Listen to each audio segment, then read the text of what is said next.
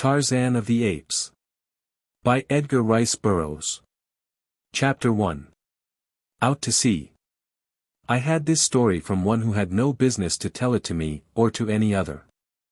I may credit the seductive influence of an old vintage upon the narrator for the beginning of it, and my own skeptical incredulity during the days that followed for the balance of the strange tale. When my convivial host discovered that he had told me so much, and that I was prone to doubtfulness, his foolish pride assumed the task the old vintage had commenced, and so he unearthed written evidence in the form of musty manuscript and dry official records of the British Colonial Office to support many of the salient features of his remarkable narrative. I do not say the story is true, for I did not witness the happenings which it portrays. But the fact that in the telling of it to you I have taken fictitious names for the principal characters quite sufficiently evidences the sincerity of my own belief that it may be true. The yellow, mildewed pages of the Diary of a Man Long Dead, and the records of the Colonial Office dovetail perfectly with the narrative of my convivial host. And so I give you the story as I painstakingly pieced it out from these several various agencies. If you do not find it credible, you will at least be as one with me in acknowledging that it is unique, remarkable, and interesting. From the records of the Colonial Office and from the dead man's diary we learn that a certain young English nobleman, whom we shall call John Clayton, Lord Greystoke, was commissioned to make a peculiarly delicate investigation of conditions in a British West Coast African colony from whose simple native inhabitants another European power was known to be recruiting soldiers for its native army, which it used solely for the forcible collection of rubber and ivory from the savage tribes along the Congo and the Aruwimi. The natives of the British colony complained that many of their young men were enticed away through the medium of fair and glowing promises, but that few if any ever returned to their families. The Englishmen in Africa went even further, saying that these poor blacks were held in virtual slavery, since after their terms of enlistment expired their ignorance was imposed upon by their white officers, and they were told that they had yet several years to serve. And so the Colonial Office appointed John Clayton to a new post in British West Africa. But his confidential instructions centered on a thorough investigation of the unfair treatment of black British subjects by the officers of a friendly European power. Why he was sent is, however, of little moment to this story, for he never made an investigation, nor, in fact, did he ever reach his destination.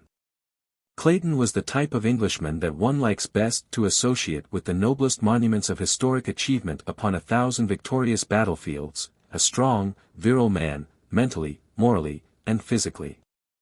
In stature he was above the average height, his eyes were grey, his features regular and strong, his carriage that of perfect, robust health influenced by his years of army training. Political ambition had caused him to seek transference from the army to the Colonial Office, and so we find him, still young, entrusted with a delicate and important commission in the service of the Queen. When he received this appointment he was both elated and appalled.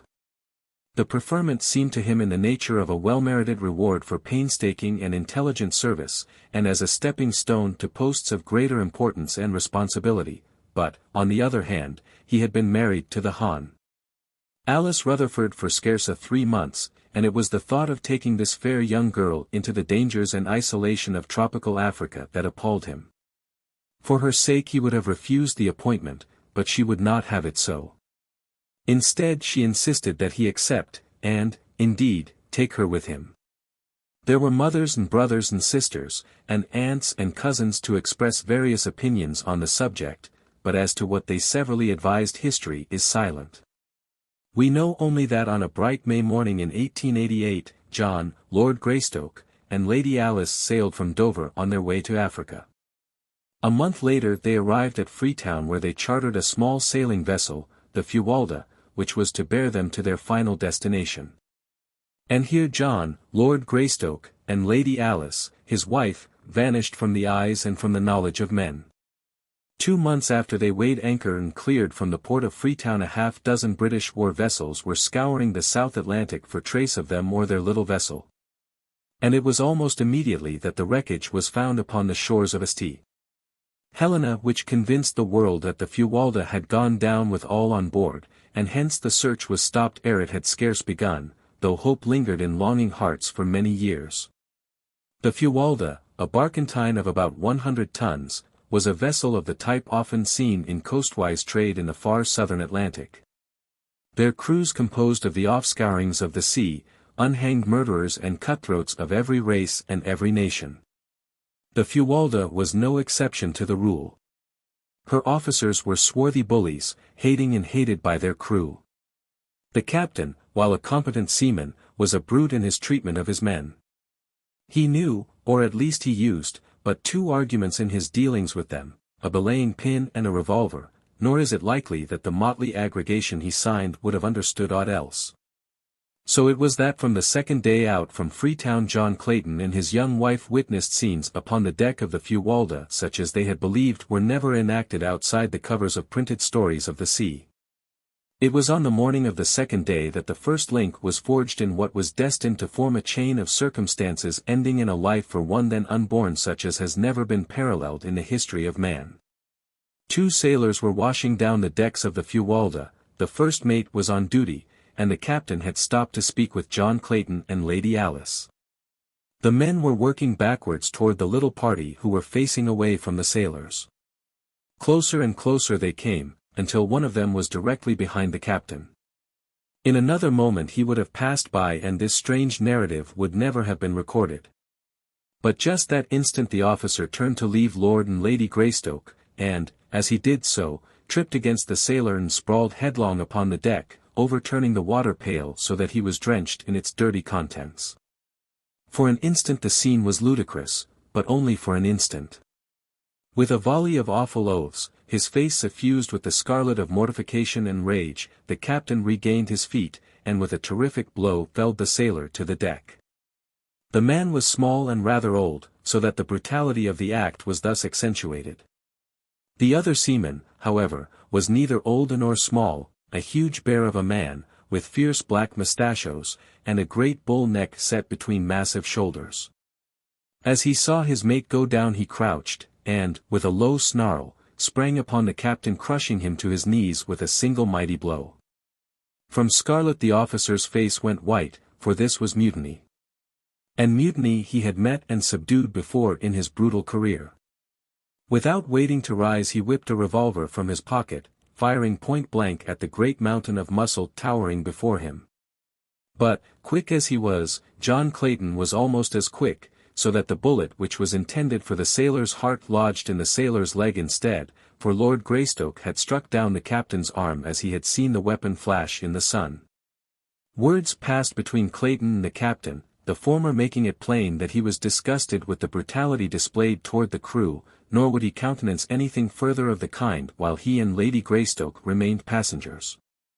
The captain was on the point of making an angry reply, but, thinking better of it, turned on his heel and black and scowling, strode aft. He did not care to antagonize an English official, for the Queen's mighty arm wielded a punitive instrument which he could appreciate, and which he feared, England's far-reaching navy. The two sailors picked themselves up, the older man assisting his wounded comrade to rise. The big fellow, who was known among his mates as Black Michael, tried his leg gingerly, and, finding that it bore his weight, turned to Clayton with a word of gruff thanks. Though the fellow's tone was surly, his words were evidently well meant. Ere he had scarce finished his little speech he had turned and was limping off toward the forecastle with the very apparent intention of forestalling any further conversation. They did not see him again for several days, nor did the captain accord them more than the surliest of grunts when he was forced to speak to them. They took their meals in his cabin, as they had before the unfortunate occurrence. But the captain was careful to see that his duties never permitted him to eat at the same time. The other officers were coarse, illiterate fellows, but little above the villainous crew they bullied, and were only too glad to avoid social intercourse with the polished English noble and his lady. So that the Claytons were left very much to themselves. This in itself accorded perfectly with their desires, but it also rather isolated them from the life of the little ship so that they were unable to keep in touch with the daily happenings which were to culminate so soon in bloody tragedy. There was in the whole atmosphere of the craft that undefinable something which presages disaster. Outwardly, to the knowledge of the Claytons, all went on as before upon the little vessel. But that there was an undertow leading them towards some unknown danger both felt, though they did not speak of it to each other. On the second day after the wounding of Black Michael, Clayton came on deck just in time to see the limp body of one of the crew being carried below by 4 of his fellows while the first mate, a heavy belaying pin in his hand, stood glowering at the little party of sullen sailors. Clayton asked no questions, he did not need to, and the following day, as the great lines of a British battleship grew out of the distant horizon, he half determined to demand that he and Lady Alice be put aboard her. For his fears were steadily increasing that nothing but harm could result from remaining on the lowering, sullen Fuwalda. Toward noon they were within speaking distance of the British vessel, but when Clayton had nearly decided to ask the captain to put them aboard her, the obvious ridiculousness of such a request became suddenly apparent. What reason could he give the officer commanding Her Majesty's ship for desiring to go back in the direction from which he had just come? What if he told them that 2 insubordinate seamen had been roughly handled by their officers? They would but laugh in their sleeves and attribute his reason for wishing to leave the ship to but one thing, cowardice. John Clayton, Lord Greystoke, did not ask to be transferred to the British man-of-war. Late in the afternoon he saw her upper works fade below the far horizon, but not before he learned that which confirmed his greatest fears, and caused him to curse the false pride which had restrained him from seeking safety for his young wife a few short hours before, when safety was within reach, a safety which was now gone forever. It was mid-afternoon that brought the little old sailor, who had been felled by the captain a few days before, to where Clayton and his wife stood by the ship's side watching the ever-diminishing outlines of the great battleship. The old fellow was polishing brasses, and as he came edging along until close to Clayton he said, in an undertone, "L's to pay, sir, on this aircraft, and mark my word for it, sir. L's to pay." "What do you mean, my good fellow?" asked Clayton. "Why, hasn't ye seen what's goin' on? Hasn't ye 'eard that devil's spawn of a capting and his mates knockin' the bloomin' lights out'n arf the crew? 2 busted eads yes'day, and 3 today. Black Michael's as good as new Agan and he's not the bully to stand ferret, not he, and mark my word for it, sir." "You mean, my man, that the crew contemplates mutiny?" asked Clayton. "Mutiny," exclaimed the old fellow. "Mutiny. They means murder, sir, and mark my word for it, sir. When? Hit's comin', sir, hit's comin', but I'm not sayin' when, and I've said too damned much now, but ye was a good sort t'other day and I thought it no more 'n right to warn ye. But keep a still tongue in yer ead and when ye hear shootin' get below and stay there. That's all, only keep a still tongue in yer ead, or they'll put a pill between your ribs, and mark my word for it, sir," and the old fellow went on with his polishing, which carried him away from where the Claytons were standing. "Deuced cheerful outlook, Alice," said Clayton. "You should warn the captain at once, John. Possibly the trouble may yet be averted," she said. "I suppose I should, but yet from purely selfish motives I am almost prompted to keep a still tongue in my ead. Whatever they do now they will spare us in recognition of my stand for this fellow Black Michael, but should they find that I had betrayed them there would be no mercy shown us, Alice. You have but one duty, John, and that lies in the interest of vested authority. If you do not warn the captain you are as much a party to whatever follows as though you had helped to plot and carry it out with your own head and hands." "You do not understand, dear," replied Clayton. "It is of you I am thinking, there lies my first duty. The captain has brought this condition upon himself, so why then should I risk subjecting my wife to unthinkable horrors in a probably futile attempt to save him from his own brutal folly? You have no conception, dear, of what would follow were this pack of cutthroats to gain control of the Fuwalda. Duty is duty, John, and no amount of sophistries may change it. I would be a poor wife for an English lord were I to be responsible for his shirking a plain duty.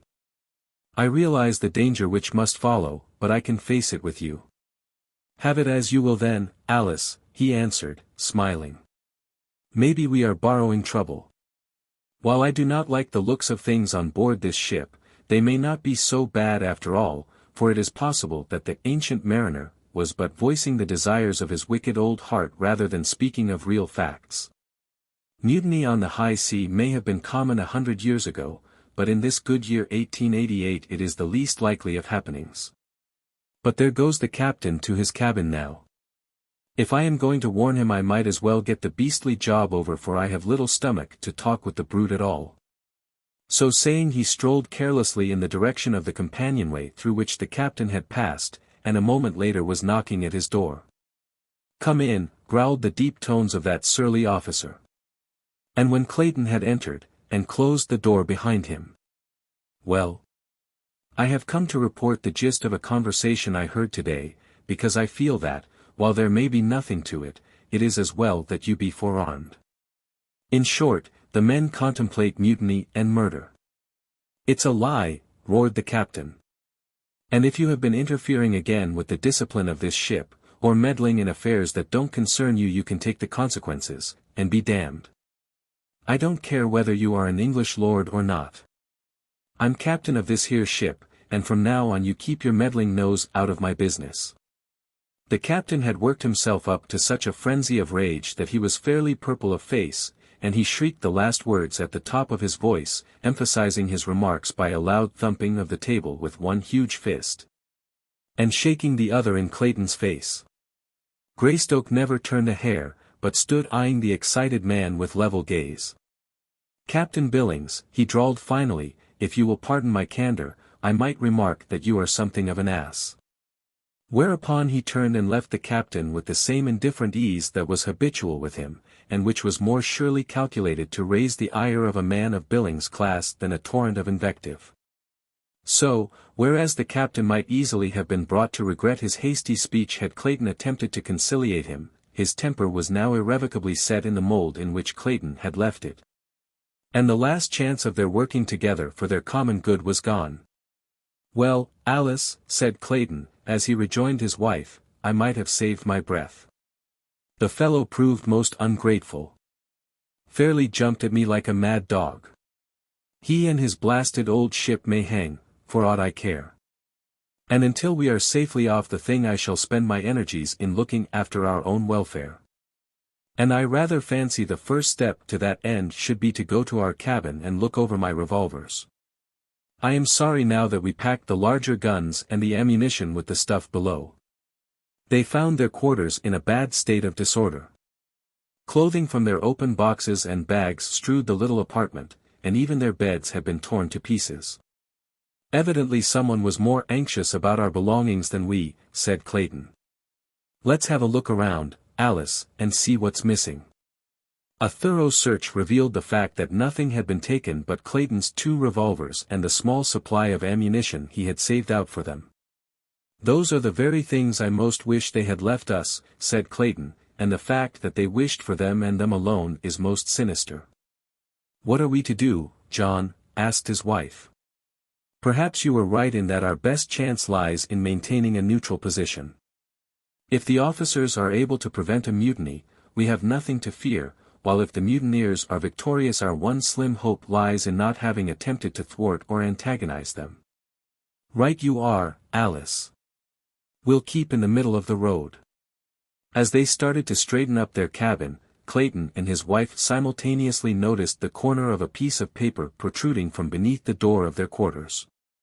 As Clayton stooped to reach for it he was amazed to see it move further into the room, and then he realized that it was being pushed inward by someone from without.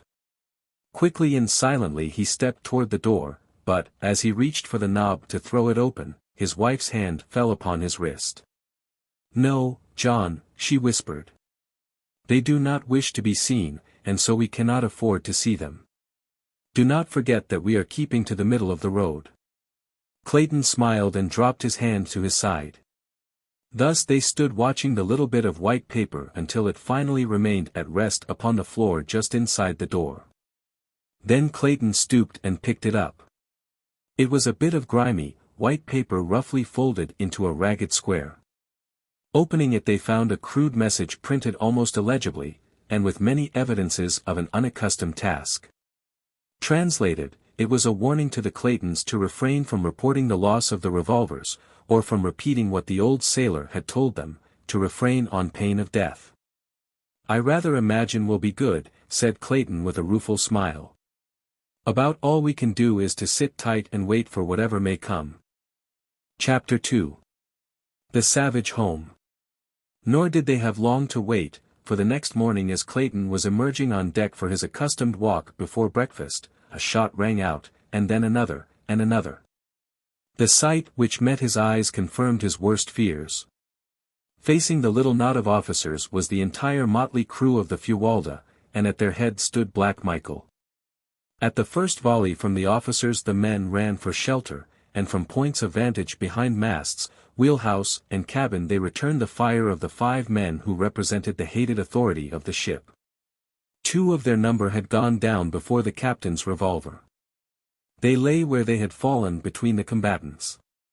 But then the first mate lunged forward upon his face, and at a cry of command from Black Michael the mutineers charged the remaining 4. The crew had been able to muster but 6 firearms, so most of them were armed with boat hooks, axes, hatchets and crowbars. The captain had emptied his revolver and was reloading as the charge was made. The second mate's gun had jammed, and so there were but 2 weapons opposed to the mutineers as they bore down upon the officers, who now started to give back before the infuriated rush of their men. Both sides were cursing and swearing in a frightful manner, which, together with the reports of the firearms and the screams and groans of the wounded, turned the deck of the Fuwalda to the likeness of a madhouse. Before the officers had taken a dozen backward steps the men were upon them. An axe in the hands of a burly Negro cleft the captain from forehead to chin, and an instant later the others were down, dead or wounded from dozens of blows and bullet wounds. Short and grisly had been the work of the mutineers of the Fuwalda. And through it all John Clayton had stood leaning carelessly beside the companionway puffing meditatively upon his pipe as though he had been but watching an indifferent cricket match. As the last officer went down he thought it was time that he returned to his wife lest some members of the crew find her alone below. Though outwardly calm and indifferent, Clayton was inwardly apprehensive and wrought up, for he feared for his wife's safety at the hands of these ignorant, half-brutes into whose hands fate had so remorselessly thrown them. As he turned to descend the ladder he was surprised to see his wife standing on the steps almost at his side. "How long have you been here, Alice?" "Since the beginning," she replied. "How awful, John. Oh, how awful. What can we hope for at the hands of such as those?" "Breakfast, I hope," he answered, smiling bravely in an attempt to allay her fears. "At least," he added, "I'm going to ask them. Come with me, Alice. We must not let them think we expect any but courteous treatment." The men had by this time surrounded the dead and wounded officers, and without either partiality or compassion proceeded to throw both living and dead over the sides of the vessel. With equal heartlessness they disposed of their own dead and dying. Presently one of the crew spied the approaching Claytons, and with a cry of, "Here's 2 more for the fishes," rushed toward them with uplifted axe. But Black Michael was even quicker, so that the fellow went down with a bullet in his back before he had taken a half-dozen steps. With a loud roar, Black Michael attracted the attention of the others, and, pointing to Lord and Lady Greystoke, cried, "These here are my friends, and they are to be left alone. D'ye understand? I'm captain of this ship now, and what I says goes," he added, turning to Clayton. "Just keep to yourselves, and nobody'll harm ye," and he looked threateningly on his fellows. The Claytons heeded Black Michael's instructions so well that they saw but little of the crew and knew nothing of the plans the men were making. Occasionally they heard faint echoes of brawls and quarreling among the mutineers, and on 2 occasions the vicious bark of firearms rang out on the still air. But Black Michael was a fit leader for this band of cutthroats, and, withal held them in fair subjection to his rule. On the 5th day following the murder of the ship's officers, land was sighted by the lookout. Whether island or mainland, Black Michael did not know, but he announced to Clayton that if investigation showed that the place was habitable he and Lady Greystoke were to be put ashore with their belongings. "You'll be all right there for a few months," he explained, "and by that time we'll have been able to make an inhabited coast somewhere and scatter a bit. Then I'll see that your government's notified where you be and they'll soon send a man o' war to fetch ye off. It would be a hard matter to land you in civilization without a lot o' questions being asked, and none o' us here has any very convincin' answers up our sleeves. Clayton remonstrated against the inhumanity of landing them upon an unknown shore to be left to the mercies of savage beasts, and, possibly, still more savage men. But his words were of no avail, and only tended to anger Black Michael, so he was forced to desist and make the best he could of a bad situation. About 3 o'clock in the afternoon they came about off a beautiful wooded shore opposite the mouth of what appeared to be a landlocked harbor. Black Michael sent a small boat filled with men to sound the entrance in an effort to determine if the Fuwalda could be safely worked through the entrance. In about an hour they returned and reported deep water through the passage as well as far into the little basin. Before dark the barkentine lay peacefully at anchor upon the bosom of the still, mirror-like surface of the harbor. The surrounding shores were beautiful with semi-tropical verdure, while in the distance the country rose from the ocean in hill and tableland, almost uniformly clothed by primeval forest. No signs of habitation were visible, but that the land might easily support human life was evidenced by the abundant bird and animal life of which the watchers on the Fuwalda's deck caught occasional glimpses. As well as by the shimmer of a little river which emptied into the harbor, ensuring fresh water in plenitude.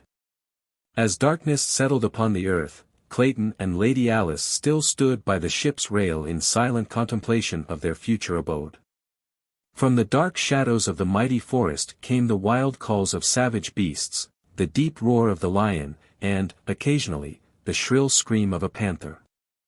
The woman shrank closer to the man in terror-stricken anticipation of the horrors lying in wait for them in the awful blackness of the nights to come, when they should be alone upon that wild and lonely shore. Later in the evening Black Michael joined them long enough to instruct them to make their preparations for landing on the morrow. They tried to persuade him to take them to some more hospitable coast near enough to civilization so that they might hope to fall into friendly hands. But no pleas, or threats, or promises of reward could move him. I am the only man aboard who would not rather see ye both safely dead, and, while I know that's the sensible way to make sure of our own necks, yet Black Michael's not the man to forget a favor. Ye saved my life once, and in return I'm goin' to spare yours, but that's all I can do. The men won't stand for any more, and if we don't get ye landed pretty quick they may even change their minds about giving ye that much show. I'll put all your stuff ashore with ye as well as cookin' utensils and some old sails for tents, and enough grub to last ye until ye can find fruit and game. With your guns for protection, ye ought to be able to live here easy enough until help comes. When I get safely hid away I'll see to it that the British government learns about where ye be. For the life of me I couldn't tell exactly where, for I don't know myself. But they'll find ye all right. After he had left them they went silently below, each wrapped in gloomy forebodings. Clayton did not believe that Black Michael had the slightest intention of notifying the British government of their whereabouts. Nor was he any too sure but that some treachery was contemplated for the following day when they should be on shore with the sailors who would have to accompany them with their belongings. Once out of Black Michael's sight any of the men might strike them down, and still leave Black Michael's conscience clear.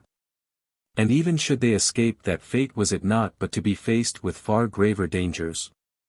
Alone, he might hope to survive for years, for he was a strong, athletic man. But what of Alice, and that other little life so soon to be launched amidst the hardships and grave dangers of a primeval world? The man shuddered as he meditated upon the awful gravity, the fearful helplessness, of their situation. But it was a merciful providence which prevented him from foreseeing the hideous reality which awaited them in the grim depths of that gloomy wood. Early next morning their numerous chests and boxes were hoisted on deck and lowered to waiting small boats for transportation to shore. There was a great quantity and variety of stuff, as the Claytons had expected a possible 5 to 8 years' residence in their new home.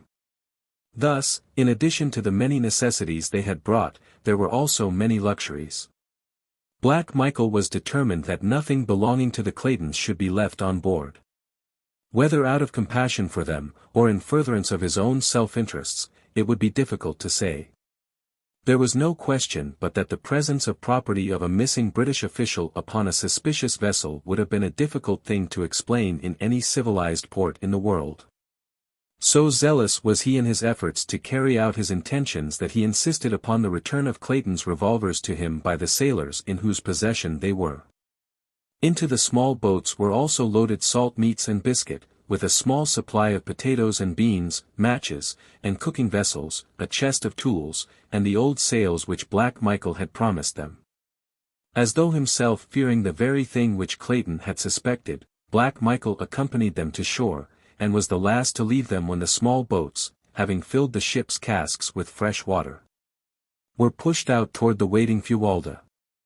As the boats moved slowly over the smooth waters of the bay, Clayton and his wife stood silently watching their departure, in the breasts of both a feeling of impending disaster and utter hopelessness.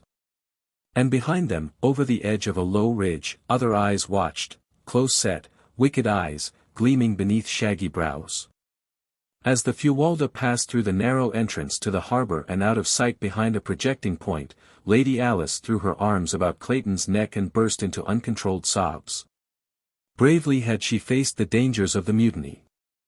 With heroic fortitude she had looked into the terrible future, but now that the horror of absolute solitude was upon them, her overwrought nerves gave way, and the reaction came. He did not attempt to check her tears. It were better that nature have her way in relieving these long-pent emotions, and it was many minutes before the girl, little more than a child she was, could again gain mastery of herself. "Oh, John," she cried at last, "the horror of it. What are we to do? What are we to do?" "There is but one thing to do, Alice," and he spoke as quietly as though they were sitting in their snug living room at home, "and that is work. Work must be our salvation. We must not give ourselves time to think, for in that direction lies madness. We must work and wait. I am sure that relief will come, and come quickly, when once it is apparent that the Fuwalda has been lost, even though Black Michael does not keep his word to us. But John, if it were only you and I," she sobbed, "we could endure it, I know. But—" "Yes, dear," he answered, gently, "I have been thinking of that, also, but we must face it, as we must face whatever comes, bravely and with the utmost confidence in our ability to cope with circumstances whatever they may be. Hundreds of thousands of years ago our ancestors of the dim and distant past faced the same problems which we must face, possibly in these same primeval forests. That we are here today evidences their victory. What they did may we not do? And even better, for are we not armed with ages of superior knowledge, and have we not the means of protection, defense, and sustenance which science has given us, but of which they were totally ignorant? What they accomplished, Alice, with instruments and weapons of stone and bone, surely that may we accomplish also. Ah, John, I wish that I might be a man with a man's philosophy, but I am but a woman, seeing with my heart rather than my head, and all that I can see is too horrible, too unthinkable to put into words. I only hope you are right, John. I will do my best to be a brave primeval woman, a fit mate for the primeval man." Clayton's first thought was to arrange a sleeping shelter for the night, something which might serve to protect them from prowling beasts of prey. He opened the box containing his rifles and ammunition, that they might both be armed against possible attack while at work, and then together they sought a location for their first night's sleeping place. 100 yards from the beach was a little level spot, fairly free of trees. Here they decided eventually to build a permanent house, but for the time being they both thought it best to construct a little platform in the trees out of reach of the larger of the savage beasts in whose realm they were. To this end Clayton selected for trees which formed a rectangle about 8 feet square, and cutting long branches from other trees he constructed a framework around them, about 10 feet from the ground. Fastening the ends of the branches securely to the trees by means of rope, a quantity of which Black Michael had furnished him from the hold of the Fuwalda. Across this framework Clayton placed other smaller branches quite close together. This platform he paved with the huge fronds of elephant's ear which grew in profusion about them, and over the fronds he laid a great sail folded into several thicknesses. 7 feet higher he constructed a similar, though lighter platform to serve as roof, and from the sides of this he suspended the balance of his sailcloth for walls. When completed he had a rather snug little nest, to which he carried their blankets and some of the lighter luggage. It was now late in the afternoon, and the balance of the daylight hours were devoted to the building of a rude ladder by means of which Lady Alice could mount to her new home. All during the day the forest about them had been filled with excited birds of brilliant plumage, and dancing, chattering monkeys, who watched these new arrivals and their wonderful nest-building operations with every mark of keenest interest and fascination.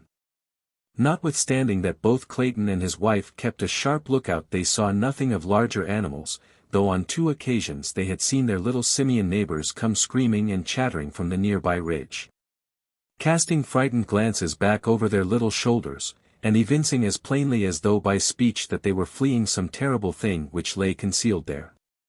Just before dusk Clayton finished his ladder, and, filling a great basin with water from the nearby stream, the two mounted to the comparative safety of their aerial chamber. As it was quite warm, Clayton had left the side curtains thrown back over the roof, and as they sat, like Turks, upon their blankets, Lady Alice, straining her eyes into the darkening shadows of the wood, suddenly reached out and grasped Clayton's arms. "John," she whispered, "look." "What is it, a man?" As Clayton turned his eyes in the direction she indicated, he saw silhouetted dimly against the shadows beyond, a great figure standing upright upon the ridge. For a moment it stood as though listening and then turned slowly, and melted into the shadows of the jungle. "What is it, John?" "I do not know, Alice," he answered gravely, "it is too dark to see so far, and it may have been but a shadow cast by the rising moon." "No, John, if it was not a man it was some huge and grotesque mockery of man." "Oh, I am afraid." He gathered her in his arms, whispering words of courage and love into her ears. Soon after, he lowered the curtain walls, tying them securely to the trees so that, except for a little opening toward the beach, they were entirely enclosed. As it was now pitch dark within their tiny eyrie they lay down upon their blankets to try to gain, through sleep, a brief respite of forgetfulness. Clayton lay facing the opening at the front, a rifle and a brace of revolvers at his hand. Scarcely had they closed their eyes than the terrifying cry of a panther rang out from the jungle behind them. Closer and closer it came until they could hear the great beast directly beneath them. For an hour or more they heard it sniffing and clawing at the trees which supported their platform, but at last it roamed away across the beach, where Clayton could see it clearly in the brilliant moonlight, a great, handsome beast, the largest he had ever seen. During the long hours of darkness they caught but fitful snatches of sleep, for the night noises of a great jungle teeming with myriad animal life kept their overwrought nerves on edge, so that 100 times they were startled to wakefulness by piercing screams, or the stealthy moving of great bodies beneath them. Chapter 3. Life and Death. Morning found them but little, if at all refreshed, though it was with a feeling of intense relief that they saw the day dawn. As soon as they had made their meager breakfast of salt pork, coffee and biscuit, Clayton commenced work upon their house. For he realized that they could hope for no safety and no peace of mind at night until 4 strong walls effectually barred the jungle life from them. The task was an arduous one and required the better part of a month, though he built but one small room. He constructed his cabin of small logs about 6 inches in diameter, stopping the chinks with clay which he found at the depth of a few feet beneath the surface soil. At one end he built a fireplace of small stones from the beach.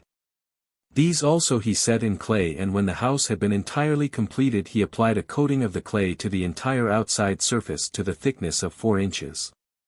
In the window opening he set small branches about 1 inch in diameter both vertically and horizontally, and so woven that they formed a substantial grating that could withstand the strength of a powerful animal. Thus they obtained air and proper ventilation without fear of lessening the safety of their cabin. The A-shaped roof was thatched with small branches laid close together, and over these long jungle grass and palm fronds, with a final coating of clay. The door he built of pieces of the packing boxes which had held their belongings, nailing one piece upon another, the grain of contiguous layers running transversely. until he had a solid body some 3 inches thick and of such great strength that they were both moved to laughter as they gazed upon it. Here the greatest difficulty confronted Clayton, for he had no means whereby to hang his massive door now that he had built it. After 2 days' work, however, he succeeded in fashioning 2 massive hardwood hinges, and with these he hung the door so that it opened and closed easily. The stuccoing and other final touches were added after they moved into the house, which they had done as soon as the roof was on, piling their boxes before the door at night and thus having a comparatively safe and comfortable habitation. The building of a bed, chairs, table, and shelves was a relatively easy matter, so that by the end of the 2nd month they were well settled, and, but for the constant dread of attack by wild beasts and the ever-growing loneliness, they were not uncomfortable or unhappy. At night great beasts snarled and roared about their tiny cabin, but, so accustomed may one become to oft-repeated noises, that soon they paid little attention to them, sleeping soundly the whole night through. Thrice had they caught fleeting glimpses of great man-like figures like that of the first night, but never at sufficiently close range to know positively whether the half-seen forms were those of man or brute. The brilliant birds and the little monkeys had become accustomed to their new acquaintances, and as they had evidently never seen human beings before they presently, after their first fright had worn off, approached closer and closer. Impelled by that strange curiosity which dominates the wild creatures of the forest and the jungle and the plain. So that within the 1st month several of the birds had gone so far as even to accept morsels of food from the friendly hands of the Claytons. One afternoon, while Clayton was working upon an addition to their cabin, for he contemplated building several more rooms, a number of their grotesque little friends came shrieking and scolding through the trees from the direction of the ridge. Ever as they fled they cast fearful glances back of them, and finally they stopped near Clayton jabbering excitedly to him as though to warn him of approaching danger. At last he saw it, the thing the little monkeys so feared, the man-brute of which the Claytons had caught occasional fleeting glimpses. It was approaching through the jungle in a semi-erect position, now and then placing the backs of its closed fists upon the ground, a great anthropoid ape, and, as it advanced, it emitted deep guttural growls and an occasional low barking sound. Clayton was at some distance from the cabin, having come to fell a particularly perfect tree for his building operations. Grown careless from months of continued safety, during which time he had seen no dangerous animals during the daylight hours, he had left his rifles and revolvers all within the little cabin. And now that he saw the great ape crashing through the underbrush directly toward him, and from a direction which practically cut him off from escape, he felt a vague little shiver play up and down his spine. He knew that, armed only with an axe, his chances with this ferocious monster were small indeed, and Alice, oh God, he thought, what will become of Alice? There was yet a slight chance of reaching the cabin. He turned and ran toward it, shouting an alarm to his wife to run in and close the great door in case the ape cut off his retreat. Lady Greystoke had been sitting a little way from the cabin, and when she heard his cry she looked up to see the ape springing with almost incredible swiftness, for so large and awkward an animal, in an effort to head off Clayton.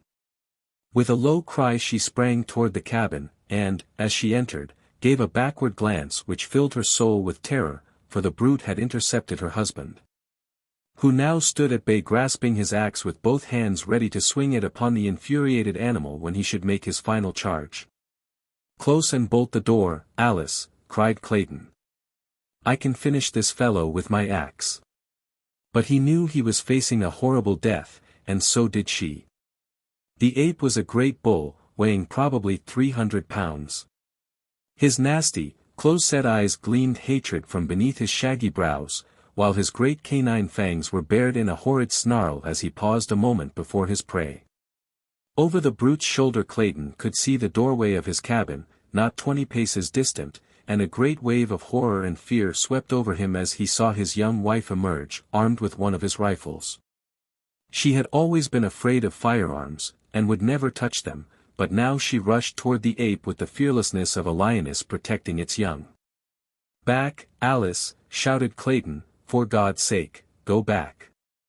But she would not heed, and just then the ape charged, so that Clayton could say no more. The man swung his axe with all his mighty strength, but the powerful brute seized it in those terrible hands, and tearing it from Clayton's grasp hurled it far to one side. With an ugly snarl he closed upon his defenseless victim, but ere his fangs had reached the throat they thirsted for, there was a sharp report and a bullet entered the ape's back between his shoulders. Throwing Clayton to the ground, the beast turned upon his new enemy. There before him stood the terrified girl, vainly trying to fire another bullet into the animal's body. But she did not understand the mechanism of the firearm, and the hammer fell futilely upon an empty cartridge.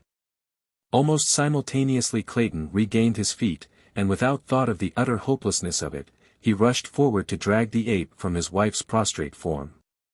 With little or no effort he succeeded, and the great bulk rolled inertly upon the turf before him. The ape was dead. The bullet had done its work. A hasty examination of his wife revealed no marks upon her, and Clayton decided that the huge brute had died the instant he had sprung toward Alice. Gently he lifted his wife's still unconscious form, and bore her to the little cabin, but it was fully 2 hours before she regained consciousness. Her first words filled Clayton with vague apprehension. For some time after regaining her senses, Alice gazed wonderingly about the interior of the little cabin, and then, with a satisfied sigh, said, "Oh, John, it is so good to be really home. I have had an awful dream, dear. I thought we were no longer in London, but in some horrible place where great beasts attacked us." There, Alice," he said, stroking her forehead, "try to sleep again, and do not worry your head about bad dreams. That night a little son was born in the tiny cabin beside the primeval forest, while a leopard screamed before the door, and the deep notes of a lion's roar sounded from beyond the ridge. Lady Greystoke never recovered from the shock of the great ape's attack, and, though she lived for a year after her baby was born, she was never again outside the cabin, nor did she ever fully realize that she was not in England. Sometimes she would question Clayton as to the strange noises of the nights. The absence of servants and friends, and the strange rudeness of the furnishings within her room, but, though he made no effort to deceive her, never could she grasp the meaning of it all. In other ways she was quite rational, and the joy and happiness she took in the possession of her little son and the constant attentions of her husband made that year a very happy one for her, the happiest of her young life. That it would have been beset by worries and apprehension had she been in full command of her mental faculties Clayton well knew. So that while he suffered terribly to see her so, there were times when he was almost glad, for her sake, that she could not understand. Long since had he given up any hope of rescue, except through accident. With unremitting zeal he had worked to beautify the interior of the cabin. Skins of lion and panther covered the floor. Cupboards and bookcases lined the walls. Odd vases made by his own hand from the clay of the region held beautiful tropical flowers. Curtains of grass and bamboo covered the windows, and, most arduous task of all, with his meager assortment of tools he had fashioned lumber to neatly seal the walls and ceiling and lay a smooth floor within the cabin. That he had been able to turn his hands at all to such unaccustomed labor was a source of mild wonder to him. But he loved the work because it was for her and the tiny life that had come to cheer them, though adding 100-fold to his responsibilities and to the terribleness of their situation. During the year that followed, Clayton was several times attacked by the great apes which now seemed to continually infest the vicinity of the cabin. But as he never again ventured outside without both rifle and revolvers he had little fear of the huge beasts. He had strengthened the window protections and fitted a unique wooden lock to the cabin door, so that when he hunted for game and fruits, as it was constantly necessary for him to do to ensure sustenance, he had no fear that any animal could break into the little home. At first he shot much of the game from the cabin windows, but toward the end the animals learned to fear the strange lair from whence issued the terrifying thunder of his rifle. In his leisure Clayton read, often aloud to his wife, from the store of books he had brought for their new home. Among these were many for little children, picture books, primers, readers, for they had known that their little child would be old enough for such before they might hope to return to England. At other times Clayton wrote in his diary, which he had always been accustomed to keep in French, and in which he recorded the details of their strange life. This book he kept locked in a little metal box. A year from the day her little son was born, Lady Alice passed quietly away in the night. So peaceful was her end that it was hours before Clayton could awake to a realization that his wife was dead.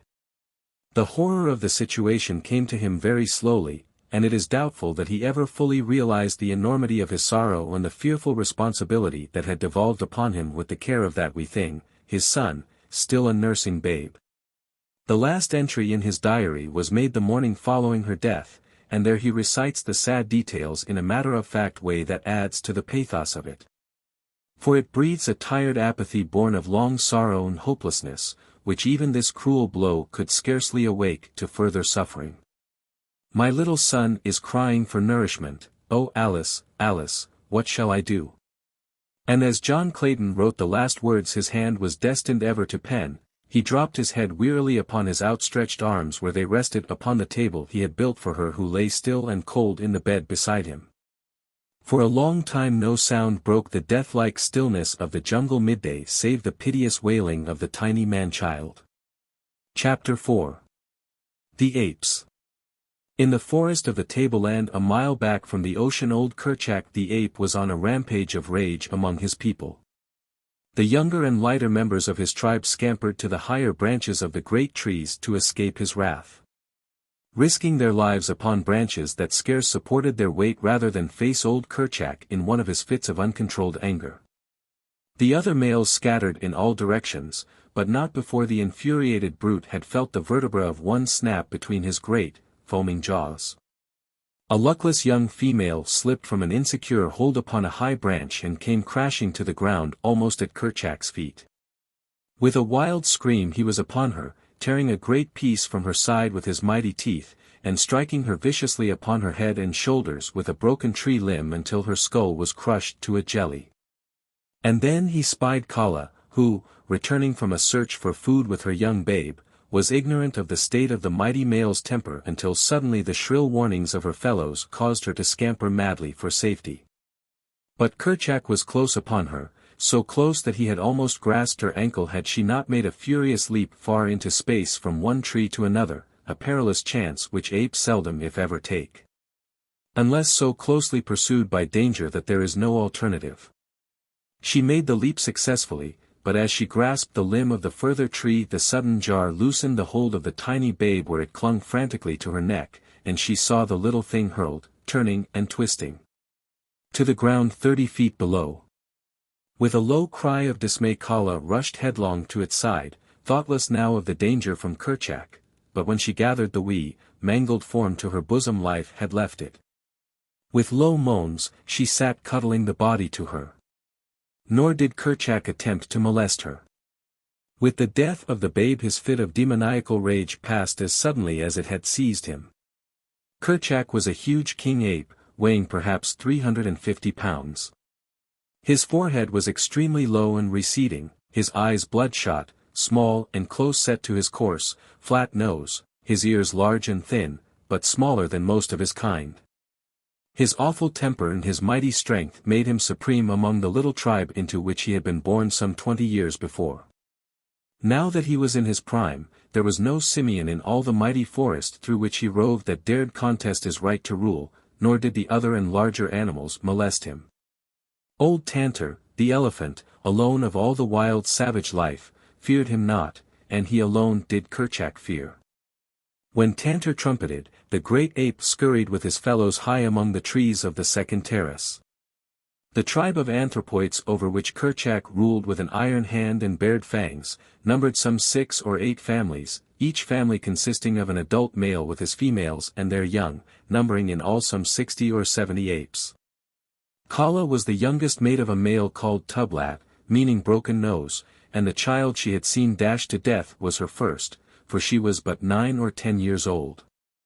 Notwithstanding her youth, she was large and powerful, a splendid, clean-limbed animal, with a round, high forehead, which denoted more intelligence than most of her kind possessed. So, also, she had a great capacity for mother love and mother sorrow. But she was still an ape, a huge, fierce, terrible beast of a species closely allied to the gorilla, yet more intelligent. Which, with the strength of their cousin, made her kind the most fearsome of those awe-inspiring progenitors of man. When the tribe saw that Kerchak's rage had ceased, they came slowly down from their arboreal retreats and pursued again the various occupations which he had interrupted. The young played and frolicked about among the trees and bushes.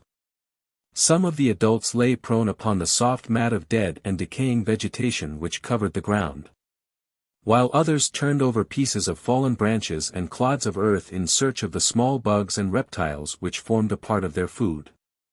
Others, again, searched the surrounding trees for fruit, nuts, small birds, and eggs. They had passed an hour or so thus when Kerchak called them together, and, with a word of command to them to follow him, set off toward the sea.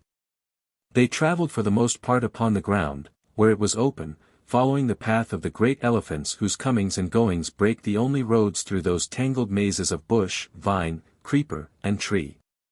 When they walked it was with a rolling, awkward motion, placing the knuckles of their closed hands upon the ground and swinging their ungainly bodies forward. But when the way was through the lower trees they moved more swiftly, swinging from branch to branch with the agility of their smaller cousins, the monkeys. And all the way Kala carried her little dead baby hugged closely to her breast.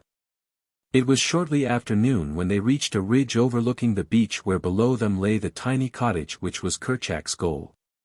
He had seen many of his kind go to their deaths before the loud noise made by the little black stick in the hands of the strange white ape who lived in that wonderful lair. And Kerchak had made up his brute mind to own that death-dealing contrivance, and to explore the interior of the mysterious den. He wanted, very, very much, to feel his teeth sink into the neck of the queer animal that he had learned to hate and fear, and because of this, he came often with his tribe to reconnoiter, waiting for a time when the white ape should be off his guard. Of late they had quit attacking, or even showing themselves, for every time they had done so in the past the little stick had roared out its terrible message of death to some member of the tribe. Today there was no sign of the man about, and from where they watched they could see that the cabin door was open. Slowly, cautiously, and noiselessly they crept through the jungle toward the little cabin.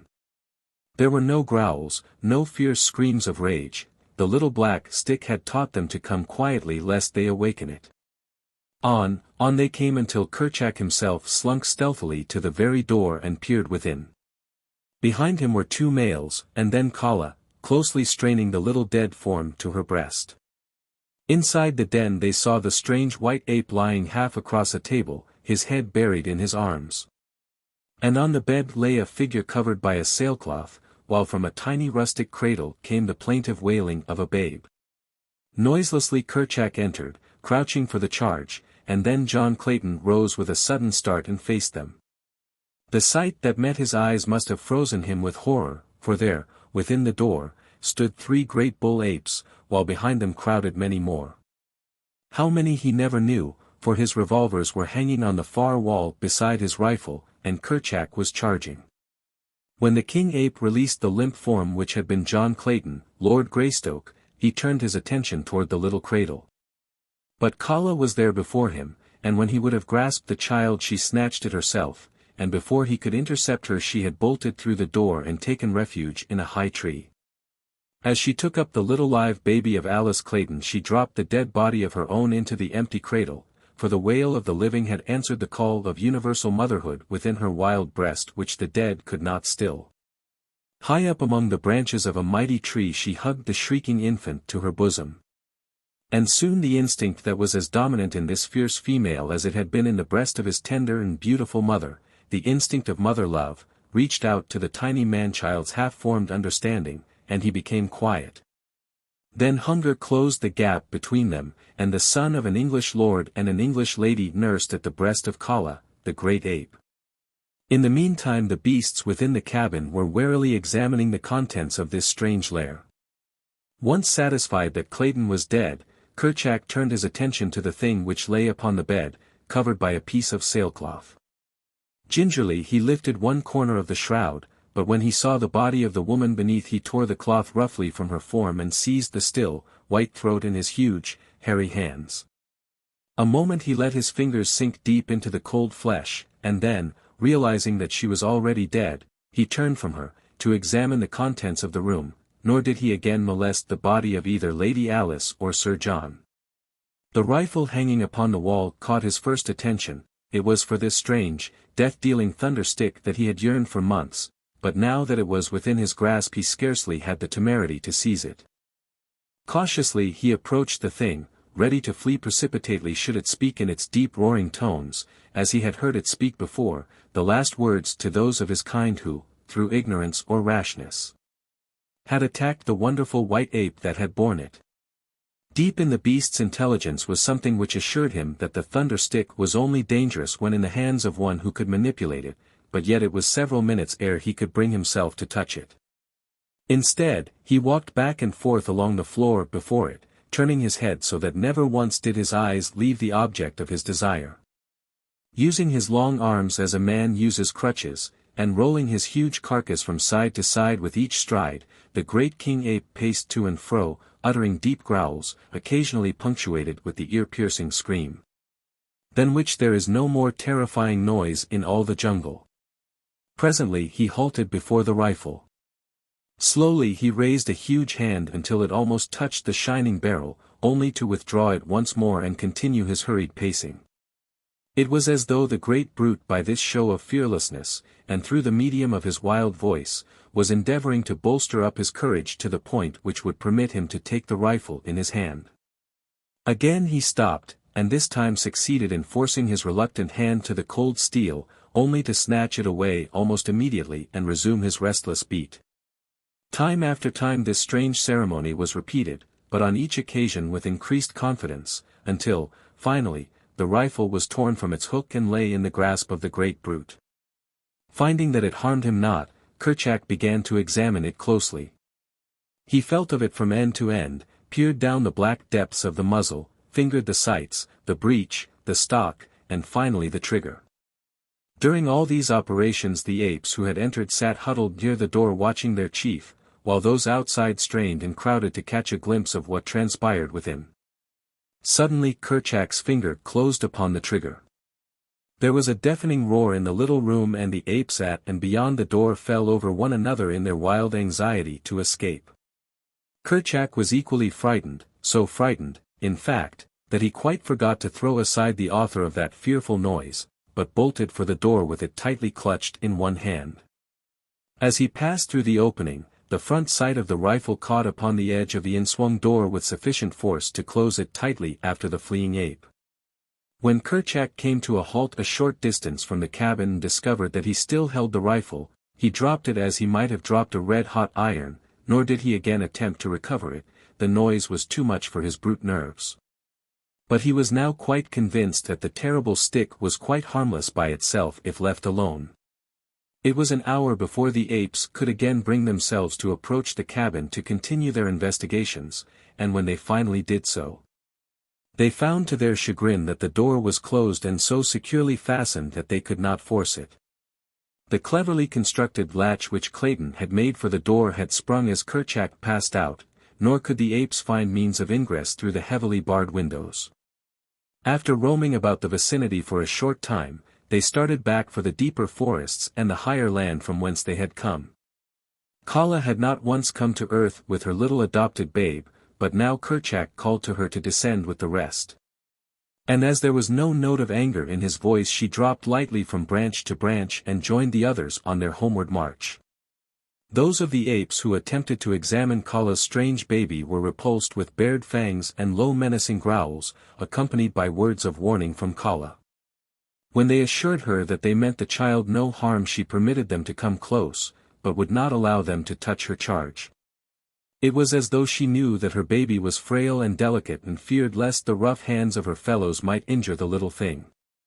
Another thing she did, and which made traveling an onerous trial for her. Remembering the death of her own little one, she clung desperately to the new babe, with one hand, whenever they were upon the march.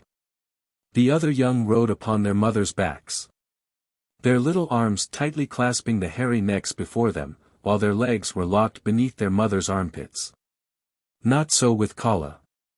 She held the small form of the little Lord Greystoke tightly to her breast, where the dainty hands clutched the long black hair which covered that portion of her body. She had seen one child fall from her back to a terrible death, and she would take no further chances with this. Chapter 5. The White Ape. Tenderly Kala nursed her little waif, wondering silently why it did not gain strength and agility as did the little apes of other mothers. It was nearly a year from the time the little fellow came into her possession before he would walk alone, and as for climbing, but how stupid he was. Kala sometimes talked with the older females about her young hopeful, but none of them could understand how a child could be so slow and backward in learning to care for itself. Why, it could not even find food alone, and more than 12 moons had passed since Kala had come upon it. Had they known that the child had seen 13 moons before it had come into Kala's possession, they would have considered its case as absolutely hopeless. For the little apes of their own tribe were as far advanced in 2 or 3 moons as was this little stranger after 25. Tublat, Kala's husband, was sorely vexed, and but for the female's careful watching would have put the child out of the way. "He will never be a great ape," he argued. "Always will you have to carry him and protect him. What good will he be to the tribe? None, only a burden. Let us leave him quietly sleeping among the tall grasses, that you may bear other and stronger apes to guard us in our old age." "Never, Broken Nose," replied Kala. "If I must carry him forever, so be it." And then Tublat went to Kerchak to urge him to use his authority with Kala, and force her to give up little Tarzan, which was the name they had given to the tiny Lord Greystoke, and which meant, white skin. But when Kerchak spoke to her about it, Kala threatened to run away from the tribe if they did not leave her in peace with the child. And as this is one of the inalienable rights of the jungle folk, if they be dissatisfied among their own people, they bothered her no more, for Kala was a fine clean-limbed young female, and they did not wish to lose her. As Tarzan grew he made more rapid strides, so that by the time he was 10 years old he was an excellent climber, and on the ground could do many wonderful things which were beyond the powers of his little brothers and sisters. In many ways did he differ from them, and they often marveled at his superior cunning, but in strength and size he was deficient. For at 10 the great anthropoids were fully grown, some of them towering over 6 feet in height, while little Tarzan was still but a half-grown boy. Yet such a boy! From early childhood he had used his hands to swing from branch to branch after the manner of his giant mother, and as he grew older he spent hour upon hour daily speeding through the tree tops with his brothers and sisters. He could spring 20 feet across space at the dizzy heights of the forest top, and grasp with unerring precision, and without apparent jar, a limb waving wildly in the path of an approaching tornado. He could drop 20 feet at a stretch from limb to limb in rapid descent to the ground, or he could gain the utmost pinnacle of the loftiest tropical giant with the ease and swiftness of a squirrel. Though but 10 years old he was fully as strong as the average man of 30, and far more agile than the most practiced athlete ever becomes. And day by day his strength was increasing. His life among these fierce apes had been happy. For his recollection held no other life, nor did he know that there existed within the universe aught else than his little forest and the wild jungle animals with which he was familiar. He was nearly 10 before he commenced to realize that a great difference existed between himself and his fellows. His little body, burned brown by exposure, suddenly caused him feelings of intense shame, for he realized that it was entirely hairless, like some low snake or other reptile. He attempted to obviate this by plastering himself from head to foot with mud, but this dried and fell off. Besides, it felt so uncomfortable that he quickly decided that he preferred the shame to the discomfort. In the higher land which his tribe frequented was a little lake, and it was here that Tarzan first saw his face in the clear, still waters of its bosom. It was on a sultry day of the dry season that he and one of his cousins had gone down to the bank to drink. As they leaned over, both little faces were mirrored on the placid pool. The fierce and terrible features of the ape beside those of the aristocratic scion of an old English house. Tarzan was appalled. It had been bad enough to be hairless, but to own such a countenance. He wondered that the other apes could look at him at all. That tiny slit of a mouth and those puny white teeth. How they looked beside the mighty lips and powerful fangs of his more fortunate brothers. And the little pinched nose of his. So thin was it that it looked half-starved. He turned red as he compared it with the beautiful broad nostrils of his companion. Such a generous nose. Why, it spread half across his face. It certainly must be fine to be so handsome, thought poor little Tarzan. But when he saw his own eyes, ah, that was the final blow, a brown spot, a grey circle and then blank whiteness. Frightful. Not even the snakes had such hideous eyes as he. So intent was he upon this personal appraisement of his features that he did not hear the parting of the tall grass behind him as a great body pushed itself stealthily through the jungle. Nor did his companion, the ape, hear either, for he was drinking and the noise of his sucking lips and gurgles of satisfaction drowned the quiet approach of the intruder. Not 30 paces behind the two she crouched, Sabor, the huge lioness, lashing her tail. Cautiously she moved a great padded paw forward, noiselessly placing it before she lifted the next. Thus she advanced. Her belly low, almost touching the surface of the ground, a great cat preparing to spring upon its prey. Now she was within 10 feet of the two unsuspecting little playfellows. Carefully she drew her hind feet well up beneath her body, the great muscles rolling under the beautiful skin. So low she was crouching now that she seemed flattened to the earth except for the upward bend of the glossy back as it gathered for the spring. No longer the tail lashed, quiet and straight behind her it lay. An instant she paused thus, as though turned to stone, and then, with an awful scream, she sprang. Sabor, the lioness, was a wise hunter. To one less wise the wild alarm of her fierce cry as she sprang would have seemed a foolish thing, for could she not more surely have fallen upon her victims had she but quietly leaped without that loud shriek? But Sabor knew well the wondrous quickness of the jungle folk and their almost unbelievable powers of hearing. To them the sudden scraping of one blade of grass across another was as effectual a warning as her loudest cry, and Sabor knew that she could not make that mighty leap without a little noise. Her wild scream was not a warning. It was voiced to freeze her poor victims in a paralysis of terror for the tiny fraction of an instant which would suffice for her mighty claws to sink into their soft flesh and hold them beyond hope of escape. So far as the ape was concerned, Sabor reasoned correctly. The little fellow crouched trembling just an instant, but that instant was quite long enough to prove his undoing. Not so, however, with Tarzan, the man-child. His life amidst the dangers of the jungle had taught him to meet emergencies with self-confidence, and his higher intelligence resulted in a quickness of mental action far beyond the powers of the apes. So the scream of Sabor, the lioness, galvanized the brain and muscles of little Tarzan into instant action.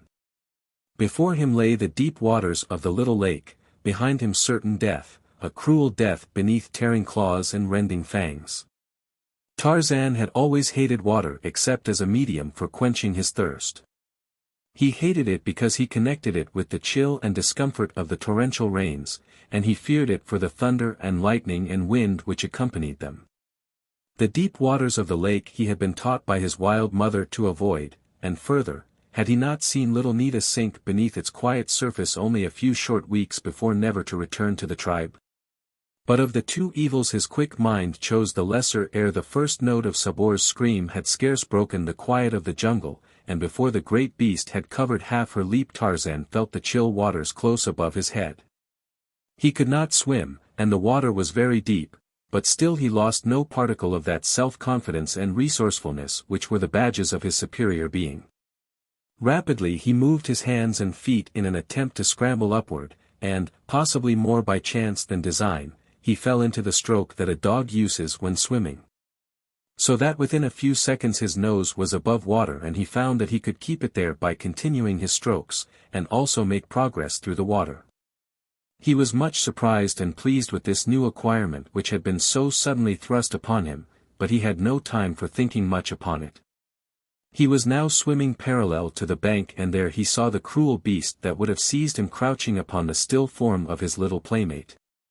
The lioness was intently watching Tarzan, evidently expecting him to return to shore, but this the boy had no intention of doing. Instead he raised his voice in the call of distress common to his tribe, adding to it the warning which would prevent would-be rescuers from running into the clutches of Sabor. Almost immediately there came an answer from the distance, and presently 40 or 50 great apes swung rapidly and majestically through the trees toward the scene of tragedy. In the lead was Kala, for she had recognized the tones of her best beloved, and with her was the mother of the little ape who lay dead beneath cruel Sabor. Though more powerful and better equipped for fighting than the apes, the lioness had no desire to meet these enraged adults, and with a snarl of hatred she sprang quickly into the brush and disappeared. Tarzan now swam to shore and clambered quickly upon dry land. The feeling of freshness and exhilaration which the cool waters had imparted to him, filled his little being with grateful surprise. And ever after he lost no opportunity to take a daily plunge in lake or stream or ocean when it was possible to do so.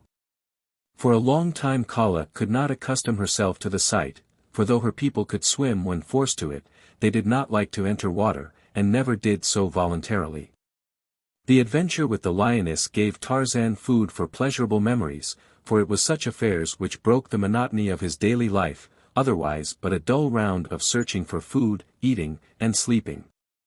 The tribe to which he belonged roamed a tract extending, roughly, 25 miles along the seacoast and some 50 miles inland. This they traversed almost continually, occasionally remaining for months in one locality. But as they moved through the trees with great speed they often covered the territory in a very few days. Much depended upon food supply, climatic conditions, and the prevalence of animals of the more dangerous species.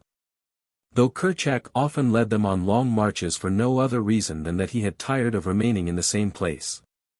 At night they slept where darkness overtook them, lying upon the ground, and sometimes covering their heads, and more seldom their bodies, with the great leaves of the elephant's ear. 2 or 3 might lie cuddled in each other's arms for additional warmth if the night were chill, and thus Tarzan had slept in Kala's arms nightly for all these years. That the huge, fierce brute loved this child of another race is beyond question, and he, too, gave to the great, hairy beast all the affection that would have belonged to his fair young mother had she lived. When he was disobedient she cuffed him, it is true, but she was never cruel to him, and was more often caressing him than chastising him. Tublat, her mate, always hated Tarzan, and on several occasions had come near ending his youthful career. Tarzan on his part never lost an opportunity to show that he fully reciprocated his foster father's sentiments, and whenever he could safely annoy him or make faces at him or hurl insults upon him from the safety of his mother's arms, or the slender branches of the higher trees, he did so. His superior intelligence and cunning permitted him to invent 1,000 diabolical tricks to add to the burdens of Tublat's life. Early in his boyhood he had learned to form ropes by twisting and tying long grasses together, and with these he was forever tripping Tublat or attempting to hang him from some overhanging branch. By constant playing and experimenting with these he learned to tie rude knots, and make sliding nooses, and with these he and the younger apes amused themselves. What Tarzan did they tried to do also, but he alone originated and became proficient. One day while playing thus Tarzan had thrown his rope at one of his fleeing companions, retaining the other end in his grasp. By accident the noose fell squarely about the running ape's neck, bringing him to a sudden and surprising halt. Ah, here was a new game, a fine game, thought Tarzan, and immediately he attempted to repeat the trick. And thus, by painstaking and continued practice, he learned the art of roping. Now, indeed, was the life of Tublat a living nightmare. In sleep, upon the march, night or day, he never knew when that quiet noose would slip about his neck and nearly choke the life out of him. Kala punished, Tublat swore dire vengeance, and old Kerchak took notice and warned and threatened. But all to no avail. Tarzan defied them all, and the thin, strong noose continued to settle about Tublat's neck whenever he least expected it. The other apes derived unlimited amusement from Tublat's discomfiture, for Broken Nose was a disagreeable old fellow, whom no one liked, anyway. In Tarzan's clever little mind many thoughts revolved, and back of these was his divine power of reason. If he could catch his fellow apes with his long arm of many grasses, why not Sabor, the lioness? It was the germ of a thought, which, however, was destined to mull around in his conscious and subconscious mind until it resulted in magnificent achievement. But that came in later years. Chapter 6. Jungle Battles. The wanderings of the tribe brought them often near the closed and silent cabin by the little landlocked harbor. To Tarzan this was always a source of never-ending mystery and pleasure. He would peek into the curtained windows, or, climbing upon the roof, peer down the black depths of the chimney in vain endeavor to solve the unknown wonders that lay within those strong walls. His childlike imagination pictured wonderful creatures within, and the very impossibility of forcing entrance added 1,000-fold to his desire to do so. He could clamber about the roof and windows for hours attempting to discover means of ingress, but to the door he paid little attention, for this was apparently as solid as the walls. It was in the next visit to the vicinity, following the adventure with old Sabor, that, as he approached the cabin, Tarzan noticed that from a distance the door appeared to be an independent part of the wall in which it was set. And for the first time it occurred to him that this might prove the means of entrance which had so long eluded him. He was alone, as was often the case when he visited the cabin, for the apes had no love for it. The story of the thunderstick having lost nothing in the telling during these 10 years had quite surrounded the white man's deserted abode with an atmosphere of weirdness and terror for the simians. The story of his own connection with the cabin had never been told him. The language of the apes had so few words that they could talk but little of what they had seen in the cabin, having no words to accurately describe either the strange people or their belongings, and so. Long before Tarzan was old enough to understand, the subject had been forgotten by the tribe. Only in a dim, vague way had Kala explained to him that his father had been a strange white ape, but he did not know that Kala was not his own mother. On this day, then, he went directly to the door and spent hours examining it and fussing with the hinges, the knob and the latch. Finally he stumbled upon the right combination, and the door swung creakingly open before his astonished eyes. For some minutes he did not dare venture within, but finally, as his eyes became accustomed to the dim light of the interior he slowly and cautiously entered.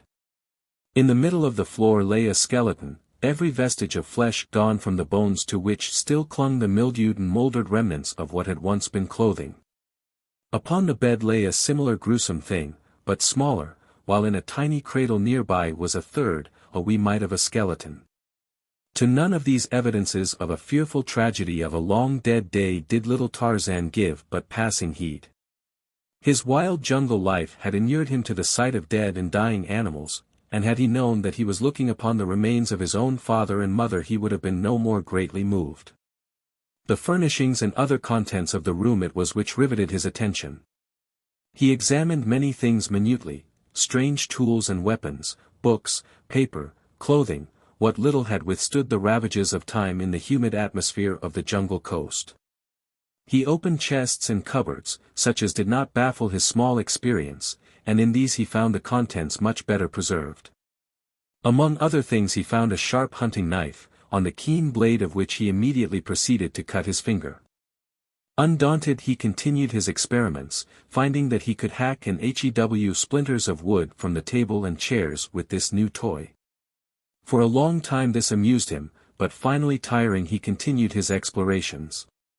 In a cupboard filled with books he came across one with brightly colored pictures. It was a child's illustrated alphabet. A is for archer, who shoots with a bow. B is for boy. His first name is Joe. The pictures interested him greatly. There were many apes with faces similar to his own, and further over in the book he found, under M, some little monkeys such as he saw daily flitting through the trees of his primeval forest. But nowhere was pictured any of his own people.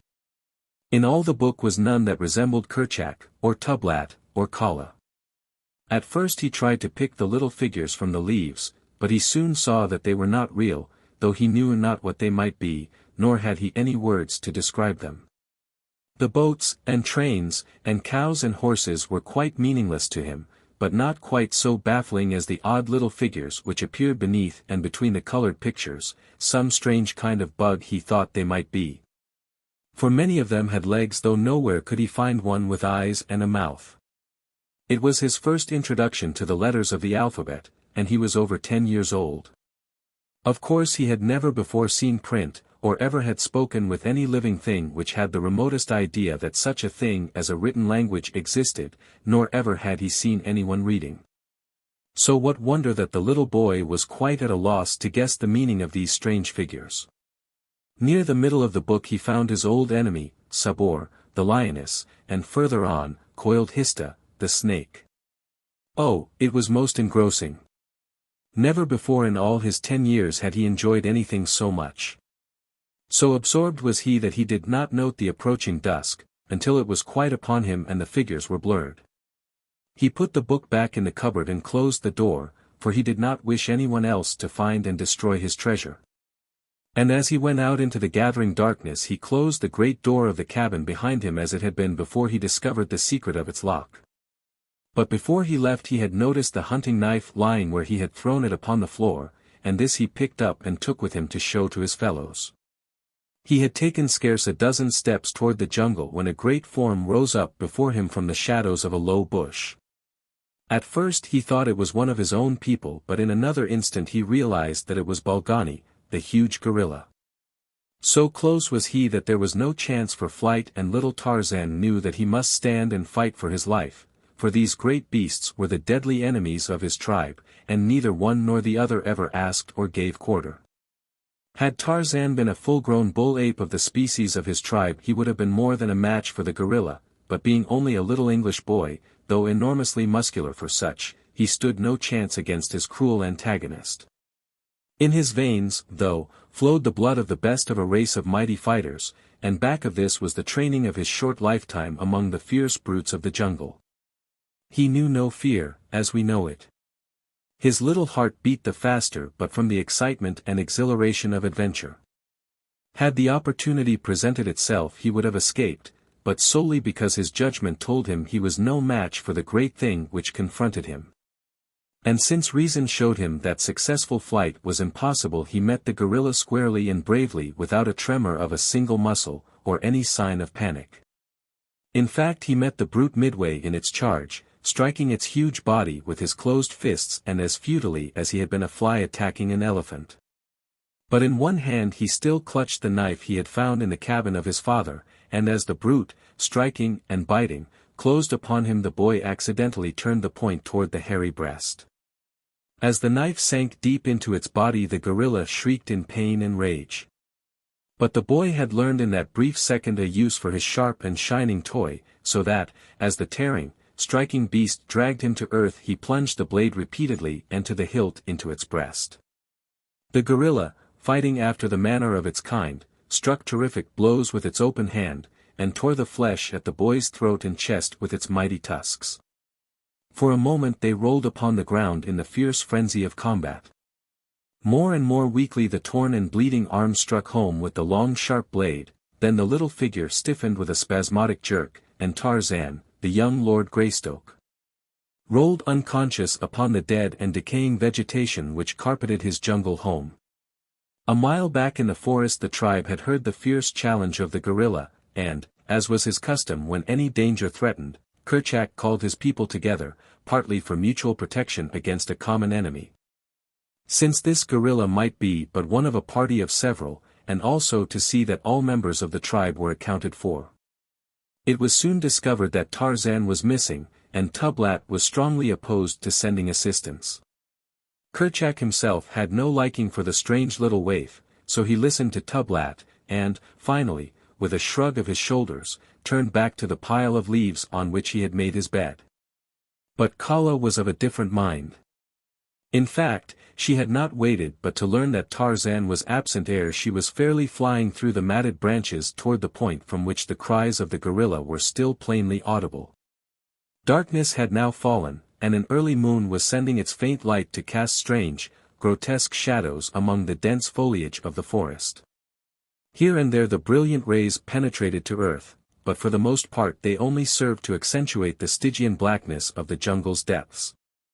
Like some huge phantom, Kala swung noiselessly from tree to tree. Now running nimbly along a great branch, now swinging through space at the end of another. only to grasp that of a farther treat in her rapid progress toward the scene of the tragedy her knowledge of jungle life told her was being enacted a short distance before her.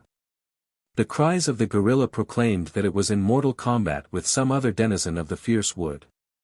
Suddenly these cries ceased, and the silence of death reigned throughout the jungle.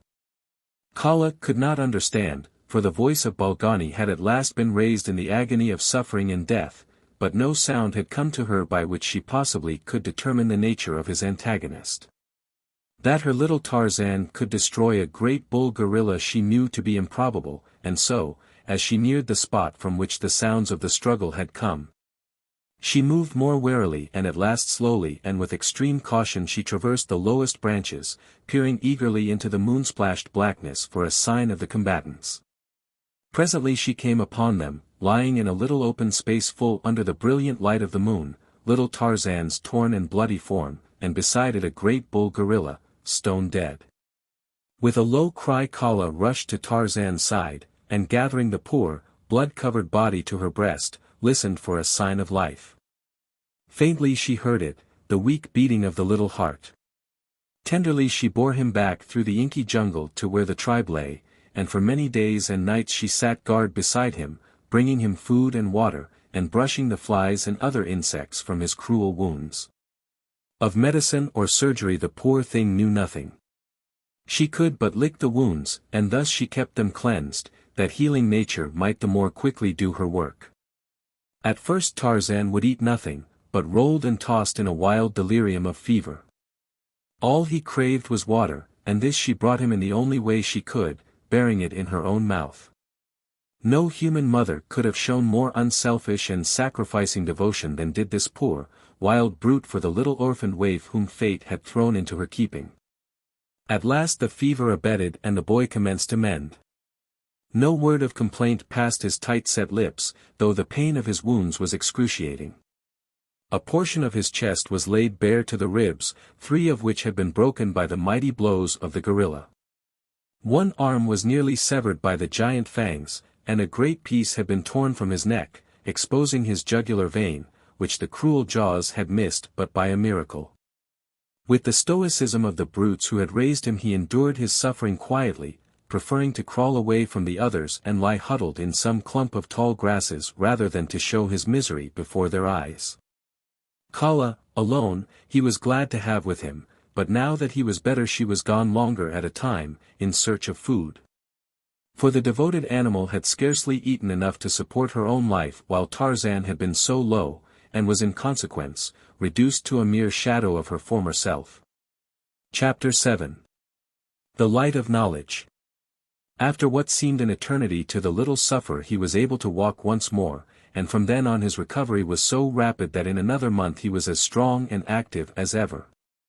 During his convalescence he had gone over in his mind many times the battle with the gorilla.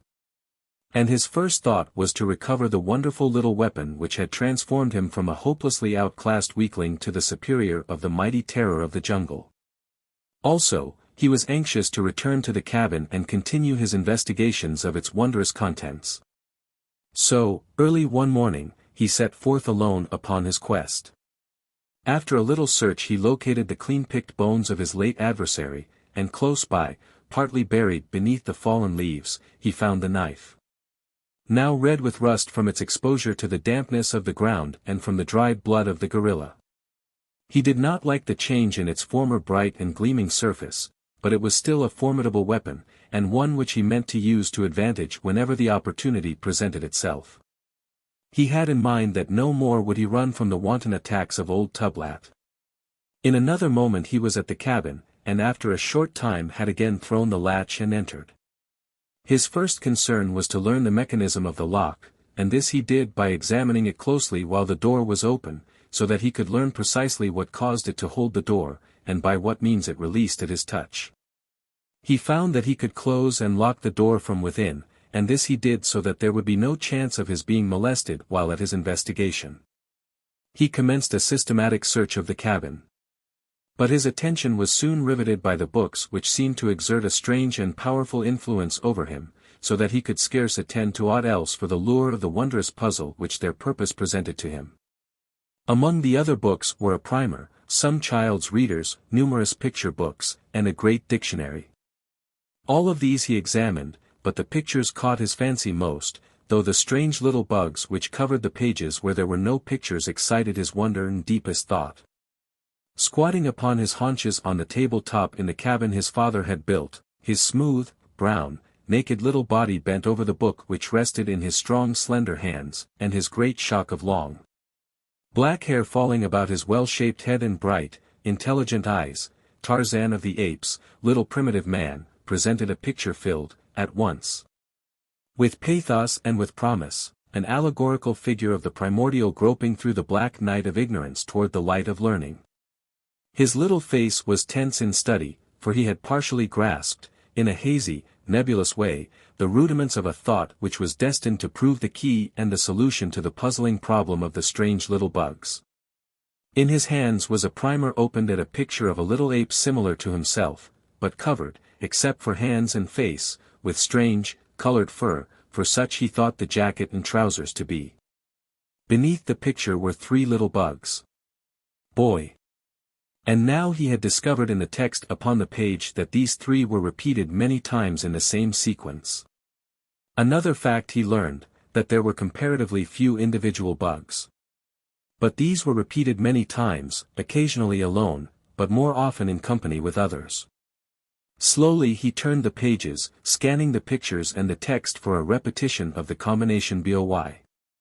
Presently he found it beneath a picture of another little ape and a strange animal which went upon 4 legs like the jackal and resembled him not a little. Beneath this picture the bugs appeared as a boy and a dog. There they were, the 3 little bugs which always accompanied the little ape. And so he progressed very, very slowly. For it was a hard and laborious task which he had set himself without knowing it, a task which might seem to you or me impossible, learning to read without having the slightest knowledge of letters or written language, or the faintest idea that such things existed. He did not accomplish it in a day, or in a week, or in a month, or in a year. But slowly, very slowly, he learned after he had grasped the possibilities which lay in those little bugs. So that by the time he was 15 he knew the various combinations of letters which stood for every pictured figure in the little primer and in 1 or 2 of the picture books. Of the meaning and use of the articles and conjunctions, verbs and adverbs and pronouns he had but the faintest conception. One day when he was about 12 he found a number of lead pencils in a hitherto undiscovered drawer beneath the table, and in scratching upon the table top with one of them he was delighted to discover the black line it left behind it. He worked so assiduously with this new toy that the table-top was soon a mass of scrawly loops and irregular lines and his pencil point worn down to the wood. Then he took another pencil, but this time he had a definite object in view. He would attempt to reproduce some of the little bugs that scrambled over the pages of his books. It was a difficult task, for he held the pencil as one would grasp the hilt of a dagger, which does not add greatly to ease in writing or to the legibility of the results. But he persevered for months, at such times as he was able to come to the cabin, until at last by repeated experimenting he found a position in which to hold the pencil that best permitted him to guide and control it. So that at last he could roughly reproduce any of the little bugs. Thus he made a beginning of writing. Copying the bugs taught him another thing, their number. And though he could not count as we understand it, yet he had an idea of quantity, the base of his calculations being the number of fingers upon one of his hands. His search through the various books convinced him that he had discovered all the different kinds of bugs most often repeated in combination. And these he arranged in proper order with great ease because of the frequency with which he had perused the fascinating alphabet picture book. His education progressed, but his greatest finds were in the inexhaustible storehouse of the huge illustrated dictionary, for he learned more through the medium of pictures than text, even after he had grasped the significance of the bugs. When he discovered the arrangement of words in alphabetical order he delighted in searching for and finding the combinations with which he was familiar, and the words which followed them, their definitions.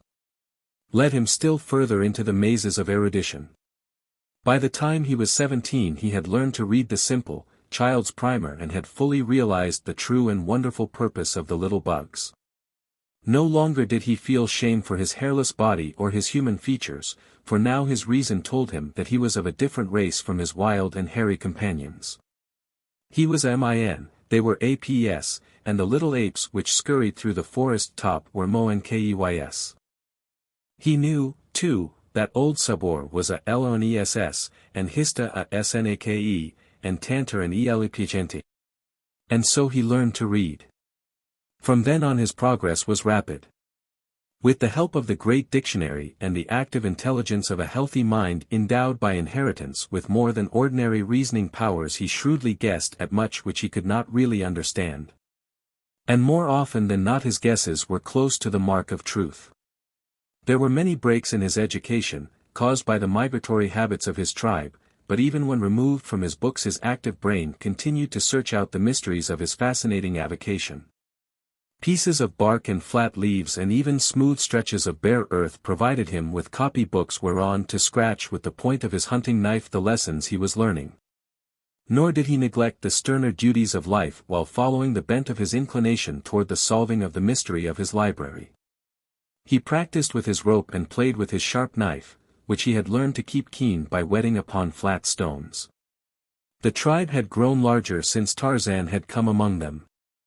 For under the leadership of Kerchak they had been able to frighten the other tribes from their part of the jungle so that they had plenty to eat and little or no loss from predatory incursions of neighbors. Hence the younger males as they became adult found it more comfortable to take mates from their own tribe. Or if they captured one of another tribe to bring her back to Kerchak's band and live in amity with him rather than attempt to set up new establishments of their own, or fight with the redoubtable Kerchak for supremacy at home. Occasionally one more ferocious than his fellows would attempt this latter alternative, but none had come yet who could wrest the palm of victory from the fierce and brutal ape. Tarzan held a peculiar position in the tribe. They seemed to consider him one of them and yet in some way different. The older males either ignored him entirely or else hated him so vindictively that but for his wondrous agility and speed and the fierce protection of the huge Kala he would have been dispatched at an early age.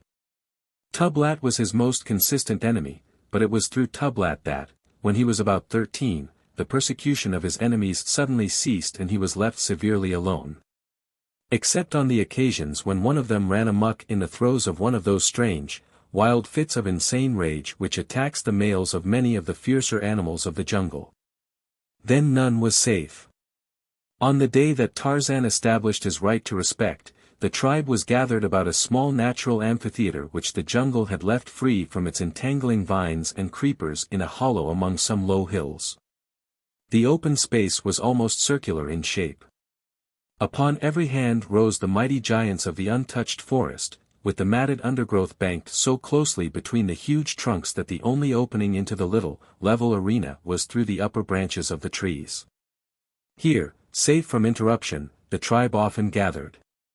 In the center of the amphitheater was one of those strange earthen drums which the anthropoids build for the queer rites the sounds of which men have heard in the fastnesses of the jungle, but which none has ever witnessed. Many travelers have seen the drums of the great apes, and some have heard the sounds of their beating in the noise of the wild, weird revelry of these first lords of the jungle, but Tarzan, Lord Greystoke, is, doubtless, the only human being who ever joined in the fierce, mad, intoxicating revel of the dum-dum. From this primitive function has arisen, unquestionably, all the forms and ceremonials of modern church and state, for through all the countless ages, back beyond the uttermost ramparts of a dawning humanity our fierce, hairy forebears danced out the rites of the dum-dum to the sound of their earthen drums, beneath the bright light of a tropical moon in the depth of a mighty jungle which stands unchanged today as it stood on that long-forgotten night in the dim, unthinkable vistas of the long-dead past when our first shaggy ancestor swung from a swaying bough and dropped lightly upon the soft turf of the first meeting-place. On the day that Tarzan won his emancipation from the persecution that had followed him remorselessly for 12 of his 13 years of life, the tribe, now a full 100 strong, trooped silently through the lower terrace of the jungle trees and dropped noiselessly upon the floor of the amphitheater. The rites of the dum-dum marked important events in the life of the tribe, a victory, the capture of a prisoner, the killing of some large fierce denizen of the jungle, the death or accession of a king, and were conducted with set ceremonialism. Today it was the killing of a giant ape, a member of another tribe, and as the people of Kerchak entered the arena, two mighty bulls were seen bearing the body of the vanquished between them. They laid their burden before the earthen drum and then squatted there beside it as guards, while the other members of the community curled themselves in grassy nooks to sleep until the rising moon should give the signal for the commencement of their savage orgy. For hours absolute quiet reigned in the little clearing, except as it was broken by the discordant notes of brilliantly feathered parrots, or the screeching and twittering of the thousand jungle birds flitting ceaselessly amongst the vivid orchids and flamboyant blossoms which festooned the myriad, moss-covered branches of the forest kings. At length, as darkness settled upon the jungle, the apes commenced to bestir themselves, and soon they formed a great circle about the earthen drum. The females and young squatted in a thin line at the outer periphery of the circle, while just in front of them ranged the adult males. Before the drum sat 3 old females, each armed with a knotted branch 15 or 18 inches in length. Slowly and softly they began tapping upon the resounding surface of the drum as the first faint rays of the ascending moon silvered the encircling tree tops. As the light in the amphitheater increased, the females augmented the frequency and force of their blows until presently a wild, rhythmic din pervaded the great jungle for miles in every direction. Huge, fierce brutes stopped in their hunting, with up-pricked ears and raised heads, to listen to the dull booming that betokened the dum-dum of the apes. Occasionally one would raise his shrill scream or thunderous roar in answering challenge to the savage din of the anthropoids, but none came near to investigate or attack, for the great apes, assembled in all the power of their numbers, filled the breasts of their jungle neighbors with deep respect. As the din of the drum rose to almost deafening volume, Kerchak sprang into the open space between the squatting males and the drummers. Standing erect, he threw his head far back, and looking full into the eye of the rising moon, he beat upon his breast with his great hairy paws and emitted his fearful roaring shriek. Once, twice, thrice that terrifying cry rang out across the teeming solitude of that unspeakably quick, yet unthinkably dead, world. Then, crouching, Kerchak slunk noiselessly around the open circle, veering far away from the dead body lying before the altar drum, but, as he passed, keeping his little, fierce, wicked, red eyes upon the corpse. Another male then sprang into the arena, and, repeating the horrid cries of his king, followed stealthily in his wake. Another and another followed in quick succession until the jungle reverberated with the now almost ceaseless notes of their bloodthirsty screams. It was the challenge and the hunt. When all the adult males had joined in the thin line of circling dancers, the attack commenced. Kerchak, seizing a huge club from the pile which lay at hand for the purpose, rushed furiously upon the dead ape, dealing the corpse a terrific blow, at the same time emitting the growls and snarls of combat. The din of the drum was now increased, as well as the frequency of the blows, and the warriors, as each approached the victim of the hunt and delivered his bludgeon blow, joined in the mad whirl of the death dance. Tarzan was one of the wild, leaping horde. His brown, sweat-streaked, muscular body, glistening in the moonlight, shone supple and graceful among the uncouth, awkward, hairy brutes about him. None was more stealthy in the mimic hunt, none more ferocious than he in the wild ferocity of the attack, none who leaped so high into the air in the dance of death. As the noise and rapidity of the drumbeats increased, the dancers apparently became intoxicated with the wild rhythm and the savage yells. Their leaps and bounds increased, their bared fangs dripped saliva, and their lips and breasts were flecked with foam. For half an hour the weird dance went on, until, at a sign from Kerchak, the noise of the drum ceased, the female drummers scampering hurriedly through the line of dancers toward the outer rim of squatting spectators. Then, as one, the males rushed headlong upon the thing which their terrific blows had reduced to a mass of hairy pulp. Flesh seldom came to their jaws in satisfying quantities, so a fit finale to their wild revel was a taste of fresh killed meat, and it was to the purpose of devouring their late enemy that they now turned their attention. Great fangs sunk into the carcass, tearing away huge hunks, the mightiest of the apes obtaining the choicest morsels, while the weaker circled the outer edge of the fighting. Snarling pack awaiting their chance to dodge in and snatch a dropped tidbit or filch a remaining bone before all was gone. Tarzan, more than the apes, craved and needed flesh. Descended from a race of meat-eaters, never in his life, he thought, had he once satisfied his appetite for animal food. And so now his agile little body wormed its way far into the mass of struggling, rending apes in an endeavor to obtain a share which his strength would have been unequal to the task of winning for him. At his side hung the hunting knife of his unknown father in a sheath self-fashioned in copy of one he had seen among the pictures of his treasure books. At last he reached the fast disappearing feast and with his sharp knife slashed off a more generous portion than he had hoped for, an entire hairy forearm, where it protruded from beneath the feet of the mighty Kerchak, who was so busily engaged in perpetuating the royal prerogative of gluttony that he failed to note the act of lèse-majesté. So little Tarzan wriggled out from beneath the struggling mass, clutching his grisly prize close to his breast. Among those circling futilely the outskirts of the banquetiers was old Tublat. He had been among the first at the feast, but had retreated with a goodly share to eat in quiet, and was now forcing his way back for more. So it was that he spied Tarzan as the boy emerged from the clawing, pushing throng with that hairy forearm hugged firmly to his body. Tublat's little, close-set, bloodshot, pig eyes shot wicked gleams of hate as they fell upon the object of his loathing. In them, too, was greed for the toothsome dainty the boy carried. But Tarzan saw his archenemy as quickly, and divining what the great beast would do he leaped nimbly away toward the females and the young, hoping to hide himself among them. Tublat, however, was close upon his heels, so that he had no opportunity to seek a place of concealment, but saw that he would be put to it to escape at all. Swiftly he sped toward the surrounding trees and with an agile bound gained a lower limb with one hand, and then, transferring his burden to his teeth, he climbed rapidly upward, closely followed by Tublat. Up he went to the waving pinnacle of a lofty monarch of the forest where his heavy pursuer dared not follow him.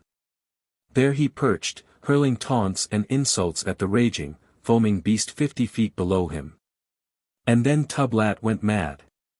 With horrifying screams and roars he rushed to the ground, among the females and young, sinking his great fangs into a dozen tiny necks and tearing great pieces from the backs and breasts of the females who fell into his clutches. In the brilliant moonlight Tarzan witnessed the whole mad carnival of rage. He saw the females and the young scamper to the safety of the trees. Then the great bulls in the center of the arena felt the mighty fangs of their demented fellow, and with one accord they melted into the black shadows of the overhanging forest. There was but one in the amphitheater beside Tublat, a belated female running swiftly toward the tree where Tarzan perched, and close behind her came the awful Tublat. It was Kala, and as quickly as Tarzan saw that Tublat was gaining on her he dropped with the rapidity of a falling stone, from branch to branch, toward his foster mother. Now she was beneath the overhanging limbs and close above her crouched Tarzan, waiting the outcome of the race. She leaped into the air grasping a low-hanging branch, but almost over the head of Tublat, so nearly had he distanced her. She should have been safe now, but there was a rending, tearing sound, the branch broke and precipitated her full upon the head of Tublat, knocking him to the ground. Both were up in an instant, but as quick as they had been Tarzan had been quicker, so that the infuriated bull found himself facing the man-child who stood between him and Kala. Nothing could have suited the fierce beast better, and with a roar of triumph he leaped upon the little Lord Greystoke. But his fangs never closed in that nut-brown flesh. A muscular hand shot out and grasped the hairy throat, and another plunged a keen hunting knife a dozen times into the broad breast. Like lightning the blows fell, and only ceased when Tarzan felt the limp form crumple beneath him. As the body rolled to the ground Tarzan of the Apes placed his foot upon the neck of his lifelong enemy and, raising his eyes to the full moon, threw back his fierce young head and voiced the wild and terrible cry of his people. One by one the tribe swung down from their arboreal retreats and formed a circle about Tarzan and his vanquished foe. When they had all come Tarzan turned toward them. "I am Tarzan," he cried. "I am a great killer. Let all respect Tarzan of the Apes and Kala, his mother. There be none among you as mighty as Tarzan. Let his enemies beware." Looking full into the wicked, red eyes of Kerchak, the young Lord Greystoke beat upon his mighty breast and screamed out once more his shrill cry of defiance. Chapter 8. The Treetop Hunter. The morning after the Dum-Dum the tribe started slowly back through the forest toward the coast.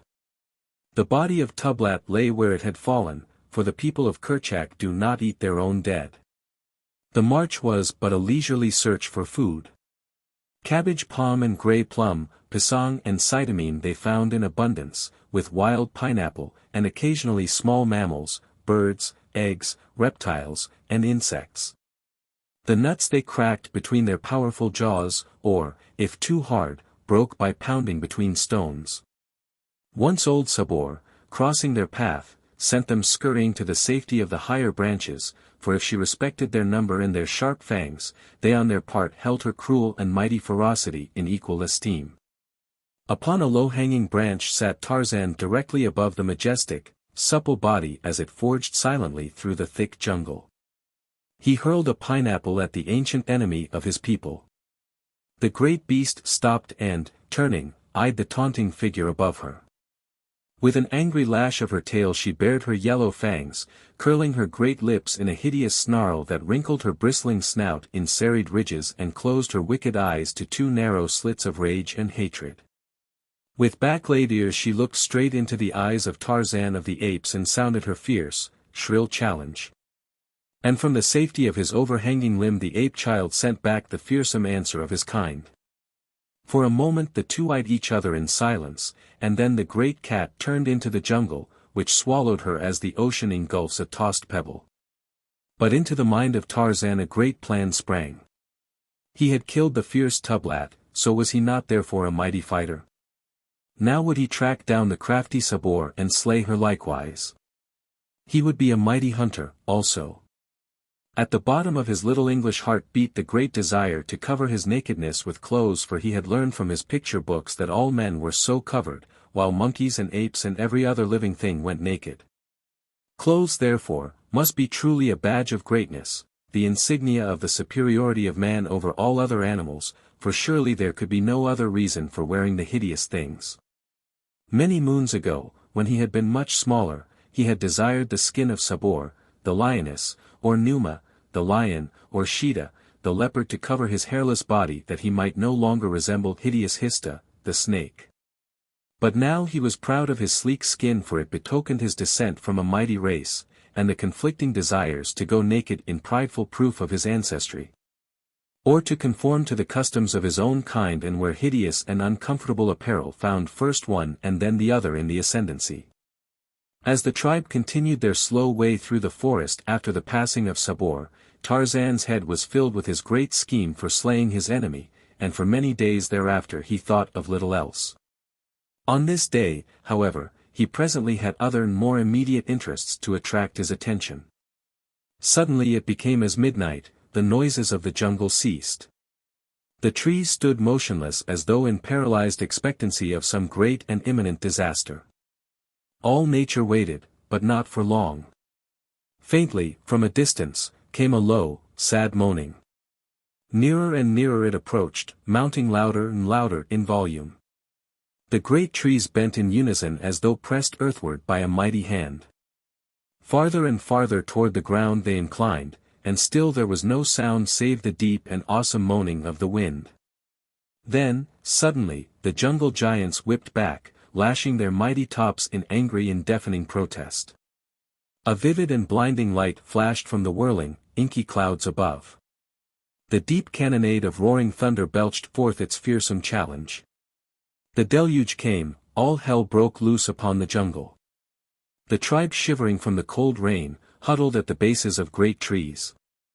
The lightning, darting and flashing through the blackness, showed wildly waving branches, whipping streamers and bending trunks. Now and again some ancient patriarch of the woods, rent by a flashing bolt, would crash in 1,000 pieces among the surrounding trees, carrying down numberless branches and many smaller neighbors to add to the tangled confusion of the tropical jungle. Branches, great and small, torn away by the ferocity of the tornado, hurtled through the wildly waving verdure, carrying death and destruction to countless unhappy denizens of the thickly peopled world below. For hours the fury of the storm continued without surcease, and still the tribe huddled close in shivering fear.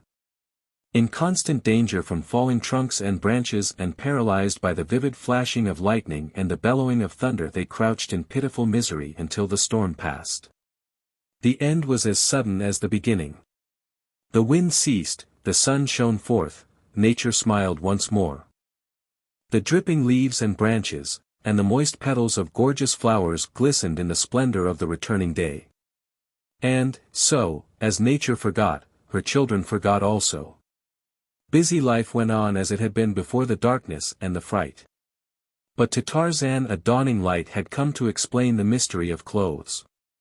How snug he would have been beneath the heavy coat of Sabor. And so was added a further incentive to the adventure.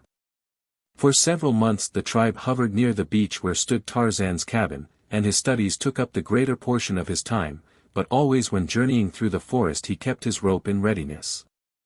And many were the smaller animals that fell into the snare of the quick-thrown noose.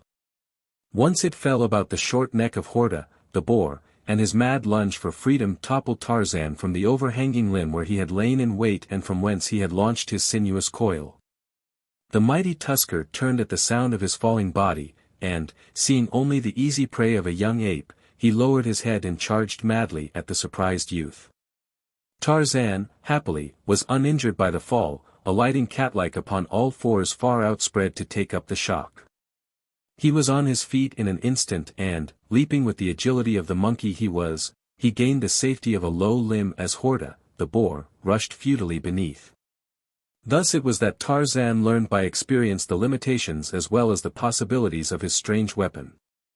He lost a long rope on this occasion, but he knew that had it been Sabor who had thus dragged him from his perch the outcome might have been very different, for he would have lost his life, doubtless, into the bargain. It took him many days to braid a new rope, but when, finally, it was done he went forth purposely to hunt, and lie in wait among the dense foliage of a great branch right above the well-beaten trail that led to water. Several small animals passed unharmed beneath him. He did not want such insignificant game. It would take a strong animal to test the efficacy of his new scheme. At last came she whom Tarzan sought, with lithe sinews rolling beneath shimmering hide. Fat and glossy came Sabor, the lioness. Her great padded feet fell soft and noiseless on the narrow trail. Her head was high in ever-alert attention, her long tail moved slowly in sinuous and graceful undulations. Nearer and nearer she came to where Tarzan of the Apes crouched upon his limb, the coils of his long rope poised ready in his hand. Like a thing of bronze, motionless as death, sat Tarzan. Sabor passed beneath. One stride beyond she took, a second, a third, and then the silent coil shot out above her.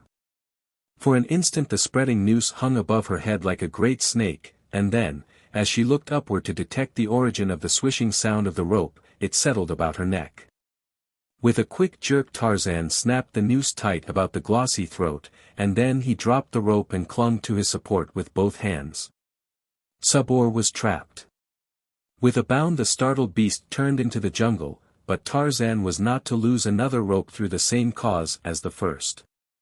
He had learned from experience.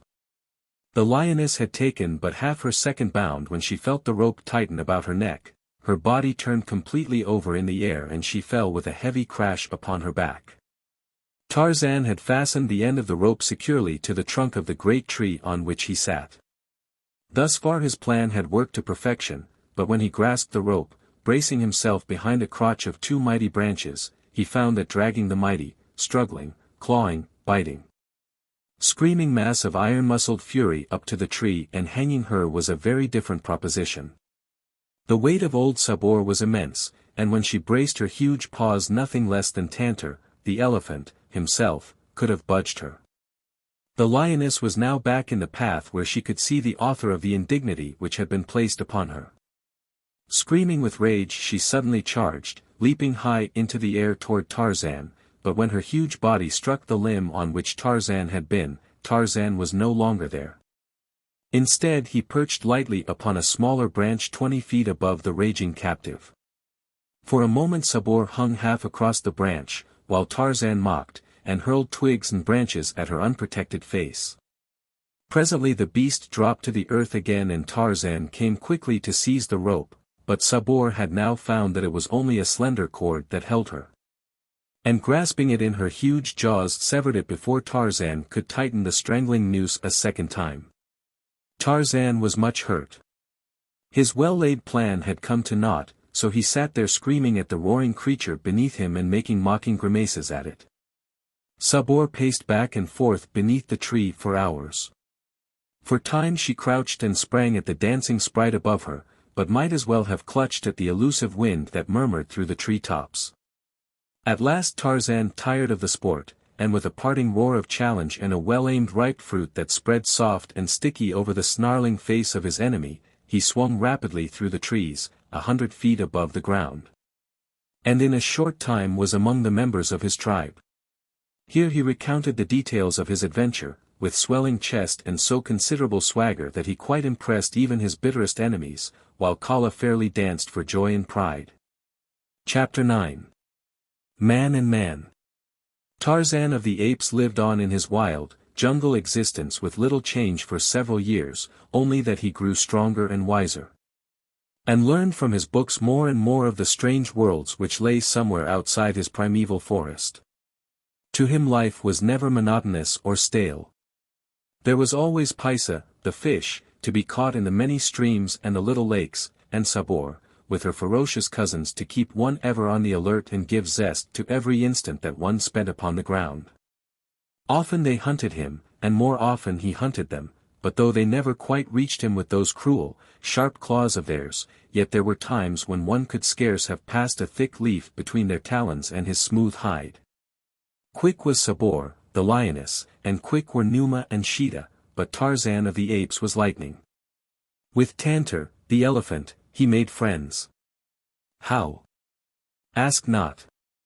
But this is known to the denizens of the jungle, that on many moonlight nights Tarzan of the Apes and Tantor, the elephant, walked together, and where the way was clear Tarzan rode, perched high upon Tantor's mighty back.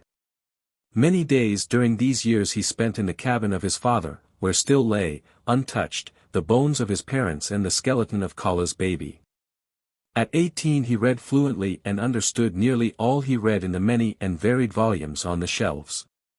Also could he write, with printed letters, rapidly and plainly, but script he had not mastered, for though there were several copy books among his treasure, there was so little written English in the cabin that he saw no use for bothering with this other form of writing, though he could read it, laboriously.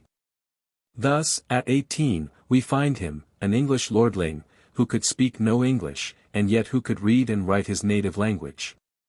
Never had he seen a human being other than himself, for the little area traversed by his tribe was watered by no greater river to bring down the savage natives of the interior. High hills shut it off on 3 sides, the ocean on the 4th. It was alive with lions and leopards and poisonous snakes. Its untouched mazes of matted jungle had as yet invited no hardy pioneer from the human beasts beyond its frontier. But as Tarzan of the Apes sat one day in the cabin of his father delving into the mysteries of a new book, the ancient security of his jungle was broken forever. At the far eastern confine a strange cavalcade strung, in single file, over the brow of a low hill. In advance were 50 black warriors armed with slender wooden spears with ends hard baked over slow fires, and long bows and poisoned arrows. On their backs were oval shields, in their noses huge rings, while from the kinky wool of their heads protruded tufts of gay feathers. Across their foreheads were tattooed 3 parallel lines of color, and on each breast 3 concentric circles. Their yellow teeth were filed to sharp points, and their great protruding lips added still further to the low and bestial brutishness of their appearance. Following them were several hundred women and children, the former bearing upon their heads great burdens of cooking pots, household utensils and ivory. In the rear were 100 warriors, similar in all respects to the advance guard. That they more greatly feared an attack from the rear than whatever unknown enemies lurked in their advance was evidenced by the formation of the column. And such was the fact, for they were fleeing from the white man's soldiers who had so harassed them for rubber and ivory that they had turned upon their conquerors one day and massacred a white officer and a small detachment of his black troops. For many days they had gorged themselves on meat, but eventually a stronger body of troops had come and fallen upon their village by night to revenge the death of their comrades. That night the black soldiers of the white man had had meat a-plenty, and this little remnant of a once powerful tribe had slunk off into the gloomy jungle toward the unknown, and freedom. But that which meant freedom and the pursuit of happiness to these savage blacks meant consternation and death to many of the wild denizens of their new home. For 3 days the little cavalcade marched slowly through the heart of this unknown and untracked forest, until finally, early in the 4th day, they came upon a little spot near the banks of a small river, which seemed less thickly overgrown than any ground they had yet encountered. Here they set to work to build a new village, and in a month a great clearing had been made, huts and palisades erected, plantains, yams and maize planted, and they had taken up their old life in their new home. Here there were no white men, no soldiers, nor any rubber or ivory to be gathered for cruel and thankless taskmasters. Several moons passed by ere the blacks ventured far into the territory surrounding their new village. Several had already fallen prey to old Sabor, and because the jungle was so infested with these fierce and bloodthirsty cats, and with lions and leopards, the ebony warriors hesitated to trust themselves far from the safety of their palisades. But one day, Kalanga, a son of the old king, Mbonga, wandered far into the dense mazes to the west. Warily he stepped, his slender lance ever ready, his long oval shield firmly grasped in his left hand close to his sleek ebony body. At his back his bow, and in the quiver upon his shield many slim, straight arrows, well smeared with the thick, dark, tarry substance that rendered deadly their tiniest needle prick. Night found Kalanga far from the palisades of his father's village, but still headed westward, and climbing into the fork of a great tree he fashioned a rude platform and curled himself for sleep.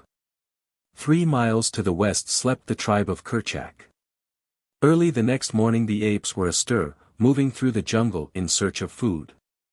Tarzan, as was his custom, prosecuted his search in the direction of the cabin so that by leisurely hunting on the way his stomach was filled by the time he reached the beach. The apes scattered by 1s, and 2s, and 3s in all directions, but ever within sound of a signal of alarm. Kala had moved slowly along an elephant track toward the east, and was busily engaged in turning over rotted limbs and logs in search of succulent bugs and fungi, when the faintest shadow of a strange noise brought her to startled attention. For 50 yards before her the trail was straight, and down this leafy tunnel she saw the stealthy advancing figure of a strange and fearful creature. It was Kalanga. Kala did not wait to see more, but, turning, moved rapidly back along the trail. She did not run, but, after the manner of her kind when not aroused, sought rather to avoid than to escape. Close after her came Kalanga. Here was meat. He could make a killing and feast well this day. On he hurried, his spear poised for the throw. At a turning of the trail he came in sight of her again upon another straight stretch. His spear hand went far back, the muscles rolled, lightning-like, beneath the sleek hide. Out shot the arm, and the spear sped toward Kala. A poor cast. It but grazed her side. With a cry of rage and pain the she-ape turned upon her tormentor. In an instant the trees were crashing beneath the weight of her hurrying fellows, swinging rapidly toward the scene of trouble in answer to Kala's scream. As she charged, Kalanga unslung his bow and fitted an arrow with almost unthinkable quickness. Drawing the shaft far back he drove the poisoned missile straight into the heart of the great anthropoid. With a horrid scream Kala plunged forward upon her face before the astonished members of her tribe. Roaring and shrieking the apes dashed toward Kalanga, but that wary savage was fleeing down the trail like a frightened antelope. He knew something of the ferocity of these wild, hairy men, and his one desire was to put as many miles between himself and them as he possibly could. They followed him, racing through the trees, for a long distance, but finally one by one they abandoned the chase and returned to the scene of the tragedy. None of them had ever seen a man before, other than Tarzan, and so they wondered vaguely what strange manner of creature it might be that had invaded their jungle. On the far beach by the little cabin Tarzan heard the faint echoes of the conflict, and knowing that something was seriously amiss among the tribe he hastened rapidly toward the direction of the sound. When he arrived he found the entire tribe gathered jabbering about the dead body of his slain mother. Tarzan's grief and anger were unbounded. He roared out his hideous challenge time and again. He beat upon his great chest with his clenched fists, and then he fell upon the body of Kala and sobbed out the pitiful sorrowing of his lonely heart. To lose the only creature in all his world who ever had manifested love and affection for him was the greatest tragedy he had ever known. What though Kala was a fierce and hideous ape? To Tarzan she had been kind, she had been beautiful. Upon her he had lavished, unknown to himself, all the reverence and respect and love that a normal English boy feels for his own mother. He had never known another, and so to Kala was given, though mutely, all that would have belonged to the fair and lovely Lady Alice had she lived. After the first outburst of grief Tarzan controlled himself, and questioning the members of the tribe who had witnessed the killing of Kala he learned all that their meager vocabulary could convey. It was enough, however, for his needs. It told him of a strange, hairless, black ape with feathers growing upon its head, who launched death from a slender branch, and then ran, with the fleetness of Bara, the deer, toward the rising sun. Tarzan waited no longer, but leaping into the branches of the trees sped rapidly through the forest. He knew the windings of the elephant trail along which Kala's murderer had flown, and so he cut straight through the jungle to intercept the black warrior who was evidently following the tortuous detours of the trail. At his side was the hunting knife of his unknown sire, and across his shoulders the coils of his own long rope. In an hour he struck the trail again, and coming to earth examined the soil minutely. In the soft mud on the bank of a tiny rivulet he found footprints such as he alone in all the jungle had ever made, but much larger than his. His heart beat fast. Could it be that he was trailing a man, one of his own race? There were two sets of imprints pointing in opposite directions. So his quarry had already passed on his return along the trail. As he examined the newer spoor a tiny particle of earth toppled from the outer edge of one of the footprints to the bottom of its shallow depression. The trail was very fresh, his prey must have but scarcely passed. Tarzan swung himself to the trees once more, and with swift noiselessness sped along high above the trail. He had covered barely a mile when he came upon the black warrior standing in a little open space. In his hand was his slender bow to which he had fitted one of his death-dealing arrows. Opposite him across the little clearing stood Horta, the boar, with lowered head and foam-flecked tusks, ready to charge. Tarzan looked with wonder upon the strange creature beneath him, so like him in form and yet so different in face and color. His books had portrayed the Negro, but how different had been the dull, dead print to this sleek thing of ebony, pulsing with life. As the man stood there with taut drawn bow Tarzan recognized him not so much the Negro as the archer of his picture book. A stands for archer. How wonderful!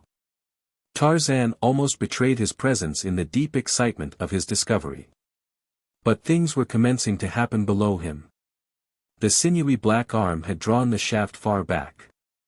Horta, the boar, was charging, and then the black released the little poisoned arrow, and Tarzan saw it fly with the quickness of thought and lodge in the bristling neck of the boar.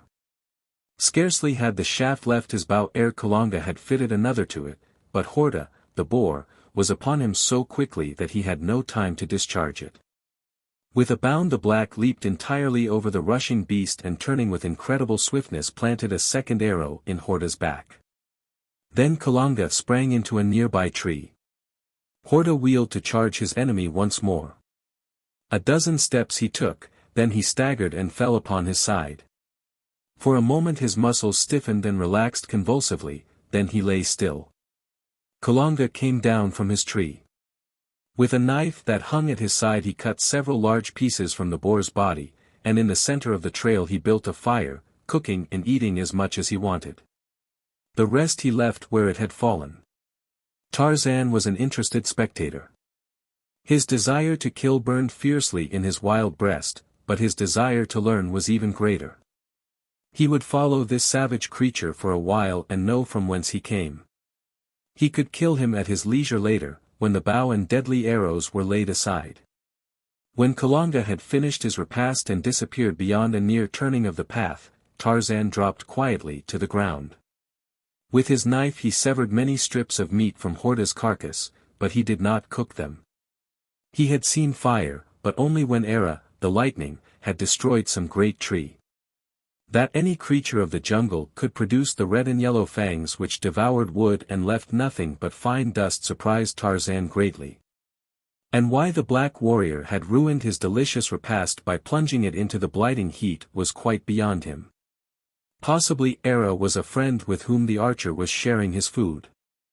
But, be that as it may, Tarzan would not ruin good meat in any such foolish manner, so he gobbled down a great quantity of the raw flesh, burying the balance of the carcass beside the trail where he could find it upon his return. And then Lord Greystoke wiped his greasy fingers upon his naked thighs and took up the trail of Kalanga, the son of Mbonga, the king. While in far-off London another Lord Greystoke, the younger brother of the real Lord Greystoke's father, sent back his chops to the club's chef because they were underdone. And when he had finished his repast he dipped his finger ends into a silver bowl of scented water and dried them upon a piece of snowy damask.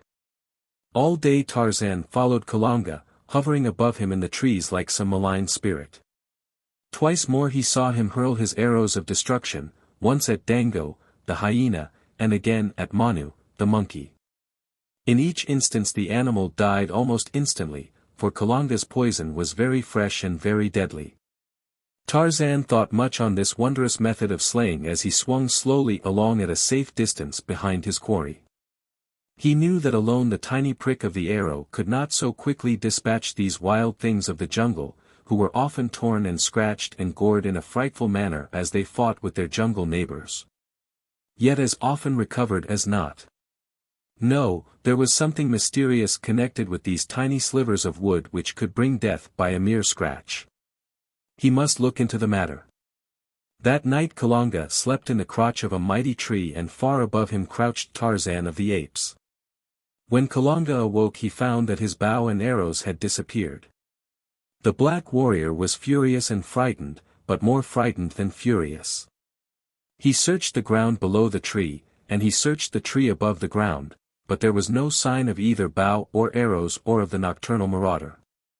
Kalanga was panic-stricken. His spear he had hurled at Kala and had not recovered, and, now that his bow and arrows were gone, he was defenseless except for a single knife.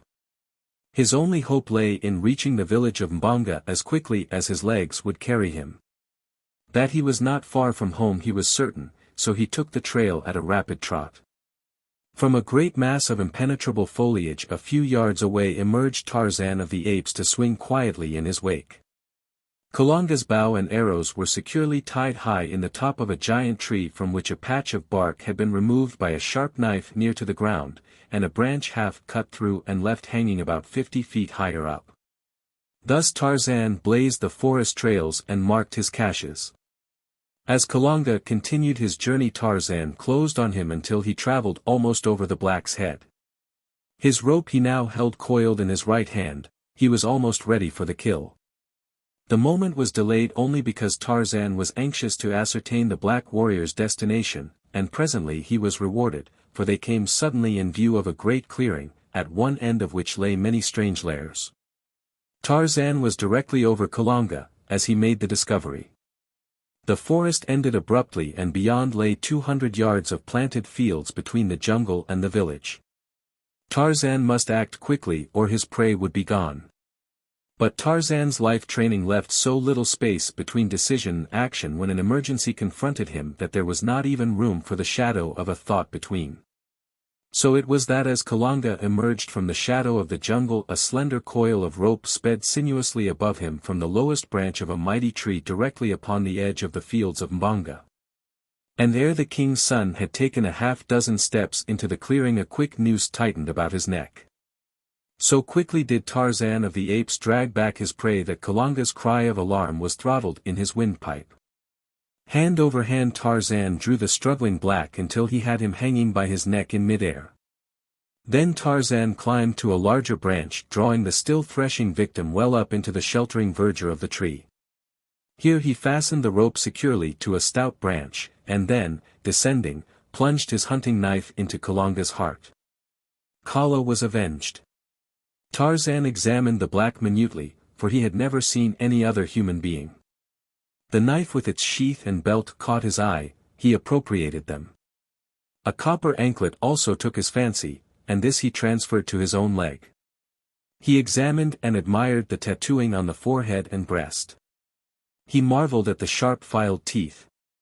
He investigated and appropriated the feathered headdress, and then he prepared to get down to business, for Tarzan of the Apes was hungry, and here was meat of the kill, which jungle ethics permitted him to eat. How may we judge him, by what standards, this ape-man with the heart and head and body of an English gentleman, and the training of a wild beast? Tublat, whom he had hated and who had hated him, he had killed in a fair fight, and yet never had the thought of eating Tublat's flesh entered his head. It would have been as revolting to him as is cannibalism to us. But who was Kalanga that he might not be eaten as fairly as Horta, the boar, or Bara, the deer? Was he not simply another of the countless wild things of the jungle who preyed upon one another to satisfy the cravings of hunger? Suddenly, a strange doubt stayed his hand. Had not his books taught him that he was a man? And was not the archer a man, also? Did men eat men? Alas, he did not know. Why, then, this hesitancy? Once more he essayed the effort, but a qualm of nausea overwhelmed him. He did not understand. All he knew was that he could not eat the flesh of this black man, and thus hereditary instinct, ages old, usurped the functions of his untaught mind and saved him from transgressing a worldwide law of whose very existence he was ignorant. Quickly he lowered Kalanga's body to the ground, removed the noose, and took to the trees again. Chapter 10. The Fear Phantom. From a lofty perch Tarzan viewed the village of thatched huts across the intervening plantation. He saw that at one point the forest touched the village, and to this spot he made his way, lured by a fever of curiosity to behold animals of his own kind, and to learn more of their ways and view the strange lairs in which they lived. His savage life among the fierce wild brutes of the jungle left no opening for any thought that these could be aught else than enemies. Similarity of form led him into no erroneous conception of the welcome that would be accorded him should he be discovered by these, the first of his own kind he had ever seen. Tarzan of the Apes was no sentimentalist. He knew nothing of the brotherhood of man. All things outside his own tribe were his deadly enemies, with the few exceptions of which Tantor, the elephant, was a marked example. And he realized all this without malice or hatred. To kill was the law of the wild world he knew. Few were his primitive pleasures, but the greatest of these was to hunt and kill, and so he accorded to others the right to cherish the same desires as he, even though he himself might be the object of their hunt. His strange life had left him neither morose nor bloodthirsty. That he joyed in killing, and that he killed with a joyous laugh upon his handsome lips betokened no innate cruelty. He killed for food most often, but, being a man, he sometimes killed for pleasure, a thing which no other animal does. For it has remained for man alone among all creatures to kill senselessly and wantonly for the mere pleasure of inflicting suffering and death. And when he killed for revenge, or in self-defense, he did that also without hysteria, for it was a very businesslike proceeding which admitted of no levity. So it was that now, as he cautiously approached the village of Mbonga, he was quite prepared either to kill or be killed should he be discovered. He proceeded with unwonted stealth, for Kalanga had taught him great respect for the little sharp splinters of wood which dealt death so swiftly and unerringly. At length he came to a great tree, heavy laden with thick foliage and loaded with pendant loops of giant creepers.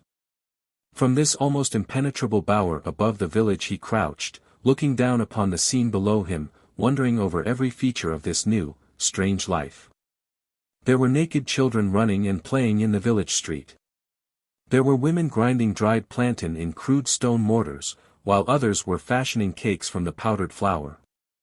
Out in the fields he could see still other women hoeing, weeding, or gathering. All wore strange protruding girdles of dried grass about their hips, and many were loaded with brass and copper anklets, armlets and bracelets. Around many a dusky neck hung curiously coiled strands of wire, while several were further ornamented by huge nose rings.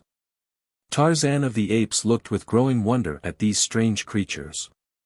Dozing in the shade he saw several men, while at the extreme outskirts of the clearing he occasionally caught glimpses of armed warriors apparently guarding the village against surprise from an attacking enemy. He noticed that the women alone worked. Nowhere was there evidence of a man tilling the fields or performing any of the homely duties of the village. Finally his eyes rested upon a woman directly beneath him. Before her was a small cauldron standing over a low fire, and in it bubbled a thick, reddish, tarry mass. On one side of her lay a quantity of wooden arrows, the points of which she dipped into the seething substance, then laying them upon a narrow rack of boughs which stood upon her other side. Tarzan of the Apes was fascinated. Here was the secret of the terrible destructiveness of the archer's tiny missiles. He noted the extreme care which the woman took that none of the matter should touch her hands. And once when a particle spattered upon one of her fingers he saw her plunge the member into a vessel of water and quickly rub the tiny stain away with a handful of leaves. Tarzan knew nothing of poison, but his shrewd reasoning told him that it was this deadly stuff that killed, and not the little arrow, which was merely the messenger that carried it into the body of its victim. How he should like to have more of those little death-dealing slivers. If the woman would only leave her work for an instant he could drop down, gather up a handful, and be back in the tree again before she drew 3 breaths. As he was trying to think out some plan to distract her attention he heard a wild cry from across the clearing. He looked and saw a black warrior standing beneath the very tree in which he had killed the murderer of Kala an hour before. The fellow was shouting and waving his spear above his head. Now and again he would point to something on the ground before him. The village was in an uproar instantly. Armed men rushed from the interior of many a hut and raced madly across the clearing toward the excited sentry. After them trooped the old men, and the women and children until, in a moment, the village was deserted. Tarzan of the Apes knew that they had found the body of his victim, but that interested him far less than the fact that no one remained in the village to prevent his taking a supply of the arrows which lay below him. Quickly and noiselessly he dropped to the ground beside the cauldron of poison. For a moment he stood motionless, his quick, bright eyes scanning the interior of the palisade. No one was in sight. His eyes rested upon the open doorway of a nearby hut. He would take a look within, thought Tarzan, and so, cautiously, he approached the low thatched building. For a moment he stood without, listening intently.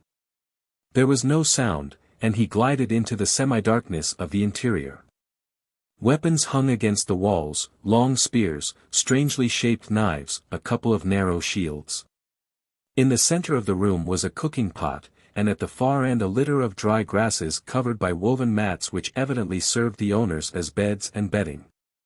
Several human skulls lay upon the floor. Tarzan of the Apes felt of each article, hefted the spears, smelled of them, for he saw largely through his sensitive and highly trained nostrils.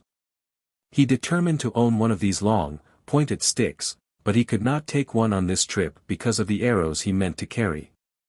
As he took each article from the walls, he placed it in a pile in the center of the room. On top of all he placed the cooking pot, inverted, and on top of this he laid one of the grinning skulls, upon which he fastened the headdress of the dead Kalanga. Then he stood back, surveyed his work, and grinned. Tarzan of the Apes enjoyed a joke. But now he heard, outside, the sounds of many voices, and long mournful howls, and mighty wailing. He was startled. Had he remained too long? Quickly he reached the doorway and peered down the village street toward the village gate. The natives were not yet in sight, though he could plainly hear them approaching across the plantation. They must be very near. Like a flash he sprang across the opening to the pile of arrows. Gathering up all he could carry under one arm, he overturned the seething cauldron with a kick, and disappeared into the foliage above just as the first of the returning natives entered the gate at the far end of the village street. Then he turned to watch the proceeding below, poised like some wild bird ready to take swift wing at the first sign of danger. The natives filed up the street, 4 of them bearing the dead body of Kalanga. Behind trailed the women, uttering strange cries and weird lamentation. On they came to the portals of Kalanga's hut, the very one in which Tarzan had wrought his depredations. Scarcely had half a dozen entered the building ere they came rushing out in wild, jabbering confusion. The others hastened to gather about. There was much excited gesticulating, pointing, and chattering. Then several of the warriors approached and peered within. Finally an old fellow with many ornaments of metal about his arms and legs, and a necklace of dried human hands depending upon his chest, entered the hut. It was Mbanga, the king, father of Kalanga. For a few moments all was silent. Then Mbanga emerged, a look of mingled wrath and superstitious fear writ upon his hideous countenance. He spoke a few words to the assembled warriors, and in an instant the men were flying through the little village searching minutely every hut and corner within the palisades. Scarcely had the search commenced than the overturned cauldron was discovered, and with it the theft of the poisoned arrows. Nothing more they found, and it was a thoroughly awed and frightened group of savages which huddled around their king a few moments later. Mbanga could explain nothing of the strange events that had taken place. The finding of the still warm body of Kalanga, on the very verge of their fields and within easy earshot of the village, knifed and stripped at the door of his father's home, was in itself sufficiently mysterious. But these last awesome discoveries within the village, within the dead Kalanga's own hut, filled their hearts with dismay, and conjured in their poor brains only the most frightful of superstitious explanations. They stood in little groups, talking in low tones, and ever casting affrighted glances behind them from their great rolling eyes. Tarzan of the Apes watched them for a while from his lofty perch in the great tree. There was much in their demeanor which he could not understand, for of superstition he was ignorant, and of fear of any kind he had but a vague conception. The sun was high in the heavens. Tarzan had not broken fast this day, and it was many miles to where lay the toothsome remains of Horta the boar. So he turned his back upon the village of Mbanga and melted away into the leafy fastness of the forest. Chapter 11. King of the Apes. It was not yet dark when he reached the tribe, though he stopped to exhume and devour the remains of the wild boar he had cached the preceding day. And again to take Kalanga's bow and arrows from the tree top in which he had hidden them. It was a well-laden Tarzan who dropped from the branches into the midst of the tribe of Kerchak. With swelling chest he narrated the glories of his adventure and exhibited the spoils of conquest. Kerchak grunted and turned away, for he was jealous of this strange member of his band. In his little evil brain he sought for some excuse to wreak his hatred upon Tarzan. The next day Tarzan was practicing with his bow and arrows at the first gleam of dawn. At first he lost nearly every bolt he shot, but finally he learned to guide the little shafts with fair accuracy, and ere a month had passed he was no mean shot. But his proficiency had cost him nearly his entire supply of arrows. The tribe continued to find the hunting good in the vicinity of the beach, and so Tarzan of the Apes varied his archery practice with further investigation of his father's choice though little store of books. It was during this period that the young English lord found hidden in the back of one of the cupboards in the cabin a small metal box. The key was in the lock, and a few moments of investigation and experimentation were rewarded with the successful opening of the receptacle.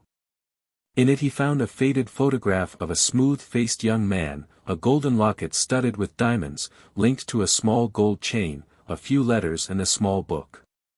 Tarzan examined these all minutely. The photograph he liked most of all, for the eyes were smiling, and the face was open and frank. It was his father. The locket, too, took his fancy, and he placed the chain about his neck in imitation of the ornamentation he had seen to be so common among the black men he had visited. The brilliant stones gleamed strangely against his smooth, brown hide.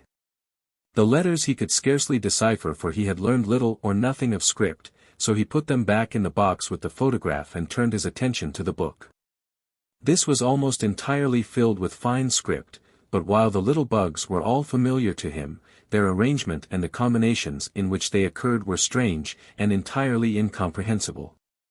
Tarzan had long since learned the use of the dictionary, but much to his sorrow and perplexity it proved of no avail to him in this emergency. Not a word of all that was writ in the book could he find, and so he put it back in the metal box, but with a determination to work out the mysteries of it later on. Little did he know that this book held between its covers the key to his origin, the answer to the strange riddle of his strange life. It was the diary of John Clayton, Lord Greystoke, kept in French, as had always been his custom. Tarzan replaced the box in the cupboard, but always thereafter he carried the features of the strong, smiling face of his father in his heart, and in his head a fixed determination to solve the mystery of the strange words in the little black book. At present he had more important business in hand, for his supply of arrows was exhausted, and he must needs journey to the black men's village and renew it. Early the following morning he set out, and, traveling rapidly, he came before midday to the clearing.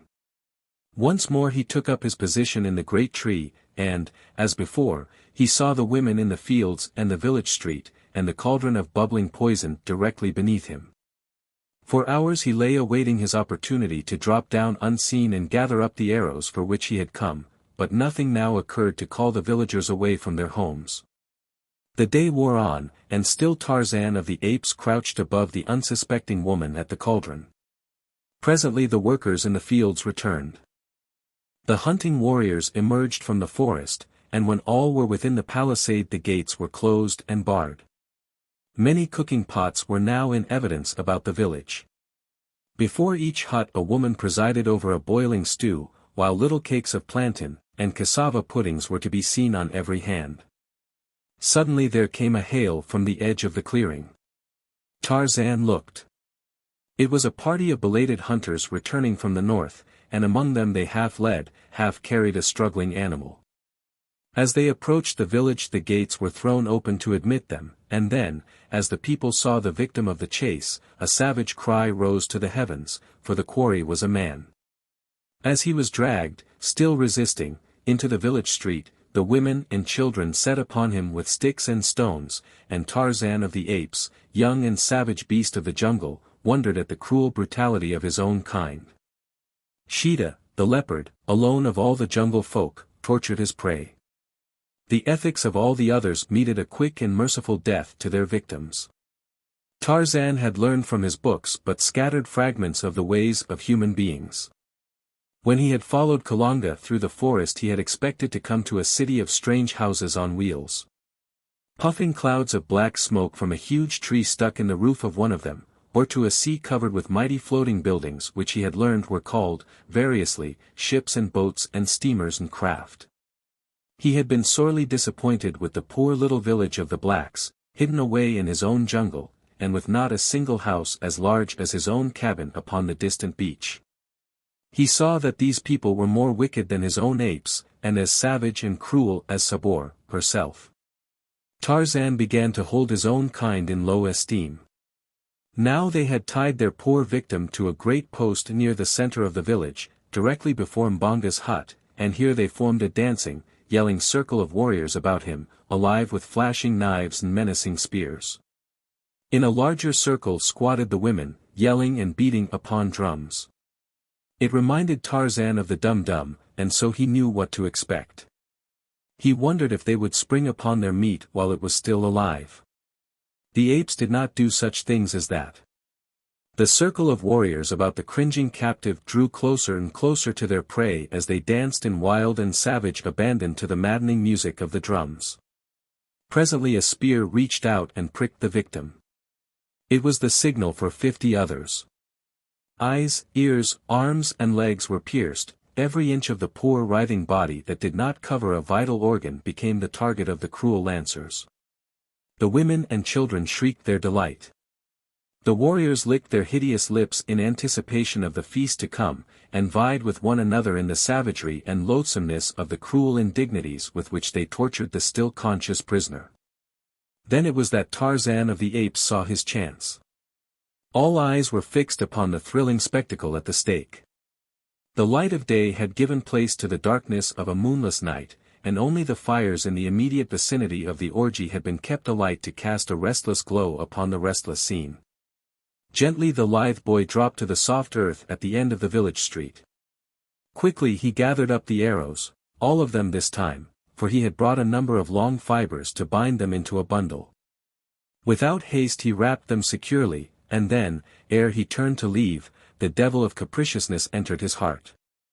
He looked about for some hint of a wild prank to play upon these strange, grotesque creatures that they might be again aware of his presence among them.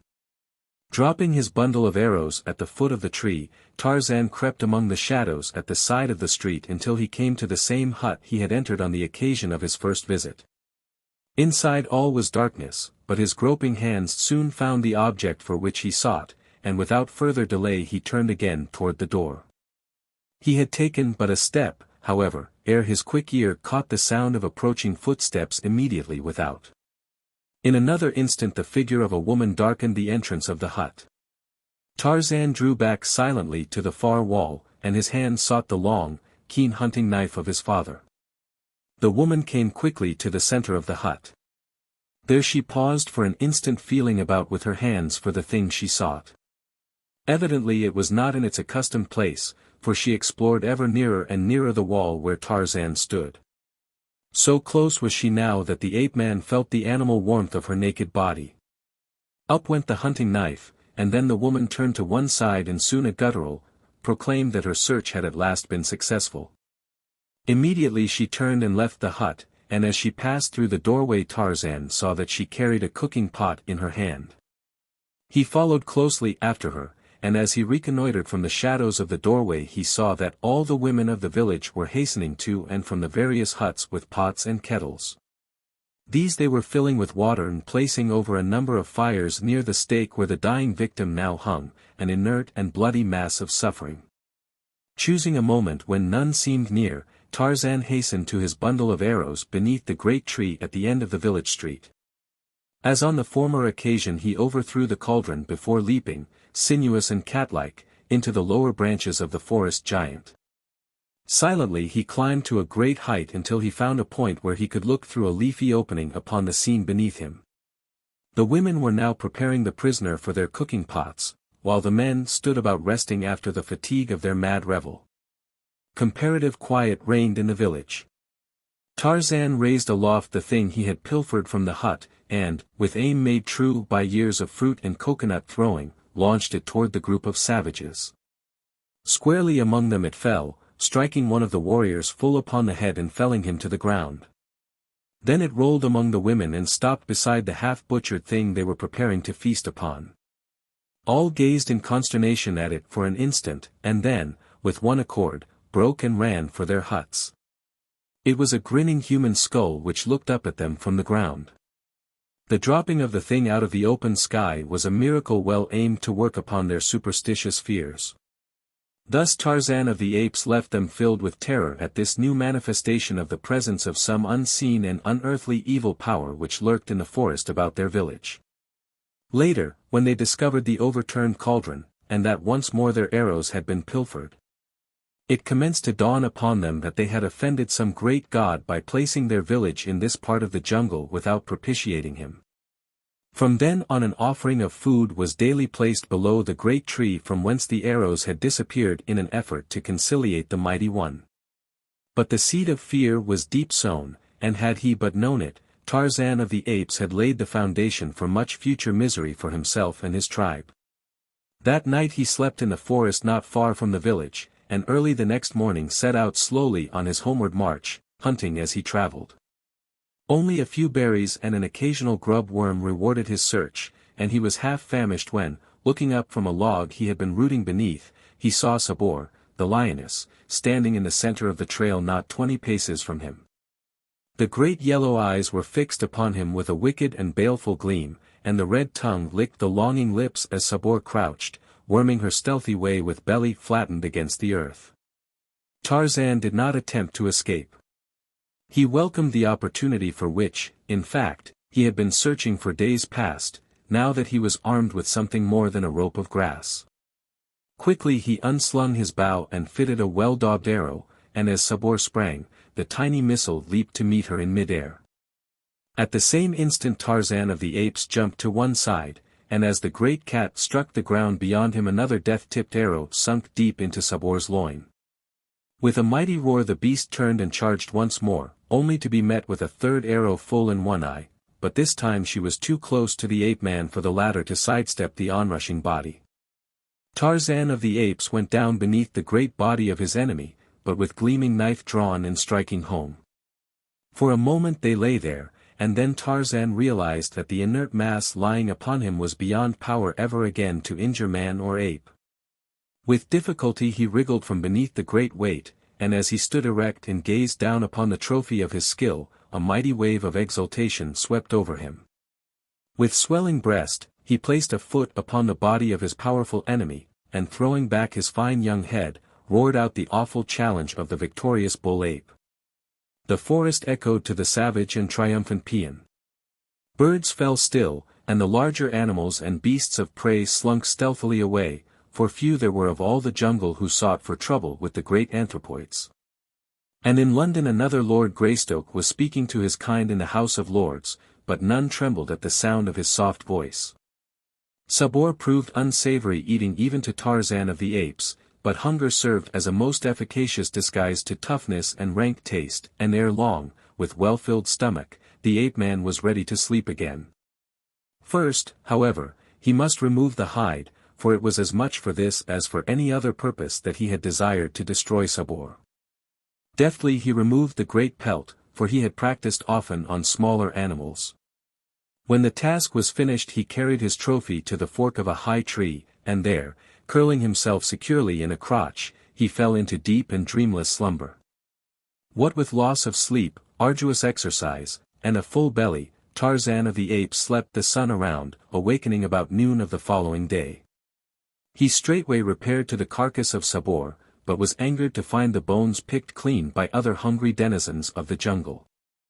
Half an hour's leisurely progress through the forest brought to sight a young deer, and before the little creature knew that an enemy was near a tiny arrow had lodged in its neck.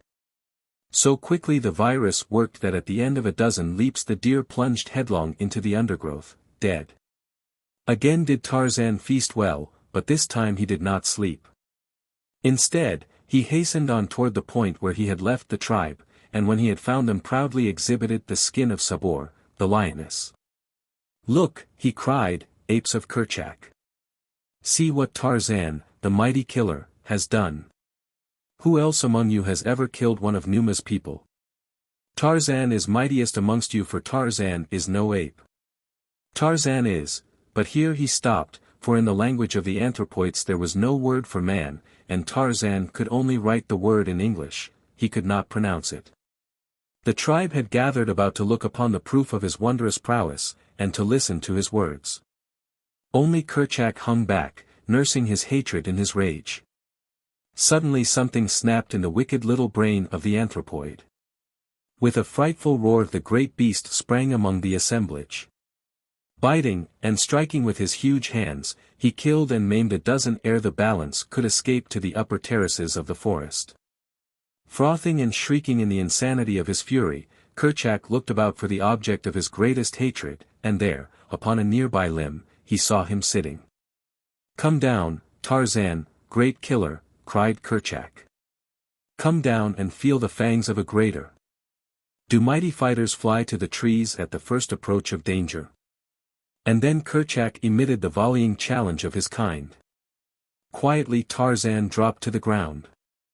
Breathlessly the tribe watched from their lofty perches as Kerchak, still roaring, charged the relatively puny figure. Nearly 7 feet stood Kerchak on his short legs. His enormous shoulders were bunched and rounded with huge muscles. The back of his short neck was as a single lump of iron sinew which bulged beyond the base of his skull, so that his head seemed like a small ball protruding from a huge mountain of flesh. His back drawn, snarling lips exposed his great fighting fangs, and his little, wicked, bloodshot eyes gleamed in horrid reflection of his madness. Awaiting him stood Tarzan, himself a mighty muscled animal, but his 6 feet of height and his great rolling sinews seemed pitifully inadequate to the ordeal which awaited them. His bow and arrows lay some distance away where he had dropped them while showing Sabor's hide to his fellow apes.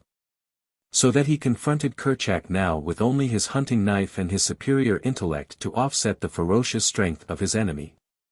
As his antagonist came roaring toward him, Lord Greystoke tore his long knife from its sheath, and with an answering challenge as horrid and blood-curdling as that of the beast he faced, rushed swiftly to meet the attack.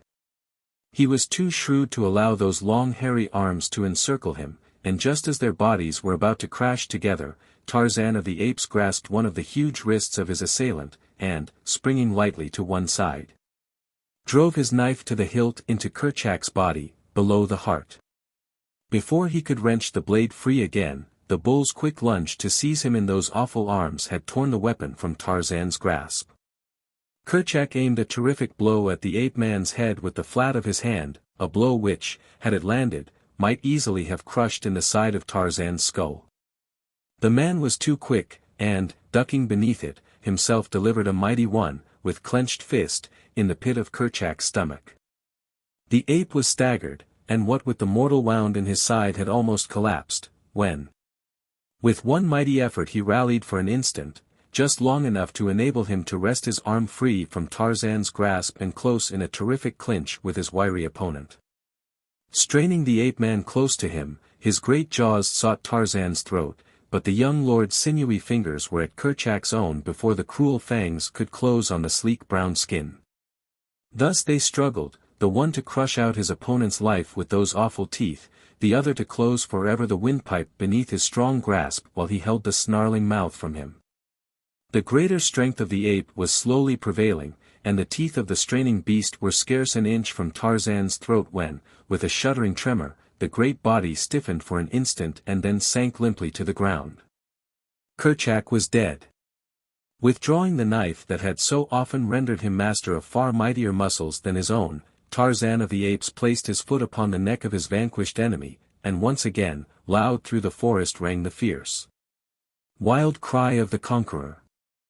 And thus came the young Lord Greystoke into the kingship of the apes. Chapter 12. Man's Reason. There was one of the tribe of Tarzan who questioned his authority, and that was Turkaz, the son of Tublat. But he so feared the keen knife and the deadly arrows of his new lord that he confined the manifestation of his objections to petty disobediences and irritating mannerisms.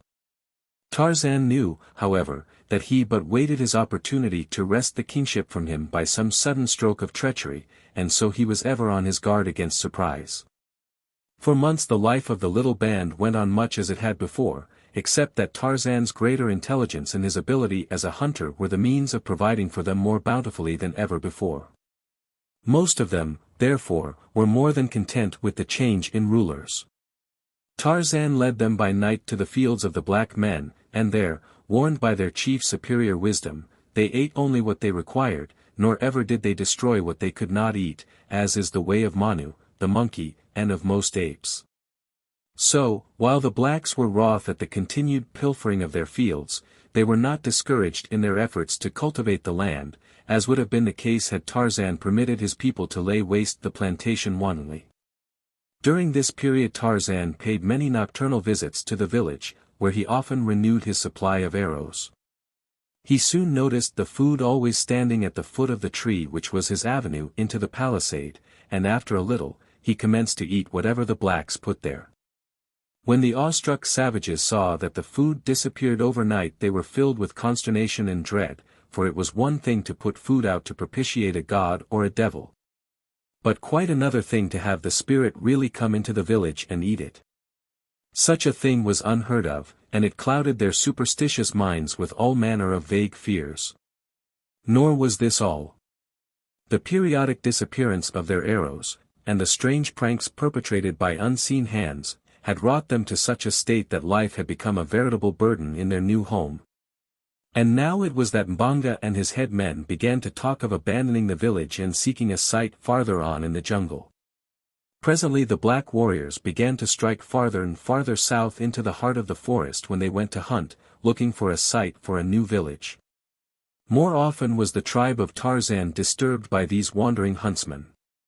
Now was the quiet, fierce solitude of the primeval forest broken by new, strange cries. No longer was there safety for bird or beast. Man had come. Other animals passed up and down the jungle by day and by night, fierce, cruel beasts, but their weaker neighbors only fled from their immediate vicinity to return again when the danger was past. With man it is different.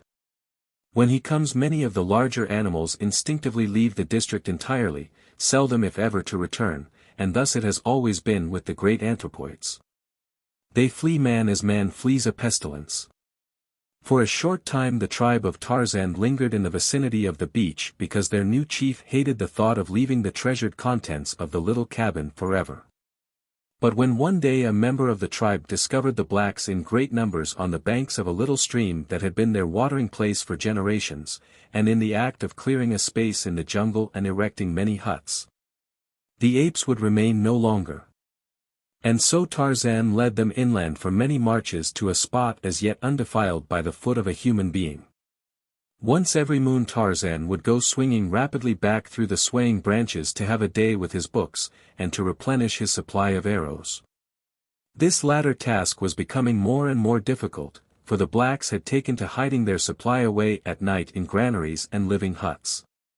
This necessitated watching by day on Tarzan's part to discover where the arrows were being concealed. Twice had he entered huts at night while the inmates lay sleeping upon their mats, and stolen the arrows from the very sides of the warriors. But this method he realized to be too fraught with danger, and so he commenced picking up solitary hunters with his long, deadly noose, stripping them of weapons and ornaments and dropping their bodies from a high tree into the village street during the still watches of the night.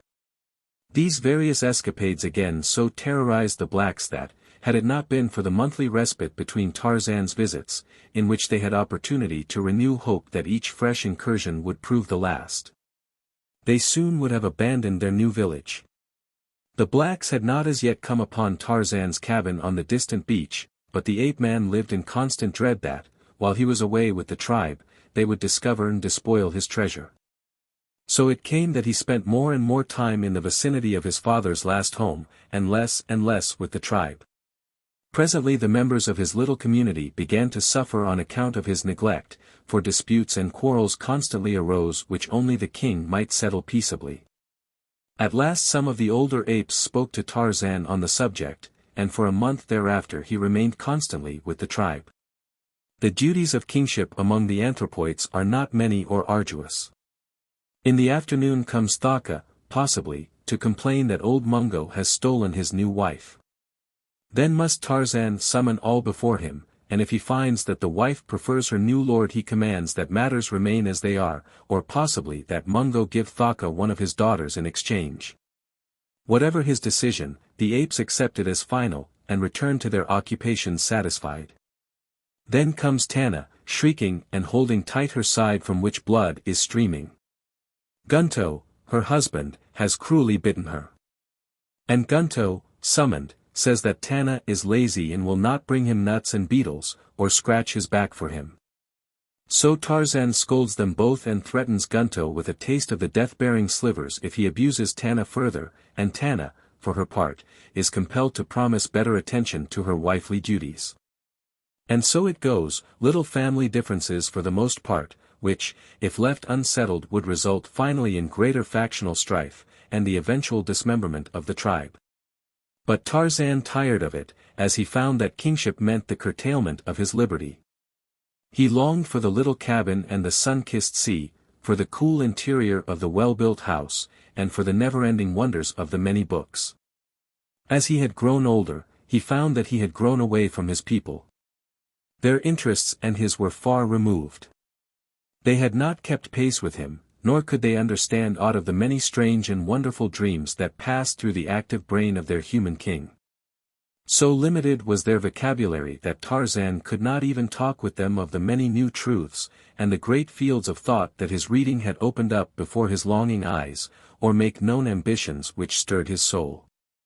Among the tribe he no longer had friends as of old. A little child may find companionship in many strange and simple creatures, but to a grown man there must be some semblance of equality in intellect as the basis for agreeable association.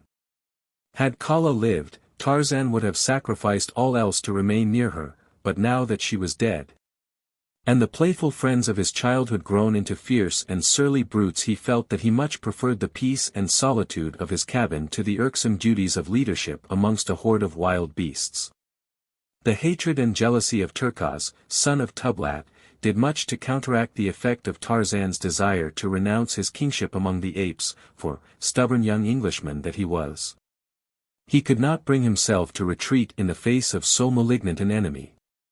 That Turquoise would be chosen leader in his stead he knew full well, for time and again the ferocious brute had established his claim to physical supremacy over the few bull apes who had dared resent his savage bullying. Tarzan would have liked to subdue the ugly beast without recourse to knife or arrows. So much had his great strength and agility increased in the period following his maturity that he had come to believe that he might master the redoubtable Turquoise in a hand-to-hand fight were it not for the terrible advantage the anthropoid's huge fighting fangs gave him over the poorly armed Tarzan. The entire matter was taken out of Tarzan's hands one day by force of circumstances, and his future left open to him, so that he might go or stay without any stain upon his savage escutcheon. It happened thus. The tribe was feeding quietly, spread over a considerable area, when a great screaming arose some distance east of where Tarzan lay upon his belly beside a limpid brook, attempting to catch an elusive fish in his quick brown hands. With one accord the tribe swung rapidly toward the frightened cries, and there found Turquoise holding an old female by the hair and beating her unmercifully with his great hands. As Tarzan approached he raised his hand aloft for Turquoise to desist, for the female was not his, but belonged to a poor old ape whose fighting days were long over, and who, therefore, could not protect his family. Turquoise knew that it was against the laws of his kind to strike this woman of another, but being a bully, he had taken advantage of the weakness of the female's husband to chastise her because she had refused to give up to him a tender young rodent she had captured. When Turquoise saw Tarzan approaching without his arrows, he continued to belabor the poor woman in a studied effort to affront his hated chieftain. Tarzan did not repeat his warning signal, but instead rushed bodily upon the waiting Turquoise. Never had the ape-man fought so terrible a battle since that long-gone day when Balgani, the great king gorilla, had so horribly manhandled him ere the new-found knife had, by accident, pricked the savage heart.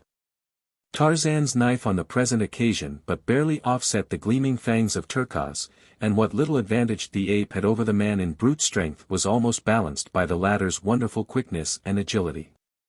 In the sum total of their points, however, the anthropoid had a shade the better of the battle, and had there been no other personal attribute to influence the final outcome, Tarzan of the Apes, the young Lord Greystoke, would have died as he had lived, an unknown savage beast in equatorial Africa. But there was that which had raised him far above his fellows of the jungle, that little spark which spells the whole vast difference between man and brute, reason. This it was which saved him from death beneath the iron muscles and tearing fangs of Turquoise. Scarcely had they fought a dozen seconds ere they were rolling upon the ground, striking, tearing and rending, two great savage beasts battling to the death. Turquoise had a dozen knife wounds on head and breast, and Tarzan was torn and bleeding, his scalp in one place half torn from his head so that a great piece hung down over one eye, obstructing his vision. But so far the young Englishman had been able to keep those horrible fangs from his jugular, and now, as they fought less fiercely for a moment, to regain their breath, Tarzan formed a cunning plan. He would work his way to the other's back and, clinging there with tooth and nail, drive his knife home until Turquoise was no more. The maneuver was accomplished more easily than he had hoped, for the stupid beast, not knowing what Tarzan was attempting, made no particular effort to prevent the accomplishment of the design. But when, finally, he realized that his antagonist was fastened to him where his teeth and fists alike were useless against him, Turquoise hurled himself about upon the ground so violently that Tarzan could but cling desperately to the leaping, turning, twisting body, and ere he had struck a blow the knife was hurled from his hand by a heavy impact against the earth, and Tarzan found himself defenseless. During the rollings and squirmings of the next few minutes, Tarzan's hold was loosened a dozen times until finally an accidental circumstance of those swift and ever-changing evolutions gave him a new hold with his right hand. which he realized was absolutely unassailable. His arm was passed beneath Turcos's arm from behind and his hand and forearm encircled the back of Turcos's neck. It was the half-Nelson of modern wrestling which the untaught ape man had stumbled upon, but superior reason showed him in an instant the value of the thing he had discovered. It was the difference to him between life and death. And so he struggled to encompass a similar hold with the left hand, and in a few moments Turcos's bull neck was creaking beneath a full Nelson. There was no more lunging about now. The two lay perfectly still upon the ground, Tarzan upon Turcos's back. Slowly the bullet head of the ape was being forced lower and lower upon his chest. Tarzan knew what the result would be. In an instant the neck would break. Then there came to Turcos's rescue the same thing that had put him in these sore straits, a man's reasoning power. If I kill him, thought Tarzan, what advantage will it be to me? Will it not rob the tribe of a great fighter? And if Turcos be dead, he will know nothing of my supremacy, while alive he will ever be an example to the other apes. Kagoda, hissed Tarzan in Turcos's ear, which, in ape tongue, means, freely translated, do you surrender? For a moment there was no reply, and Tarzan added a few more ounces of pressure, which elicited a horrified shriek of pain from the great beast. Kagoda, repeated Tarzan. Kagoda, cried Turcos. Listen, said Tarzan, easing up a trifle, but not releasing his hold. I am Tarzan, king of the apes, mighty hunter, mighty fighter. In all the jungle there is none so great. You have said, Kagoda, to me. All the tribe have heard. Quarrel no more with your king or your people, for next time I shall kill you. Do you understand? Ha, assented Turcos. And you are satisfied? Ha, said the ape. Tarzan let him up, and in a few minutes all were back at their vocations, as though naught had occurred to mar the tranquility of their primeval forest haunts. But deep in the minds of the apes was rooted the conviction that Tarzan was a mighty fighter and a strange creature. Strange because he had had it in his power to kill his enemy, but had allowed him to live, unharmed. That afternoon as the tribe came together, as was their wont before darkness settled on the jungle, Tarzan, his wounds washed in the waters of the stream, called the old males about him. You have seen again today that Tarzan of the apes is the greatest among you, he said. Ha, they replied with one voice, Tarzan is great. Tarzan, he continued, is not an ape. He is not like his people.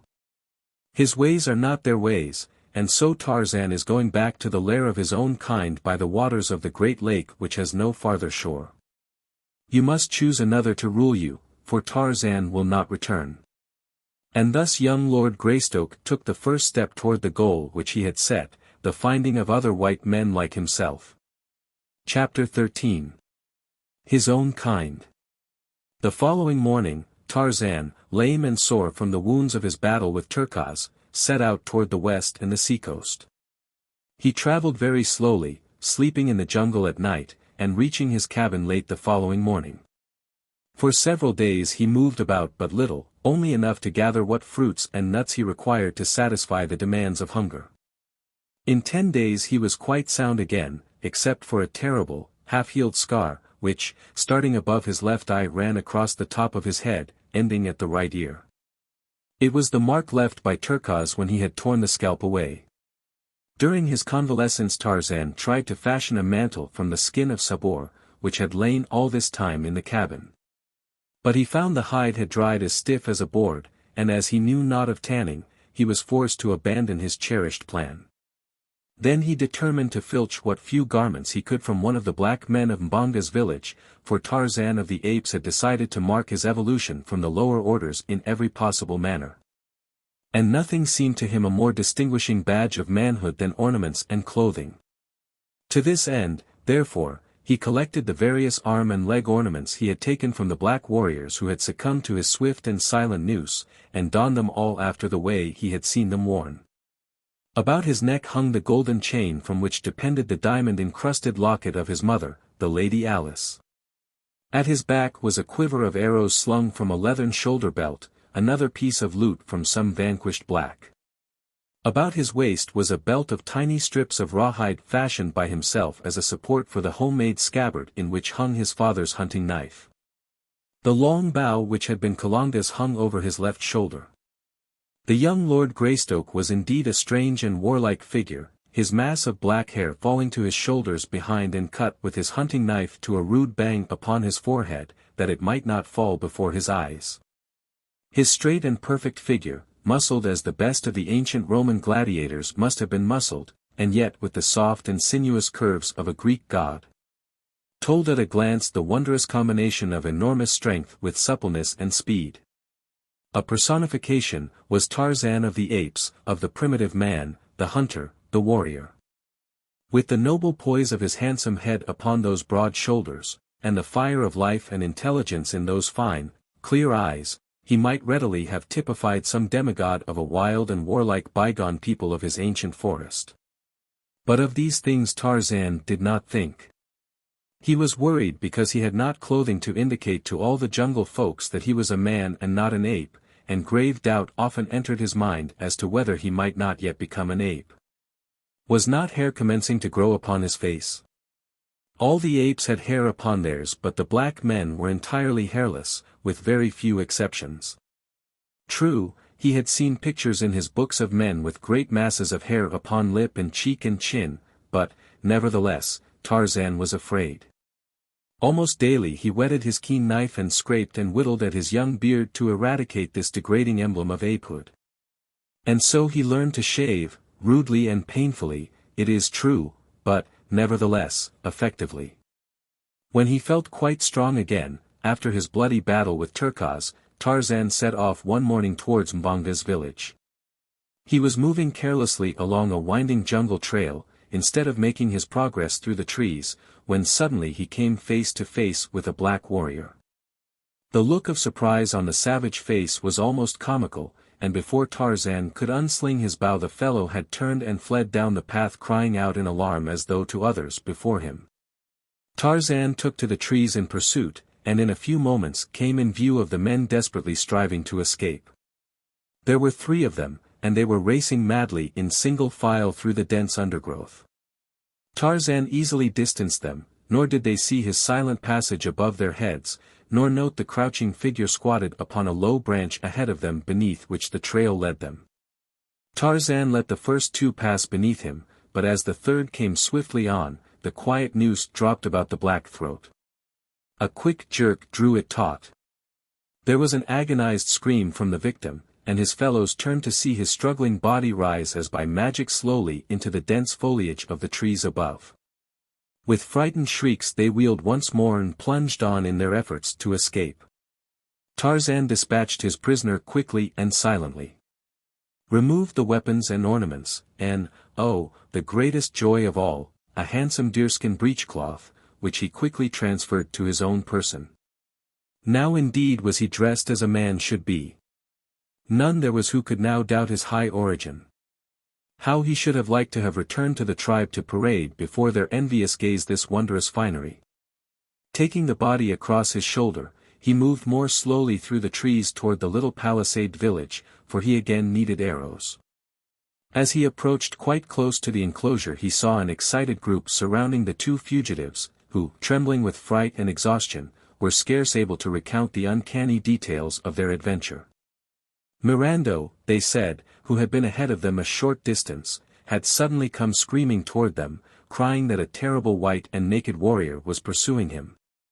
The 3 of them had hurried toward the village as rapidly as their legs would carry them.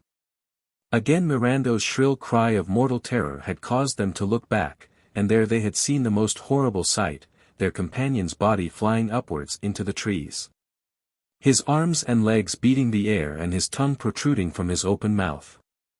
No other sound did he utter, nor was there any creature in sight about him.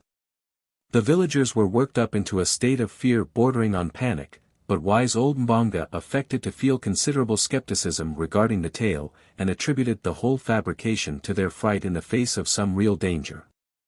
"You tell us this great story," he said, "because you do not dare to speak the truth. You do not dare admit that when the lion sprang upon Mirando you ran away and left him. You are cowards. Scarcely had Mbonga ceased speaking when a great crashing of branches in the trees above them caused the blacks to look up in renewed terror. The sight that met their eyes made even wise old Mbonga shudder, for there, turning and twisting in the air, came the dead body of Mirando, to sprawl with a sickening reverberation upon the ground at their feet. With one accord the blacks took to their heels, nor did they stop until the last of them was lost in the dense shadows of the surrounding jungle. Again Tarzan came down into the village and renewed his supply of arrows and ate of the offering of food which the blacks had made to appease his wrath. Before he left he carried the body of Mirando to the gate of the village, and propped it up against the palisade in such a way that the dead face seemed to be peering around the edge of the gatepost down the path which led to the jungle. Then Tarzan returned, hunting, always hunting, to the cabin by the beach. It took a dozen attempts on the part of the thoroughly frightened blacks to re-enter their village, past the horrible, grinning face of their dead fellow, and when they found the food and arrows gone they knew, what they had only too well feared. That Mirando had seen the evil spirit of the jungle. That now seemed to them the logical explanation. Only those who saw this terrible god of the jungle died, for was it not true that none left alive in the village had ever seen him? Therefore, those who had died at his hands must have seen him and paid the penalty with their lives. As long as they supplied him with arrows and food he would not harm them unless they looked upon him, so it was ordered by Mbonga that in addition to the food offering there should also be laid out an offering of arrows for this Munangokiwati. And this was done from then on. If you ever chance to pass that far-off African village you will still see before a tiny thatched hut, built just without the village, a little iron pot in which is a quantity of food, and beside it a quiver of well-daubed arrows. When Tarzan came in sight of the beach where stood his cabin, a strange and unusual spectacle met his vision. On the placid waters of the landlocked harbor floated a great ship, and on the beach a small boat was drawn up. But, most wonderful of all, a number of white men like himself were moving about between the beach and his cabin. Tarzan saw that in many ways they were like the men of his picture books. He crept closer through the trees until he was quite close above them. There were 10 men, swarthy, sun-tanned, villainous-looking fellows. Now they had congregated by the boat and were talking in loud, angry tones, with much gesticulating and shaking of fists. Presently one of them, a little, mean-faced, black-bearded fellow with a countenance which reminded Tarzan of Pamba, the rat, laid his hand upon the shoulder of a giant who stood next him, and with whom all the others had been arguing and quarreling. The little man pointed inland, so that the giant was forced to turn away from the others to look in the direction indicated. As he turned, the little, mean-faced man drew a revolver from his belt and shot the giant in the back. The big fellow threw his hands above his head, his knees bent beneath him, and without a sound he tumbled forward upon the beach, dead. The report of the weapon, the first that Tarzan had ever heard, filled him with wonderment, but even this unaccustomed sound could not startle his healthy nerves into even a semblance of panic. The conduct of the white strangers it was that caused him the greatest perturbation. He puckered his brows into a frown of deep thought. It was well, thought he, that he had not given way to his first impulse to rush forward and greet these white men as brothers. They were evidently no different from the black men, no more civilized than the apes, no less cruel than Sabor. For a moment the others stood looking at the little, mean-faced man and the giant lying dead upon the beach. Then one of them laughed and slapped the little man upon the back. There was much more talk and gesticulating, but less quarreling. Presently they launched the boat and all jumped into it and rowed away toward the great ship, where Tarzan could see other figures moving about upon the deck. When they had clambered aboard, Tarzan dropped to earth behind a great tree and crept to his cabin, keeping it always between himself and the ship. Slipping in at the door he found that everything had been ransacked. His books and pencils strewed the floor. His weapons and shields and other little store of treasures were littered about. As he saw what had been done a great wave of anger surged through him, and the new-made scar upon his forehead stood suddenly out, a bar of inflamed crimson against his tawny hide. Quickly he ran to the cupboard and searched in the far recess of the lower shelf. Ah! He breathed a sigh of relief as he drew out the little tin box, and, opening it, found his greatest treasures undisturbed. The photograph of the smiling, strong-faced young man, and the little black puzzle book were safe. What was that?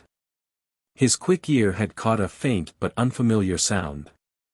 Running to the window, Tarzan looked toward the harbor, and there he saw that a boat was being lowered from the great ship beside the one already in the water. Soon he saw many people clambering over the sides of the larger vessel and dropping into the boats. They were coming back in full force. For a moment longer Tarzan watched while a number of boxes and bundles were lowered into the waiting boats, then, as they shoved off from the ship's side, the ape-man snatched up a piece of paper. And with a pencil printed on it for a few moments until it bore several lines of strong, well-made, almost letter-perfect characters. This notice he stuck upon the door with a small sharp splinter of wood. Then gathering up his precious tin box, his arrows, and as many bows and spears as he could carry, he hastened through the door and disappeared into the forest. When the two boats were beached upon the silvery sand, it was a strange assortment of humanity that clambered ashore. Some 20 souls in all there were, 15 of them rough and villainous appearing seamen. The others of the party were of different stamp. One was an elderly man, with white hair and large rimmed spectacles. His slightly stooped shoulders were draped in an ill-fitting, though immaculate, frock coat, and a shiny silk hat added to the incongruity of his garb in an African jungle. The second member of the party to land was a tall young man in white ducks, while directly behind came another elderly man with a very high forehead and a fussy, excitable manner. After these came a huge negress clothed like Solomon as to colors. Her great eyes rolled in evident terror, first toward the jungle and then toward the cursing band of sailors who were removing the bales and boxes from the boats. The last member of the party to disembark was a girl of about 19, and it was the young man who stood at the boat's prow to lift her high and dry upon land. She gave him a brave and pretty smile of thanks, but no words passed between them. In silence the party advanced toward the cabin. It was evident that whatever their intentions, all had been decided upon before they left the ship. And so they came to the door, the sailors carrying the boxes and bales, followed by the 5 who were of so different a class. The men put down their burdens, and then one caught sight of the notice which Tarzan had posted. "Ho, mates," he cried. "What's here? This sign was not posted an hour ago, or I'll eat the cook." The others gathered about, craning their necks over the shoulders of those before them, but as few of them could read at all, and then only after the most laborious fashion, one finally turned to the little old man of the top hat and frock coat. "Hi, Professor," he called, "step forward and read the bloomin' notice." Thus addressed, the old man came slowly to where the sailors stood, followed by the other members of his party. Adjusting his spectacles he looked for a moment at the placard and then, turning away, strolled off muttering to himself, "Most remarkable, most remarkable." "Hi, old fossil," cried the man who had first called on him for assistance, "did je think we wanted of you to read the bloomin' notice to yourself? Come back here and read it out loud, you old barnacle." The old man stopped and, turning back, said, "Oh, yes, my dear sir, 1,000 pardons. It was quite thoughtless of me, yes, very thoughtless. Most remarkable, most remarkable." Again he faced the notice and read it through, and doubtless would have turned off again to ruminate upon it had not the sailor grasped him roughly by the collar and howled into his ear. "Read it out loud, you blithering old idiot." "Ah, yes indeed," replied the professor softly, and adjusting his spectacles once more he read aloud. "This is the house of Tarzan, the killer of beasts and many black men. Do not harm the things which are Tarzan's. Tarzan watches. Tarzan of the Apes." "Who the devil is Tarzan?" cried the sailor who had before spoken. "He evidently speaks English," said the young man. "But what does Tarzan of the Apes mean?" cried the girl. "I do not know, Miss Porter," replied the young man, "unless we have discovered a runaway simian from the London Zoo who has brought back a European education to his jungle home. What do you make of it, Professor Porter?" he added, turning to the old man. Professor Archimedes Q. Porter adjusted his spectacles. "Ah, yes, indeed, most remarkable," said the professor. "But I can add nothing further to what I have already remarked in elucidation of this truly momentous occurrence," and the professor turned slowly in the direction of the jungle. "But, Papa," cried the girl, "you haven't said anything about it yet." "Tut, tut, child. Tut, tut," responded Professor Porter, in a kindly and indulgent tone, "do not trouble your pretty head with such weighty and abstruse problems," and again he wandered slowly off in still another direction, his eyes bent upon the ground at his feet. His hands clasped behind him beneath the flowing tails of his coat.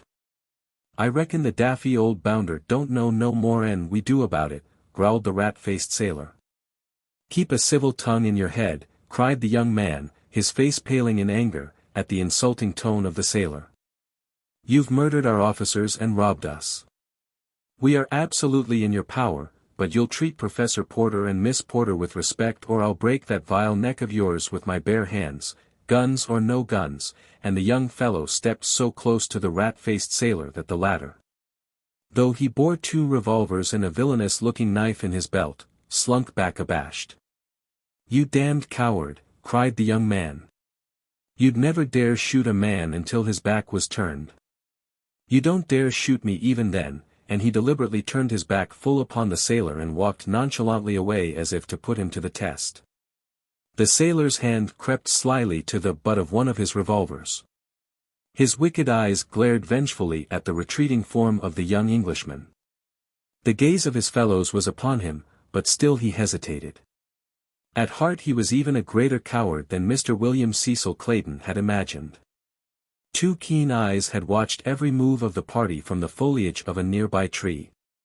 Tarzan had seen the surprise caused by his notice, and while he could understand nothing of the spoken language of these strange people, their gestures and facial expressions told him much.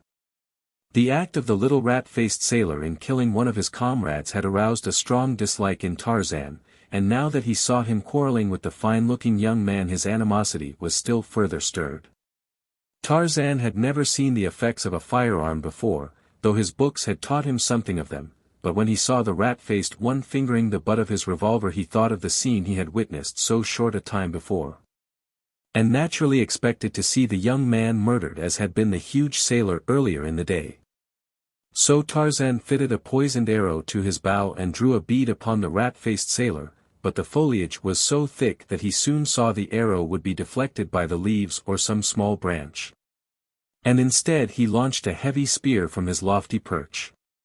Clayton had taken but a dozen steps. The rat-faced sailor had half drawn his revolver, the other sailors stood watching the scene intently.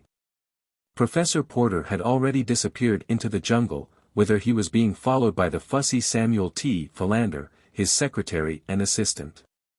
Esmeralda, the negress, was busy sorting her mistress' baggage from the pile of bales and boxes beside the cabin, and Miss Porter had turned away to follow Clayton, when something caused her to turn again toward the sailor. And then 3 things happened almost simultaneously. The sailor jerked out his weapon and leveled it at Clayton's back, Miss Porter screamed a warning, and a long, metal-shod spear shot like a bolt from above and passed entirely through the right shoulder of the rat-faced man. The revolver exploded harmlessly in the air, and the seaman crumpled up with a scream of pain and terror. Clayton turned and rushed back toward the scene. The sailors stood in a frightened group, with drawn weapons, peering into the jungle. The wounded man writhed and shrieked upon the ground. Clayton, unseen by any, picked up the fallen revolver and slipped it inside his shirt, then he joined the sailors in gazing, mystified, into the jungle. "Who could it have been?"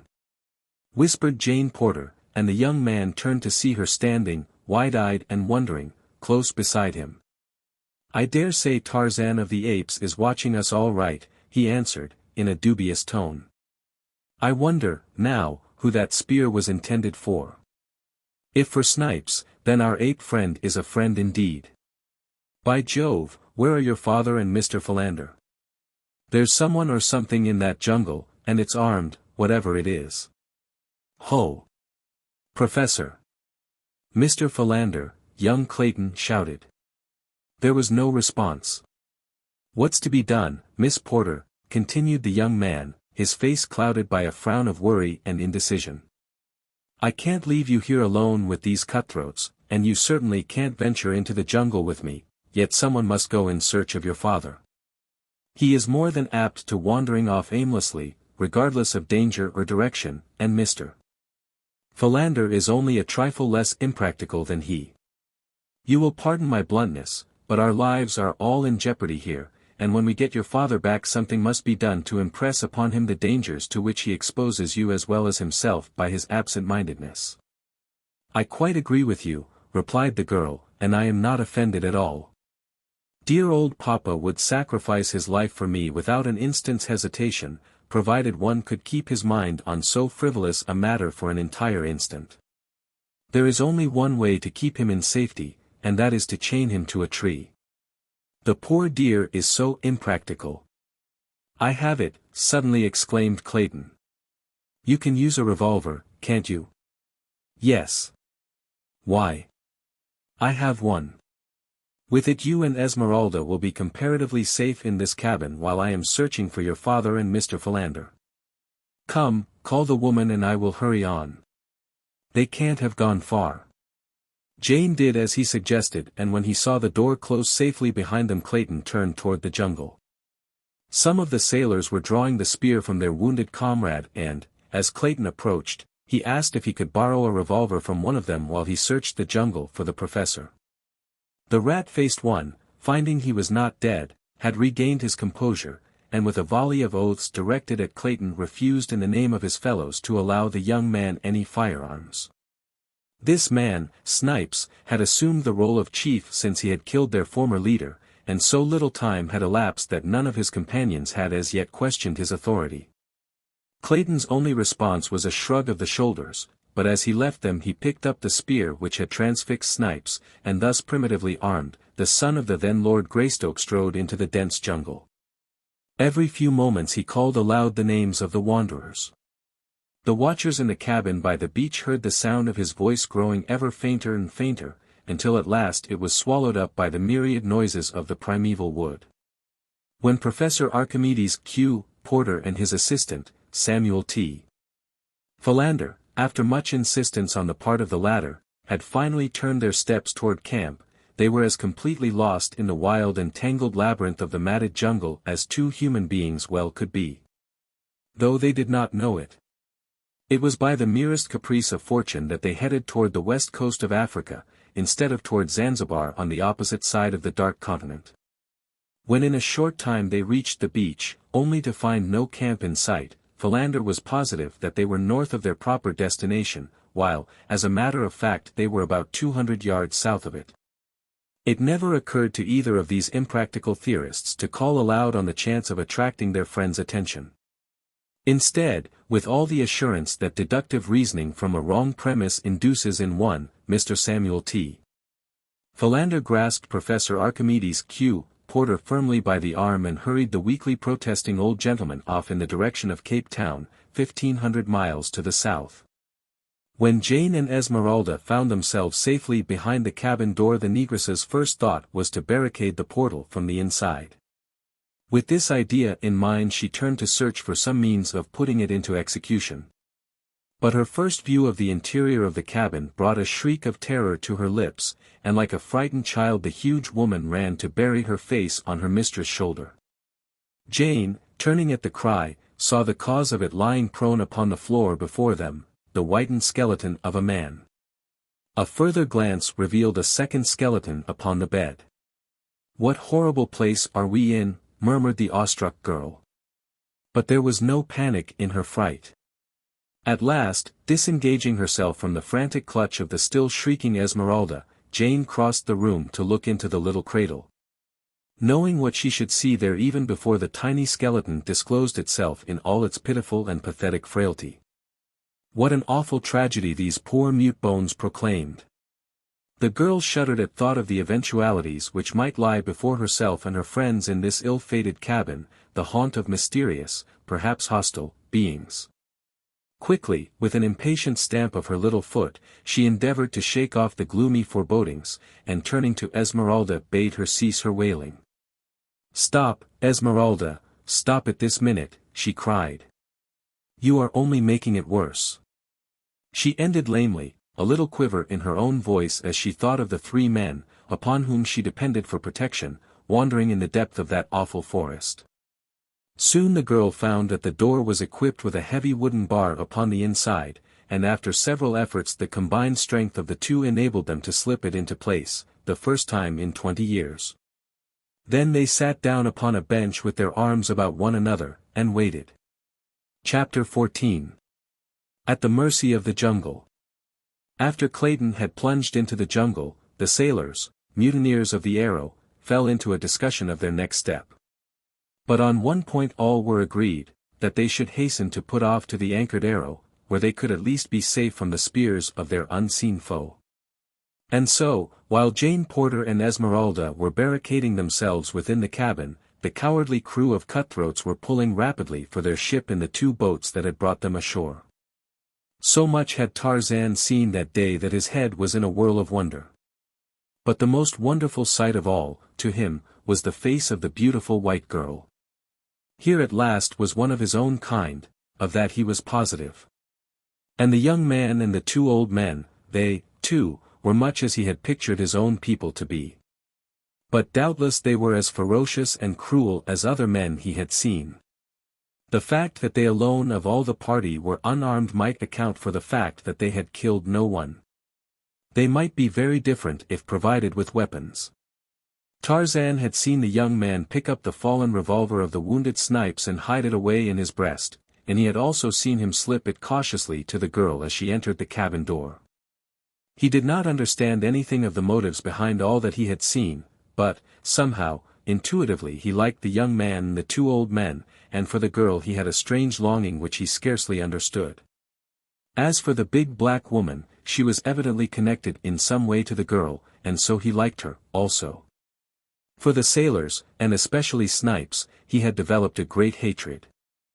He knew by their threatening gestures and by the expression upon their evil faces that they were enemies of the others of the party, and so he decided to watch closely.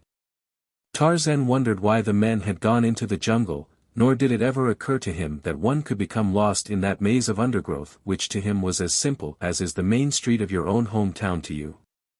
When he saw the sailors row away toward the ship, and knew that the girl and her companion were safe in his cabin, Tarzan decided to follow the young man into the jungle and learn what his errand might be. He swung off rapidly in the direction taken by Clayton, and in a short time heard faintly in the distance the now only occasional calls of the Englishman to his friends. Presently Tarzan came up with the white man, who, almost fagged, was leaning against a tree wiping the perspiration from his forehead. The ape man, hiding safe behind a screen of foliage, sat watching this new specimen of his own race intently. At intervals Clayton called aloud and finally it came to Tarzan that he was searching for the old man. Tarzan was on the point of going off to look for them himself, when he caught the yellow glint of a sleek hide moving cautiously through the jungle toward Clayton. It was Sheeta, the leopard. Now, Tarzan heard the soft bending of grasses and wondered why the young white man was not warned. Could it be he had failed to note the loud warning? Never before had Tarzan known Sheeta to be so clumsy. No, the white man did not hear. Sheeta was crouching for the spring, and then, shrill and horrible, there rose from the stillness of the jungle the awful cry of the challenging ape, and Sheeta turned, crashing into the underbrush. Clayton came to his feet with a start. His blood ran cold. Never in all his life had so fearful a sound smote upon his ears. He was no coward. But if ever man felt the icy fingers of fear upon his heart, William Cecil Clayton, eldest son of Lord Greystoke of England, did that day in the fastness of the African jungle. The noise of some great body crashing through the underbrush so close beside him, and the sound of that blood-curdling shriek from above, tested Clayton's courage to the limit. But he could not know that it was to that very voice he owed his life, nor that the creature who hurled it forth was his own cousin, the real Lord Greystoke. The afternoon was drawing to a close, and Clayton, disheartened and discouraged, was in a terrible quandary as to the proper course to pursue. Whether to keep on in search of Professor Porter, at the almost certain risk of his own death in the jungle by night, or to return to the cabin where he might at least serve to protect Jane from the perils which confronted her on all sides. He did not wish to return to camp without her father, still more, he shrank from the thought of leaving her alone and unprotected in the hands of the mutineers of the Arrow, or to the 100 unknown dangers of the jungle. Possibly, too, he thought, the professor and Philander might have returned to camp. Yes, that was more than likely. At least he would return and see, before he continued what seemed to be a most fruitless quest. And so he started, stumbling back through the thick and matted underbrush in the direction that he thought the cabin lay. To Tarzan's surprise, the young man was heading further into the jungle in the general direction of Mbonga's village, and the shrewd young ape man was convinced that he was lost. To Tarzan this was scarcely comprehensible. His judgment told him that no man would venture toward the village of the cruel blacks armed only with a spear which, from the awkward way in which he carried it, was evidently an unaccustomed weapon to this white man. Nor was he following the trail of the old men. That, they had crossed and left long since, though it had been fresh and plain before Tarzan's eyes. Tarzan was perplexed. The fierce jungle would make easy prey of this unprotected stranger in a very short time if he were not guided quickly to the beach. Yes, there was Numa, the lion, even now, stalking the white man a dozen paces to the right. Clayton heard the great body paralleling his course, and now there rose upon the evening air the beast's thunderous roar. The man stopped with upraised spear and faced the brush from which issued the awful sound. The shadows were deepening, darkness was settling in. God! To die here alone, beneath the fangs of wild beasts, to be torn and rent, to feel the hot breath of the brute on his face as the great paw crushed down upon his breast. For a moment all was still. Clayton stood rigid, with raised spear. Presently a faint rustling of the bush apprised him of the stealthy creeping of the thing behind. It was gathering for the spring. At last he saw it, not 20 feet away, the long, lithe, muscular body and tawny head of a huge black-maned lion. The beast was upon its belly, moving forward very slowly. As its eyes met Clayton's it stopped, and deliberately, cautiously gathered its hind quarters behind it. In agony the man watched, fearful to launch his spear, powerless to fly. He heard a noise in the tree above him. Some new danger, he thought, but he dared not take his eyes from the yellow-green orbs before him. There was a sharp twang as of a broken banjo string, and at the same instant an arrow appeared in the yellow hide of the crouching lion. With a roar of pain and anger the beast sprang, but, somehow, Clayton stumbled to one side, and as he turned again to face the infuriated king of beasts, he was appalled at the sight which confronted him. Almost simultaneously with the lions turning to renew the attack, a half-naked giant dropped from the tree above squarely on the brute's back.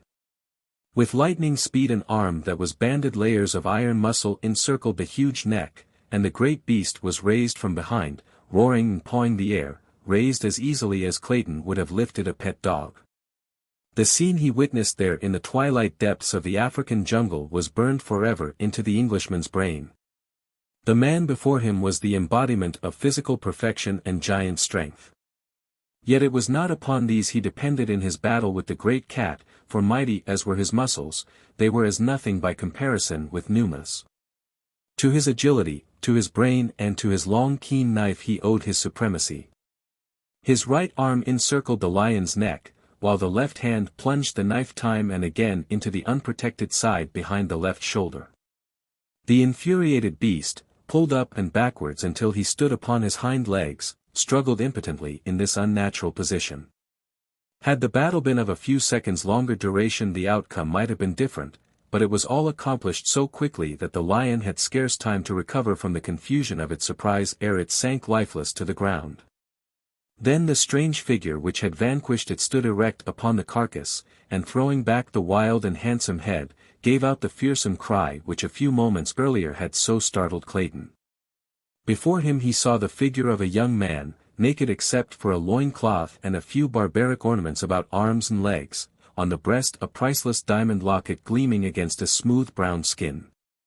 The hunting knife had been returned to its homely sheath, and the man was gathering up his bow and quiver from where he had tossed them when he leaped to attack the lion.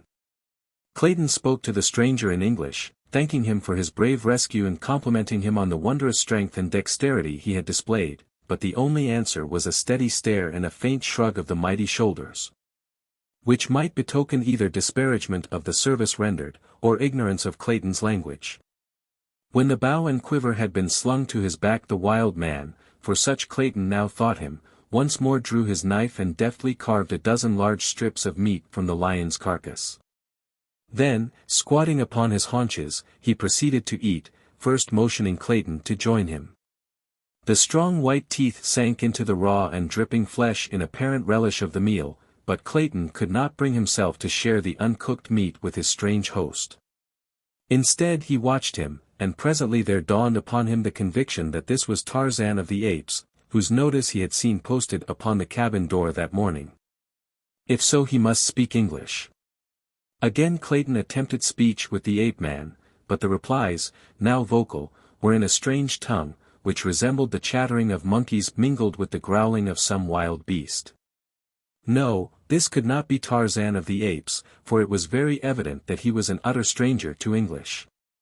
When Tarzan had completed his repast, he rose and, pointing a very different direction from that which Clayton had been pursuing, started off through the jungle toward the point he had indicated. Clayton, bewildered and confused, hesitated to follow him, for he thought he was but being led more deeply into the mazes of the forest. But the ape-man, seeing him disinclined to follow, returned, and, grasping him by the coat, dragged him along until he was convinced that Clayton understood what was required of him. Then he left him to follow voluntarily. The Englishman, finally concluding that he was a prisoner, saw no alternative open but to accompany his captor, and thus they traveled slowly through the jungle while the sable mantle of the impenetrable forest night fell about them. And the stealthy footfalls of padded paws mingled with the breaking of twigs and the wild calls of the savage life that Clayton felt closing in upon him. Suddenly Clayton heard the faint report of a firearm, a single shot, and then silence. In the cabin by the beach, two thoroughly terrified women clung to each other as they crouched upon the low bench in the gathering darkness. The negress sobbed hysterically, bemoaning the evil day that had witnessed her departure from her dear Maryland, while the white girl, dry-eyed and outwardly calm, was torn by inward fears and forebodings. She feared not more for herself than for the three men whom she knew to be wandering in the abysmal depths of the savage jungle, from which she now heard issuing the almost incessant shrieks and roars, barkings and growlings of its terrifying and fearsome denizens as they sought their prey. And now there came the sound of a heavy body brushing against the side of the cabin. She could hear the great padded paws upon the ground outside. For an instant all was silence, even the bedlam of the forest died to a faint murmur. Then she distinctly heard the beast outside sniffing at the door, not 2 feet from where she crouched. Instinctively the girl shuddered, and shrank closer to the black woman. "Hush," she whispered. "Hush, Esmeralda," for the woman's sobs and groans seemed to have attracted the thing that stalked there just beyond the thin wall. A gentle scratching sound was heard on the door. The brute tried to force an entrance. But presently this ceased, and again she heard the great pads creeping stealthily around the cabin. Again they stopped, beneath the window on which the terrified eyes of the girl now glued themselves. "God!" she murmured, for now, silhouetted against the moonlit sky beyond, she saw framed in the tiny square of the latticed window the head of a huge lioness. The gleaming eyes were fixed upon her in intent ferocity. "Look, Esmeralda," she whispered. "For God's sake, what shall we do? Look! Quick! The window!" Esmeralda, cowering still closer to her mistress, took one frightened glance toward the little square of moonlight, just as the lioness emitted a low, savage snarl. The sight that met the poor woman's eyes was too much for the already overstrung nerves. "Oh, Gabrielle," she shrieked, and slid to the floor an inert and senseless mass. For what seemed an eternity the great brute stood with its forepaws upon the sill, glaring into the little room. Presently it tried the strength of the lattice with its great talons. The girl had almost ceased to breathe, when, to her relief, the head disappeared and she heard the brute's footsteps leaving the window. But now they came to the door again, and once more the scratching commenced. This time with increasing force until the great beast was tearing at the massive panels in a perfect frenzy of eagerness to seize its defenseless victims. Could Jane have known the immense strength of that door, built piece by piece, she would have felt less fear of the lioness reaching her by this avenue. Little did John Clayton imagine when he fashioned that crude but mighty portal that one day, 20 years later, it would shield a fair American girl, then unborn, from the teeth and talons of a man-eater. For fully 20 minutes the brute alternately sniffed and tore at the door, occasionally giving voice to a wild, savage cry of baffled rage. At length, however, she gave up the attempt, and Jane heard her returning toward the window, beneath which she paused for an instant, and then launched her great weight against the time-worn lattice. The girl heard the wooden rods groan beneath the impact, but they held, and the huge body dropped back to the ground below. Again and again the lioness repeated these tactics, until finally the horrified prisoner within saw a portion of the lattice give way, and in an instant one great paw and the head of the animal were thrust within the room. Slowly the powerful neck and shoulders spread the bars apart, and the lithe body protruded farther and farther into the room. As in a trance, the girl rose, her hand upon her breast, wide eyes staring horror-stricken into the snarling face of the beast scarce 10 feet from her. At her feet lay the prostrate form of the negress. If she could but arouse her, their combined efforts might possibly avail to beat back the fierce and bloodthirsty intruder. Jane stooped to grasp the black woman by the shoulder. Roughly she shook her. "Esmeralda! Esmeralda!" she cried. "Help me, or we are lost." Esmeralda opened her eyes. The first object they encountered was the dripping fangs of the hungry lioness. With a horrified scream the poor woman rose to her hands and knees, and in this position scurried across the room, shrieking, "Oh Gabrielle! Oh Gabrielle!" at the top of her lungs. Esmeralda weighed some 280 pounds, and her extreme haste, added to her extreme corpulency, produced a most amazing result when Esmeralda elected to travel on all fours.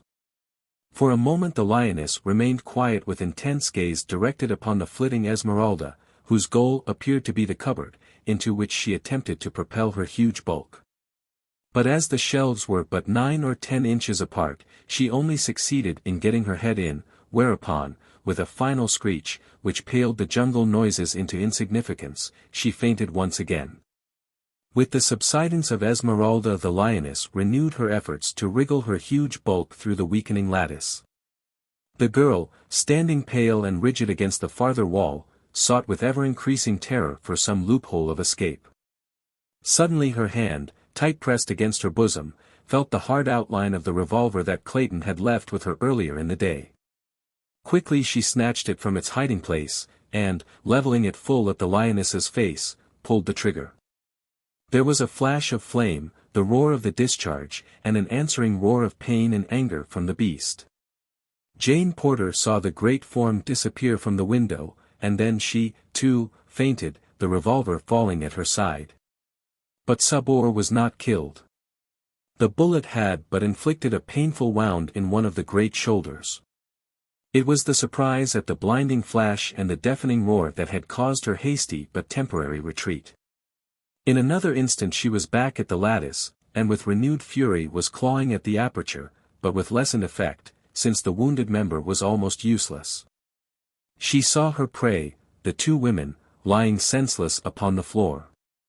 There was no longer any resistance to be overcome. Her meat lay before her, and Sabor had only to worm her way through the lattice to claim it.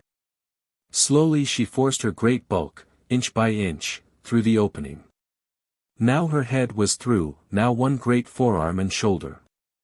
Carefully she drew up the wounded member to insinuate it gently beyond the tight-pressing bars. A moment more and both shoulders through, the long, sinuous body and the narrow hips would glide quickly after. It was on this sight that Jane Porter again opened her eyes. Chapter 15. The Forest God.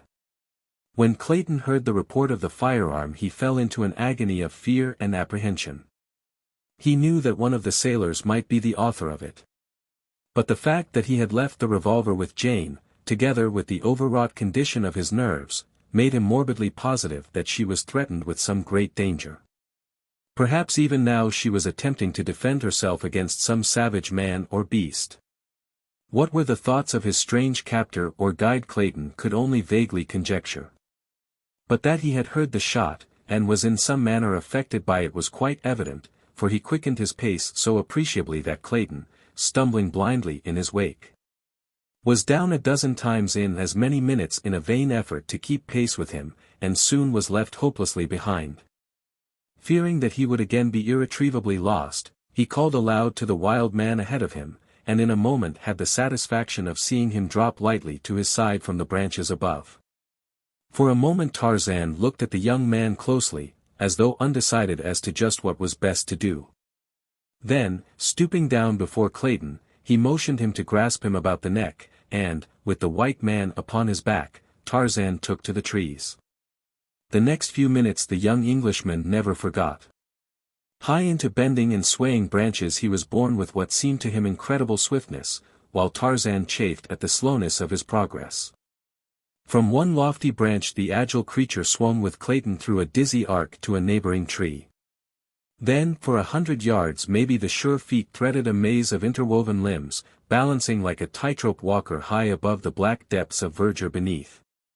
From the first sensation of chilling fear Clayton passed to one of keen admiration and envy of those giant muscles and that wondrous instinct or knowledge which guided this forest god through the inky blackness of the night as easily and safely as Clayton would have strolled a London street at high noon. Occasionally they would enter a spot where the foliage above was less dense, and the bright rays of the moon lit up before Clayton's wondering eyes the strange path they were traversing. At such times the man fairly caught his breath at sight of the horrid depths below them, for Tarzan took the easiest way, which often led over 100 feet above the earth. And yet with all his seeming speed, Tarzan was in reality feeling his way with comparative slowness, searching constantly for limbs of adequate strength for the maintenance of this double weight. Presently they came to the clearing before the beach. Tarzan's quick ears had heard the strange sounds of Sabor's efforts to force her way through the lattice, and it seemed to Clayton that they dropped a straight 100 feet to earth, so quickly did Tarzan descend. Yet when they struck the ground it was with scarce a jar. And as Clayton released his hold on the ape-man he saw him dart like a squirrel for the opposite side of the cabin. The Englishman sprang quickly after him just in time to see the hindquarters of some huge animal about to disappear through the window of the cabin. As Jane Porter opened her eyes to a realization of the again imminent peril which threatened her, her brave young heart gave up at last its final vestige of hope. And she turned to grope for the fallen weapon that she might meet to herself a merciful death ere the cruel fangs tore into her fair flesh. The lioness was almost through the opening before Jane found the weapon, and she raised it quickly to her temple to shut out forever the hideous jaws gaping for their prey. An instant she hesitated, to breathe a short and silent prayer to her Maker, and as she did so her eyes fell upon her poor Esmeralda lying inert, but alive, beside the cupboard. How could she leave the poor, faithful thing to those merciless, yellow fangs? No, she must use one cartridge on the senseless woman ere she turned the cold muzzle toward herself again. How she shrank from the ordeal! But it had been cruelty 1,000 times less justifiable to have left the loving black woman who had reared her from infancy with all a mother's care and solicitude, to regain consciousness beneath the rending claws of the great cat. Quickly Jane Porter sprang to her feet and ran to the side of the black. She pressed the muzzle of the revolver tight against that devoted heart, closed her eyes, and Sabor emitted a frightful shriek. The girl, startled, pulled the trigger and turned to face the beast, and with the same movement raised the weapon against her own temple. She did not fire a second time, for to her surprise she saw the huge animal being slowly drawn back through the window, and in the moonlight beyond she saw the heads and shoulders of two men. As Clayton rounded the corner of the cabin to behold the animal disappearing within, it was also to see the ape-man seize the long tail in both hands, and, bracing himself with his feet against the side of the cabin, throw all his mighty strength into the effort to draw the beast out of the interior. Clayton was quick to lend a hand, but the ape-man jabbered to him in a commanding and peremptory tone something which Clayton knew to be orders, though he could not understand them. At last, under their combined efforts, the great body was slowly dragged farther and farther outside the window, and then there came to Clayton's mind a dawning conception of the rash bravery of his companion's act. For a naked man to drag a shrieking, clawing man-eater forth from a window by the tail to save a strange white girl, was indeed the last word in heroism. Insofar as Clayton was concerned it was a very different matter, since the girl was not only of his own kind and race, but was the one woman in all the world whom he loved. Though he knew that the lioness would make short work of both of them, he pulled with a will to keep it from Jane Porter. And then he recalled the battle between this man and the great, black-maned lion which he had witnessed a short time before, and he commenced to feel more assurance. Tarzan was still issuing orders which Clayton could not understand. He was trying to tell the stupid white man to plunge his poisoned arrows into Sabor's back and sides, and to reach the savage heart with the long, thin hunting knife that hung at Tarzan's hip. But the man would not understand, and Tarzan did not dare release his hold to do the things himself, for he knew that the puny white man never could hold mighty Sabor alone, for an instant. Slowly the lioness was emerging from the window. At last her shoulders were out. And then Clayton saw an incredible thing. Tarzan, racking his brains for some means to cope single-handed with the infuriated beast, had suddenly recalled his battle with Turquoise. And as the great shoulders came clear of the window, so that the lioness hung upon the sill only by her forepaws, Tarzan suddenly released his hold upon the brute. With the quickness of a striking rattler he launched himself full upon Sabor's back, his strong young arms seeking and gaining a full Nelson upon the beast, as he had learned it that other day during his bloody, wrestling victory over Turquoise. With a roar the lioness turned completely over upon her back, falling full upon her enemy, but the black-haired giant only closed tighter his hold.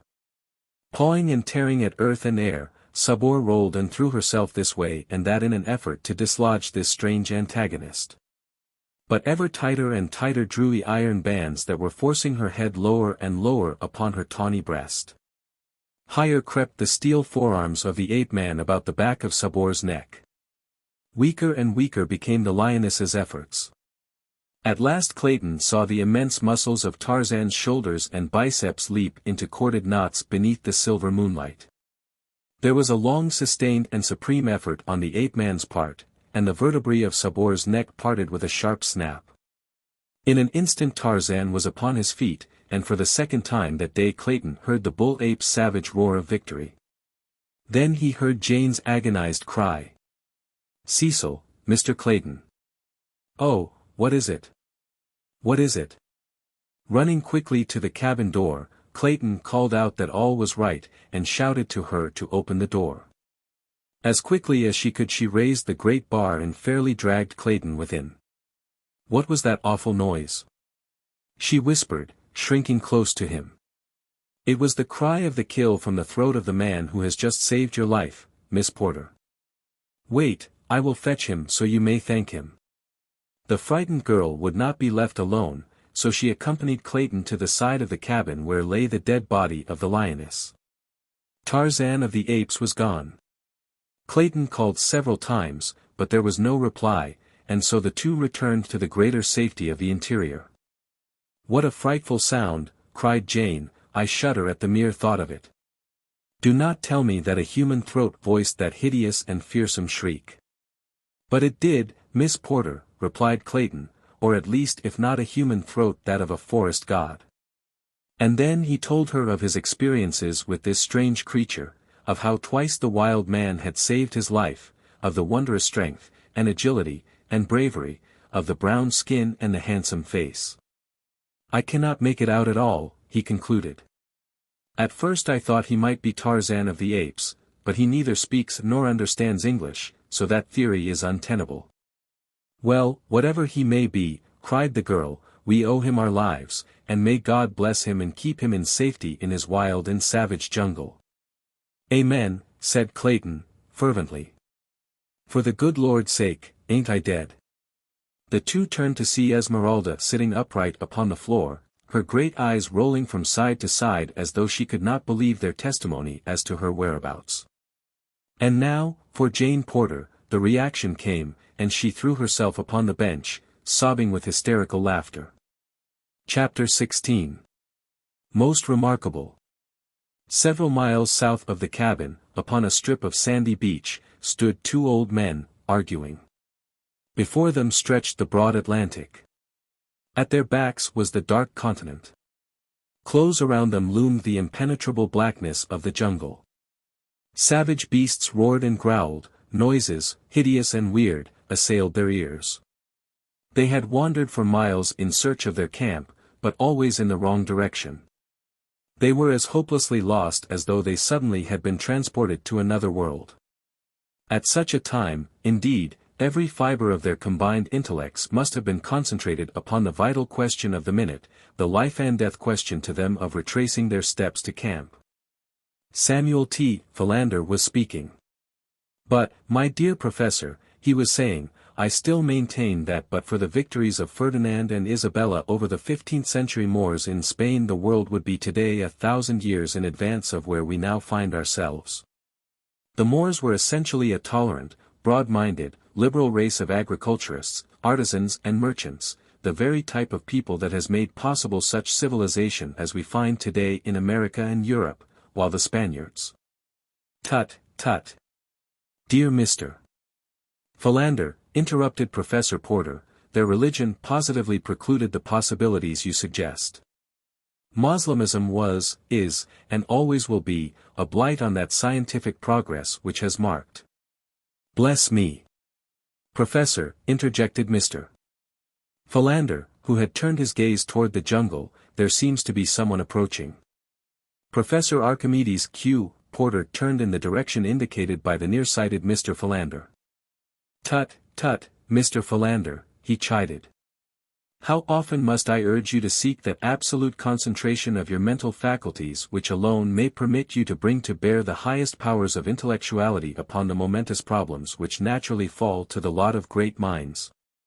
And now I find you guilty of a most flagrant breach of courtesy in interrupting my learned discourse to call attention to a mere quadruped of the genus Felis.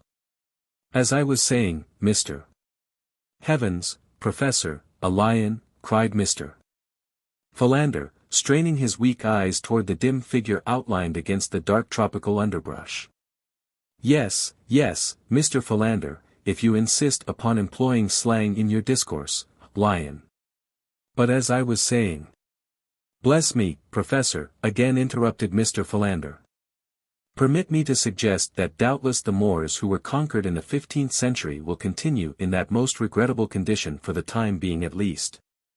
Even though we postpone discussion of that world calamity until we may attain the enchanting view of yon Felis carnivora which distance proverbially is credited with lending." In the meantime the lion had approached with quiet dignity to within 10 paces of the two men, where he stood curiously watching them. The moonlight flooded the beach, and the strange group stood out in bold relief against the yellow sand. Most reprehensible," exclaimed Professor Porter, with a faint trace of irritation in his voice. "Never, Mr. Philander, never before in my life have I known one of these animals to be permitted to roam at large from its cage. I shall most certainly report this outrageous breach of ethics to the directors of the adjacent zoological garden." "Quite right, Professor," agreed Mr. Philander, "and the sooner it is done the better. Let us start now." Seizing the professor by the arm, Mr. Philander set off in the direction that would put the greatest distance between themselves and the lion. They had proceeded but a short distance when a backward glance revealed to the horrified gaze of Mr. Philander that the lion was following them. He tightened his grip upon the protesting professor and increased his speed. "As I was saying, Mr. Philander," repeated Professor Porter. Mr. Philander took another hasty glance rearward. The lion also had quickened his gait, and was doggedly maintaining an unvarying distance behind them. "He is following us," gasped Mr. Philander, breaking into a run. Tut, tut, Mr. Philander, remonstrated the professor, this unseemly haste is most unbecoming to men of letters. What will our friends think of us, who may chance to be upon the street and witness our frivolous antics? Pray let us proceed with more decorum. Mr. Philander stole another observation astern. The lion was bounding along in easy leaps scarce 5 paces behind. Mr. Philander dropped the professor's arm, and broke into a mad orgy of speed that would have done credit to any varsity track team. As I was saying, Mr. Philander, screamed Professor Porter, as, metaphorically speaking, he himself threw her into high. He, too, had caught a fleeting backward glimpse of cruel yellow eyes and half-open mouth within startling proximity of his person. With streaming coat tails and shiny silk hat Professor Archimedes Q. Porter fled through the moonlight close upon the heels of Mr. Samuel T. Philander. Before them a point of the jungle ran out toward a narrow promontory, and it was for the haven of the trees he saw there that Mr. Samuel T.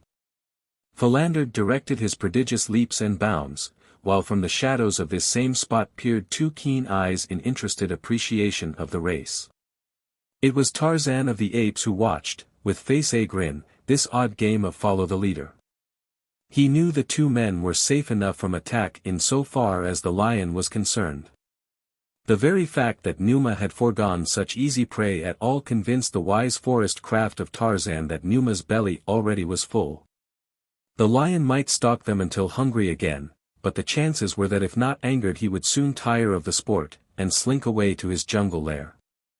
Really, the one great danger was that one of the men might stumble and fall, and then the yellow devil would be upon him in a moment and the joy of the kill would be too great a temptation to withstand. So Tarzan swung quickly to a lower limb in line with the approaching fugitives, and as Mr. Samuel T. Philander came panting and blowing beneath him, already too spent to struggle up to the safety of the limb, Tarzan reached down and, grasping him by the collar of his coat, yanked him to the limb by his side. Another moment brought the professor within the sphere of the friendly grip, and he, too, was drawn upward to safety just as the baffled Numa, with a roar, leaped to recover his vanishing quarry. For a moment the 2 men clung panting to the great branch, while Tarzan squatted with his back to the stem of the tree, watching them with mingled curiosity and amusement. It was the professor who first broke the silence. I am deeply pained, Mr. Philander, that you should have evinced such a paucity of manly courage in the presence of one of the lower orders, and by your crass timidity have caused me to exert myself to such an unaccustomed degree in order that I might resume my discourse. As I was saying, Mr. Philander, when you interrupted me, the Moors. Professor Archimedes Q. Porter, broke in Mr. Philander, in icy tones, the time has arrived when patience becomes a crime and mayhem appears garbed in the mantle of virtue. You have accused me of cowardice. You have insinuated that you ran only to overtake me, not to escape the clutches of the lion. Have a care, Professor Archimedes Q. Porter. I am a desperate man. Goaded by long-suffering patience the worm will turn. Tut, tut, Mr. Philander, tut, tut, cautioned Professor Porter, you forget yourself. I forget nothing as yet, Professor Archimedes Q. Porter. But, believe me, sir, I am tottering on the verge of forgetfulness as to your exalted position in the world of science, and your grey hairs. The professor sat in silence for a few minutes, and the darkness hid the grim smile that wreathed his wrinkled countenance. Presently he spoke. Look here, Skinny Philander, he said, in belligerent tones, if you are lookin' for a scrap, peel off your coat and come on down on the ground, and I'll punch your head just as I did 60 years ago in the alley back of Porky Evans' barn. Ark! Gasped the astonished Mr. Philander. Lordy, how good that sounds. When you're human, Ark, I love you, but somehow it seems as though you had forgotten how to be human for the last 20 years. The professor reached out a thin, trembling old hand through the darkness until it found his old friend's shoulder. Forgive me, Skinny, he said, softly. It hasn't been quite 20 years, and God alone knows how hard I have tried to be human for Jane's sake, and yours, too, since he took my other Jane away." Another old hand stole up from Mr. Philander's side to clasp the one that lay upon his shoulder, and no other message could better have translated the one heart to the other. They did not speak for some minutes. The lion below them paced nervously back and forth. The third figure in the tree was hidden by the dense shadows near the stem. He, too, was silent, motionless as a graven image. "You certainly pulled me up into this tree just in time," said the professor at last. "I want to thank you. You saved my life." "But I didn't pull you up here, Professor," said Mr. Philander. "Bless me. The excitement of the moment quite caused me to forget that I myself was drawn up here by some outside agency. There must be someone or something in this tree with us." "Eh?" ejaculated Professor Porter. "Are you quite positive, Mr. Philander?" "Most positive, Professor," replied Mr. Philander, "and," he added, "I think we should thank the party. He may be sitting right next to you now, Professor." "Eh? What's that?" "Tut, tut, Mr. Philander, tut, tut," said Professor Porter, edging cautiously nearer to Mr. Philander. Just then it occurred to Tarzan of the Apes that Numa had loitered beneath the tree for a sufficient length of time, so he raised his young head toward the heavens. And there rang out upon the terrified ears of the two old men the awful warning challenge of the anthropoid. The two friends, huddled trembling in their precarious position on the limb, saw the great lion halt in his restless pacing as the blood-curdling cry smote his ears, and then slink quickly into the jungle, to be instantly lost to view. "Even the lion trembles in fear," whispered Mr. Philander. Most remarkable," murmured Professor Porter, clutching frantically at Mr. Philander to regain the balance which the sudden fright had so perilously endangered. Unfortunately for them both, Mr. Philander's center of equilibrium was at that very moment hanging upon the ragged edge of nothing, so that it needed but the gentle impetus supplied by the additional weight of Professor Porter's body to topple the devoted secretary from the limb. For a moment they swayed uncertainly, and then, with mingled and most unscholarly shrieks, they pitched headlong from the tree, locked in frenzied embrace. It was quite some moments ere either moved, for both were positive that any such attempt would reveal so many breaks and fractures as to make further progress impossible. At length Professor Porter made an attempt to move one leg. To his surprise, it responded to his will as in days gone by. He now drew up its mate and stretched it forth again. Most remarkable," he murmured. "Thank God, Professor," whispered Mr. Philander, fervently, "you are not dead, then." "Tut, tut, Mr. Philander, tut, tut," cautioned Professor Porter, "I do not know with accuracy as yet." With infinite solicitude Professor Porter wiggled his right arm, joy. It was intact. Breathlessly he waved his left arm above his prostrate body, it waved. Most remarkable," he said. "To whom are you signaling, Professor?" asked Mr. Philander, in an excited tone. Professor Porter deigned to make no response to this puerile inquiry. Instead he raised his head gently from the ground, nodding it back and forth a half-dozen times. "Most remarkable," he breathed. "It remains intact." Mr. Philander had not moved from where he had fallen, he had not dared the attempt. How indeed could one move when one's arms and legs and back were broken? One eye was buried in the soft loam. The other, rolling sidewise, was fixed in awe upon the strange gyrations of Professor Porter. "How sad," exclaimed Mr. Philander, half aloud. "Concussion of the brain, superinducing total mental aberration. How very sad indeed. And for one still so young." Professor Porter rolled over upon his stomach. Gingerly he bowed his back until he resembled a huge tom cat in proximity to a yelping dog.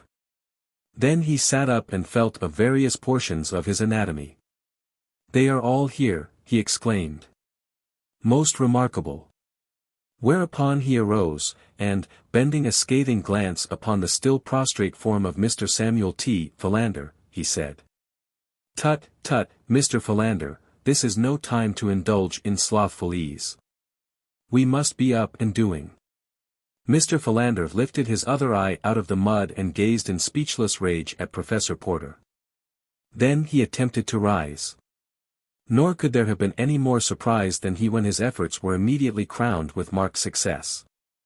He was still bursting with rage, however, at the cruel injustice of Professor Porter's insinuation, and was on the point of rendering a tart rejoinder when his eyes fell upon a strange figure standing a few paces away, scrutinizing them intently.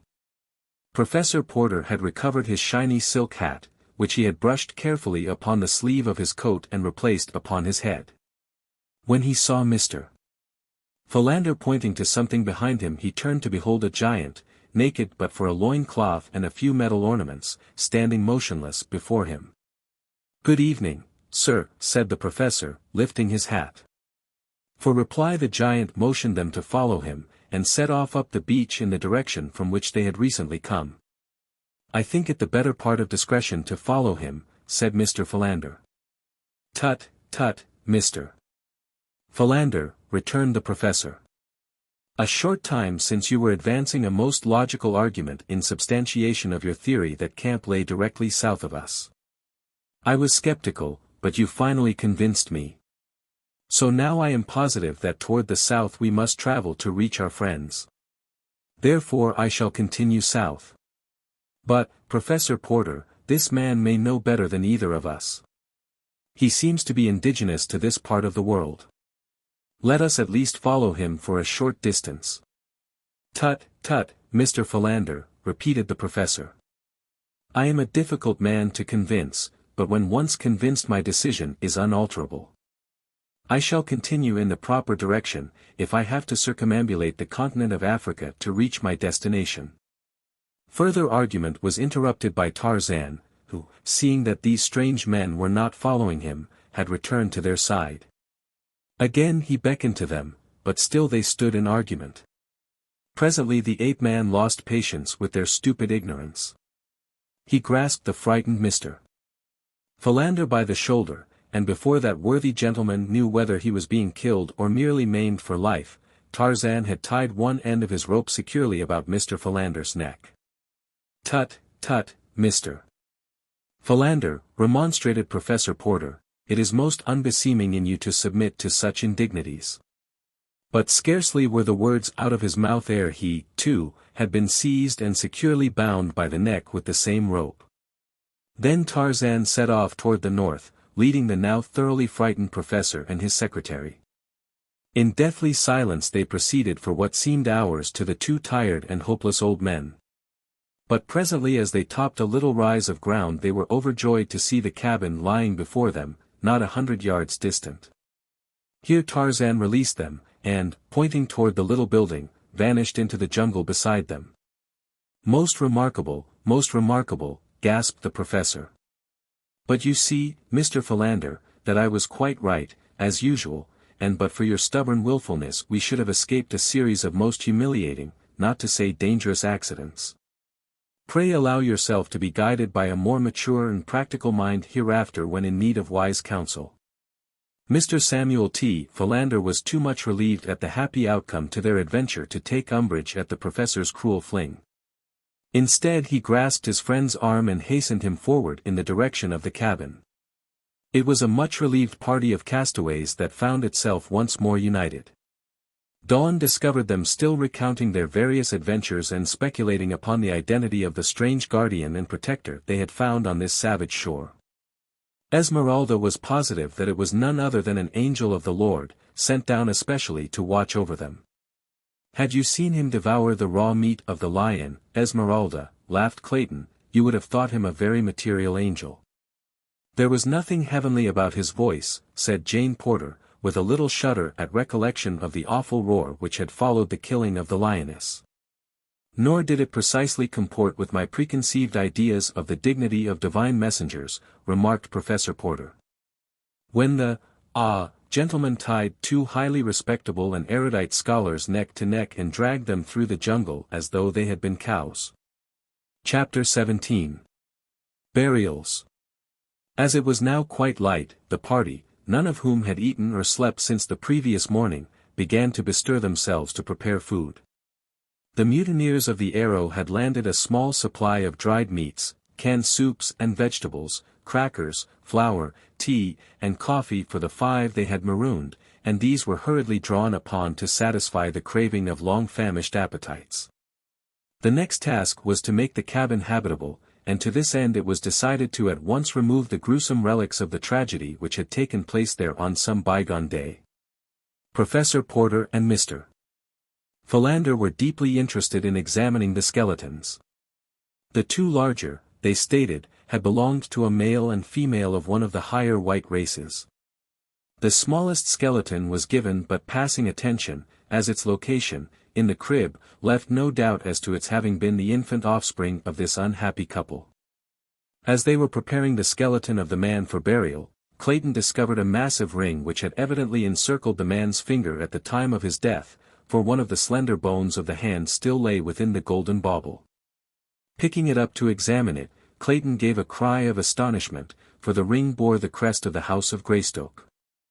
At the same time, Jane discovered the books in the cupboard, and on opening the fly-leaf of one of them saw the name, John Clayton, London. In a second book which she hurriedly examined was the single name, Greystoke. "Why, Mr. Clayton," she cried, "what does this mean? Here are the names of some of your own people in these books." "And here," he replied gravely, "is the great ring of the House of Greystoke which has been lost since my uncle, John Clayton, the former Lord Greystoke, disappeared, presumably lost at sea." "But how do you account for these things being here, in this savage African jungle?" exclaimed the girl. "There is but one way to account for it, Miss Porter," said Clayton. "The late Lord Greystoke was not drowned. He died here in this cabin, and this poor thing upon the floor is all that is mortal of him."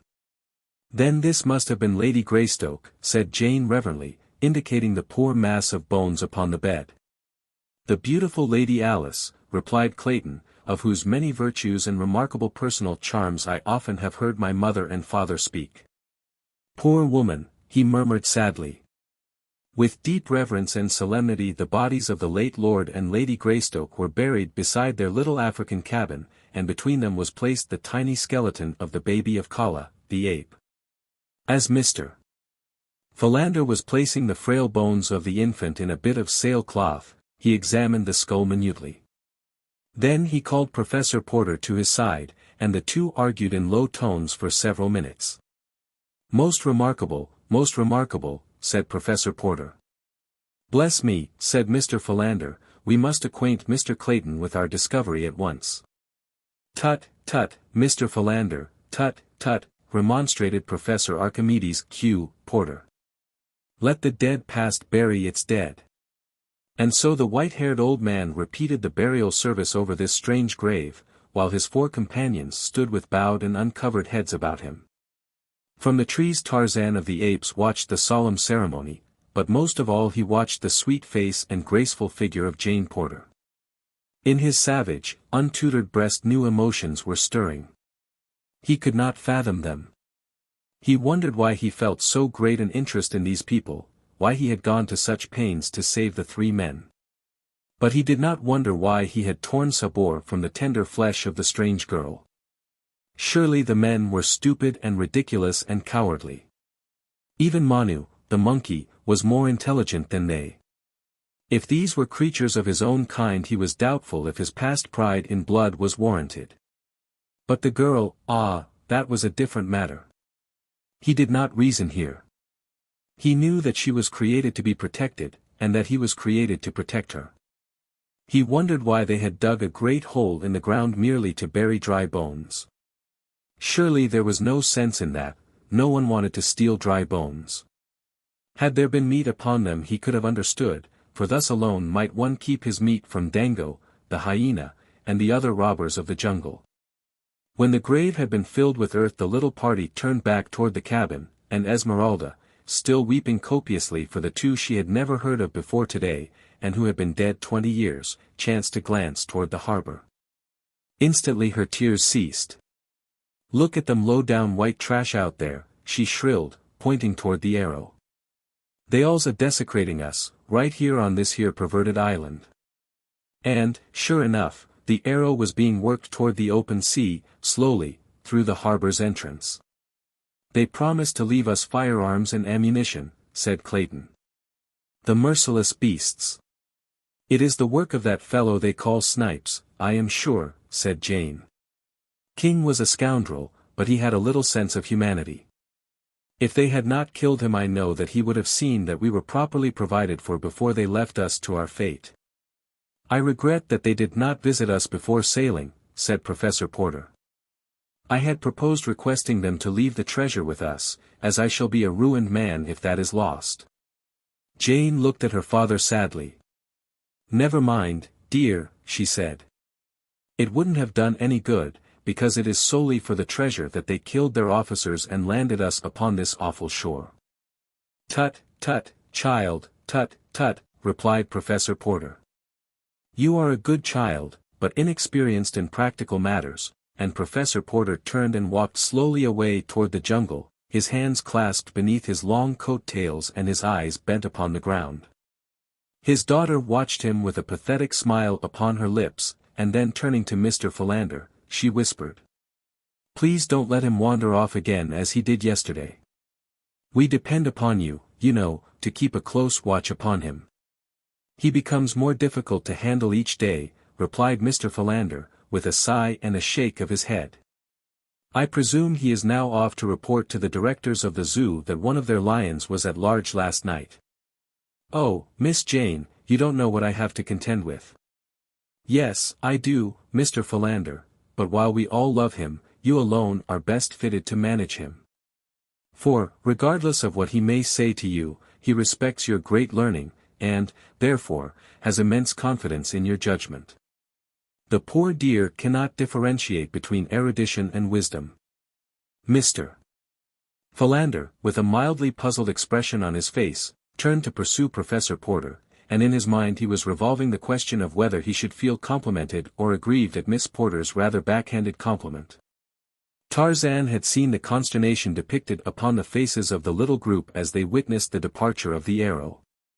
So, as the ship was a wonderful novelty to him in addition, he determined to hasten out to the point of land at the north of the harbor's mouth and obtain a nearer view of the boat, as well as to learn, if possible, the direction of its flight.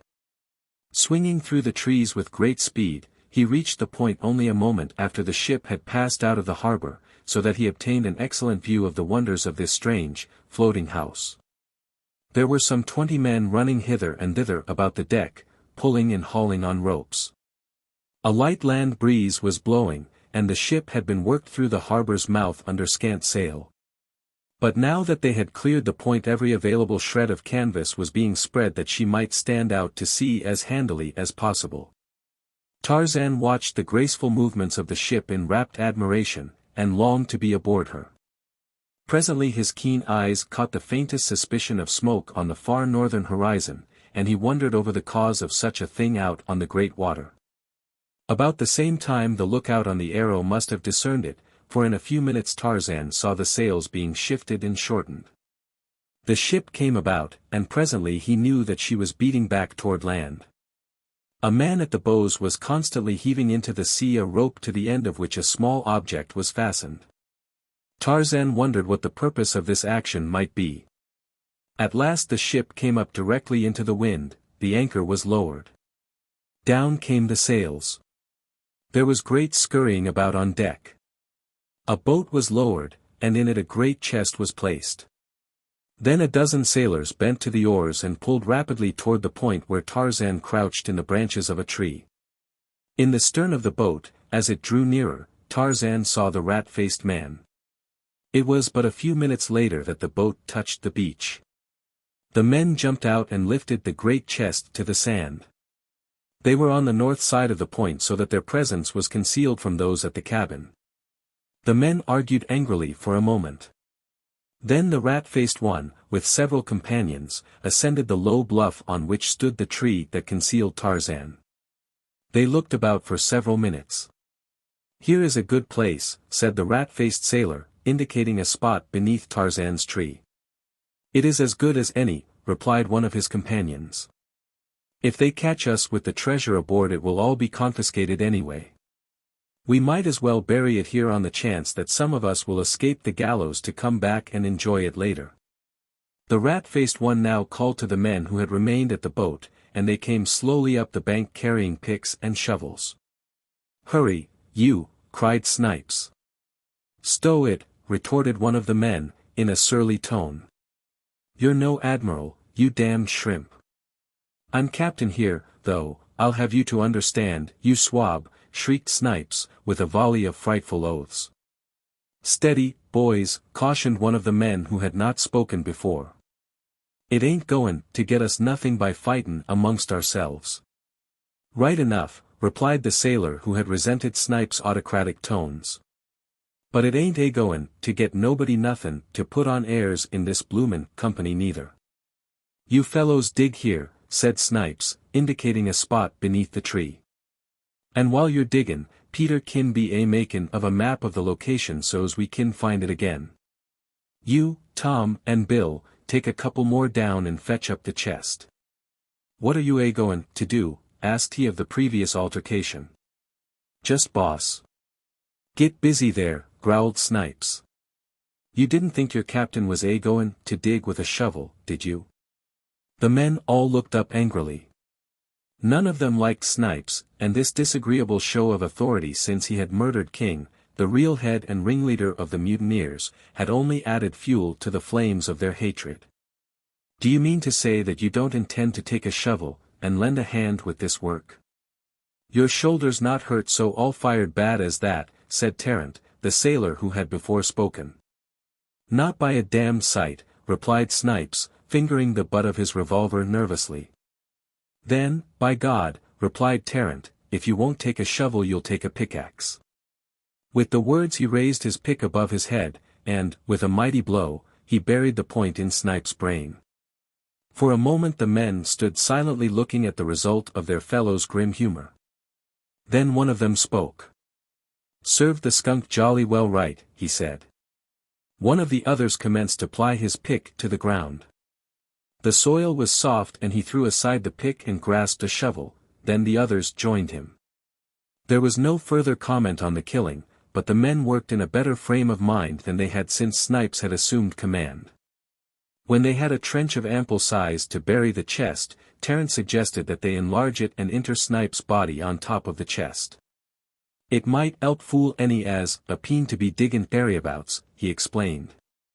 The others saw the cunning of the suggestion, and so the trench was lengthened to accommodate the corpse, and in the center a deeper hole was excavated for the box, which was first wrapped in sailcloth and then lowered to its place, which brought its top about a foot below the bottom of the grave.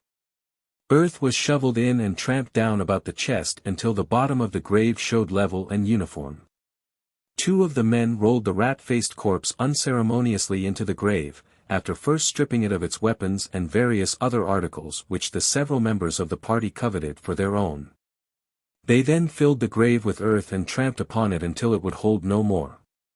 The balance of the loose earth was thrown far and wide, and a mass of dead undergrowth spread in as natural a manner as possible over the new-made grave to obliterate all signs of the ground having been disturbed.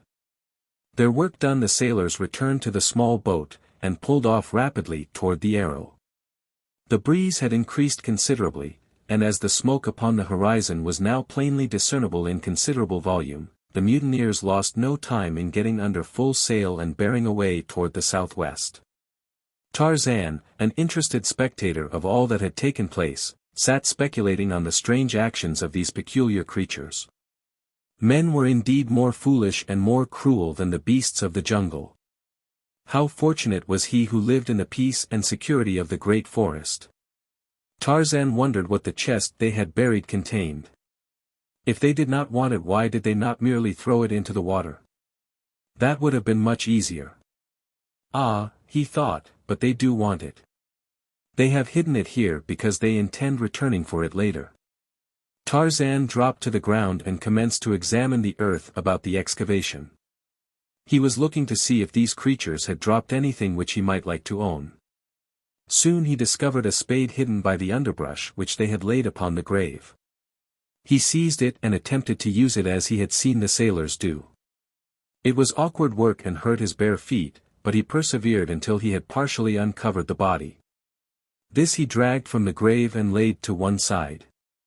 Then he continued digging until he had unearthed the chest. This also he dragged to the side of the corpse. Then he filled in the smaller hole below the grave, replaced the body in the earth around and above it, covered it over with underbrush and returned to the chest. For sailors had sweated beneath the burden of its weight.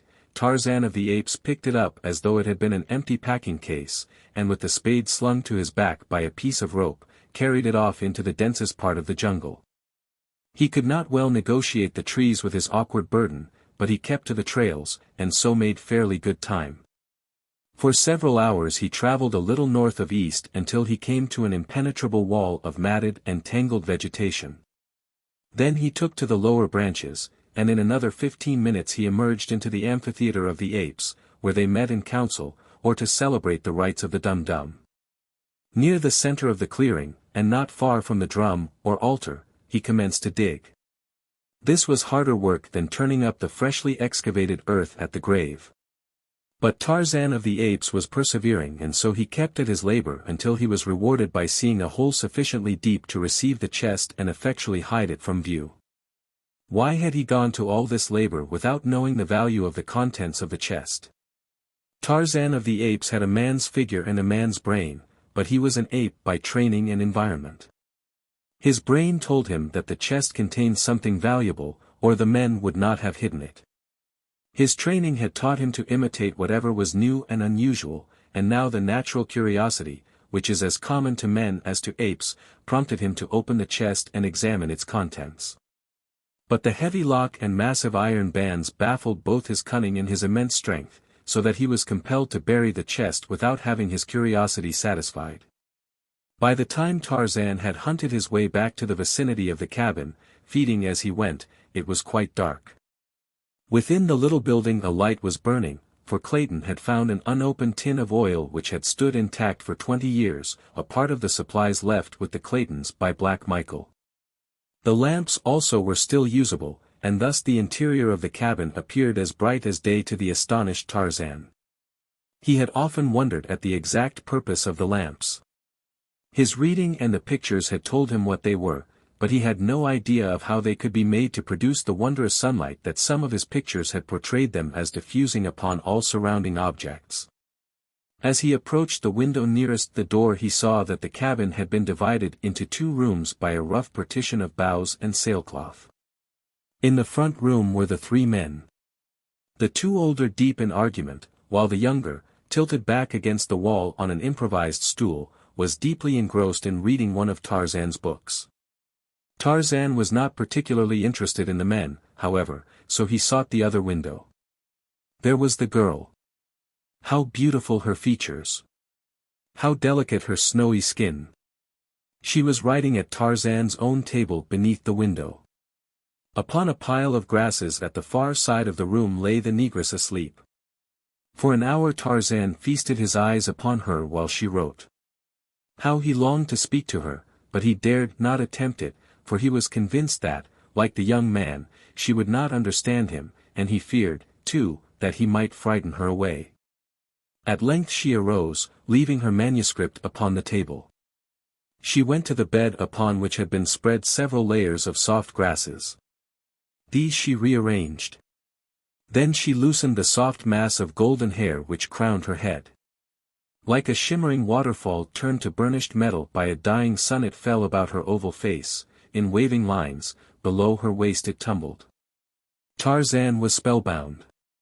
Then she extinguished the lamp and all within the cabin was wrapped in Cimmerian darkness. Still Tarzan watched. Creeping close beneath the window he waited, listening, for half an hour. At last he was rewarded by the sounds of the regular breathing within which denotes sleep. Cautiously he intruded his hand between the meshes of the lattice until his whole arm was within the cabin. Carefully he felt upon the desk.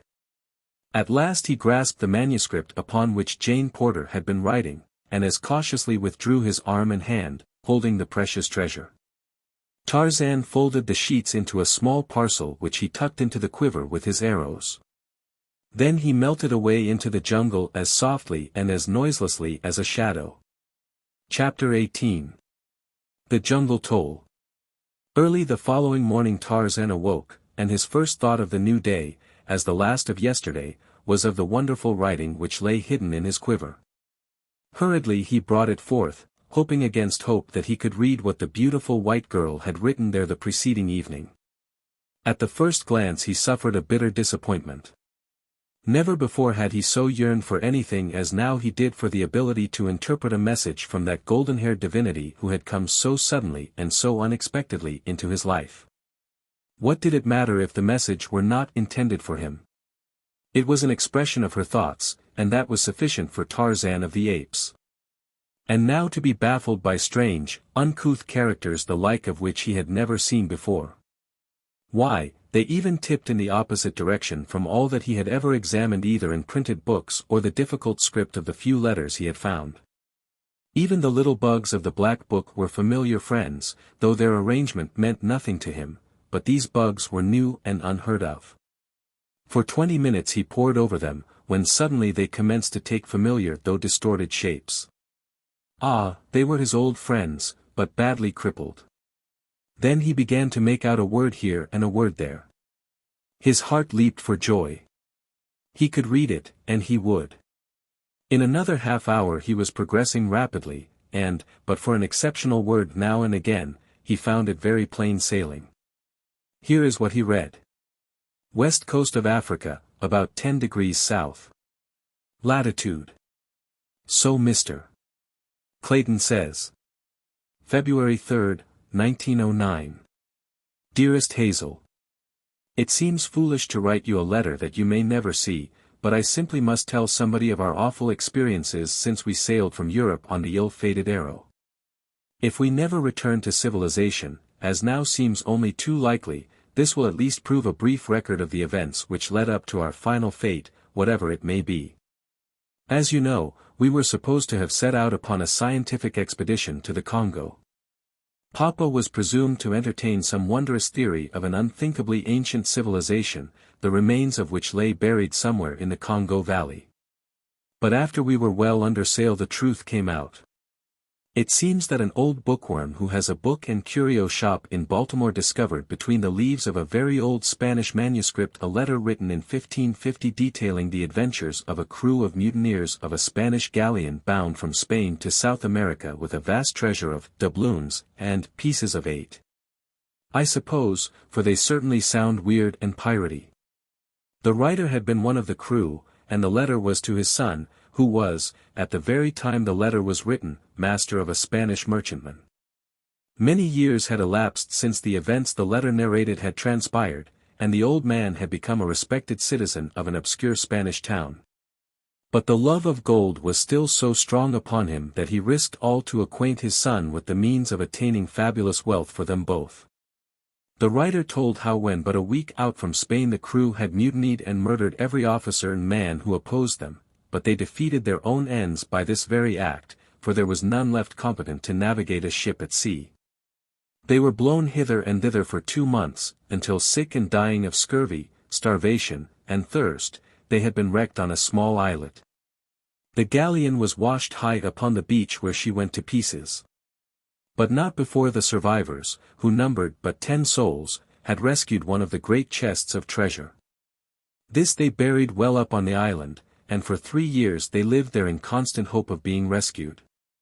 One by one they sickened and died, until only one man was left, the writer of the letter. The men had built a boat from the wreckage of the galleon, but having no idea where the island was located they had not dared to put to sea. When all were dead except himself, however, the awful loneliness so weighed upon the mind of the sole survivor that he could endure it no longer, and choosing to risk death upon the open sea rather than madness on the lonely isle, he set sail in his little boat after nearly a year of solitude. Fortunately he sailed due north, and within a week was in the track of the Spanish merchantman plying between the West Indies and Spain, and was picked up by one of these vessels homeward bound. The story he told was merely one of shipwreck in which all but a few had perished, the balance, except himself, dying after they reached the island. He did not mention the mutiny or the chest of buried treasure. The master of the merchantman assured him that from the position at which they had picked him up, and the prevailing winds for the past week he could have been on no other island than one of the Cape Verde group, which lie off the west coast of Africa in about 16 degrees or 17 degrees north latitude. His letter described the island minutely, as well as the location of the treasure, and was accompanied by the crudest, funniest little old map you ever saw, with trees and rocks all marked by scrawly X's to show the exact spot where the treasure had been buried. When Papa explained the real nature of the expedition, my heart sank, for I know so well how visionary and impractical the poor dear has always been that I feared that he had again been duped. Especially when he told me he had paid $1,000 for the letter and map. To add to my distress, I learned that he had borrowed $10,000 more from Robert Candler, and had given his notes for the amount. Mr. Candler had asked for no security, and you know, dearie, what that will mean for me if Papa cannot meet them. Oh, how I detest that man. We all tried to look on the bright side of things, but Mr. Philander, and Mr. Clayton, he joined us in London just for the adventure, both felt as skeptical as I. Well, to make a long story short, we found the island and the treasure, a great iron-bound oak chest, wrapped in many layers of oiled sailcloth, and as strong and firm as when it had been buried nearly 200 years ago. It was simply filled with gold coin, and was so heavy that 4 men bent underneath its weight. The horrid thing seems to bring nothing but murder and misfortune to those who have anything to do with it, for 3 days after we sailed from the Cape Verde Islands our own crew mutinied and killed every one of their officers. Oh, it was the most terrifying experience one could imagine, I cannot even write of it.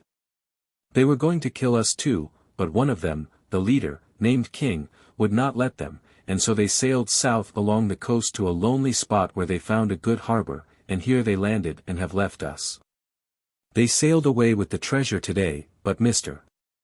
Clayton says they will meet with a fate similar to the mutineers of the ancient galleon, because King, the only man aboard who knew aught of navigation, was murdered on the beach by one of the men the day we landed.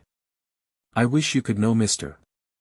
Clayton. He is the dearest fellow imaginable, and unless I am mistaken he has fallen very much in love with me. He is the only son of Lord Greystoke, and some day will inherit the title and estates. In addition, he is wealthy in his own right, but the fact that he is going to be an English lord makes me very sad. You know what my sentiments have always been relative to American girls who married titled foreigners. Oh, if he were only a plain American gentleman. But it isn't his fault, poor fellow, and in everything except birth he would do credit to my country, and that is the greatest compliment I know how to pay any man. We have had the most weird experiences since we were landed here. Papa and Mr. Philander lost in the jungle, and chased by a real lion. Mr. Clayton lost, and attacked twice by wild beasts. Esmeralda and I cornered in an old cabin by a perfectly awful man-eating lioness. Oh, it was simply terrifical, as Esmeralda would say. But the strangest part of it all is the wonderful creature who rescued us. I have not seen him, but Mr. Clayton and Papa and Mr. Philander have, and they say that he is a perfectly godlike white man tanned to a dusky brown, with the strength of a wild elephant, the agility of a monkey, and the bravery of a lion.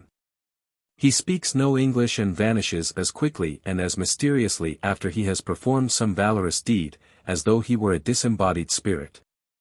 Then we have another weird neighbor, who printed a beautiful sign in English and tacked it on the door of his cabin, which we have preempted, warning us to destroy none of his belongings, and signing himself Tarzan of the Apes. We have never seen him, though we think he is about, for one of the sailors, who was going to shoot Mr. Clayton in the back, received a spear in his shoulder from some unseen hand in the jungle. The sailors left us but a meager supply of food, so, as we have only a single revolver with but 3 cartridges left in it, we do not know how we can procure meat, though Mr. Philander says that we can exist indefinitely on the wild fruit and nuts which abound in the jungle. I am very tired now, so I shall go to my funny bed of grasses which Mr. Clayton gathered for me, but will add to this from day to day as things happen. Lovingly, Jane Porter. To Hazel Strong, Baltimore, Maryland. Tarzan sat in a brown study for a long time after he finished reading the letter. It was filled with so many new and wonderful things that his brain was in a whirl as he attempted to digest them all. So they did not know that he was Tarzan of the Apes. He would tell them. In his tree he had constructed a rude shelter of leaves and boughs, beneath which, protected from the rain, he had placed the few treasures brought from the cabin. Among these were some pencils. He took one, and beneath Jane Porter's signature he wrote, "I am Tarzan of the Apes." He thought that would be sufficient. Later he would return the letter to the cabin. In the matter of food, thought Tarzan, they had no need to worry, he would provide, and he did. The next morning Jane found her missing letter in the exact spot from which it had disappeared 2 nights before. She was mystified. But when she saw the printed words beneath her signature, she felt a cold, clammy chill run up her spine. She showed the letter, or rather the last sheet with the signature, to Clayton. "And to think," she said, "that uncanny thing was probably watching me all the time that I was writing, oh. It makes me shudder just to think of it." "But he must be friendly," reassured Clayton, "for he has returned your letter, nor did he offer to harm you, and unless I am mistaken he left a very substantial memento of his friendship outside the cabin door last night. For I just found the carcass of a wild boar there as I came out." From then on scarcely a day passed that did not bring its offering of game or other food.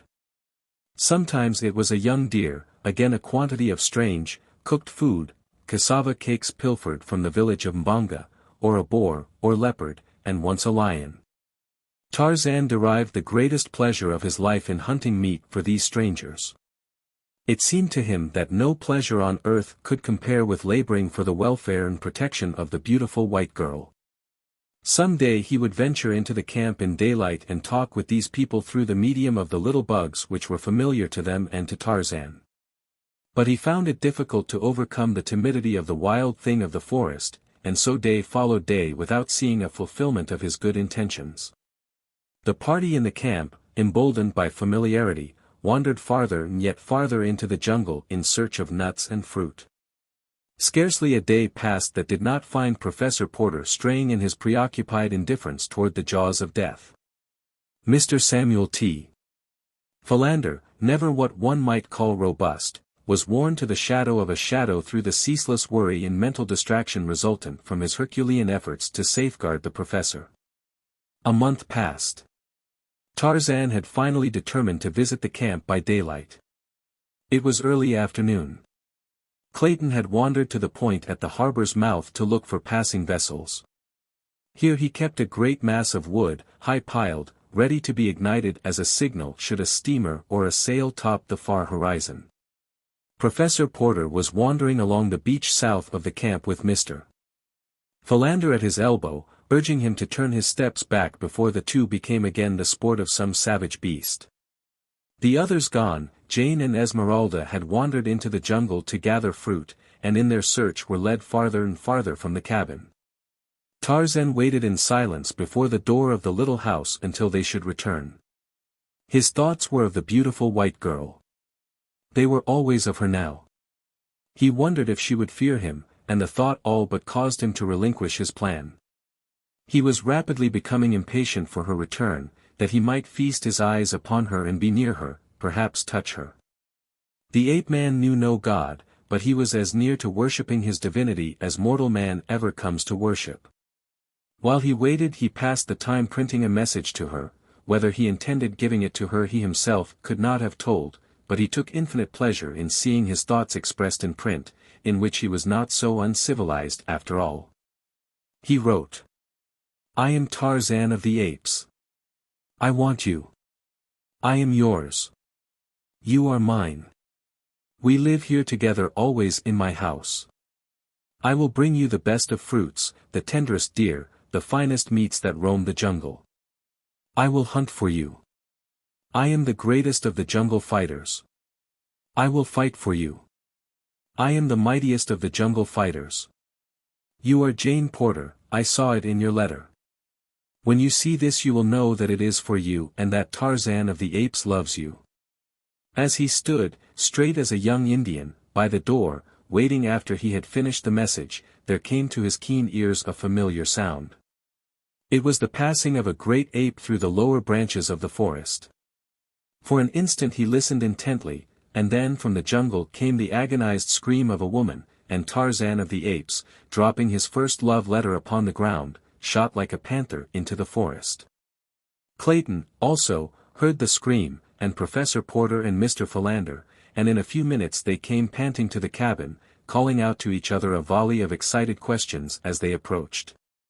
A glance within confirmed their worst fears. Jane and Esmeralda were not there. Instantly, Clayton, followed by the two old men, plunged into the jungle, calling the girl's name aloud. For half an hour they stumbled on, until Clayton, by merest chance, came upon the prostrate form of Esmeralda. He stopped beside her, feeling for her pulse and then listening for her heartbeats. She lived. He shook her. Esmeralda. He shrieked in her ear. Esmeralda. For God's sake, where is Miss Porter? What has happened? Esmeralda. Slowly Esmeralda opened her eyes. She saw Clayton. She saw the jungle about her. Oh, Gabrielle, she screamed, and fainted again. By this time Professor Porter and Mr. Philander had come up. What shall we do, Mr. Clayton? Asked the old professor. Where shall we look? God could not have been so cruel as to take my little girl away from me now. We must arouse Esmeralda first, replied Clayton. She can tell us what has happened. Esmeralda, he cried again, shaking the black woman roughly by the shoulder. Oh Gabrielle, I want to die, cried the poor woman, but with eyes fast closed. Let me die, dear Lord, don't let me see that awful face again. Come, come, Esmeralda, cried Clayton. The Lord isn't here, it's Mr. Clayton. Open your eyes. Esmeralda did as she was bade. Oh Gabrielle. Thank the Lord, she said. Where's Miss Porter? What happened? Questioned Clayton. Ain't Miss Jane here? Cried Esmeralda, sitting up with wonderful celerity for one of her bulk. Oh, Lord, now I remember. It must have took her away, and the negress commenced to sob, and wail her lamentations. What took her away? Cried Professor Porter. A great big giant all covered with hair. A gorilla, Esmeralda, questioned Mr. Philander, and the three men scarcely breathed as he voiced the horrible thought.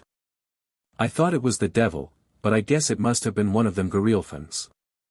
Oh, my poor baby, my poor little honey, and again Esmeralda broke into uncontrollable sobbing.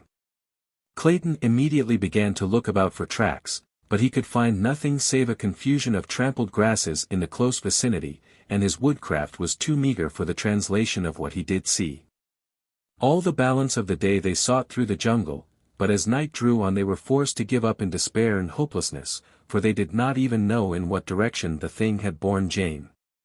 It was long after dark ere they reached the cabin, and a sad and grief-stricken party it was that sat silently within the little structure. Professor Porter finally broke the silence. His tones were no longer those of the erudite pedant theorizing upon the abstract and the unknowable, but those of the man of action, determined, but tinged also by a note of indescribable hopelessness and grief which wrung an answering pang from Clayton's heart. I shall lie down now, said the old man, and try to sleep. Early tomorrow, as soon as it is light, I shall take what food I can carry and continue the search until I have found Jane. I will not return without her. His companions did not reply at once. Each was immersed in his own sorrowful thoughts, and each knew, as did the old professor, what the last words meant. Professor Porter would never return from the jungle. At length Clayton arose and laid his hand gently upon Professor Porter's bent old shoulder. I shall go with you, of course, he said. I knew that you would offer, that you would wish to go, Mr. Clayton, but you must not. Jane is beyond human assistance now. What was once my dear little girl shall not lie alone and friendless in the awful jungle. The same vines and leaves will cover us, the same rains beat upon us. And when the spirit of her mother is abroad, it will find us together in death, as it has always found us in life. No, it is I alone who may go, for she was my daughter, all that was left on earth for me to love. I shall go with you, said Clayton simply. The old man looked up, regarding the strong, handsome face of William Cecil Clayton intently. Perhaps he read there the love that lay in the heart beneath, the love for his daughter. He had been too preoccupied with his own scholarly thoughts in the past to consider the little occurrences, the chance words, which would have indicated to a more practical man that these young people were being drawn more and more closely to one another. Now they came back to him, one by one. As you wish, he said. You may count on me, also, said Mr. Philander. No, my dear old friend, said Professor Porter. We may not all go. It would be cruelly wicked to leave poor Esmeralda here alone, and 3 of us would be no more successful than 1. There be enough dead things in the cruel forest as it is. Come, let us try to sleep a little. Chapter 19. The Call of the Primitive. From the time Tarzan left the tribe of great anthropoids in which he had been raised, it was torn by continual strife and discord. Turquoise proved a cruel and capricious king, so that, one by one, many of the older and weaker apes, upon whom he was particularly prone to vent his brutish nature, took their families and sought the quiet and safety of the far interior. But at last those who remained were driven to desperation by the continued truculence of Turquoise, and it so happened that one of them recalled the parting admonition of Tarzan. If you have a chief who is cruel, do not do as the other apes do. And attempt, any one of you, to pit yourself against him alone. But, instead, let 2 or 3 or 4 of you attack him together. Then, if you will do this, no chief will dare to be other than he should be, for 4 of you can kill any chief who may ever be over you. And the ape who recalled this wise counsel repeated it to several of his fellows, so that when Turquoise returned to the tribe that day he found a warm reception awaiting him. There were no formalities. As Turquoise reached the group, 5 huge, hairy beasts sprang upon him. At heart he was an arrant coward, which is the way with bullies among apes as well as among men. So he did not remain to fight and die, but tore himself away from them as quickly as he could and fled into the sheltering boughs of the forest. 2 more attempts he made to rejoin the tribe, but on each occasion he was set upon and driven away. At last he gave it up, and turned, foaming with rage and hatred, into the jungle. For several days he wandered aimlessly, nursing his spite and looking for some weak thing on which to vent his pent anger. It was in this state of mind that the horrible, man-like beast, swinging from tree to tree, came suddenly upon 2 women in the jungle. He was right above them when he discovered them. The first intimation Jane Porter had of his presence was when the great hairy body dropped to the earth beside her, and she saw the awful face and the snarling, hideous mouth thrust within a foot of her. One piercing scream escaped her lips as the brute hand clutched her arm. Then she was dragged toward those awful fangs which yawned at her throat. But ere they touched that fair skin another mood claimed the anthropoid. The tribe had kept his women. He must find others to replace them. This hairless white ape would be the first of his new household, and so he threw her roughly across his broad, hairy shoulders and leaped back into the trees, bearing Jane away. Esmeralda's scream of terror had mingled once with that of Jane, and then, as was Esmeralda's manner under stress of emergency which required presence of mind, she swooned. But Jane did not once lose consciousness. It is true that that awful face, pressing close to hers, and the stench of the foul breath beating upon her nostrils, paralyzed her with terror, but her brain was clear, and she comprehended all that transpired. With what seemed to her marvelous rapidity the brute bore her through the forest, but still she did not cry out or struggle. The sudden advent of the ape had confused her to such an extent that she thought now that he was bearing her toward the beach. For this reason she conserved her energies and her voice until she could see that they had approached near enough to the camp to attract the succor she craved. She could not have known it, but she was being borne farther and farther into the impenetrable jungle. The scream that had brought Clayton and the 2 older men stumbling through the undergrowth had led Tarzan of the Apes straight to where Esmeralda lay, but it was not Esmeralda in whom his interest centered. Though pausing over her he saw that she was unhurt. For a moment he scrutinized the ground below and the trees above, until the ape that was in him by virtue of training and environment, combined with the intelligence that was his by right of birth, told his wondrous woodcraft the whole story as plainly as though he had seen the thing happen with his own eyes. And then he was gone again into the swaying trees, following the high-flung spoor which no other human eye could have detected, much less translated. At boughs ends, where the anthropoid swings from one tree to another, there is most to mark the trail, but least to point the direction of the quarry. For there the pressure is downward always, toward the small end of the branch, whether the ape be leaving or entering a tree. Nearer the center of the tree, where the signs of passage are fainter, the direction is plainly marked. Here, on this branch, a caterpillar has been crushed by the fugitive's great foot, and Tarzan knows instinctively where that same foot would touch in the next stride. Here he looks to find a tiny particle of the demolished larva, ofttimes not more than a speck of moisture. Again, a minute bit of bark has been upturned by the scraping hand, and the direction of the break indicates the direction of the passage. Or some great limb, or the stem of the tree itself has been brushed by the hairy body, and a tiny shred of hair tells him by the direction from which it is wedged beneath the bark that he is on the right trail. Nor does he need to check his speed to catch these seemingly faint records of the fleeing beast. To Tarzan they stand out boldly against all the myriad other scars and bruises and signs upon the leafy way. But strongest of all is the scent, for Tarzan is pursuing up the wind, and his trained nostrils are as sensitive as a hound's. There are those who believe that the lower orders are specially endowed by nature with better olfactory nerves than man, but it is merely a matter of development. Man's survival does not hinge so greatly upon the perfection of his senses. His power to reason has relieved them of many of their duties, and so they have, to some extent, atrophied, as have the muscles which move the ears and scalp, merely from disuse. The muscles are there, about the ears and beneath the scalp, and so are the nerves which transmit sensations to the brain, but they are underdeveloped because they are not needed. Not so with Tarzan of the Apes. From early infancy his survival had depended upon acuteness of eyesight, hearing, smell, touch, and taste far more than upon the more slowly developed organ of reason. The least developed of all in Tarzan was the sense of taste, for he could eat luscious fruits, or raw flesh, long buried with almost equal appreciation, but in that he differed but slightly from more civilized epicures. Almost silently the ape-man sped on in the track of Turquoise and his prey, but the sound of his approach reached the ears of the fleeing beast and spurred it on to greater speed.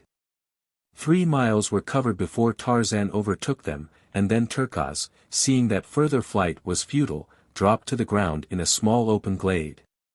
That he might turn and fight for his prize or be free to escape unhampered if he saw that the pursuer was more than a match for him. He still grasped Jane in one great arm as Tarzan bounded like a leopard into the arena which nature had provided for this primeval-like battle. When Turquoise saw that it was Tarzan who pursued him, he jumped to the conclusion that this was Tarzan's woman, since they were of the same kind, white and hairless, and so he rejoiced at this opportunity for double revenge upon his hated enemy. To Jane the strange apparition of this godlike man was as wine to sick nerves. From the description which Clayton and her father and Mr. Philander had given her, she knew that it must be the same wonderful creature who had saved them, and she saw in him only a protector and a friend. But as Turquoise pushed her roughly aside to meet Tarzan's charge, and she saw the great proportions of the ape and the mighty muscles and the fierce fangs, her heart quailed. How could any vanquish such a mighty antagonist? Like 2 charging bulls they came together, and like 2 wolves sought each other's throat. Against the long canines of the ape was pitted the thin blade of the man's knife. Jane, her lithe, young form flattened against the trunk of a great tree, her hands tight pressed against her rising and falling bosom, and her eyes wide with mingled horror, fascination, fear, and admiration, watched the primordial ape battle with the primeval man for possession of a woman, for her. As the great muscles of the man's back and shoulders knotted beneath the tension of his efforts, and the huge biceps and forearm held at bay those mighty tusks, The veil of centuries of civilization and culture was swept from the blurred vision of the Baltimore girl. When the long knife drank deep a dozen times of turquoise heart's blood, and the great carcass rolled lifeless upon the ground. It was a primeval woman who sprang forward with outstretched arms toward the primeval man who had fought for her and won her. And Tarzan? He did what no red-blooded man needs lessons in doing. He took his woman in his arms and smothered her upturned, panting lips with kisses. For a moment Jane lay there with half-closed eyes. For a moment, the first in her young life, she knew the meaning of love. But as suddenly as the veil had been withdrawn it dropped again, and an outraged conscience suffused her face with its scarlet mantle, and a mortified woman thrust Tarzan of the Apes from her and buried her face in her hands. Tarzan had been surprised when he had found the girl he had learned to love after a vague and abstract manner a willing prisoner in his arms. Now he was surprised that she repulsed him. He came close to her once more and took hold of her arm. She turned upon him like a tigress, striking his great breast with her tiny hands. Tarzan could not understand it. A moment ago and it had been his intention to hasten Jane back to her people, but that little moment was lost now in the dim and distant past of things which were but can never be again. And with it the good intentions had gone to join the impossible. Since then Tarzan of the Apes had felt a warm, lithe form close pressed to his. Hot, sweet breath against his cheek and mouth had fanned a new flame to life within his breast, and perfect lips had clung to his in burning kisses that had seared a deep brand into his soul, a brand which marked a new Tarzan. Again he laid his hand upon her arm. Again she repulsed him. And then Tarzan of the Apes did just what his first ancestor would have done. He took his woman in his arms and carried her into the jungle. Early the following morning the four within the little cabin by the beach were awakened by the booming of a cannon. Clayton was the first to rush out, and there, beyond the harbor's mouth, he saw two vessels lying at anchor. One was the Arrow and the other a small French cruiser. The sides of the latter were crowded with men gazing shoreward, and it was evident to Clayton, as to the others who had now joined him, that the gun which they had heard had been fired to attract their attention if they still remained at the cabin. Both vessels lay at a considerable distance from shore, and it was doubtful if their glasses would locate the waving hats of the little party far in between the harbor's points. Esmeralda had removed her red apron and was waving it frantically above her head, but Clayton, still fearing that even this might not be seen, hurried off toward the northern point where lay his signal pyre ready for the match. It seemed an age to him, as to those who waited breathlessly behind, ere he reached the great pile of dry branches and underbrush. As he broke from the dense wood and came in sight of the vessels again, he was filled with consternation to see that the Arrow was making sail and that the cruiser was already under way. Quickly lighting the pyre in a dozen places, he hurried to the extreme point of the promontory, where he stripped off his shirt, and, tying it to a fallen branch, stood waving it back and forth above him. But still the vessels continued to stand out. And he had given up all hope, when the great column of smoke, rising above the forest in one dense vertical shaft, attracted the attention of a lookout aboard the cruiser, and instantly a dozen glasses were leveled on the beach. Presently Clayton saw the two ships come about again, and while the Arrow lay drifting quietly on the ocean, the cruiser steamed slowly back toward shore. At some distance away she stopped, and a boat was lowered and dispatched toward the beach. As it was drawn up a young officer stepped out. "Monsieur Clayton, I presume?" he asked. "Thank God, you have come," was Clayton's reply. "And it may be that it is not too late even now." "What do you mean, monsieur?" asked the officer. Clayton told of the abduction of Jane Porter and the need of armed men to aid in the search for her. "Mon Dieu!" exclaimed the officer, sadly. "Yesterday and it would not have been too late. Today and it may be better that the poor lady were never found. It is horrible, monsieur. It is too horrible." Other boats had now put off from the cruiser, and Clayton, having pointed out the harbor's entrance to the officer, entered the boat with him and its nose was turned toward the little landlocked bay, into which the other craft followed. Soon the entire party had landed where stood Professor Porter, Mr. Philander and the weeping Esmeralda. Among the officers in the last boats to put off from the cruiser was the commander of the vessel. And when he had heard the story of Jane's abduction, he generously called for volunteers to accompany Professor Porter and Clayton in their search. Not an officer or a man was there of those brave and sympathetic Frenchmen who did not quickly beg leave to be one of the expedition. The commander selected 20 men and 2 officers, Lieutenant Darnat and Lieutenant Charpentier. A boat was dispatched to the cruiser for provisions, ammunition, and carbines. The men were already armed with revolvers. Then, to Clayton's inquiries as to how they had happened to anchor offshore and fire a signal gun, the commander, Captain Dufresne, explained that a month before they had sighted the Arrow bearing southwest under considerable canvas. And that when they had signaled her to come about she had but crowded on more sail. They had kept her hull up until sunset, firing several shots after her, but the next morning she was nowhere to be seen. They had then continued to cruise up and down the coast for several weeks, and had about forgotten the incident of the recent chase, when, early one morning a few days before, the lookout had described a vessel laboring in the trough of a heavy sea and evidently entirely out of control. As they steamed nearer to the derelict they were surprised to note that it was the same vessel that had run from them a few weeks earlier. Her forestaysail and mizzen spanker were set as though an effort had been made to hold her head up into the wind, but the sheets had parted, and the sails were tearing to ribbons in the half-gale of wind. In the high sea that was running it was a difficult and dangerous task to attempt to put a prize crew aboard her, and as no signs of life had been seen above deck, it was decided to stand by until the wind and sea abated. But just then a figure was seen clinging to the rail and feebly waving a mute signal of despair toward them. Immediately a boat's crew was ordered out and an attempt was successfully made to board the Arrow. The sight that met the Frenchmen's eyes as they clambered over the ship's side was appalling. A dozen dead and dying men rolled hither and thither upon the pitching deck, the living intermingled with the dead. 2 of the corpses appeared to have been partially devoured as though by wolves. The prize crew soon had the vessel under proper sail once more and the living members of the ill-starred company carried below to their hammocks. The dead were wrapped in tarpaulins and lashed on deck to be identified by their comrades before being consigned to the deep. None of the living was conscious when the Frenchmen reached the Arrow's deck. Even the poor devil who had waved the single despairing signal of distress had lapsed into unconsciousness before he had learned whether it had availed or not.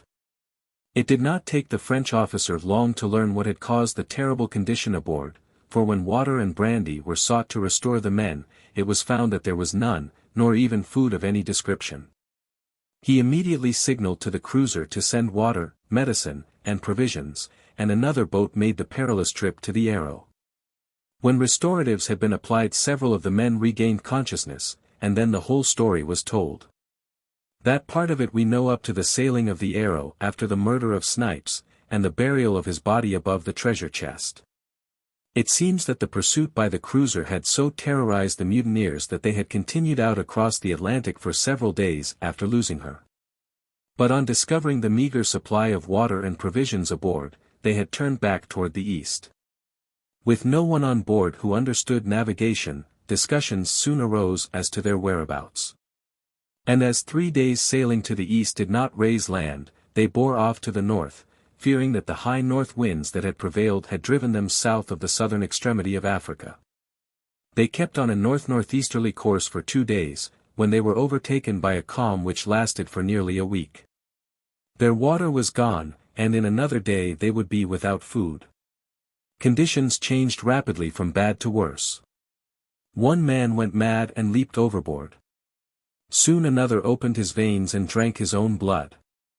When he died they threw him overboard also, though there were those among them who wanted to keep the corpse on board. Hunger was changing them from human beasts to wild beasts. 2 days before they had been picked up by the cruiser they had become too weak to handle the vessel, and that same day 3 men died. On the following morning it was seen that one of the corpses had been partially devoured. All that day the men lay glaring at each other like beasts of prey, and the following morning 2 of the corpses lay almost entirely stripped of flesh. The men were but little stronger for their ghoulish repast, for the want of water was by far the greatest agony with which they had to contend.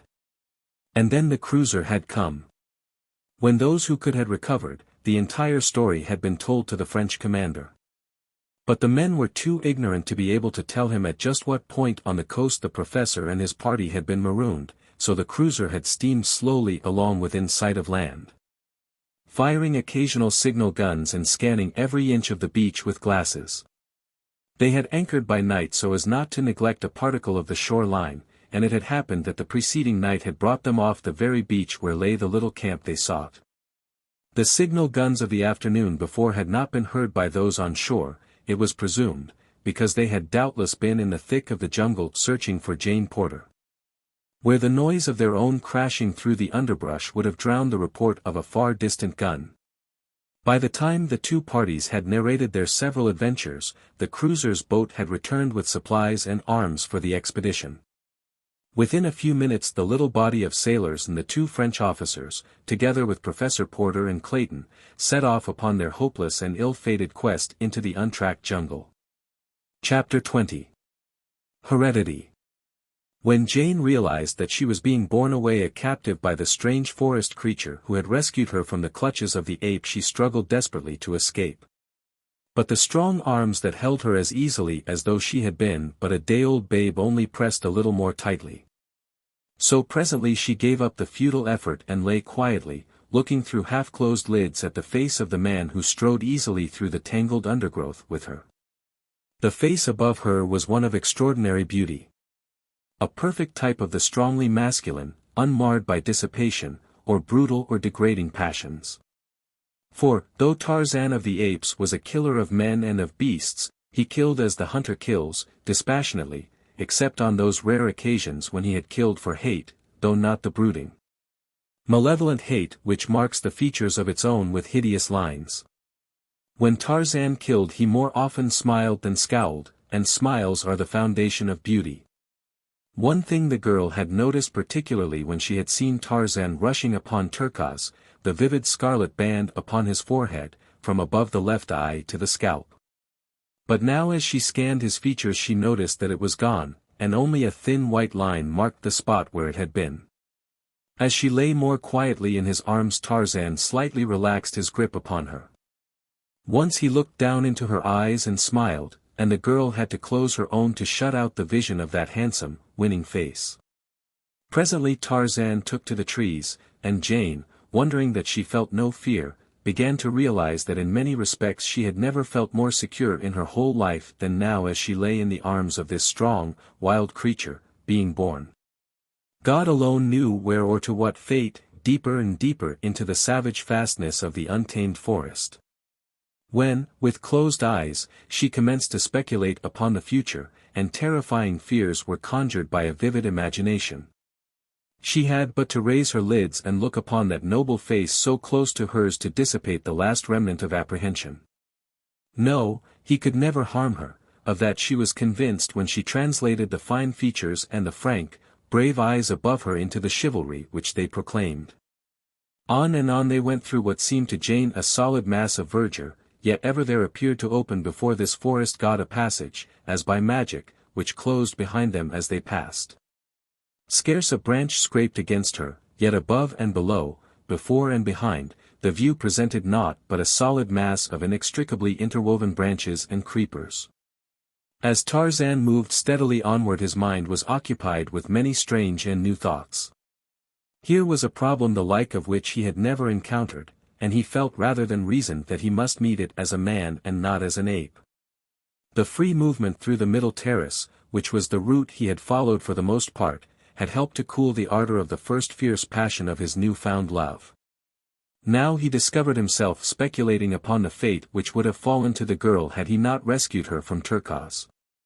He knew why the ape had not killed her, and he commenced to compare his intentions with those of Turquoise. True, it was the order of the jungle for the male to take his mate by force, but could Tarzan be guided by the laws of the beasts? Was not Tarzan a man? But what did men do? He was puzzled, for he did not know. He wished that he might ask the girl, and then it came to him that she had already answered him in the futile struggle she had made to escape and to repulse him. But now they had come to their destination, and Tarzan of the Apes with Jane in his strong arms, swung lightly to the turf of the arena where the great apes held their councils and danced the wild orgy of the dum-dum. Though they had come many miles, it was still but mid-afternoon, and the amphitheater was bathed in the half-light which filtered through the maze of encircling foliage. The green turf looked soft and cool and inviting. The myriad noises of the jungle seemed far distant and hushed to a mere echo of blurred sounds, rising and falling like the surf upon a remote shore. A feeling of dreamy peacefulness stole over Jane as she sank down upon the grass where Tarzan had placed her, and as she looked up at his great figure towering above her, there was added a strange sense of perfect security. As she watched him from beneath half-closed lids, Tarzan crossed the little circular clearing toward the trees upon the further side. She noted the graceful majesty of his carriage, the perfect symmetry of his magnificent figure and the poise of his well-shaped head upon his broad shoulders. What a perfect creature! There could be naught of cruelty or baseness beneath that godlike exterior. Never, she thought, had such a man strode the earth since God created the first in his own image. With a bound Tarzan sprang into the trees and disappeared. Jane wondered where he had gone. Had he left her there to her fate in the lonely jungle? She glanced nervously about. Every vine and bush seemed but the lurking place of some huge and horrible beast waiting to bury gleaming fangs into her soft flesh. Every sound she magnified into the stealthy creeping of a sinuous and malignant body. How different now that he had left her. For a few minutes that seemed hours to the frightened girl, she sat with tense nerves waiting for the spring of the crouching thing that was to end her misery of apprehension. She almost prayed for the cruel teeth that would give her unconsciousness and surcease from the agony of fear. She heard a sudden, slight sound behind her. With a cry she sprang to her feet and turned to face her end. There stood Tarzan, his arms filled with ripe and luscious fruit. Jane reeled and would have fallen, had not Tarzan, dropping his burden, caught her in his arms. She did not lose consciousness, but she clung tightly to him, shuddering and trembling like a frightened deer. Tarzan of the Apes stroked her soft hair and tried to comfort and quiet her as Kala had him, when, as a little ape, he had been frightened by Sabor, the lioness, or Hista, the snake. Once he pressed his lips lightly upon her forehead, and she did not move, but closed her eyes and sighed. She could not analyze her feelings, nor did she wish to attempt it. She was satisfied to feel the safety of those strong arms, and to leave her future to fate, for the last few hours had taught her to trust this strange wild creature of the forest as she would have trusted but few of the men of her acquaintance. As she thought of the strangeness of it, there commenced to dawn upon her the realization that she had, possibly, learned something else which she had never really known before, love. She wondered and then she smiled. And still smiling, she pushed Tarzan gently away. And looking at him with a half-smiling, half-quizzical expression that made her face wholly entrancing, she pointed to the fruit upon the ground, and seated herself upon the edge of the earthen drum of the anthropoids. For hunger was asserting itself. Tarzan quickly gathered up the fruit, and, bringing it, laid it at her feet, and then he, too, sat upon the drum beside her, and with his knife opened and prepared the various fruits for her meal. Together and in silence they ate, occasionally stealing sly glances at one another, until finally Jane broke into a merry laugh in which Tarzan joined. "I wish you spoke English," said the girl. Tarzan shook his head, and an expression of wistful and pathetic longing sobered his laughing eyes. Then Jane tried speaking to him in French, and then in German, but she had to laugh at her own blundering attempt at the latter tongue. "Anyway," she said to him in English, "you understand my German as well as they did in Berlin." Tarzan had long since reached a decision as to what his future procedure should be. He had had time to recollect all that he had read of the ways of men and women in the books at the cabin. He would act as he imagined the men in the books would have acted were they in his place. Again he rose and went into the trees, but first he tried to explain by means of signs that he would return shortly, and he did so well that Jane understood and was not afraid when he had gone. Only a feeling of loneliness came over her and she watched the point where he had disappeared, with longing eyes, awaiting his return. As before, she was apprised of his presence by a soft sound behind her, and turned to see him coming across the turf with a great armful of branches. Then he went back again into the jungle and in a few minutes reappeared with a quantity of soft grasses and ferns. 2 more trips he made until he had quite a pile of material at hand. Then he spread the ferns and grasses upon the ground in a soft flat bed, and above it leaned many branches together so that they met a few feet over its center. Upon these he spread layers of huge leaves of the great elephant's ear, and with more branches and more leaves he closed one end of the little shelter he had built. Then they sat down together again upon the edge of the drum and tried to talk by signs. The magnificent diamond locket which hung about Tarzan's neck, had been a source of much wonderment to Jane. She pointed to it now, and Tarzan removed it and handed the pretty bauble to her. She saw that it was the work of a skilled artisan and that the diamonds were of great brilliancy and superbly set, but the cutting of them denoted that they were of a former day. She noticed too that the locket opened, and, pressing the hidden clasp, she saw the 2 halves spring apart to reveal in either section an ivory miniature. One was of a beautiful woman and the other might have been a likeness of the man who sat beside her, except for a subtle difference of expression that was scarcely definable. She looked up at Tarzan to find him leaning toward her gazing on the miniatures with an expression of astonishment. He reached out his hand for the locket and took it away from her, examining the likenesses within with unmistakable signs of surprise and new interest. His manner clearly denoted that he had never before seen them, nor imagined that the locket opened. This fact caused Jane to indulge in further speculation, and it taxed her imagination to picture how this beautiful ornament came into the possession of a wild and savage creature of the unexplored jungles of Africa. Still more wonderful was how it contained the likeness of one who might be a brother, or, more likely, the father of this woodland demigod who was even ignorant of the fact that the locket opened. Tarzan was still gazing with fixity at the 2 faces. Presently he removed the quiver from his shoulder, and emptying the arrows upon the ground reached into the bottom of the bag-like receptacle and drew forth a flat object wrapped in many soft leaves and tied with bits of long grass. Carefully he unwrapped it, removing layer after layer of leaves until at length he held a photograph in his hand. Pointing to the miniature of the man within the locket he handed the photograph to Jane, holding the open locket beside it.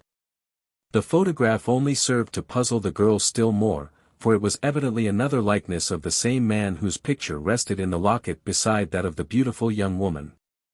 Tarzan was looking at her with an expression of puzzled bewilderment in his eyes as she glanced up at him. He seemed to be framing a question with his lips. The girl pointed to the photograph and then to the miniature and then to him, as though to indicate that she thought the likenesses were of him, but he only shook his head, and then shrugging his great shoulders. He took the photograph from her and having carefully rewrapped it, placed it again in the bottom of his quiver. For a few moments he sat in silence, his eyes bent upon the ground, while Jane held the little locket in her hand, turning it over and over in an endeavor to find some further clue that might lead to the identity of its original owner. At length a simple explanation occurred to her. The locket had belonged to Lord Greystoke, and the likenesses were of himself and Lady Alice. This wild creature had simply found it in the cabin by the beach. How stupid of her not to have thought of that solution before. But to account for the strange likeness between Lord Greystoke and this forest god, that was quite beyond her, and it is not strange that she could not imagine that this naked savage was indeed an English nobleman. At length Tarzan looked up to watch the girl as she examined the locket. He could not fathom the meaning of the faces within, but he could read the interest and fascination upon the face of the live young creature by his side. She noticed that he was watching her and thinking that he wished his ornament again she held it out to him. He took it from her and taking the chain in his 2 hands he placed it about her neck, smiling at her expression of surprise at his unexpected gift. Jane shook her head vehemently and would have removed the golden links from about her throat, but Tarzan would not let her. Taking her hands in his, when she insisted upon it, he held them tightly to prevent her. At last she desisted and with a little laugh raised the locket to her lips. Tarzan did not know precisely what she meant, but he guessed correctly that it was her way of acknowledging the gift, and so he rose, and taking the locket in his hand, stooped gravely like some courtier of old, and pressed his lips upon it where hers had rested. It was a stately and gallant little compliment performed with the grace and dignity of utter unconsciousness of self. It was the hallmark of his aristocratic birth, the natural outcropping of many generations of fine breeding, an hereditary instinct of graciousness which a lifetime of uncouth and savage training and environment could not eradicate. It was growing dark now, and so they ate again of the fruit which was both food and drink for them. Then Tarzan rose, and leading Jane to the little bower he had erected, motioned her to go within. For the first time in hours a feeling of fear swept over her, and Tarzan felt her draw away as though shrinking from him. Contact with this girl for half a day had left a very different Tarzan from the one on whom the morning sun had risen. Now, in every fiber of his being, heredity spoke louder than training. He had not in one swift transition become a polished gentleman from a savage ape-man, but at last the instincts of the former predominated, and over all was the desire to please the woman he loved, and to appear well in her eyes. So Tarzan of the Apes did the only thing he knew to assure Jane of her safety. He removed his hunting knife from its sheath and handed it to her hilt first, again motioning her into the bower. The girl understood, and taking the long knife she entered and lay down upon the soft grasses while Tarzan of the Apes stretched himself upon the ground across the entrance. And thus the rising sun found them in the morning. When Jane awoke, she did not at first recall the strange events of the preceding day, and so she wondered at her odd surroundings, the little leafy bower, the soft grasses of her bed, the unfamiliar prospect from the opening at her feet. Slowly the circumstances of her position crept one by one into her mind. And then a great wonderment arose in her heart, a mighty wave of thankfulness and gratitude that though she had been in such terrible danger, yet she was unharmed. She moved to the entrance of the shelter to look for Tarzan. He was gone, but this time no fear assailed her for she knew that he would return. In the grass at the entrance to her bower she saw the imprint of his body where he had lain all night to guard her. She knew that the fact that he had been there was all that had permitted her to sleep in such peaceful security. With him near, who could entertain fear? She wondered if there was another man on earth with whom a girl could feel so safe in the heart of this savage African jungle. Even the lions and panthers had no fears for her now. She looked up to see his lithe form drop softly from a nearby tree. As he caught her eyes upon him his face lighted with that frank and radiant smile that had won her confidence the day before. As he approached her Jane's heart beat faster and her eyes brightened as they had never done before at the approach of any man. He had again been gathering fruit and this he laid at the entrance of her bower. Once more they sat down together to eat. Jane commenced to wonder what his plans were. Would he take her back to the beach or would he keep her here? Suddenly she realized that the matter did not seem to give her much concern. Could it be that she did not care? She began to comprehend, also, that she was entirely contented sitting here by the side of this smiling giant eating delicious fruit in a sylvan paradise far within the remote depths of an African jungle, that she was contented and very happy. She could not understand it. Her reason told her that she should be torn by wild anxieties, weighted by dread fears, cast down by gloomy forebodings. But instead, her heart was singing and she was smiling into the answering face of the man beside her. When they had finished their breakfast Tarzan went to her bower and recovered his knife. The girl had entirely forgotten it. She realized that it was because she had forgotten the fear that prompted her to accept it. Motioning her to follow, Tarzan walked toward the trees at the edge of the arena, and taking her in one strong arm swung to the branches above. The girl knew that he was taking her back to her people, and she could not understand the sudden feeling of loneliness and sorrow which crept over her. For hours they swung slowly along. Tarzan of the Apes did not hurry. He tried to draw out the sweet pleasure of that journey with those dear arms about his neck as long as possible, and so he went far south of the direct route to the beach. Several times they halted for brief rests, which Tarzan did not need, and at noon they stopped for an hour at a little brook, where they quenched their thirst, and ate. So it was nearly sunset when they came to the clearing, and Tarzan, dropping to the ground beside a great tree, parted the tall jungle grass and pointed out the little cabin to her. She took him by the hand to lead him to it, that she might tell her father that this man had saved her from death and worse than death, that he had watched over her as carefully as a mother might have done. But again the timidity of the wild thing in the face of human habitation swept over Tarzan of the Apes. He drew back, shaking his head. The girl came close to him, looking up with pleading eyes. Somehow she could not bear the thought of his going back into the terrible jungle alone. Still he shook his head, and finally he drew her to him very gently and stooped to kiss her, but first he looked into her eyes and waited to learn if she were pleased, or if she would repulse him. Just an instant the girl hesitated, and then she realized the truth, and throwing her arms about his neck she drew his face to hers and kissed him, unashamed. I love you," she murmured. From far in the distance came the faint sound of many guns. Tarzan and Jane raised their heads. From the cabin came Mr. Philander and Esmeralda.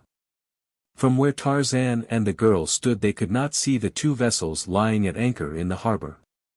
Tarzan pointed toward the sounds, touched his breast and pointed again. She understood. He was going, and something told her that it was because he thought her people were in danger. Again he kissed her. "Come back to me," she whispered. "I shall wait for you, always." He was gone, and Jane turned to walk across the clearing to the cabin. Mr. Philander was the first to see her.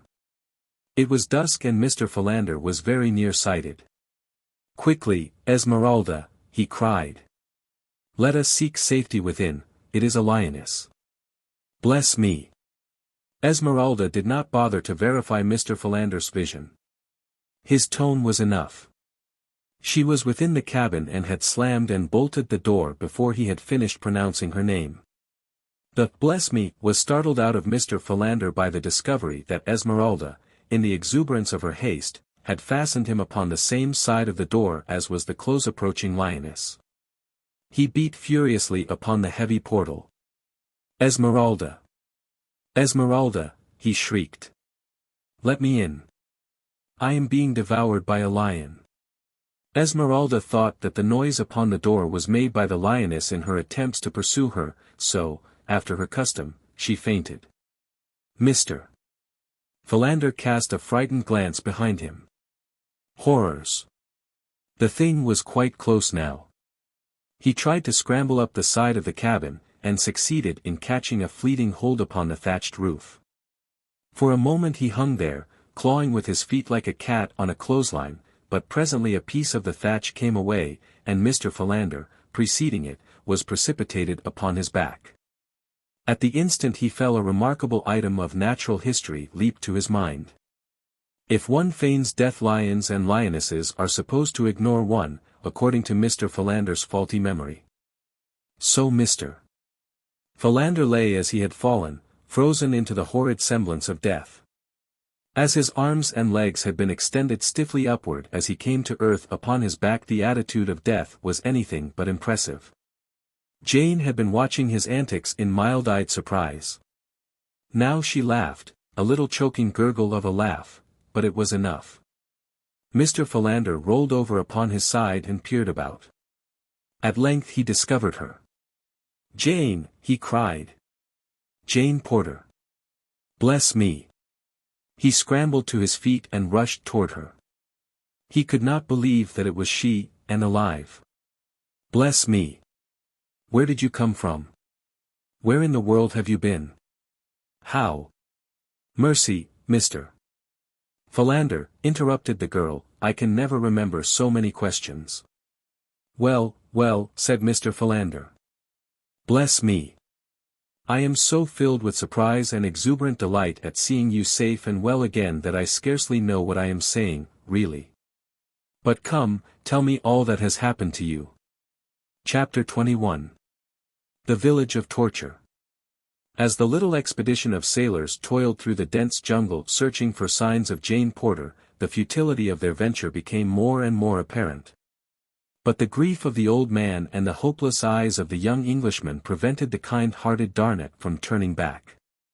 He thought that there might be a bare possibility of finding her body, or the remains of it, for he was positive that she had been devoured by some beast of prey.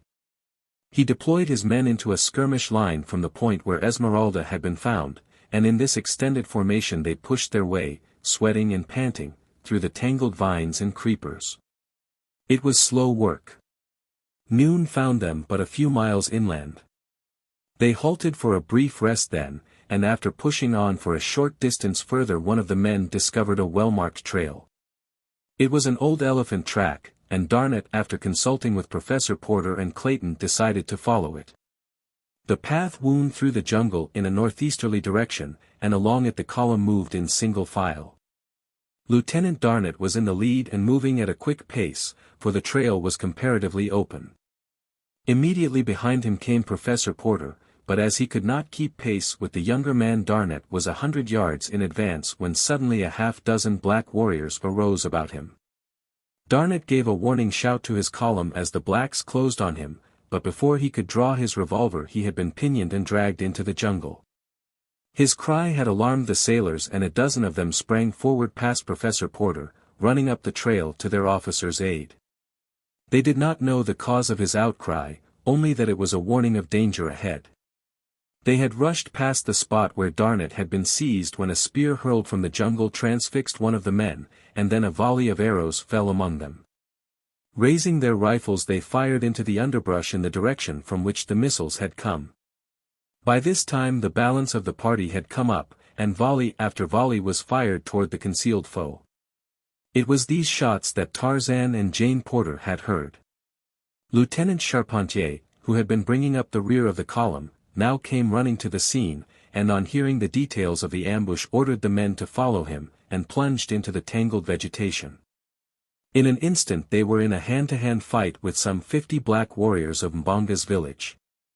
Arrows and bullets flew thick and fast. Queer African knives and French gun-butts mingled for a moment in savage and bloody duels, but soon the natives fled into the jungle, leaving the Frenchmen to count their losses. 4 of the 20 were dead, a dozen others were wounded, and Lieutenant Darnett was missing. Night was falling rapidly, and their predicament was rendered doubly worse when they could not even find the elephant trail which they had been following. There was but one thing to do, make camp where they were until daylight. Lieutenant Charpentier ordered a clearing made and a circular abatis of underbrush constructed about the camp.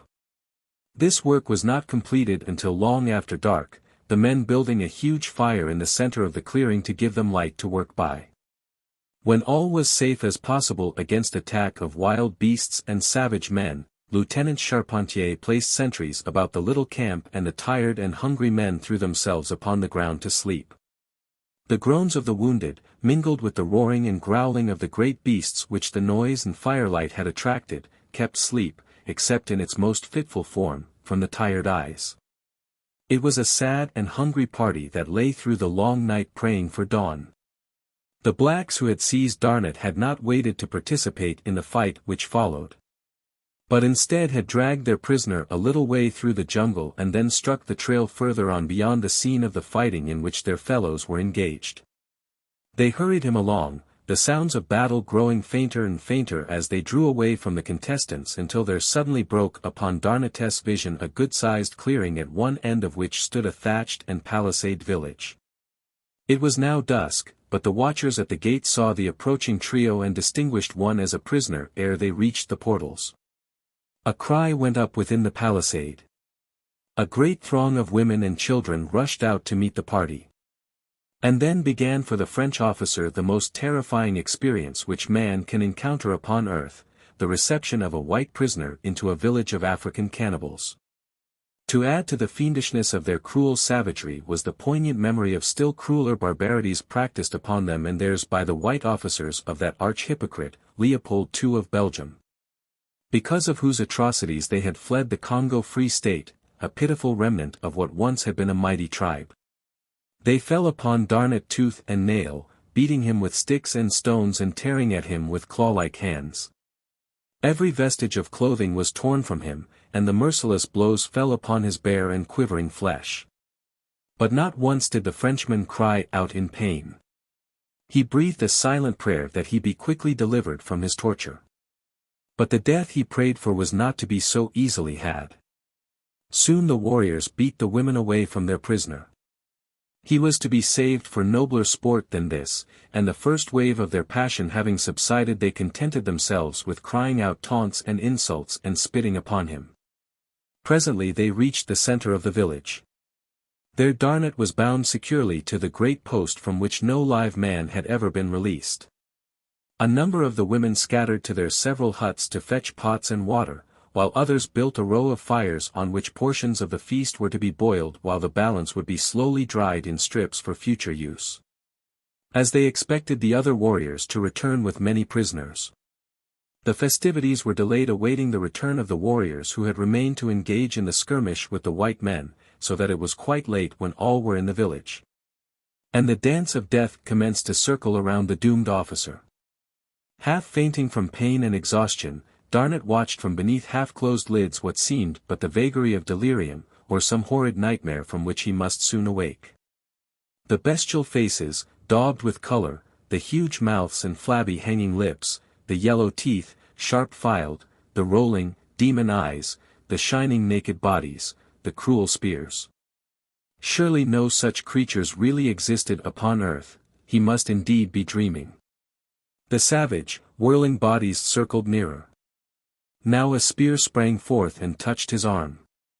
The sharp pain and the feel of hot, trickling blood assured him of the awful reality of his hopeless position.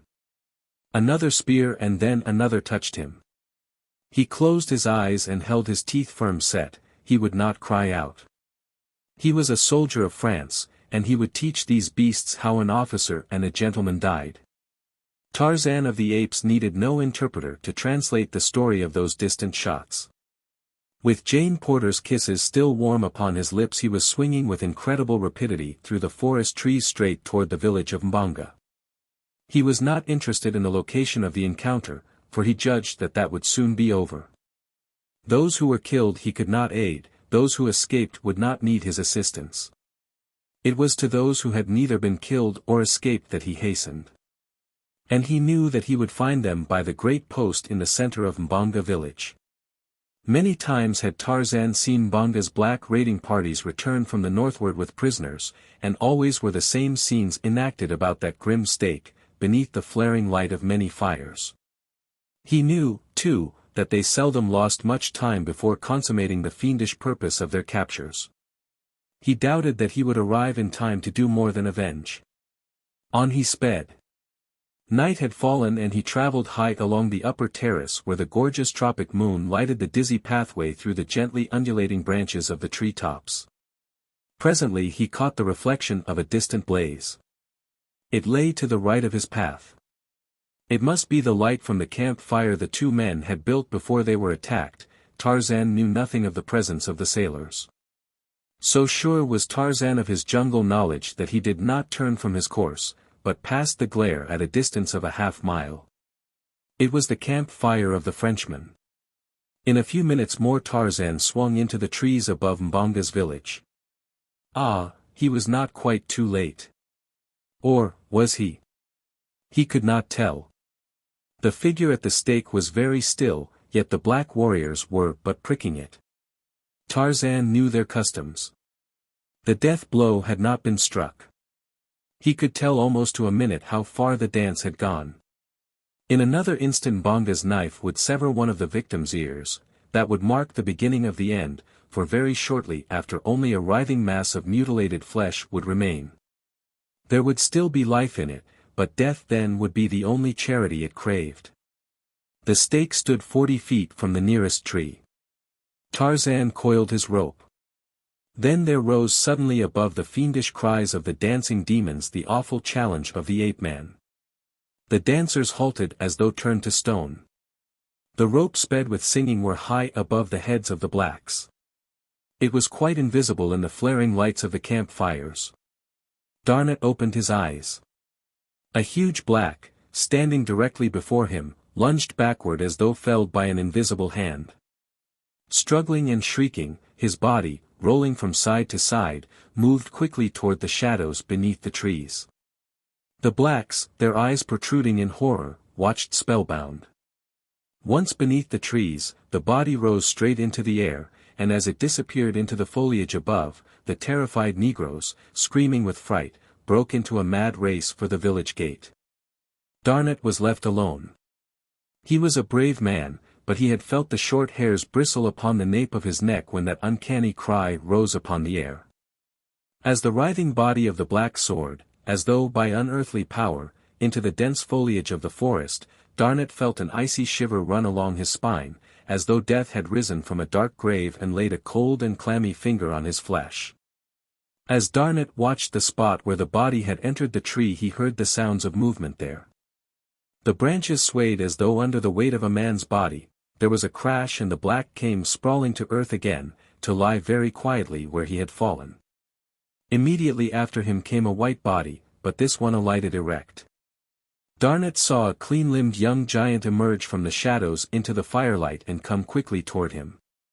What could it mean? Who could it be? Some new creature of torture and destruction, doubtless. Darnett waited. His eyes never left the face of the advancing man. Nor did the other's frank, clear eyes waver beneath Darnett's fixed gaze. Darnett was reassured, but still without much hope, though he felt that that face could not mask a cruel heart.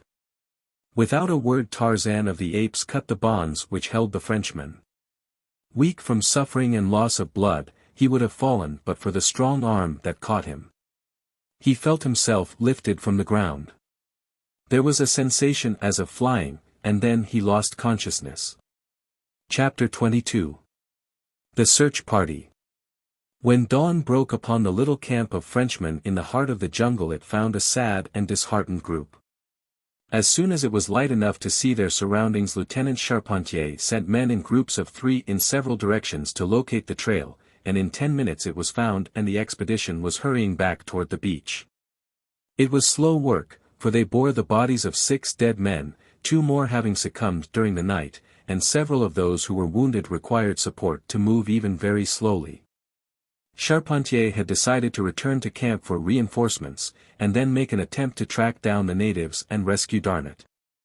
It was late in the afternoon when the exhausted men reached the clearing by the beach, but for 2 of them the return brought so great a happiness that all their suffering and heartbreaking grief was forgotten on the instant. As the little party emerged from the jungle, the first person that Professor Porter and Cecil Clayton saw was Jane, standing by the cabin door. With a little cry of joy and relief she ran forward to greet them, throwing her arms about her father's neck and bursting into tears for the first time since they had been cast upon this hideous and adventurous shore. Professor Porter strove manfully to suppress his own emotions, but the strain upon his nerves and weakened vitality were too much for him, and at length, burying his old face in the girl's shoulder, he sobbed quietly like a tired child. Jane led him toward the cabin, and the Frenchmen turned toward the beach from which several of their fellows were advancing to meet them. Clayton, wishing to leave father and daughter alone, joined the sailors and remained talking with the officers until their boat pulled away toward the cruiser whither Lieutenant Charpentier was bound to report the unhappy outcome of his adventure. Then Clayton turned back slowly toward the cabin. His heart was filled with happiness. The woman he loved was safe.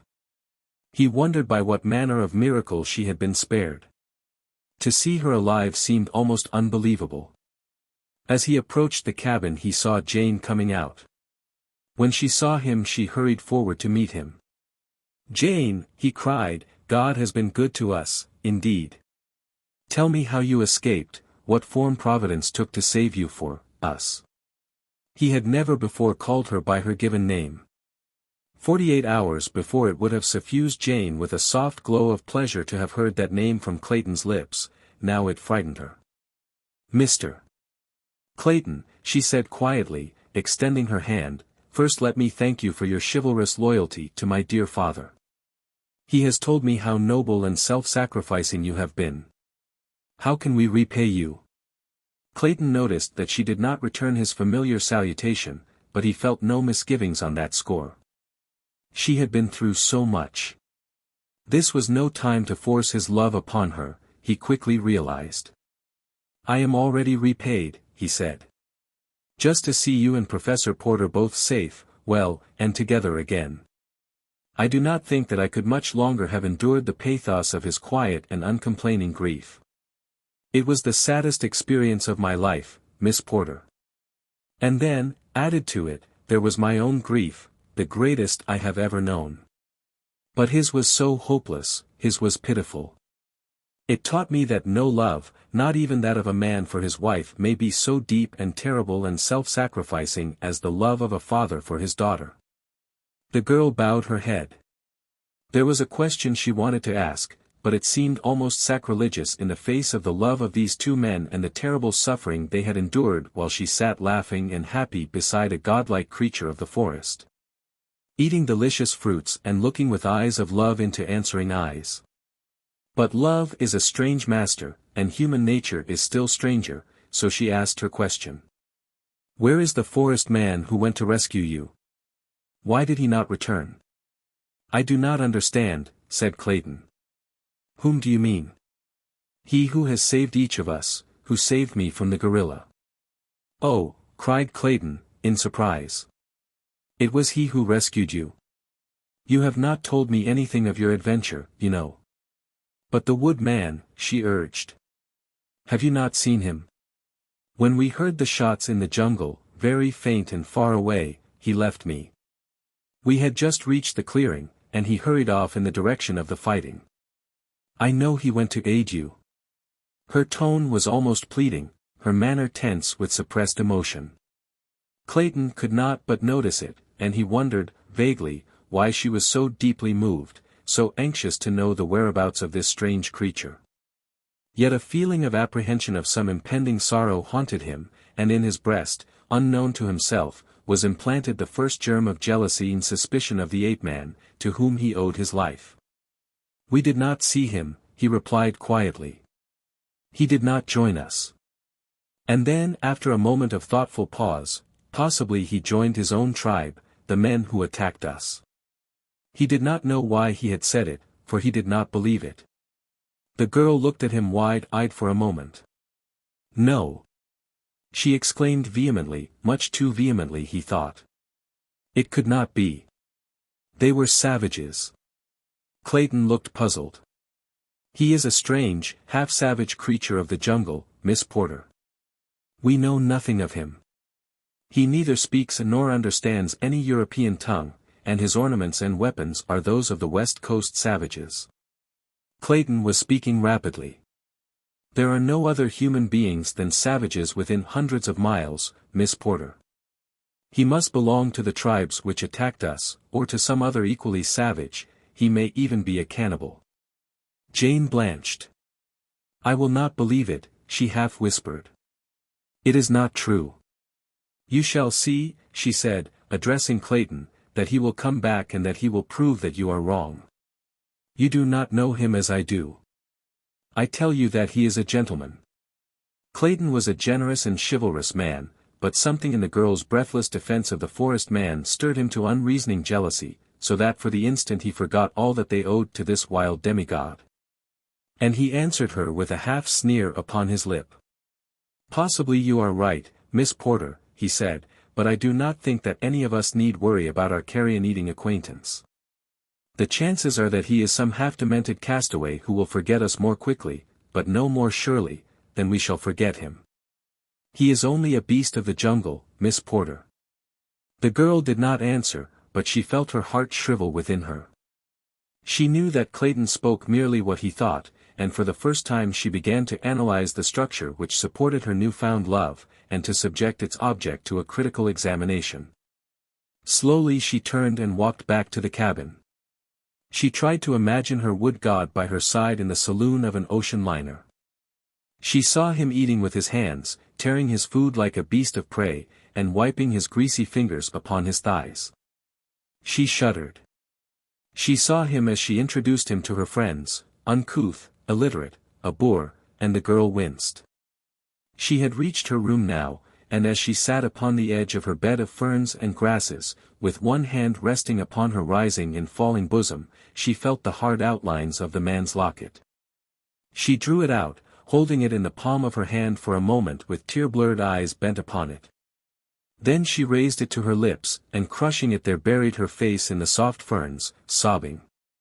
Beast, she murmured. Then God make me a beast. For, man or beast, I am yours. She did not see Clayton again that day. Esmeralda brought her supper to her, and she sent word to her father that she was suffering from the reaction following her adventure. The next morning Clayton left early with the relief expedition in search of Lieutenant Darnett. There were 200 armed men this time, with 10 officers and 2 surgeons, and provisions for a week. They carried bedding and hammocks, the latter for transporting their sick and wounded. It was a determined and angry company, a punitive expedition as well as one of relief. They reached the site of the skirmish of the previous expedition shortly after noon, for they were now traveling a known trail and no time was lost in exploring.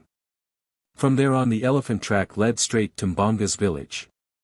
It was but 2 o'clock when the head of the column halted upon the edge of the clearing. Lieutenant Charpentier, who was in command, immediately sent a portion of his force through the jungle to the opposite side of the village. Another detachment was dispatched to a point before the village gate, while he remained with the balance upon the south side of the clearing. It was arranged that the party which was to take its position to the north, and which would be the last to gain its station should commence the assault. And that their opening volley should be the signal for a concerted rush from all sides in an attempt to carry the village by storm at the first charge. For half an hour the men with Lieutenant Charpentier crouched in the dense foliage of the jungle, waiting the signal. To them it seemed like hours. They could see natives in the fields, and others moving in and out of the village gate. At length the signal came, a sharp rattle of musketry, and like one man, an answering volley tore from the jungle to the west and to the south. The natives in the field dropped their implements and broke madly for the palisade. The French bullets mowed them down, and the French sailors bounded over their prostrate bodies straight for the village gate. So sudden and unexpected the assault had been that the whites reached the gates before the frightened natives could bar them, and in another minute the village street was filled with armed men fighting hand to hand in an inextricable tangle. For a few moments the blacks held their ground within the entrance to the street, but the revolvers, rifles and cutlasses of the Frenchmen crumpled the native spearmen and struck down the black archers with their bows half-drawn. Soon the battle turned to a wild rout, and then to a grim massacre, for the French sailors had seen bits of Darnat's uniform upon several of the black warriors who opposed them. They spared the children and those of the women whom they were not forced to kill in self-defense, but when at length they stopped, parting, blood-covered and sweating. It was because there lived to oppose them no single warrior of all the savage village of Mbonga. Carefully they ransacked every hut and corner of the village, but no sign of Darnat could they find. They questioned the prisoners by signs. And finally one of the sailors who had served in the French Congo found that he could make them understand the bastard tongue that passes for language between the whites and the more degraded tribes of the coast. But even then they could learn nothing definite regarding the fate of Darnat. Only excited gestures and expressions of fear could they obtain in response to their inquiries concerning their fellow. And at last they became convinced that these were but evidences of the guilt of these demons who had slaughtered and eaten their comrade 2 nights before. At length all hope left them, and they prepared to camp for the night within the village. The prisoners were herded into 3 huts where they were heavily guarded. Sentries were posted at the barred gates, and finally the village was wrapped in the silence of slumber, except for the wailing of the native women for their dead. The next morning they set out upon the return march. Their original intention had been to burn the village, but this idea was abandoned and the prisoners were left behind, weeping and moaning, but with roofs to cover them and a palisade for refuge from the beasts of the jungle. Slowly the expedition retraced its steps of the preceding day. 10 loaded hammocks retarded its pace. In 8 of them lay the more seriously wounded, while 2 swung beneath the weight of the dead. Clayton and Lieutenant Charpentier brought up the rear of the column, the Englishman silent in respect for the other's grief, for Darnat and Charpentier had been inseparable friends since boyhood. Clayton could not but realize that the Frenchman felt his grief the more keenly because Darnat's sacrifice had been so futile, since Jane had been rescued before Darnat had fallen into the hands of the savages. And again because the service in which he had lost his life had been outside his duty and for strangers and aliens. But when he spoke of it to Lieutenant Charpentier, the latter shook his head. "No, monsieur," he said, Darnet would have chosen to die thus. I only grieve that I could not have died for him, or at least with him. I wish that you could have known him better, monsieur. He was indeed an officer and a gentleman, a title conferred on many, but deserved by so few. He did not die futilely, for his death in the cause of a strange American girl will make us, his comrades, face our ends the more bravely, however they may come to us. Clayton did not reply, but within him rose a new respect for Frenchmen which remained undimmed ever after. It was quite late when they reached the cabin by the beach. A single shot before they emerged from the jungle had announced to those in camp as well as on the ship that the expedition had been too late, for it had been prearranged that when they came within a mile or two of camp one shot was to be fired to denote failure, or three for success, while two would have indicated that they had found no sign of either Darnet or his black captors. So it was a solemn party that awaited their coming, and few words were spoken as the dead and wounded men were tenderly placed in boats and rowed silently toward the cruiser. Clayton, exhausted from his 5 days of laborious marching through the jungle and from the effects of his 2 battles with the blacks, turned toward the cabin to seek a mouthful of food and then the comparative ease of his bed of grasses after 2 nights in the jungle. By the cabin door stood Jane. "The poor lieutenant?" she asked. "Did you find no trace of him?" "We were too late, Miss Porter," he replied sadly. "Tell me. What had happened?" she asked. "I cannot, Miss Porter, it is too horrible."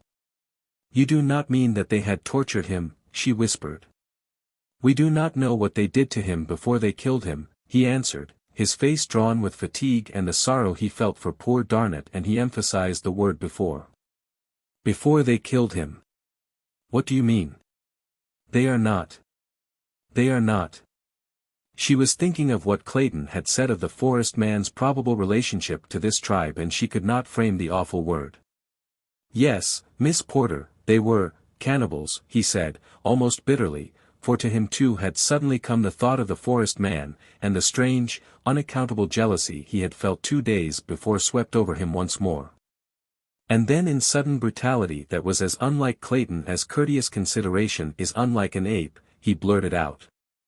"When your forest god left you he was doubtless hurrying to the feast." He was sorry ere the words were spoken, though he did not know how cruelly they had cut the girl. His regret was for his baseless disloyalty to one who had saved the lives of every member of his party, and offered harm to none. The girl's head went high. "There could be but one suitable reply to your assertion, Mr. Clayton," she said icily, "and I regret that I am not a man, that I might make it." She turned quickly and entered the cabin. Clayton was an Englishman, so the girl had passed quite out of sight before he deduced what reply a man would have made. "Upon my word," he said ruefully, "she called me a liar. And I fancy I jolly well deserved it," he added thoughtfully. "Clayton, my boy, I know you are tired out and unstrung, but that's no reason why you should make an ass of yourself. You'd better go to bed." But before he did so he called gently to Jane upon the opposite side of the sailcloth partition, for he wished to apologize, but he might as well have addressed the Sphinx. Then he wrote upon a piece of paper and shoved it beneath the partition. Jane saw the little note and ignored it, for she was very angry and hurt and mortified, but, she was a woman, and so eventually she picked it up and read it. "My dear Miss Porter, I had no reason to insinuate what I did. My only excuse is that my nerves must be unstrung, which is no excuse at all. Please try and think that I did not say it. I am very sorry. I would not have hurt you, above all others in the world. Say that you forgive me. W.M. Cecil Clayton." "He did think it or he never would have said it," reasoned the girl, "but it cannot be true. Oh, I know it is not true." One sentence in the letter frightened her: "I would not have hurt you above all others in the world." A week ago that sentence would have filled her with delight, now it depressed her. She wished she had never met Clayton. She was sorry that she had ever seen the forest god. No, she was glad. And there was that other note she had found in the grass before the cabin the day after her return from the jungle, the love note signed by Tarzan of the Apes. Who could be this new suitor? If he were another of the wild denizens of this terrible forest, what might he not do to claim her? Esmeralda! Wake up, she cried. You make me so irritable, sleeping there peacefully when you know perfectly well that the world is filled with sorrow. Gabrielle, screamed Esmeralda, sitting up. What is it now? A hipponoceros? Where is he, Miss Jane? Nonsense, Esmeralda, there is nothing. Go back to sleep. You are bad enough asleep, but you are infinitely worse awake. Yes, honey, but what's the matter with you, precious? You act sort of disgranulated this evening. Oh, Esmeralda, I'm just plain ugly tonight, said the girl. Don't pay any attention to me, that's a dear. Yes, honey, now you go right to sleep. Your nerves are all on edge. What with all these hippopotamuses and man-eating geniuses that Mr. Philander been telling about, Lord, it ain't no wonder we all get nervous prosecution. Jane crossed the little room, laughing, and kissing the faithful woman, bid Esmeralda good night. Chapter 23. Brother Men. When Darnett regained consciousness, he found himself lying upon a bed of soft ferns and grasses beneath a little, shaped shelter of boughs. At his feet an opening looked out upon a green sward, and at a little distance beyond was the dense wall of jungle and forest. He was very lame and sore and weak, and as full consciousness returned he felt the sharp torture of many cruel wounds and the dull aching of every bone and muscle in his body as a result of the hideous beating he had received. Even the turning of his head caused him such excruciating agony that he lay still with closed eyes for a long time. He tried to piece out the details of his adventure prior to the time he lost consciousness to see if they would explain his present whereabouts. He wondered if he were among friends or foes. At length he recollected the whole hideous scene at the stake, and finally recalled the strange white figure in whose arms he had sunk into oblivion. Darnett wondered what fate lay in store for him now. He could neither see nor hear any signs of life about him. The incessant hum of the jungle, the rustling of millions of leaves, the buzz of insects, the voices of the birds and monkeys seemed blended into a strangely soothing purr, as though he lay apart. Far from the myriad life whose sounds came to him only as a blurred echo. At length he fell into a quiet slumber, nor did he awake again until afternoon. Once more he experienced the strange sense of utter bewilderment that had marked his earlier awakening, but soon he recalled the recent past, and looking through the opening at his feet he saw the figure of a man squatting on his haunches. The broad, muscular back was turned toward him, but, tan though it was, Darnett saw that it was the back of a white man, and he thanked God. The Frenchman called faintly. The man turned, and rising, came toward the shelter. His face was very handsome, the handsomest, thought Darnett, that he had ever seen. Stooping, he crawled into the shelter beside the wounded officer, and placed a cool hand upon his forehead. Darnett spoke to him in French, but the man only shook his head, sadly, it seemed to the Frenchman. Then Darnett tried English, but still the man shook his head. Italian, Spanish and German brought similar discouragement. Darnett knew a few words of Norwegian, Russian, Greek, and also had a smattering of the language of one of the West Coast Negro tribes. The man denied them all. After examining Darnett's wounds the man left the shelter and disappeared. In half an hour he was back with fruit and a hollow gourd-like vegetable filled with water. Darnett drank and ate a little. He was surprised that he had no fever. Again he tried to converse with his strange nurse, but the attempt was useless. Suddenly the man hastened from the shelter only to return a few minutes later with several pieces of bark and, wonder of wonders, a lead pencil. Squatting beside Darnett he wrote for a minute on the smooth inner surface of the bark. Then he handed it to the Frenchman. Darnett was astonished to see, in plain print-like characters, a message in English. I am Tarzan of the Apes. Who are you? Can you read this language? Darnett seized the pencil, then he stopped. This strange man wrote English, evidently he was an Englishman. Yes, said Darnett, I read English. I speak it also. Now we may talk. First let me thank you for all that you have done for me."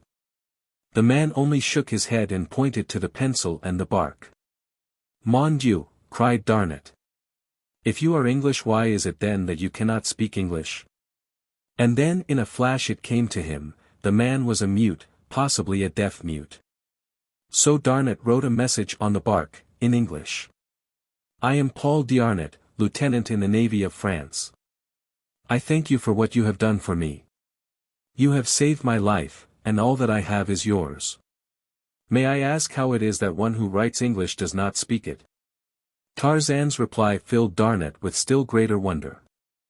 "I speak only the language of my tribe, the great apes who were Kerchaks. And a little of the languages of Tantor, the elephant, and Numa, the lion, and of the other folks of the jungle I understand. With a human being I have never spoken, except once with Jane Porter, by signs. This is the first time I have spoken with another of my kind through written words." Darnat was mystified. It seemed incredible that there lived upon earth a full-grown man who had never spoken with a fellow man, and still more preposterous that such a one could read and write. He looked again at Tarzan's message, except once, with Jane Porter. That was the American girl who had been carried into the jungle by a gorilla. A sudden light commenced to dawn on Darnat. This then was the gorilla. He seized the pencil and wrote, "Where is Jane Porter?" And Tarzan replied, "Below. Back with her people in the cabin of Tarzan of the Apes." "She is not dead then?" "Where was she? What happened to her?" "She is not dead.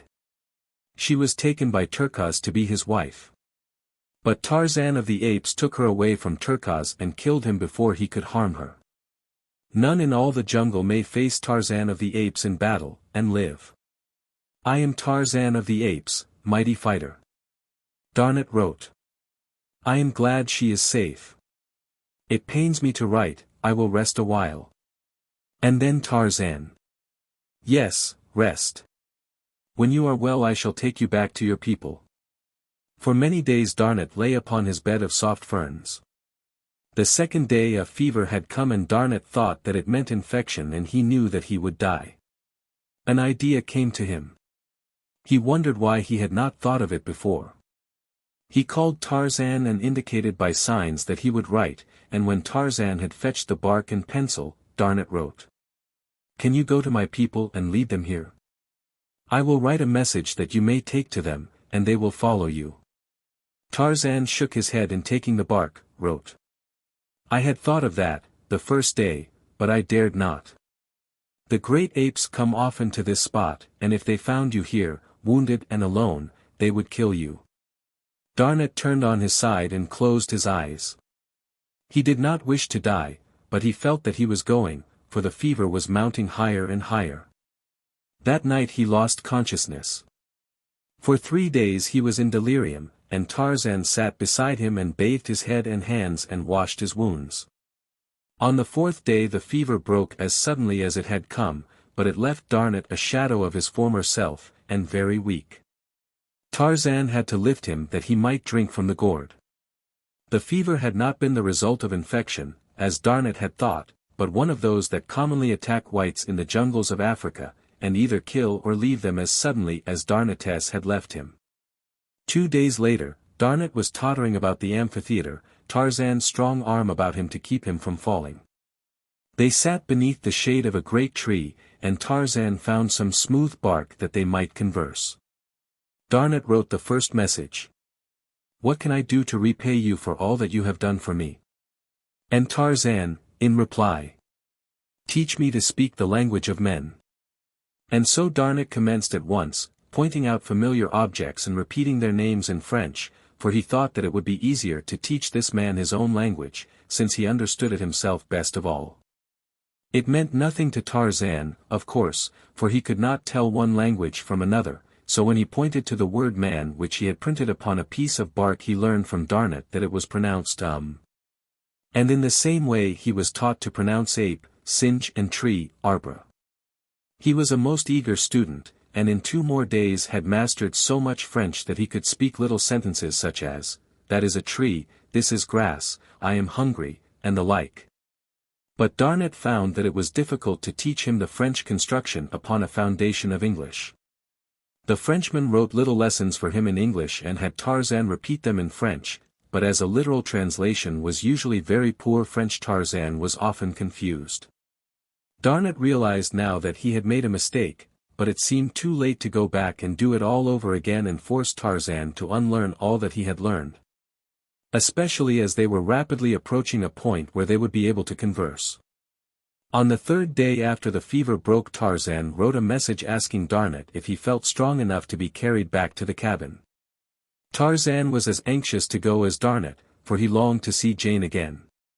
It had been hard for him to remain with the Frenchman all these days for that very reason, and that he had unselfishly done so spoke more glowingly of his nobility of character than even did his rescuing the French officer from Bonga's clutches. Darnet, only too willing to attempt the journey, wrote. But you cannot carry me all the distance through this tangled forest. Tarzan laughed. Mais oui, he said, and Darnet laughed aloud to hear the phrase that he used so often glide from Tarzan's tongue. So they set out, Darnet marveling as had Clayton and Jane at the wondrous strength and agility of the ape-men. Mid-afternoon brought them to the clearing, and as Tarzan dropped to earth from the branches of the last tree his heart leaped and bounded against his ribs in anticipation of seeing Jane so soon again. No one was in sight outside the cabin, and Darnet was perplexed to note that neither the cruiser nor the Arrow was at anchor in the bay.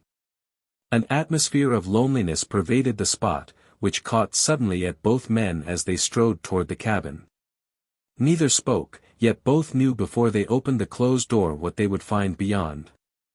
Tarzan lifted the latch and pushed the great door in upon its wooden hinges.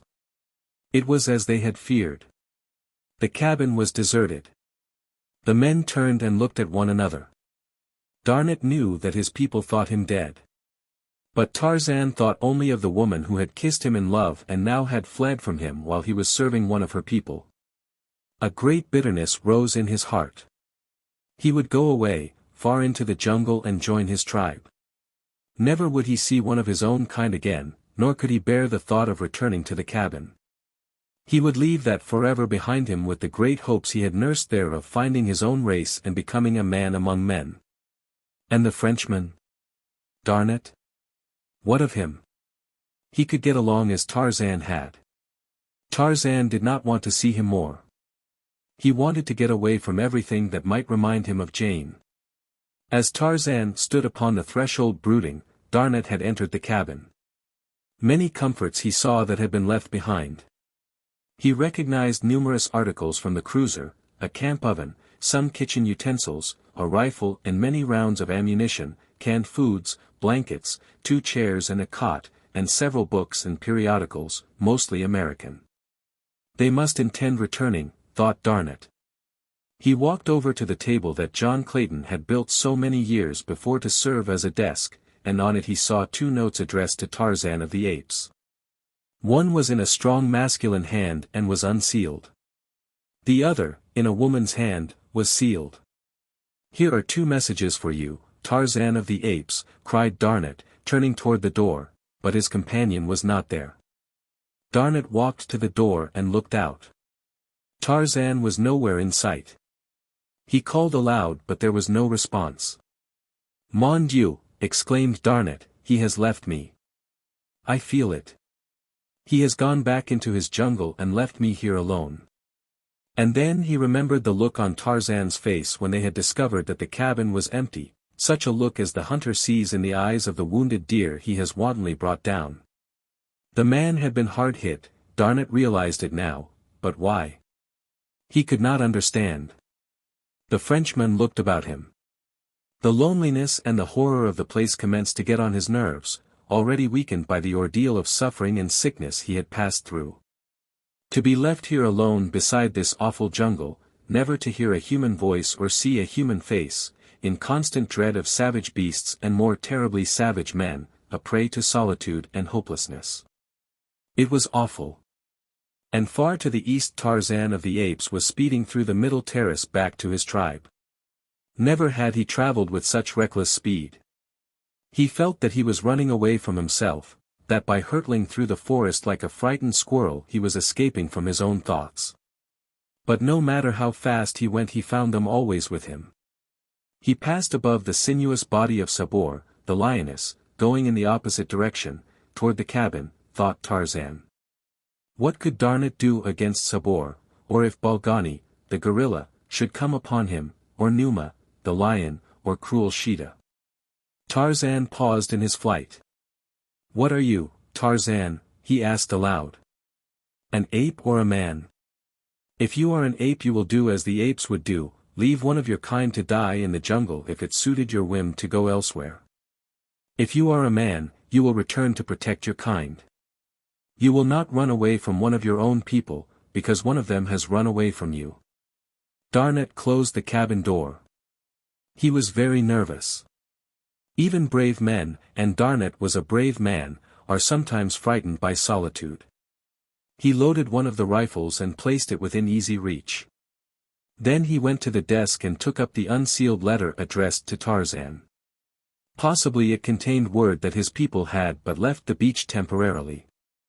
He felt that it would be no breach of ethics to read this letter, so he took the enclosure from the envelope and read. To Tarzan of the Apes. We thank you for the use of your cabin. And are sorry that you did not permit us the pleasure of seeing and thanking you in person. We have harmed nothing, but have left many things for you which may add to your comfort and safety here in your lonely home. If you know the strange white man who saved our lives so many times, and brought us food, and if you can converse with him, thank him, also, for his kindness. We sail within the hour, never to return. But we wish you and that other jungle friend to know that we shall always thank you for what you did for strangers on your shore, and that we should have done infinitely more to reward you both had you given us the opportunity. Very respectfully. W.M. Cecil Clayton. Never to return, muttered Darnat, and threw himself face downward upon the cot. An hour later he started up listening.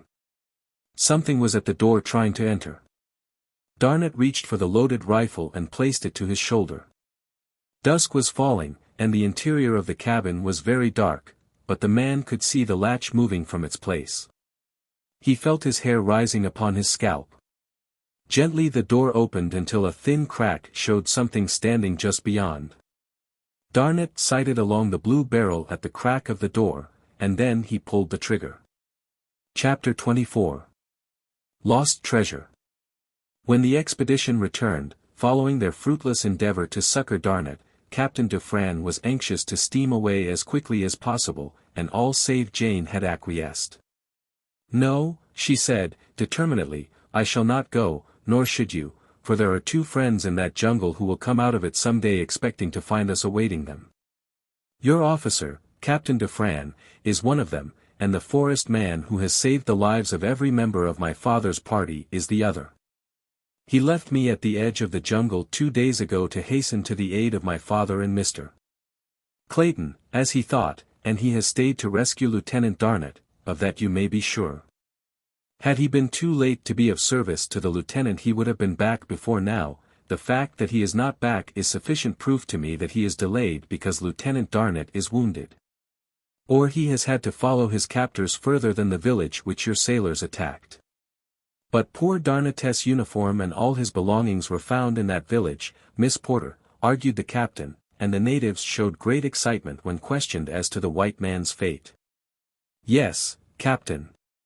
But they did not admit that he was dead, and as for his clothes and accoutrements being in their possession, why more civilized peoples than these poor savage Negroes strip their prisoners of every article of value whether they intend killing them or not. Even the soldiers of my own dear South looted not only the living but the dead. It is strong circumstantial evidence, I will admit, but it is not positive proof. Possibly your forest man, himself was captured or killed by the savages," suggested Captain Dufresne. The girl laughed. "You do not know him," she replied, a little thrill of pride setting her nerves a-tingle at the thought that she spoke of her own. "I admit that he would be worth waiting for, this Superman of yours," laughed the captain. "I most certainly should like to see him." "Then wait for him, my dear captain," urged the girl, "for I intend doing so." The Frenchman would have been a very much surprised man could he have interpreted the true meaning of the girl's words. They had been walking from the beach toward the cabin as they talked, and now they joined a little group sitting on camp stools in the shade of a great tree beside the cabin. Professor Porter was there, and Mr. Philander and Clayton, with Lieutenant Charpentier and two of his brother officers, while Esmeralda hovered in the background, ever and anon venturing opinions and comments with the freedom of an old and much-indulged family servant. The officers arose and saluted as their superior approached, and Clayton surrendered his camp stool to Jane. "We were just discussing poor Paul's fate," said Captain Dufresne. "Miss Porter insists that we have no absolute proof of his death, nor have we. And on the other hand she maintains that the continued absence of your omnipotent jungle friend indicates that Darnett is still in need of his services, either because he is wounded, or still is a prisoner in a more distant native village. It has been suggested," ventured Lieutenant Charpentier, "that the wild man may have been a member of the tribe of blacks who attacked our party, that he was hastening to aid them, his own people." Jane shot a quick glance at Clayton. "It seems vastly more reasonable," said Professor Porter. "I do not agree with you," objected Mr. Philander. "He had ample opportunity to harm us himself, or to lead his people against us. Instead, during our long residence here, he has been uniformly consistent in his role of protector and provider." "That is true," interjected Clayton, "yet we must not overlook the fact that except for himself the only human beings within hundreds of miles are savage cannibals. He was armed precisely as are they, which indicates that he has maintained relations of some nature with them, and the fact that he is but one against possibly thousands suggests that these relations could scarcely have been other than friendly." "It seems improbable then that he is not connected with them," remarked the captain, "possibly a member of this tribe." "Otherwise," added another of the officers, "how could he have lived a sufficient length of time among the savage denizens of the jungle, brute and human, to have become proficient in woodcraft, or in the use of African weapons?" "You are judging him according to your own standards, gentlemen," said Jane. "An ordinary white man such as any of you—" "Pardon me, I did not mean just that, rather, a white man above the ordinary in physique and intelligence could never, I grant you, have lived a year alone and naked in this tropical jungle. But this man not only surpasses the average white man in strength and agility, but as far transcends our trained athletes and strong men as they surpass a day-old babe, and his courage and ferocity in battle are those of the wild beast. He has certainly won a loyal champion, Miss Porter," said Captain Dufresne, laughing. "I am sure that there be none of us here but would willingly face death 100 times in its most terrifying forms to deserve the tributes of one even half so loyal, or so beautiful." "You would not wonder that I defend him," said the girl, "could you have seen him as I saw him, battling in my behalf with that huge hairy brute. Could you have seen him charge the monster as a bull might charge a grizzly, absolutely without sign of fear or hesitation, you would have believed him more than human. Could you have seen those mighty muscles knotting under the brown skin, could you have seen them force back those awful fangs, you too would have thought him invincible. And could you have seen the chivalrous treatment which he accorded a strange girl of a strange race, you would feel the same absolute confidence in him that I feel." "You have won your suit, my fair pleader," cried the captain. "This court finds the defendant not guilty, and the cruiser shall wait a few days longer that he may have an opportunity to come and thank the divine Portia." "For the Lord's sake, honey," cried Esmeralda. "You all don't mean to tell me that you're going to stay right here in this here land of carnival animals when you all got the opportunity to escapade on that boat? Don't you tell me that, honey. Why, Esmeralda, you should be ashamed of yourself," cried Jane. "Is this any way to show your gratitude to the man who saved your life twice?" "Well, Miss Jane, that's all just as you say, but that there forest man never did save us to stay here. He done save us so we all could get away from here. I expect he be mighty peevish when he find we ain't got no more sense than to stay right here after he done give us the chance to get away. I hoped I'd never have to sleep in this here geological garden another night and listen to all them lonesome noises that come out of that jumble after dark." "I don't blame you a bit, Esmeralda," said Clayton, and you certainly did hit it off right when you called them lonesome noises. I never have been able to find the right word for them, but that's it, don't you know, lonesome noises. You and Esmeralda had better go and live on the cruiser, said Jane, in fine scorn. What would you think if you had to live all of your life in that jungle as our forest man has done? I'm afraid I'd be a blooming bounder as a wild man, laughed Clayton, ruefully. Those noises at night make the hair on my head bristle. I suppose that I should be ashamed to admit it, but it's the truth. I don't know about that, said Lieutenant Charpentier. I never thought much about fear and that sort of thing, never tried to determine whether I was a coward or brave man. But the other night as we lay in the jungle there after poor Darnett was taken, and those jungle noises rose and fell around us, I began to think that I was a coward indeed. It was not the roaring and growling of the big beasts that affected me so much as it was the stealthy noises, the ones that you heard suddenly close by and then listened vainly for a repetition of, the unaccountable sounds as of a great body moving almost noiselessly. And the knowledge that you didn't know how close it was, or whether it were creeping closer after you ceased to hear it. It was those noises, and the eyes. Mon Dieu! I shall see them in the dark forever, the eyes that you see, and those that you don't see, but feel, they are the worst. All were silent for a moment, and then Jane spoke. And he is out there, she said, in an awe-hushed whisper. Those eyes will be glaring at him tonight, and at your comrade Lieutenant Darnett. Can you leave them, gentlemen, without at least rendering them the passive succor which remaining here a few days longer might ensure them? Tut, tut, child, said Professor Porter. Captain Dufresne is willing to remain, and for my part am perfectly willing, as I always have been to humor your childish whims. We can utilize the morrow in recovering the chest, Professor, suggested Mr. Philander. Quite so, Mr. Philander, I had almost forgotten the treasure, exclaimed Professor Porter. Possibly we can borrow some men from Captain Dufresne to assist us, and one of the prisoners to point out the location of the chest. Most assuredly, my dear Professor, we are all yours to command, said the captain. And so it was arranged that on the next day Lieutenant Charpentier was to take a detail of 10 men, and one of the mutineers of the Arrow as a guide, and unearth the treasure, and that the cruiser would remain for a full week in the little harbor. At the end of that time it was to be assumed that Darnett was truly dead, and that the forest man would not return while they remained. Then the 2 vessels were to leave with all the party. Professor Porter did not accompany the treasure seekers on the following day, but when he saw them returning empty-handed toward noon, he hastened forward to meet them, his usual preoccupied indifference entirely vanished. And in its place a nervous and excited manner. Where is the treasure? He cried to Clayton, while yet 100 feet separated them.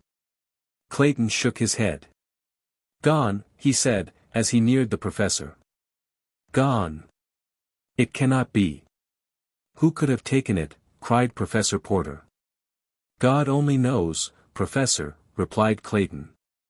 We might have thought the fellow who guided us was lying about the location, but his surprise and consternation on finding no chest beneath the body of the murdered Snipes were too real to be feigned. And then our spades showed us that something had been buried beneath the corpse, for a hole had been there and it had been filled with loose earth. But who could have taken it? Repeated Professor Porter. Suspicion might naturally fall on the men of the cruiser, said Lieutenant Charpentier. But for the fact that Sub-Lieutenant Janviers here assures me that no men have had shore leave, that none has been on shore since we anchored here except under command of an officer. I do not know that you would suspect our men, but I am glad that there is now no chance for suspicion to fall on them, he concluded. It would never have occurred to me to suspect the men to whom we owe so much, replied Professor Porter, graciously. I would as soon suspect my dear Clayton here, or Mr. Philander. The Frenchmen smiled, both officers and sailors. It was plain to see that a burden had been lifted from their minds. The treasure has been gone for some time, continued Clayton.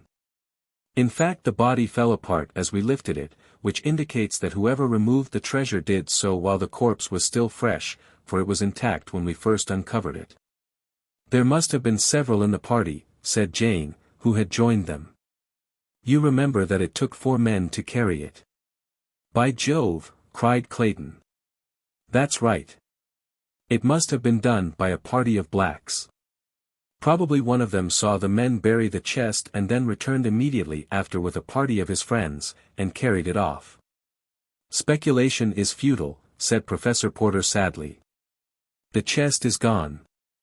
We shall never see it again, nor the treasure that was in it. Only Jane knew what the loss meant to her father, and none there knew what it meant to her.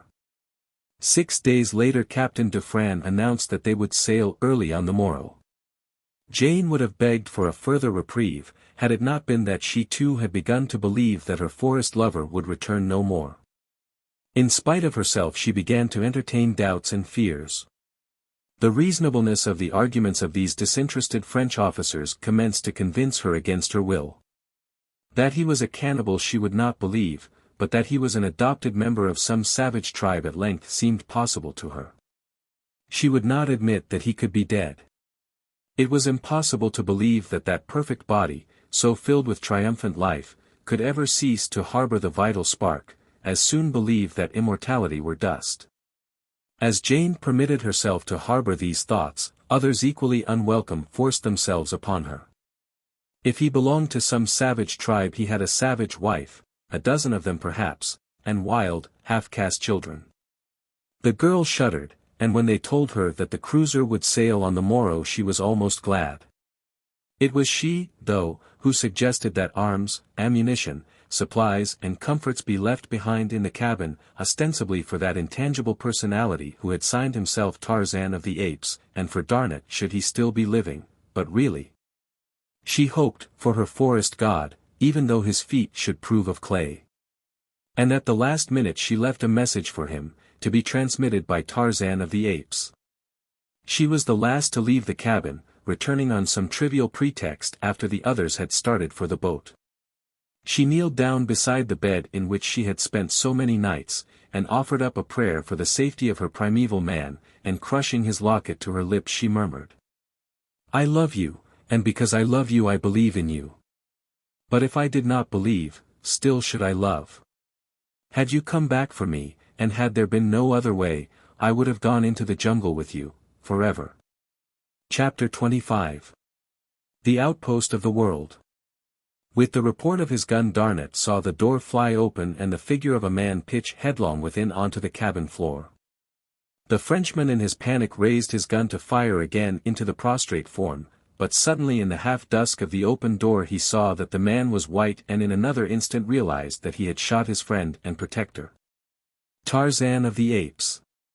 With a cry of anguish Darnot sprang to the ape-man's side, and kneeling, lifted the latter's head in his arms, calling Tarzan's name aloud. There was no response, and then Darnot placed his ear above the man's heart. To his joy he heard its steady beating beneath. Carefully he lifted Tarzan to the cot, and then, after closing and bolting the door, he lighted one of the lamps and examined the wound. The bullet had struck a glancing blow upon the skull. There was an ugly flesh wound, but no signs of a fracture of the skull. Darnot breathed a sigh of relief, and went about bathing the blood from Tarzan's face. Soon the cool water revived him, and presently he opened his eyes to look in questioning surprise at Darnot. The latter had bound the wound with pieces of cloth, and as he saw that Tarzan had regained consciousness he arose and going to the table wrote a message, which he handed to the ape-man. Explaining the terrible mistake he had made and how thankful he was that the wound was not more serious. Tarzan, after reading the message, sat on the edge of the couch and laughed. It is nothing, he said in French, and then, his vocabulary failing him, he wrote. You should have seen what Balgani did to me, and Kerchak, and Turkaz, before I killed them, then you would laugh at such a little scratch. Darnot handed Tarzan the 2 messages that had been left for him. Tarzan read the first one through with a look of sorrow on his face. The second one he turned over and over, searching for an opening. He had never seen a sealed envelope before. At length he handed it to Darnot. The Frenchman had been watching him, and knew that Tarzan was puzzled over the envelope. How strange it seemed that to a full-grown white man an envelope was a mystery. Darnet opened it and handed the letter back to Tarzan. Sitting on a camp stool, the ape man spread the written sheet before him and read. To Tarzan of the Apes. Before I leave, let me add my thanks to those of Mr. Clayton for the kindness you have shown in permitting us the use of your cabin. That you never came to make friends with us has been a great regret to us. We should have liked so much to have seen and thanked our host. There is another I should like to thank also, but he did not come back, though I cannot believe that he is dead. I do not know his name. He is the great white giant who wore the diamond locket upon his breast.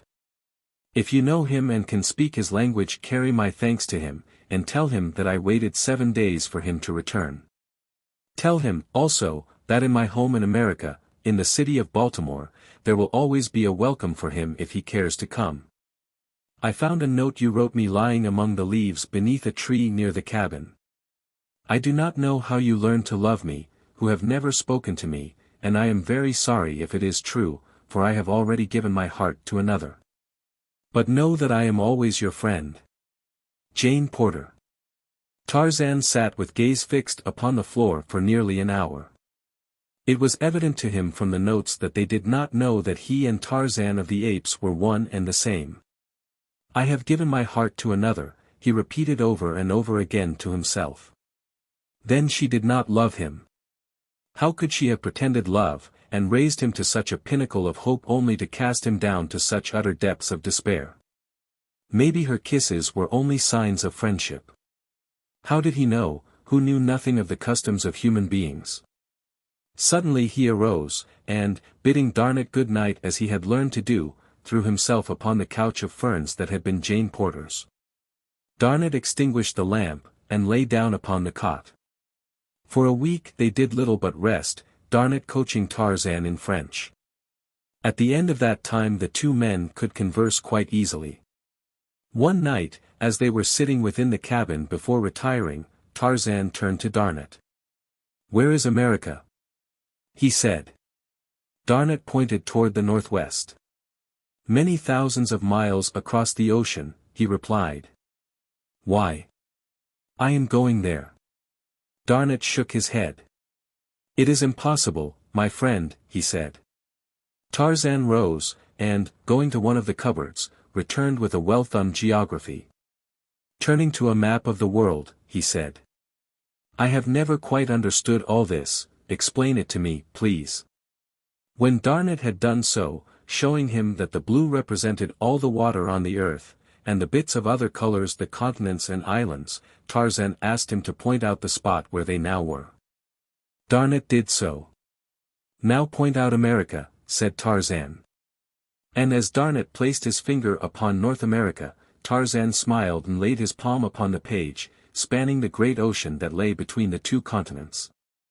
"You see, it is not so very far," he said. "Scarce the width of my hand." Darnet laughed. How could he make the man understand? Then he took a pencil and made a tiny point upon the shore of Africa.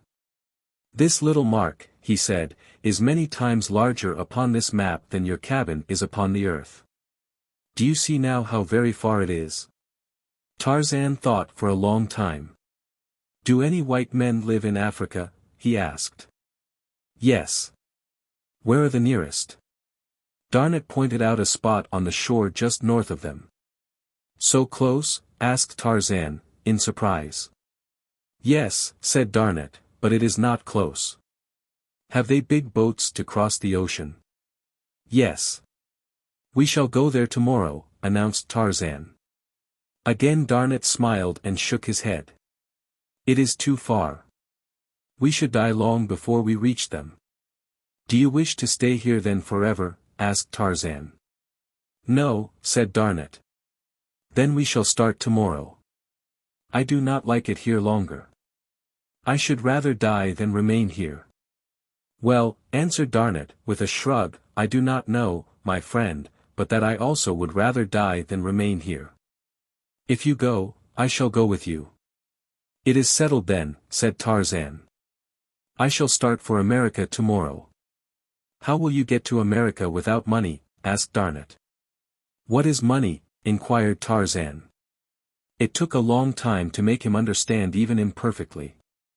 "How do men get money?" he asked at last. "They work for it." "Very well. I will work for it, then."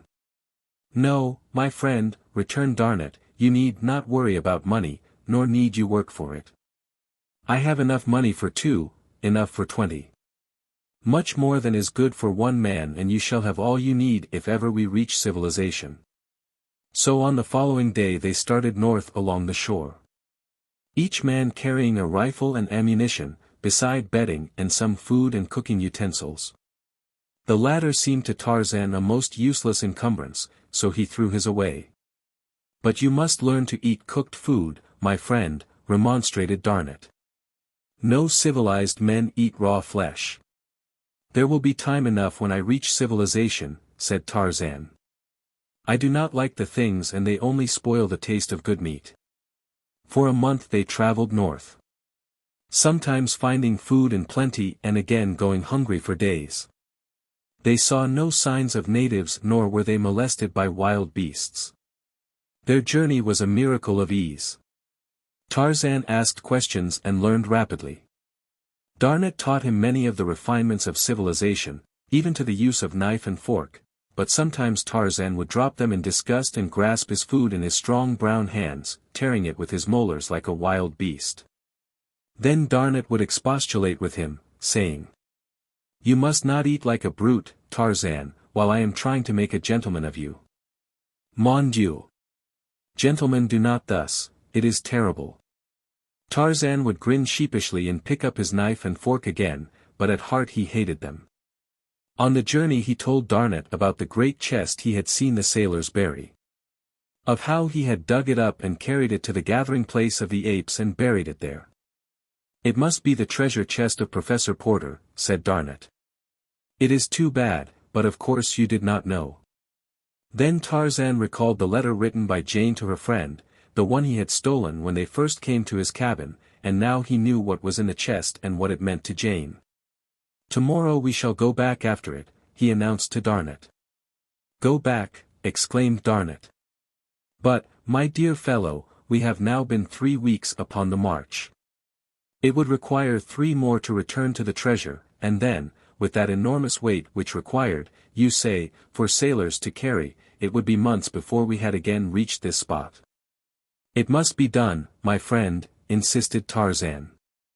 "You may go on toward civilization, and I will return for the treasure. I can go very much faster alone." "I have a better plan, Tarzan," exclaimed Darnet.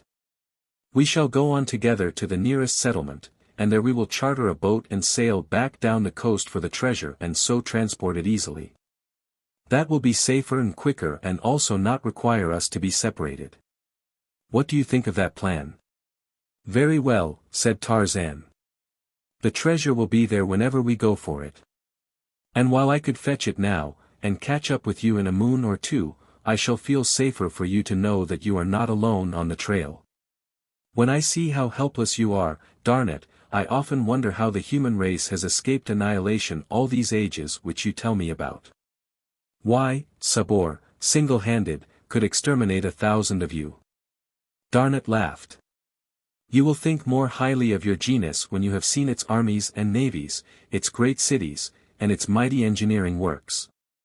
Then you will realize that it is mind, and not muscle, that makes the human animal greater than the mighty beasts of your jungle. Alone and unarmed, a single man is no match for any of the larger beasts. But if 10 men were together, they would combine their wits and their muscles against their savage enemies, while the beasts, being unable to reason, would never think of combining against the men. Otherwise, Tarzan of the Apes, how long would you have lasted in the savage wilderness?" "You are right, Darnet," replied Tarzan, "for if Kerchak had come to Tublet's aid that night at the Dum-Dum, there would have been an end of me. But Kerchak could never think far enough ahead to take advantage of any such opportunity. Even Kala, my mother, could never plan ahead. She simply ate what she needed when she needed it, and if the supply was very scarce, even though she found plenty for several meals, she would never gather any ahead. I remember that she used to think it very silly of me to burden myself with extra food upon the march, though she was quite glad to eat it with me, if the way chanced to be barren of sustenance. Then you knew your mother, Tarzan? Asked Darnat, in surprise. Yes. She was a great, fine ape, larger than I, and weighing twice as much. And your father? Asked Darnat. I did not know him. Kala told me he was a white ape, and hairless like myself. I know now that he must have been a white man. Darnat looked long and earnestly at his companion. Tarzan, he said at length, it is impossible that the ape, Kala, was your mother. If such a thing can be, which I doubt, you would have inherited some of the characteristics of the ape, but you have not. You are pure man, and, I should say, the offspring of highly bred and intelligent parents. Have you not the slightest clue to your past? Not the slightest, replied Tarzan. No writings in the cabin that might have told something of the lives of its original inmates? I have read everything that was in the cabin with the exception of one book which I know now to be written in a language other than English. Possibly you can read it. Tarzan fished the little black diary from the bottom of his quiver, and handed it to his companion. Darnat glanced at the title page. It is the diary of John Clayton, Lord Greystoke, an English nobleman, and it is written in French, he said. Then he proceeded to read the diary that had been written over 20 years before, and which recorded the details of the story which we already know, the story of adventure, hardships and sorrow of John Clayton and his wife Alice. From the day they left England until an hour before he was struck down by Kerchak. Darnat read aloud. At times his voice broke, and he was forced to stop reading for the pitiful hopelessness that spoke between the lines. Occasionally he glanced at Tarzan. But the ape-man sat upon his haunches, like a carven image, his eyes fixed upon the ground. Only when the little babe was mentioned did the tone of the diary alter from the habitual note of despair which had crept into it by degrees after the first 2 months upon the shore. Then the passages were tinged with a subdued happiness that was even sadder than the rest. One entry showed an almost hopeful spirit. Today our little boy is 6 months old. He is sitting in Alice's lap beside the table where I am writing, a happy, healthy, perfect child. Somehow, even against all reason, I seem to see him a grown man, taking his father's place in the world, the second John Clayton, and bringing added honors to the house of Greystoke. There, as though to give my prophecy the weight of his endorsement, he has grabbed my pen in his chubby fists and with his ink-begrimed little fingers has placed the seal of his tiny finger prints upon the page. And there, on the margin of the page, were the partially blurred imprints of 4 wee fingers and the outer half of the thumb. When Darnat had finished the diary the 2 men sat in silence for some minutes. Well, Tarzan of the Apes, what think you? Asked Darnat. Does not this little book clear up the mystery of your parentage? Why man, you are Lord Greystoke. The book speaks of but one child, he replied. Its little skeleton lay in the crib, where it died crying for nourishment, from the first time I entered the cabin until Professor Porter's party buried it, with its father and mother, beside the cabin. No, that was the babe the book speaks of, and the mystery of my origin is deeper than before, for I have thought much of late of the possibility of that cabin having been my birthplace. I am afraid that Kala spoke the truth, he concluded sadly. Darnat shook his head. He was unconvinced, and in his mind had sprung the determination to prove the correctness of his theory, for he had discovered the key which alone could unlock the mystery, or consign it forever to the realms of the unfathomable. A week later the 2 men came suddenly upon a clearing in the forest. In the distance were several buildings surrounded by a strong palisade. Between them and the enclosure stretched a cultivated field in which a number of Negroes were working. The 2 halted at the edge of the jungle. Tarzan fitted his bow with a poisoned arrow, but Darnat placed a hand upon his arm. What would you do, Tarzan? He asked. They will try to kill us if they see us, replied Tarzan. I prefer to be the killer. Maybe they are friends, suggested Darnat. They are black, was Tarzan's only reply. And again he drew back his shaft. You must not, Tarzan, cried Darnat. White men do not kill wantonly. Mon Dieu! But you have much to learn. I pity the ruffian who crosses you, my wild man, when I take you to Paris. I will have my hands full keeping your neck from beneath the guillotine. Tarzan lowered his bow and smiled. I do not know why I should kill the blacks back there in my jungle, yet not kill them here. Suppose Numa, the lion, should spring out upon us, I should say, then, I presume, good morning, Monsieur Numa, how is Madame Numa, eh? Wait until the blacks spring upon you, replied Darnat, then you may kill them. Do not assume that men are your enemies until they prove it. Come, said Tarzan, let us go and present ourselves to be killed, and he started straight across the field, his head high held and the tropical sun beating upon his smooth, brown skin. Behind him came Darnat, clothed in some garments which had been discarded at the cabin by Clayton when the officers of the French cruiser had fitted him out in more presentable fashion. Presently one of the blacks looked up, and beholding Tarzan, turned, shrieking, toward the palisade. In an instant the air was filled with cries of terror from the fleeing gardeners, but before any had reached the palisade a white man emerged from the enclosure, rifle in hand, to discover the cause of the commotion. What he saw brought his rifle to his shoulder, and Tarzan of the Apes would have felt cold lead once again had not Darnat cried loudly to the man with the leveled gun. Do not fire. We are friends. Halt, then, was the reply. Stop, Tarzan! Cried Darnat. He thinks we are enemies. Tarzan dropped into a walk, and together he and Darnat advanced toward the white man by the gate. The latter eyed them in puzzled bewilderment. What manner of men are you? He asked, in French. White men, replied Darnat. We have been lost in the jungle for a long time. The man had lowered his rifle and now advanced with outstretched hand. I am Father Constantine of the French mission here, he said, and I am glad to welcome you. This is Monsieur Tarzan, Father Constantine, replied Darnat, indicating the ape-man, and as the priest extended his hand to Tarzan, Darnat added, and I am Paul Darnat, of the French Navy. Father Constantine took the hand which Tarzan extended in imitation of the priest's act, while the latter took in the superb physique and handsome face in one quick, keen glance. And thus came Tarzan of the Apes to the first outpost of civilization. For a week they remained there, and the ape-man, keenly observant, learned much of the ways of men. Meanwhile black women sewed white duck garments for himself and Darnat so that they might continue their journey properly clothed. Chapter 26. The Height of Civilization.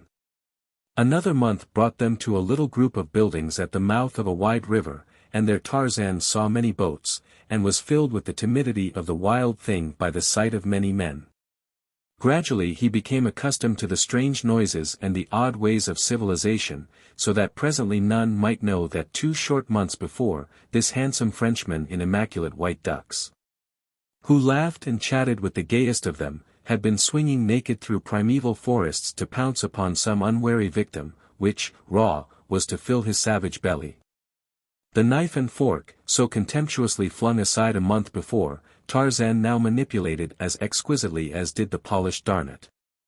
So apt a pupil had he been that the young Frenchman had labored assiduously to make of Tarzan of the Apes a polished gentleman in so far as nicety of manners and speech were concerned. God made you a gentleman at heart, my friend, Darnat had said, but we want his works to show upon the exterior also. As soon as they had reached the little port, Darnat had cabled his government of his safety, and requested a 3 months' leave, which had been granted. He had also cabled his bankers for funds, and the enforced wait of a month, under which both chafed, was due to their inability to charter a vessel for the return to Tarzan's jungle after the treasure. During their stay at the coast town, Monsieur Tarzan became the wonder of both whites and blacks because of several occurrences which to Tarzan seemed the merest of nothings. Once a huge black, crazed by drink, had run amok and terrorized the town, until his evil star had led him to where the black-haired French giant lolled upon the veranda of the hotel. Mounting the broad steps, with brandished knife, the Negro made straight for a party of 4 men sitting at a table sipping the inevitable absinthe. Shouting in alarm, the 4 took to their heels, and then the black spied Tarzan. With a roar he charged the ape-man, while 100 heads peered from sheltering windows and doorways to witness the butchering of the poor Frenchman by the giant black. Tarzan met the rush with the fighting smile that the joy of battle always brought to his lips. As the Negro closed upon him, steel muscles gripped the black wrist of the uplifted knife hand, and a single swift wrench left the hand dangling below a broken bone. With the pain and surprise, the madness left the black man, and as Tarzan dropped back into his chair the fellow turned, crying with agony, and dashed wildly toward the native village. On another occasion as Tarzan and Darnat sat at dinner with a number of other whites, the talk fell upon lions and lion hunting. Opinion was divided as to the bravery of the king of beasts, some maintaining that he was an arrant coward, but all agreeing that it was with a feeling of greater security that they gripped their express rifles when the monarch of the jungle roared about a camp at night. Darnat and Tarzan had agreed that his past be kept secret, and so none other than the French officer knew of the ape-man's familiarity with the beasts of the jungle.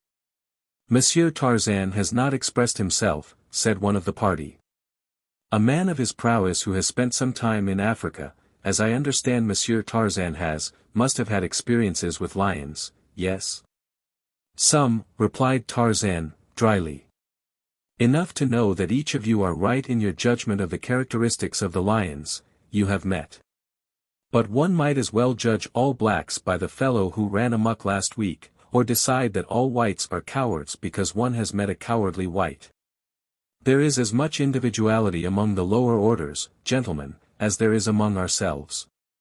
Today we may go out and stumble upon a lion which is over-timid, he runs away from us.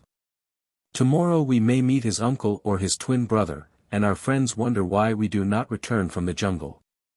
For myself, I always assume that a lion is ferocious, and so I am never caught off my guard."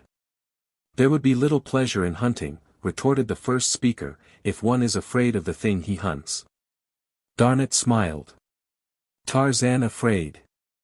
I do not exactly understand what you mean by fear," said Tarzan. "Like lions, fear is a different thing in different men, but to me the only pleasure in the hunt is the knowledge that the hunted thing has power to harm me as much as I have to harm him. If I went out with a couple of rifles and a gun-bearer, and 20 or 30 beaters, to hunt a lion, I should not feel that the lion had much chance. And so the pleasure of the hunt would be lessened in proportion to the increased safety which I felt. Then I am to take it that Monsieur Tarzan would prefer to go naked into the jungle, armed only with a jackknife, to kill the king of beasts," laughed the other, good-naturedly, but with the merest touch of sarcasm in his tone. "And a piece of rope," added Tarzan. Just then the deep roar of a lion sounded from the distant jungle, as though to challenge whoever dared enter the lists with him. "There is your opportunity, Monsieur Tarzan," bantered the Frenchman. "I am not hungry," said Tarzan simply. The men laughed, all but Darnat. He alone knew that a savage beast had spoken its simple reason through the lips of the ape-man. "But you are afraid, just as any of us would be, to go out there naked, armed only with a knife and a piece of rope," said the banterer. "Is it not so?" "No," replied Tarzan. "Only a fool performs any act without reason." 5,000 francs is a reason," said the other. "I wager you that amount you cannot bring back a lion from the jungle under the conditions we have named, naked and armed only with a knife and a piece of rope." Tarzan glanced toward Darnat and nodded his head. "Make it 10,000, said Darnat. "Done," replied the other. Tarzan arose. "I shall have to leave my clothes at the edge of the settlement, so that if I do not return before daylight I shall have something to wear through the streets." "You are not going now," exclaimed the wagerer, "at night?" "Why not?" asked Tarzan. "Numa walks abroad at night, it will be easier to find him." "No," said the other, "I do not want your blood upon my hands. It will be foolhardy enough if you go forth by day." "I shall go now," replied Tarzan, and went to his room for his knife and rope. The men accompanied him to the edge of the jungle, where he left his clothes in a small storehouse. But when he would have entered the blackness of the undergrowth they tried to dissuade him, and the wagerer was most insistent of all that he abandon his foolhardy venture. "I will accede that you have won," he said, "and the 10,000 francs are yours if you will but give up this foolish attempt, which can only end in your death." Tarzan laughed, and in another moment the jungle had swallowed him. The men stood silent for some moments and then slowly turned and walked back to the hotel veranda. Tarzan had no sooner entered the jungle than he took to the trees, and it was with a feeling of exultant freedom that he swung once more through the forest branches. This was life. Ah, how he loved it. Civilization held nothing like this in its narrow and circumscribed sphere, hemmed in by restrictions and conventionalities. Even clothes were a hindrance and a nuisance. At last he was free. He had not realized what a prisoner he had been. How easy it would be to circle back to the coast, and then make toward the south and his own jungle and cabin. Now he caught the scent of Numa, for he was traveling upwind. Presently his quick ears detected the familiar sound of padded feet and the brushing of a huge, fur-clad body through the undergrowth. Tarzan came quietly above the unsuspecting beast and silently stalked him until he came into a little patch of moonlight. Then the quick noose settled and tightened about the tawny throat, and, as he had done it 100 times in the past, Tarzan made fast the end to a strong branch and, while the beast fought and clawed for freedom, dropped to the ground behind him. And leaping upon the great back, plunged his long thin blade a dozen times into the fierce heart. Then with his foot upon the carcass of Numa, he raised his voice in the awesome victory cry of his savage tribe. For a moment Tarzan stood irresolute, swayed by conflicting emotions of loyalty to Darnat and a mighty lust for the freedom of his own jungle. At last the vision of a beautiful face, and the memory of warm lips crushed to his dissolved the fascinating picture he had been drawing of his old life. The ape-man threw the warm carcass of Numa across his shoulders and took to the trees once more. The men upon the veranda had sat for an hour, almost in silence. They had tried ineffectually to converse on various subjects, and always the thing uppermost in the mind of each had caused the conversation to lapse. "Mon Dieu," said the wagerer at length, "I can endure it no longer. I am going into the jungle with my express and bring back that mad man." "I will go with you," said one. "And I, chorused the others. As though the suggestion had broken the spell of some horrid nightmare they hastened to their various quarters, and presently were headed toward the jungle, each one heavily armed. "God! What was that?" suddenly cried one of the party, an Englishman, as Tarzan's savage cry came faintly to their ears. "I heard the same thing once before," said a Belgian, "when I was in the gorilla country. My carriers said it was the cry of a great bull ape who has made a kill." Darnat remembered Clayton's description of the awful roar with which Tarzan had announced his kills. And he half smiled in spite of the horror which filled him to think that the uncanny sound could have issued from a human throat, from the lips of his friend. As the party stood finally near the edge of the jungle, debating as to the best distribution of their forces, they were startled by a low laugh near them, and turning, beheld advancing toward them a giant figure bearing a dead lion upon its broad shoulders. Even Darnat was thunderstruck, for it seemed impossible that the man could have so quickly dispatched a lion with the pitiful weapons he had taken, or that alone he could have borne the huge carcass through the tangled jungle. The men crowded about Tarzan with many questions, but his only answer was a laughing depreciation of his feat. To Tarzan it was as though one should eulogize a butcher for his heroism in killing a cow, for Tarzan had killed so often for food and for self-preservation that the act seemed anything but remarkable to him. But he was indeed a hero in the eyes of these men accustomed to hunting big game. Incidentally, he had won 10,000 francs, for Darnat insisted that he keep it all. This was a very important item to Tarzan, who was just commencing to realize the power which lay beyond the little pieces of metal and paper which always changed hands when human beings rode, or ate, or slept, or clothed themselves, or drank, or worked, or played, or sheltered themselves from the rain or cold or sun. It had become evident to Tarzan that without money one must die. Darnat had told him not to worry, since he had more than enough for both. But the ape-man was learning many things, and one of them was that people looked down upon one who accepted money from another without giving something of equal value in exchange.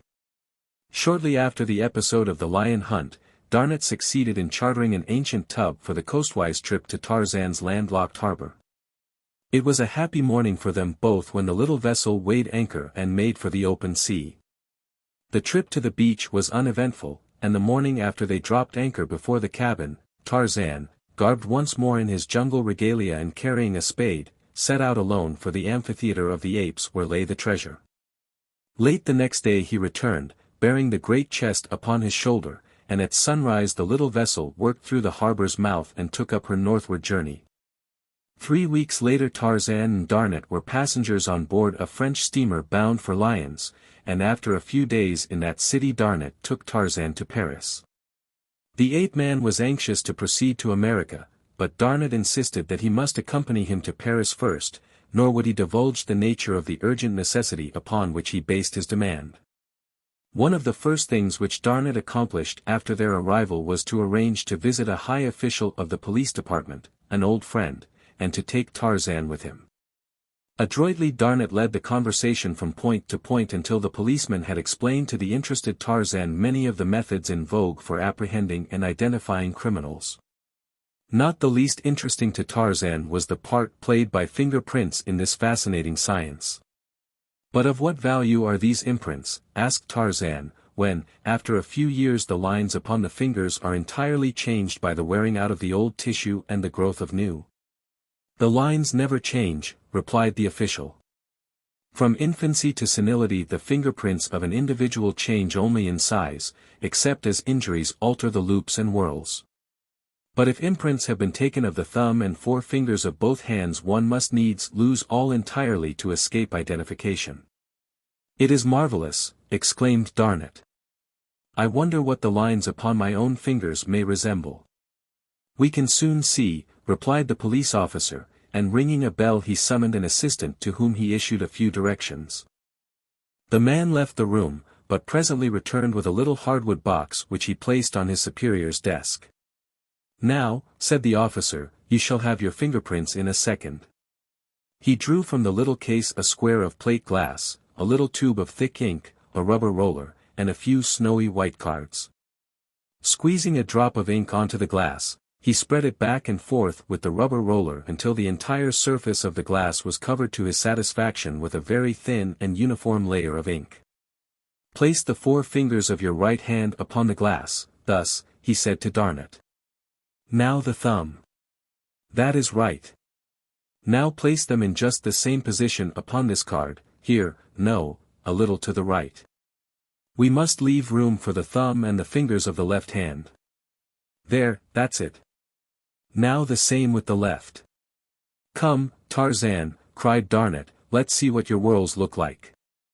Tarzan complied readily, asking many questions of the officer during the operation. "Do fingerprints show racial characteristics?" he asked. "Could you determine, for example, solely from fingerprints whether the subject was Negro or Caucasian?" "I think not," replied the officer. "Could the fingerprints of an ape be detected from those of a man?" "Probably, because the apes would be far simpler than those of the higher organism. But a cross between an ape and a man might show the characteristics of either progenitor," continued Tarzan. "Yes, I should think likely," responded the official. "But the science has not progressed sufficiently to render it exact enough in such matters. I should hate to trust its findings further than to differentiate between individuals. There it is absolute. No two people born into the world probably have ever had identical lines upon all their digits. It is very doubtful if any single fingerprint will ever be exactly duplicated by any finger other than the one which originally made it." "Does the comparison require much time or labor?" asked Darnett. "Ordinarily but a few moments, if the impressions are distinct." Darnett drew a little black book from his pocket and commenced turning the pages. Tarzan looked at the book in surprise. How did Darnett come to have his book? Presently Darnett stopped at a page on which were 5 tiny little smudges. He handed the open book to the policeman. "Are these imprints similar to mine or Monsieur Tarzan's, or can you say that they are identical with either?" The officer drew a powerful glass from his desk and examined all 3 specimens carefully, making notations meanwhile upon a pad of paper. Tarzan realized now what was the meaning of their visit to the police officer. The answer to his life's riddle lay in these tiny marks. With tense nerves he sat leaning forward in his chair, but suddenly he relaxed and dropped back, smiling. Darnett looked at him in surprise. "You forget that for 20 years the dead body of the child who made those fingerprints lay in the cabin of his father, and that all my life I have seen it lying there," said Tarzan bitterly. The policeman looked up in astonishment. "Go ahead, Captain, with your examination," said Darnett. "We will tell you the story later, provided Monsieur Tarzan is agreeable." Tarzan nodded his head. "But you are mad, my dear Darnett," he insisted. "Those little fingers are buried on the west coast of Africa."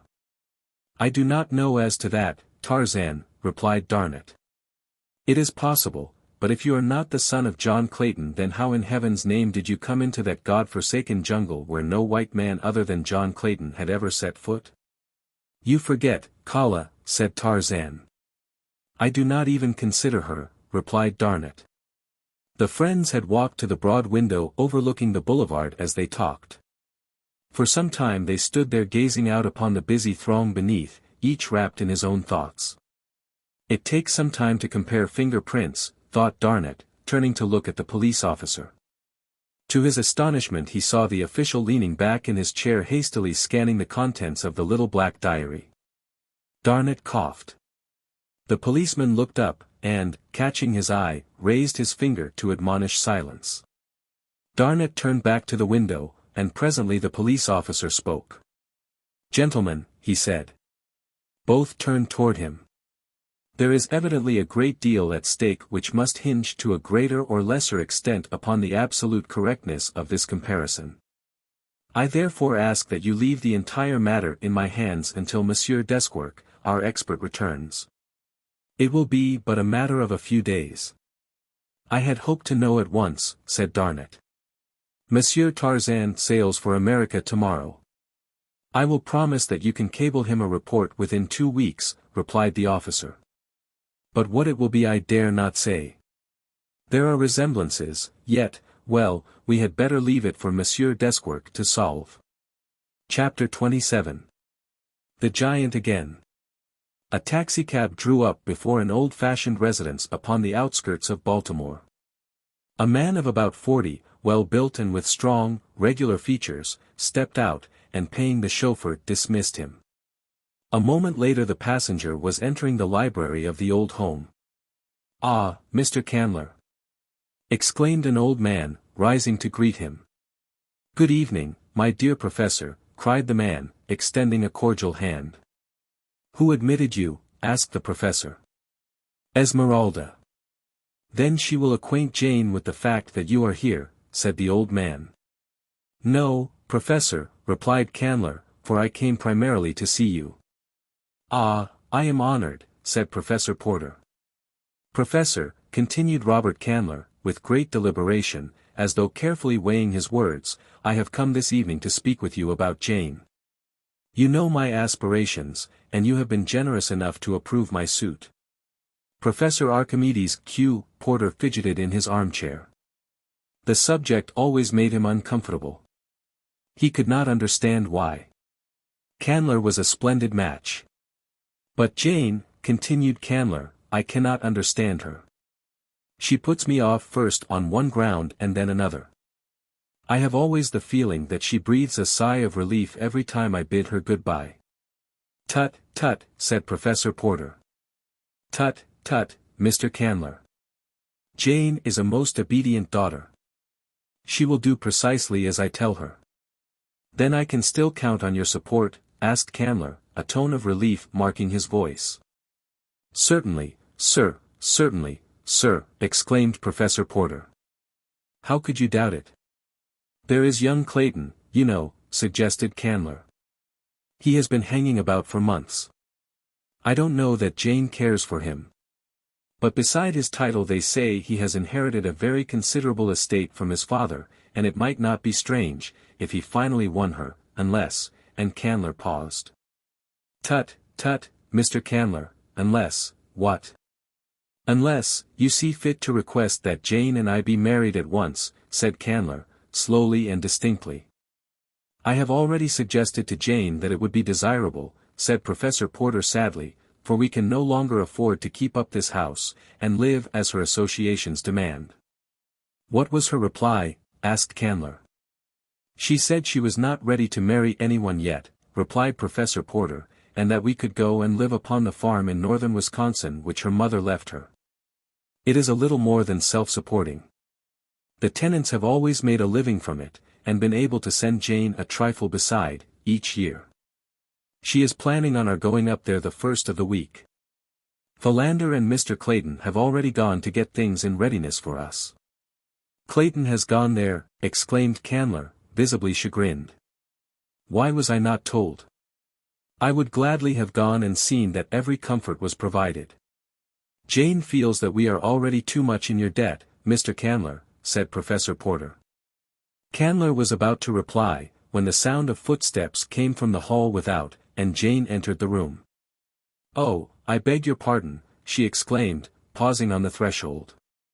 "I thought you were alone, Papa." "It is only I, Jane," said Candler, who had risen. "Won't you come in and join the family group? We were just speaking of you." "Thank you," said Jane, entering and taking the chair Candler placed for her.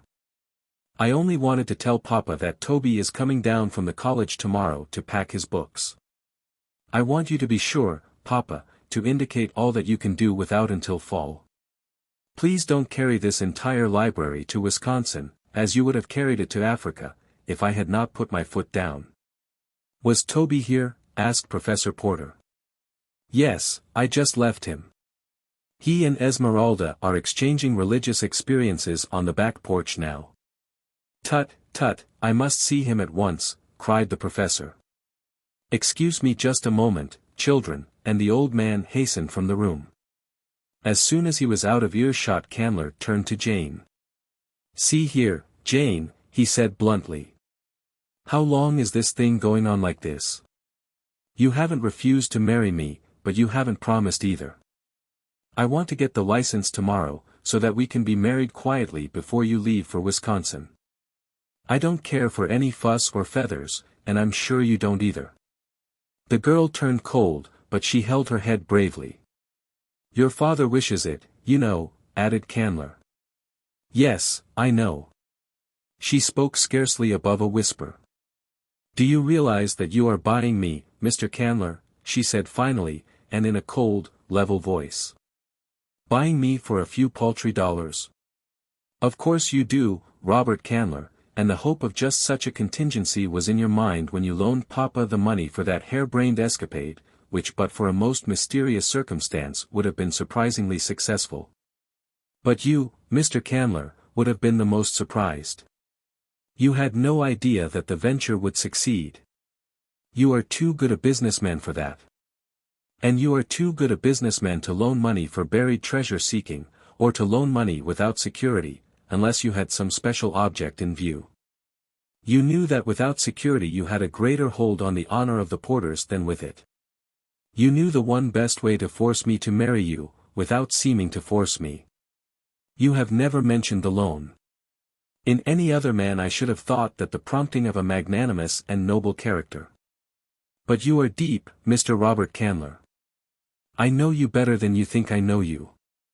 I shall certainly marry you if there is no other way, but let us understand each other once and for all." While she spoke Robert Candler had alternately flushed and paled, and when she ceased speaking he arose, and with a cynical smile upon his strong face, said, "You surprise me, Jane. I thought you had more self-control, more pride. Of course you are right. I am buying you, and I knew that you knew it, but I thought you would prefer to pretend that it was otherwise. I should have thought your self-respect and your Porter pride would have shrunk from admitting, even to yourself, that you were a bought woman. But have it your own way, dear girl," he added lightly. "I am going to have you, and that is all that interests me." Without a word the girl turned and left the room. Jane was not married before she left with her father and Esmeralda for her little Wisconsin farm, and as she coldly bid Robert Candler goodbye as her train pulled out, he called to her that he would join them in a week or two. At their destination they were met by Clayton and Mr. Philander in a huge touring car belonging to the former, and quickly whirled away through the dense northern woods toward the little farm which the girl had not visited before since childhood. The farmhouse, which stood on a little elevation some 100 yards from the tenant house, had undergone a complete transformation during the 3 weeks that Clayton and Mr. Philander had been there. The former had imported a small army of carpenters and plasterers, plumbers and painters from a distant city. And what had been but a dilapidated shell when they reached it was now a cozy little 2-story house filled with every modern convenience procurable in so short a time. "Why, Mr. Clayton, what have you done?" cried Jane Porter, her heart sinking within her as she realized the probable size of the expenditure that had been made. "SSH," cautioned Clayton.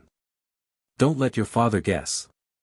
If you don't tell him he will never notice, and I simply couldn't think of him living in the terrible squalor and sordidness which Mr. Philander and I found. It was so little when I would like to do so much, Jane. For his sake, please, never mention it." "But you know that we can't repay you," cried the girl. "Why do you want to put me under such terrible obligations?" "Don't, Jane," said Clayton sadly. "If it had been just you, believe me, I wouldn't have done it, for I knew from the start that it would only hurt me in your eyes, but I couldn't think of that dear old man living in the hole we found here. Won't you please believe that I did it just for him and give me that little crumb of pleasure at least?" "I do believe you, Mr.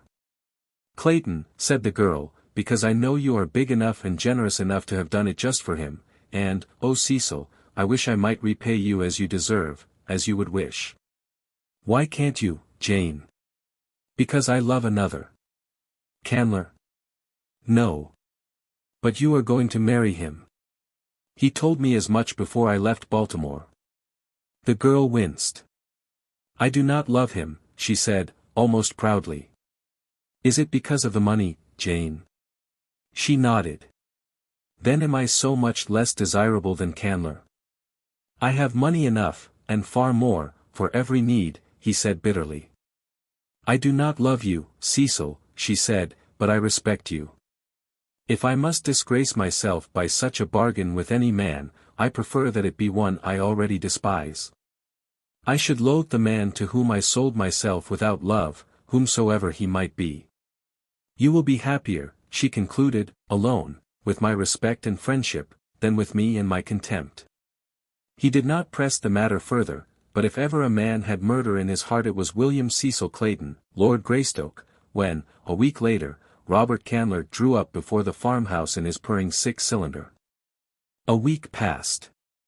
A tense, uneventful, but uncomfortable week for all the inmates of the little Wisconsin farmhouse. Candler was insistent that Jane marry him at once. At length she gave in from sheer loathing of the continued and hateful importuning. It was agreed that on the morrow Candler was to drive to town and bring back the license and a minister. Clayton had wanted to leave as soon as the plan was announced, but the girl's tired, hopeless look kept him. He could not desert her. Something might happen yet, he tried to console himself by thinking. And in his heart, he knew that it would require but a tiny spark to turn his hatred for Candler into the blood-lust of the killer.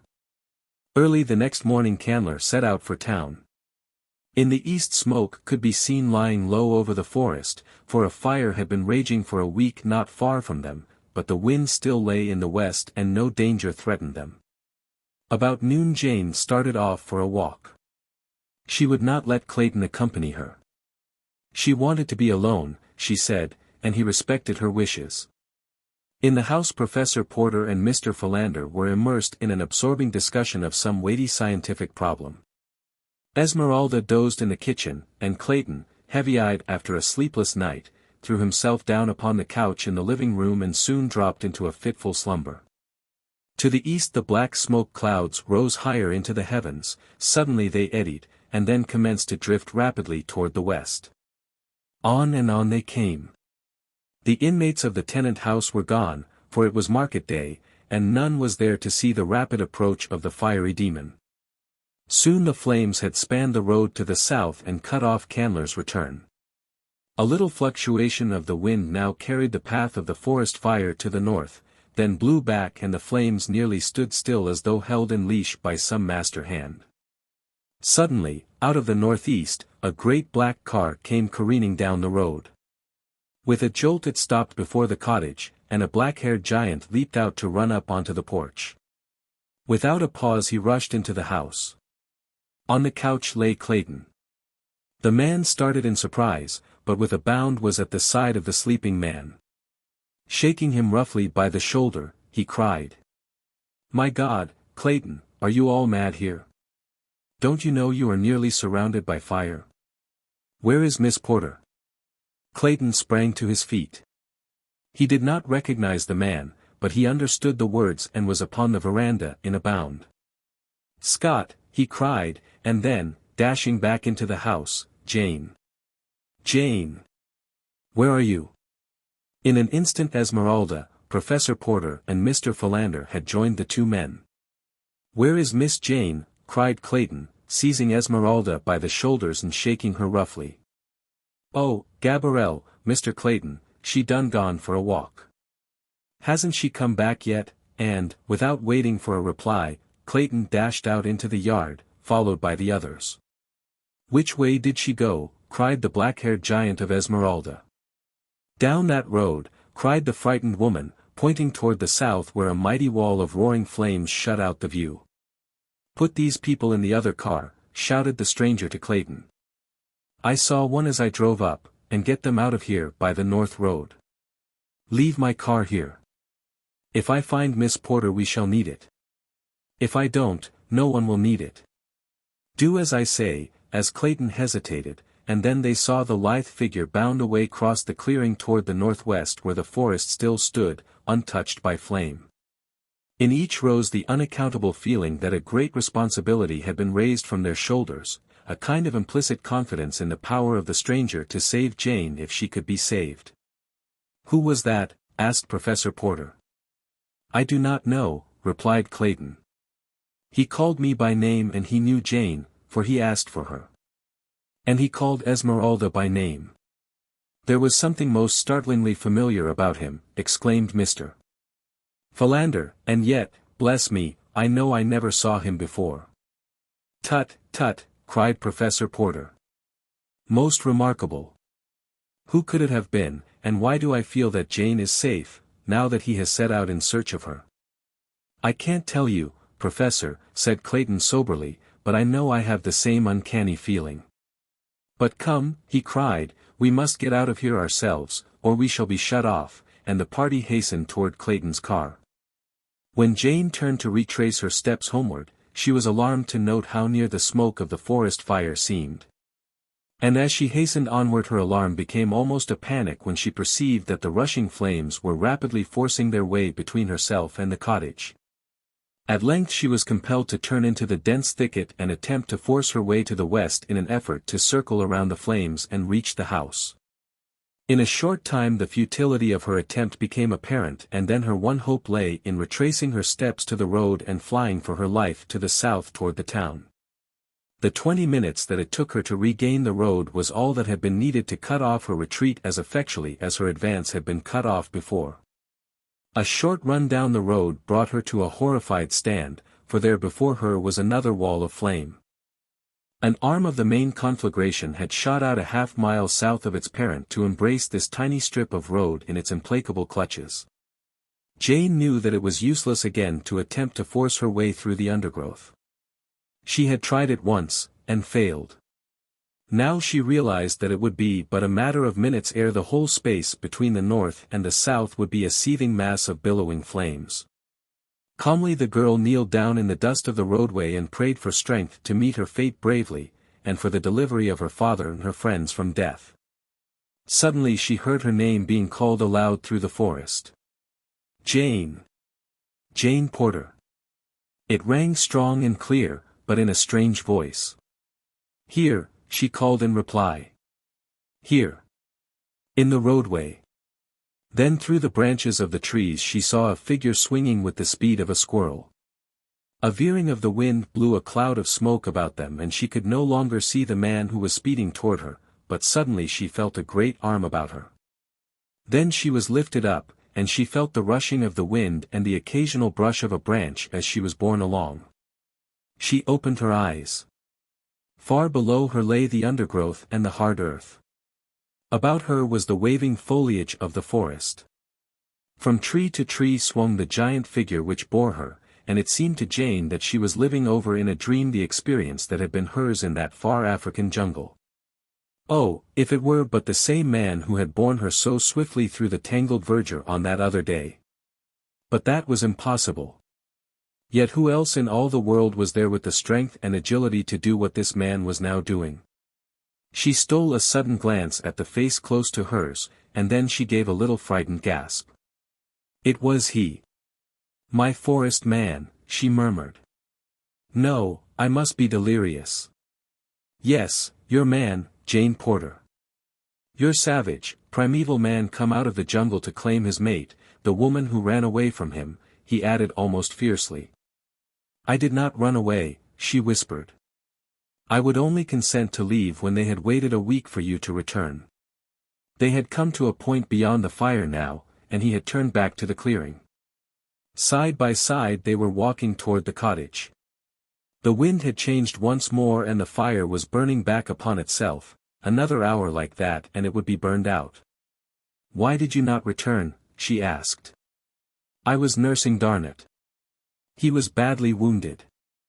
Ah, I knew it, she exclaimed. They said you had gone to join the blacks, that they were your people. He laughed. But you did not believe them, Jane. No, what shall I call you? She asked. What is your name? I was Tarzan of the Apes when you first knew me, he said. Tarzan of the Apes, she cried, and that was your note, I answered when I left. Yes, whose did you think it was? I did not know. Only that it could not be yours, for Tarzan of the Apes had written in English, and you could not understand a word of any language. Again he laughed. It is a long story, but it was I who wrote what I could not speak, and now Darnot has made matters worse by teaching me to speak French instead of English. Come, he added, jump into my car, we must overtake your father, they are only a little way ahead. As they drove along, he said. Then when you said in your note to Tarzan of the Apes that you loved another, you might have meant me? I might have, she answered, simply. But in Baltimore, oh, how I have searched for you, they told me you would possibly be married by now. That a man named Candler had come up here to wed you. Is that true? Yes. Do you love him? No. Do you love me? She buried her face in her hands. I am promised to another. I cannot answer you, Tarzan of the Apes, she cried. You have answered. Now, tell me why you would marry one you do not love. My father owes him money.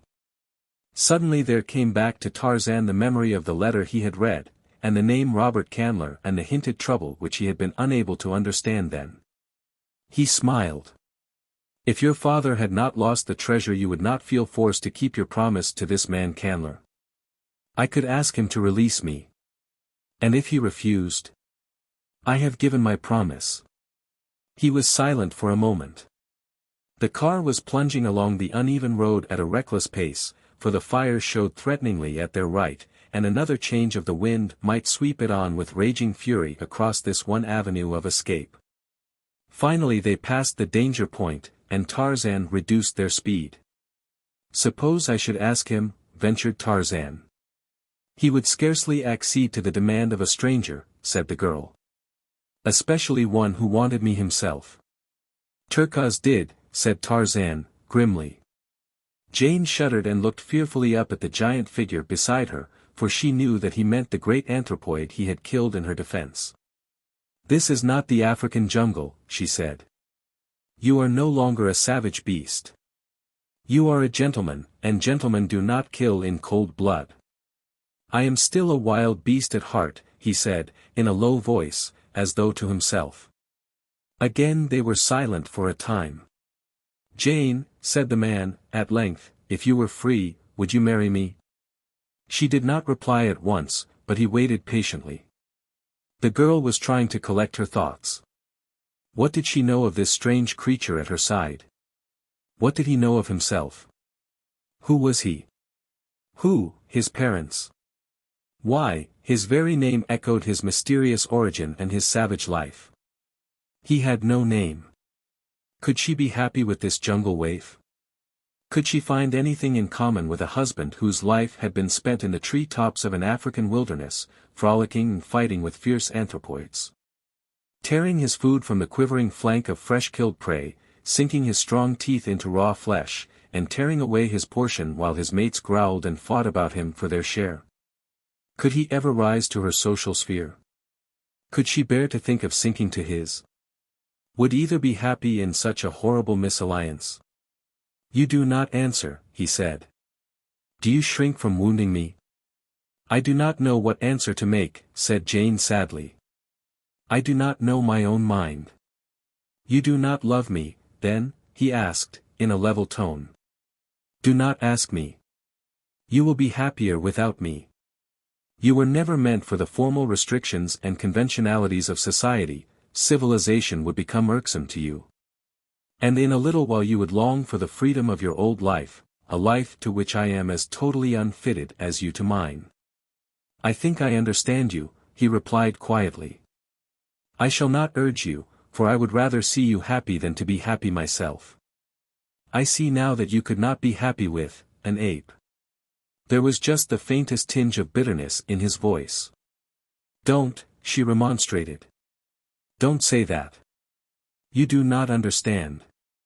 But before she could go on, a sudden turn in the road brought them into the midst of a little hamlet. Before them stood Clayton's car surrounded by the party he had brought from the cottage. Chapter 28. Conclusion. At the sight of Jane, cries of relief and delight broke from every lip, and as Tarzan's car stopped beside the other, Professor Porter caught his daughter in his arms. For a moment no one noticed Tarzan, sitting silently in his seat. Clayton was the first to remember, and, turning, held out his hand. How can we ever thank you, he exclaimed. You have saved us all. You called me by name at the cottage, but I do not seem to recall yours, though there is something very familiar about you. It is as though I had known you well under very different conditions a long time ago. Tarzan smiled as he took the proffered hand. You are quite right, Monsieur Clayton, he said, in French. You will pardon me if I do not speak to you in English. I am just learning it, and while I understand it fairly well I speak it very poorly. But who are you? Insisted Clayton, speaking in French this time himself. Tarzan of the Apes. Clayton started back in surprise. By Jove, he exclaimed. It is true. And Professor Porter and Mr. Philander pressed forward to add their thanks to Clayton's, and to voice their surprise and pleasure at seeing their jungle friend so far from his savage home. The party now entered the modest little hostelry, where Clayton soon made arrangements for their entertainment. They were sitting in the little, stuffy parlor when the distant chugging of an approaching automobile caught their attention. Mr. Philander, who was sitting near the window, looked out as the car drew in sight, finally stopping beside the other automobiles. Bless me, said Mr. Philander, a shade of annoyance in his tone. It is Mr. Candler. I had hoped, I had thought how very happy we should be that he was not caught in the fire, he ended lamely. Tut, tut. Mr. Philander, said Professor Porter. Tut, tut. I have often admonished my pupils to count 10 before speaking. Were I you, Mr. Philander, I should count at least 1,000, and then maintain a discreet silence. Bless me, yes, acquiesced Mr. Philander. But who is the clerical appearing gentleman with him? Jane blanched. Clayton moved uneasily in his chair. Professor Porter removed his spectacles nervously, and breathed upon them, but replaced them on his nose without wiping. The ubiquitous Esmeralda grunted. Only Tarzan did not comprehend. Presently Robert Candler burst into the room. Thank God, he cried. I feared the worst, until I saw your car, Clayton. I was cut off on the south road and had to go away back to town, and then strike east to this road. I thought we'd never reach the cottage. No one seemed to enthuse much. Tarzan eyed Robert Candler as Sabor eyes her prey. Jane glanced at him and coughed nervously. "Mr. Candler," she said, "this is Monsieur Tarzan, an old friend." Candler turned and extended his hand. Tarzan rose and bowed as only Darnat could have taught a gentleman to do it, but he did not seem to see Candler's hand. Nor did Candler appear to notice the oversight. "This is the Reverend Mr. Tousley, Jane," said Candler, turning to the clerical party behind him. "Mr. Tousley, Miss Porter." Mr. Tousley bowed and beamed. Candler introduced him to the others. "We can have the ceremony at once, Jane," said Candler. "Then you and I can catch the midnight train in town." Tarzan understood the plan instantly. He glanced out of half-closed eyes at Jane, but he did not move. The girl hesitated. The room was tense with the silence of taut nerves. All eyes turned toward Jane, awaiting her reply. "Can't we wait a few days?" she asked. "I am all unstrung. I have been through so much today." Candler felt the hostility that emanated from each member of the party. It made him angry. "We have waited as long as I intend to wait," he said roughly. "You have promised to marry me.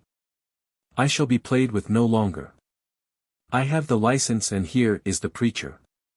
Come Mr. Tousley, come Jane. There are plenty of witnesses, more than enough," he added with a disagreeable inflection, and taking Jane Porter by the arm, he started to lead her toward the waiting minister. But scarcely had he taken a single step ere a heavy hand closed upon his arm with a grip of steel. Another hand shot to his throat and in a moment he was being shaken high above the floor, as a cat might shake a mouse. Jane turned in horrified surprise toward Tarzan. And, as she looked into his face, she saw the crimson band upon his forehead that she had seen that other day in far distant Africa, when Tarzan of the Apes had closed in mortal combat with the great anthropoid, Turcos. She knew that murder lay in that savage heart, and with a little cry of horror she sprang forward to plead with the ape-man. But her fears were more for Tarzan than for Candler. She realized the stern retribution which justice metes to the murderer. Before she could reach them, however, Clayton had jumped to Tarzan's side and attempted to drag Candler from his grasp.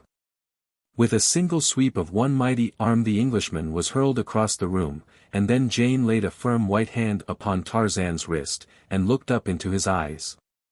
"For my sake," she said. The grasp upon Candler's throat relaxed. Tarzan looked down into the beautiful face before him. "Do you wish this to live?" he asked in surprise. "I do not wish him to die at your hands, my friend," she replied. "I do not wish you to become a murderer." Tarzan removed his hand from Candler's throat. "Do you release her from her promise?" he asked. "It is the price of your life." Candler, gasping for breath, nodded. "Will you go away and never molest her further?" Again the man nodded his head, his face distorted by fear of the death that had been so close. Tarzan released him, and Candler staggered toward the door. In another moment he was gone, and the terror-stricken preacher with him. Tarzan turned toward Jane. "May I speak with you for a moment, alone?" he asked. The girl nodded and started toward the door leading to the narrow veranda of the little hotel. She passed out to await Tarzan and so did not hear the conversation which followed. "Wait," cried Professor Porter, as Tarzan was about to follow. The professor had been stricken dumb with surprise by the rapid developments of the past few minutes. "Before we go further, sir, I should like an explanation of the events which have just transpired. By what right, sir, did you interfere between my daughter and Mr. Candler? I had promised him her hand, sir, and regardless of our personal likes or dislikes, sir, that promise must be kept."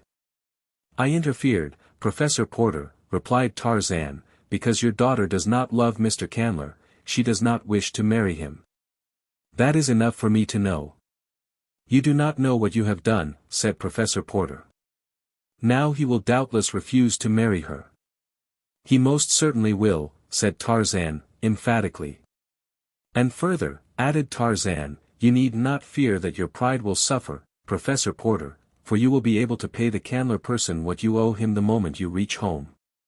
Tut, tut, sir, exclaimed Professor Porter. What do you mean, sir? Your treasure has been found, said Tarzan. What is that you are saying? Cried the professor. You are mad, man. It cannot be.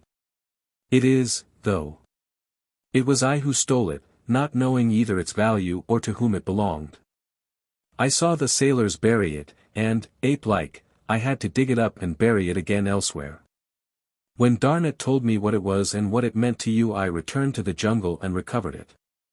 It had caused so much crime and suffering and sorrow that Darnat thought it best not to attempt to bring the treasure itself on here, as had been my intention, so I have brought a letter of credit instead. Here it is, Professor Porter, and Tarzan drew an envelope from his pocket and handed it to the astonished professor, $241,000. The treasure was most carefully appraised by experts, but lest there should be any question in your mind, Darnat himself bought it and is holding it for you, should you prefer the treasure to the credit. To the already great burden of the obligations we owe you, sir, said Professor Porter, with trembling voice, is now added this greatest of all services. You have given me the means to save my honor. Clayton, who had left the room a moment after Candler, now returned. Pardon me, he said. I think we had better try to reach town before dark and take the first train out of this forest. A native just rode by from the north, who reports that the fire is moving slowly in this direction. This announcement broke up further conversation, and the entire party went out to the waiting automobiles. Clayton, with Jane, the professor and Esmeralda occupied Clayton's car, while Tarzan took Mr. Philander in with him. Bless me, exclaimed Mr. Philander, as the car moved off after Clayton. Who would ever have thought it possible? The last time I saw you, you were a veritable wild man, skipping about among the branches of a tropical African forest, and now you are driving me along a Wisconsin road in a French automobile. Bless me. But it is most remarkable. Yes, assented Tarzan, and then, after a pause, Mr. Philander, do you recall any of the details of the finding and burying of 3 skeletons found in my cabin beside that African jungle? Very distinctly, sir, very distinctly, replied Mr. Philander. Was there anything peculiar about any of those skeletons? Mr. Philander eyed Tarzan narrowly. Why do you ask? It means a great deal to me to know, replied Tarzan. Your answer may clear up a mystery. It can do no worse, at any rate, than to leave it still a mystery. I have been entertaining a theory concerning those skeletons for the past 2 months, and I want you to answer my question to the best of your knowledge. Were the 3 skeletons you buried all human skeletons? No, said Mr. Philander, the smallest one, the one found in the crib, was the skeleton of an anthropoid ape. Thank you, said Tarzan. In the car ahead, Jane was thinking fast and furiously. She had felt the purpose for which Tarzan had asked a few words with her, and she knew that she must be prepared to give him an answer in the very near future. He was not the sort of person one could put off, and somehow that very thought made her wonder if she did not really fear him. And could she love where she feared? She realized the spell that had been upon her in the depths of that far-off jungle, but there was no spell of enchantment now in prosaic Wisconsin. Nor did the immaculate young Frenchman appeal to the primal woman in her, as had the stalwart forest god. Did she love him? She did not know, now. She glanced at Clayton out of the corner of her eye. Was not here a man trained in the same school of environment in which she had been trained, a man with social position and culture such as she had been taught to consider as the prime essentials to congenial association? Did not her best judgment point to this young English nobleman, whose love she knew to be of the sort a civilized woman should crave, as the logical mate for such as herself? Could she love Clayton? She could see no reason why she could not. Jane was not coldly calculating by nature, but training, environment and heredity had all combined to teach her to reason even in matters of the heart. That she had been carried off her feet by the strength of the young giant when his great arms were about her in the distant African forest, and again today, in the Wisconsin woods, seemed to her only attributable to a temporary mental reversion to type on her part, to the psychological appeal of the primeval man to the primeval woman in her nature. If he should never touch her again, she reasoned, she would never feel attracted toward him. She had not loved him, then. It had been nothing more than a passing hallucination, superinduced by excitement and by personal contact. Excitement would not always mark their future relations, should she marry him, and the power of personal contact eventually would be dulled by familiarity. Again she glanced at Clayton. He was very handsome and every inch a gentleman. She should be very proud of such a husband. And then he spoke. A minute sooner or a minute later might have made all the difference in the world to 3 lives, but chance stepped in and pointed out to Clayton the psychological moment. "You are free now, Jane," he said. "Won't you say yes? I will devote my life to making you very happy." "Yes," she whispered. That evening in the little waiting room at the station Tarzan caught Jane alone for a moment. "You are free now, Jane," he said. "And I have come across the ages out of the dim and distant past from the lair of the primeval man to claim you. For your sake I have become a civilized man, for your sake I have crossed oceans and continents, for your sake I will be whatever you will me to be. I can make you happy, Jane, in the life you know and love best. Will you marry me?" For the first time she realized the depths of the man's love, all that he had accomplished in so short a time solely for love of her. Turning her head she buried her face in her arms. What had she done? Because she had been afraid she might succumb to the pleas of this giant, she had burned her bridges behind her, in her groundless apprehension that she might make a terrible mistake, she had made a worse one. And then she told him all, told him the truth word by word, without attempting to shield herself or condone her error. "What can we do?" he asked. "You have admitted that you love me. You know that I love you. But I do not know the ethics of society by which you are governed. I shall leave the decision to you, for you know best what will be for your eventual welfare." "I cannot tell him, Tarzan," she said. "He too, loves me, and he is a good man. I could never face you nor any other honest person if I repudiated my promise to Mr. Clayton. I shall have to keep it, and you must help me bear the burden, though we may not see each other again after tonight." The others were entering the room now and Tarzan turned toward the little window. But he saw nothing outside. Within he saw a patch of greensward surrounded by a matted mass of gorgeous tropical plants and flowers, and, above, the waving foliage of mighty trees, and, over all, the blue of an equatorial sky. In the center of the greensward a young woman sat upon a little mound of earth, and beside her sat a young giant. They ate pleasant fruit and looked into each other's eyes and smiled. They were very happy, and they were all alone. His thoughts were broken in upon by the station agent who entered asking if there was a gentleman by the name of Tarzan in the party. "I am Monsieur Tarzan," said the ape-man. "Here is a message for you, forwarded from Baltimore. It is a cablegram from Paris." Tarzan took the envelope and tore it open. The message was from Darnett. It read: "Fingerprints prove you Greystoke. Congratulations. Darnett." As Tarzan finished reading, Clayton entered and came toward him with extended hand. Here was the man who had Tarzan's title, and Tarzan's estates, and was going to marry the woman whom Tarzan loved, the woman who loved Tarzan. A single word from Tarzan would make a great difference in this man's life. It would take away his title and his lands and his castles, and, it would take them away from Jane Porter also. "I say, old man," cried Clayton, "I haven't had a chance to thank you for all you've done for us. It seems as though you had your hands full saving our lives in Africa and here. I'm awfully glad you came on here. We must get better acquainted. I often thought about you, you know, and the remarkable circumstances of your environment. If it's any of my business, how the devil did you ever get into that bally jungle?"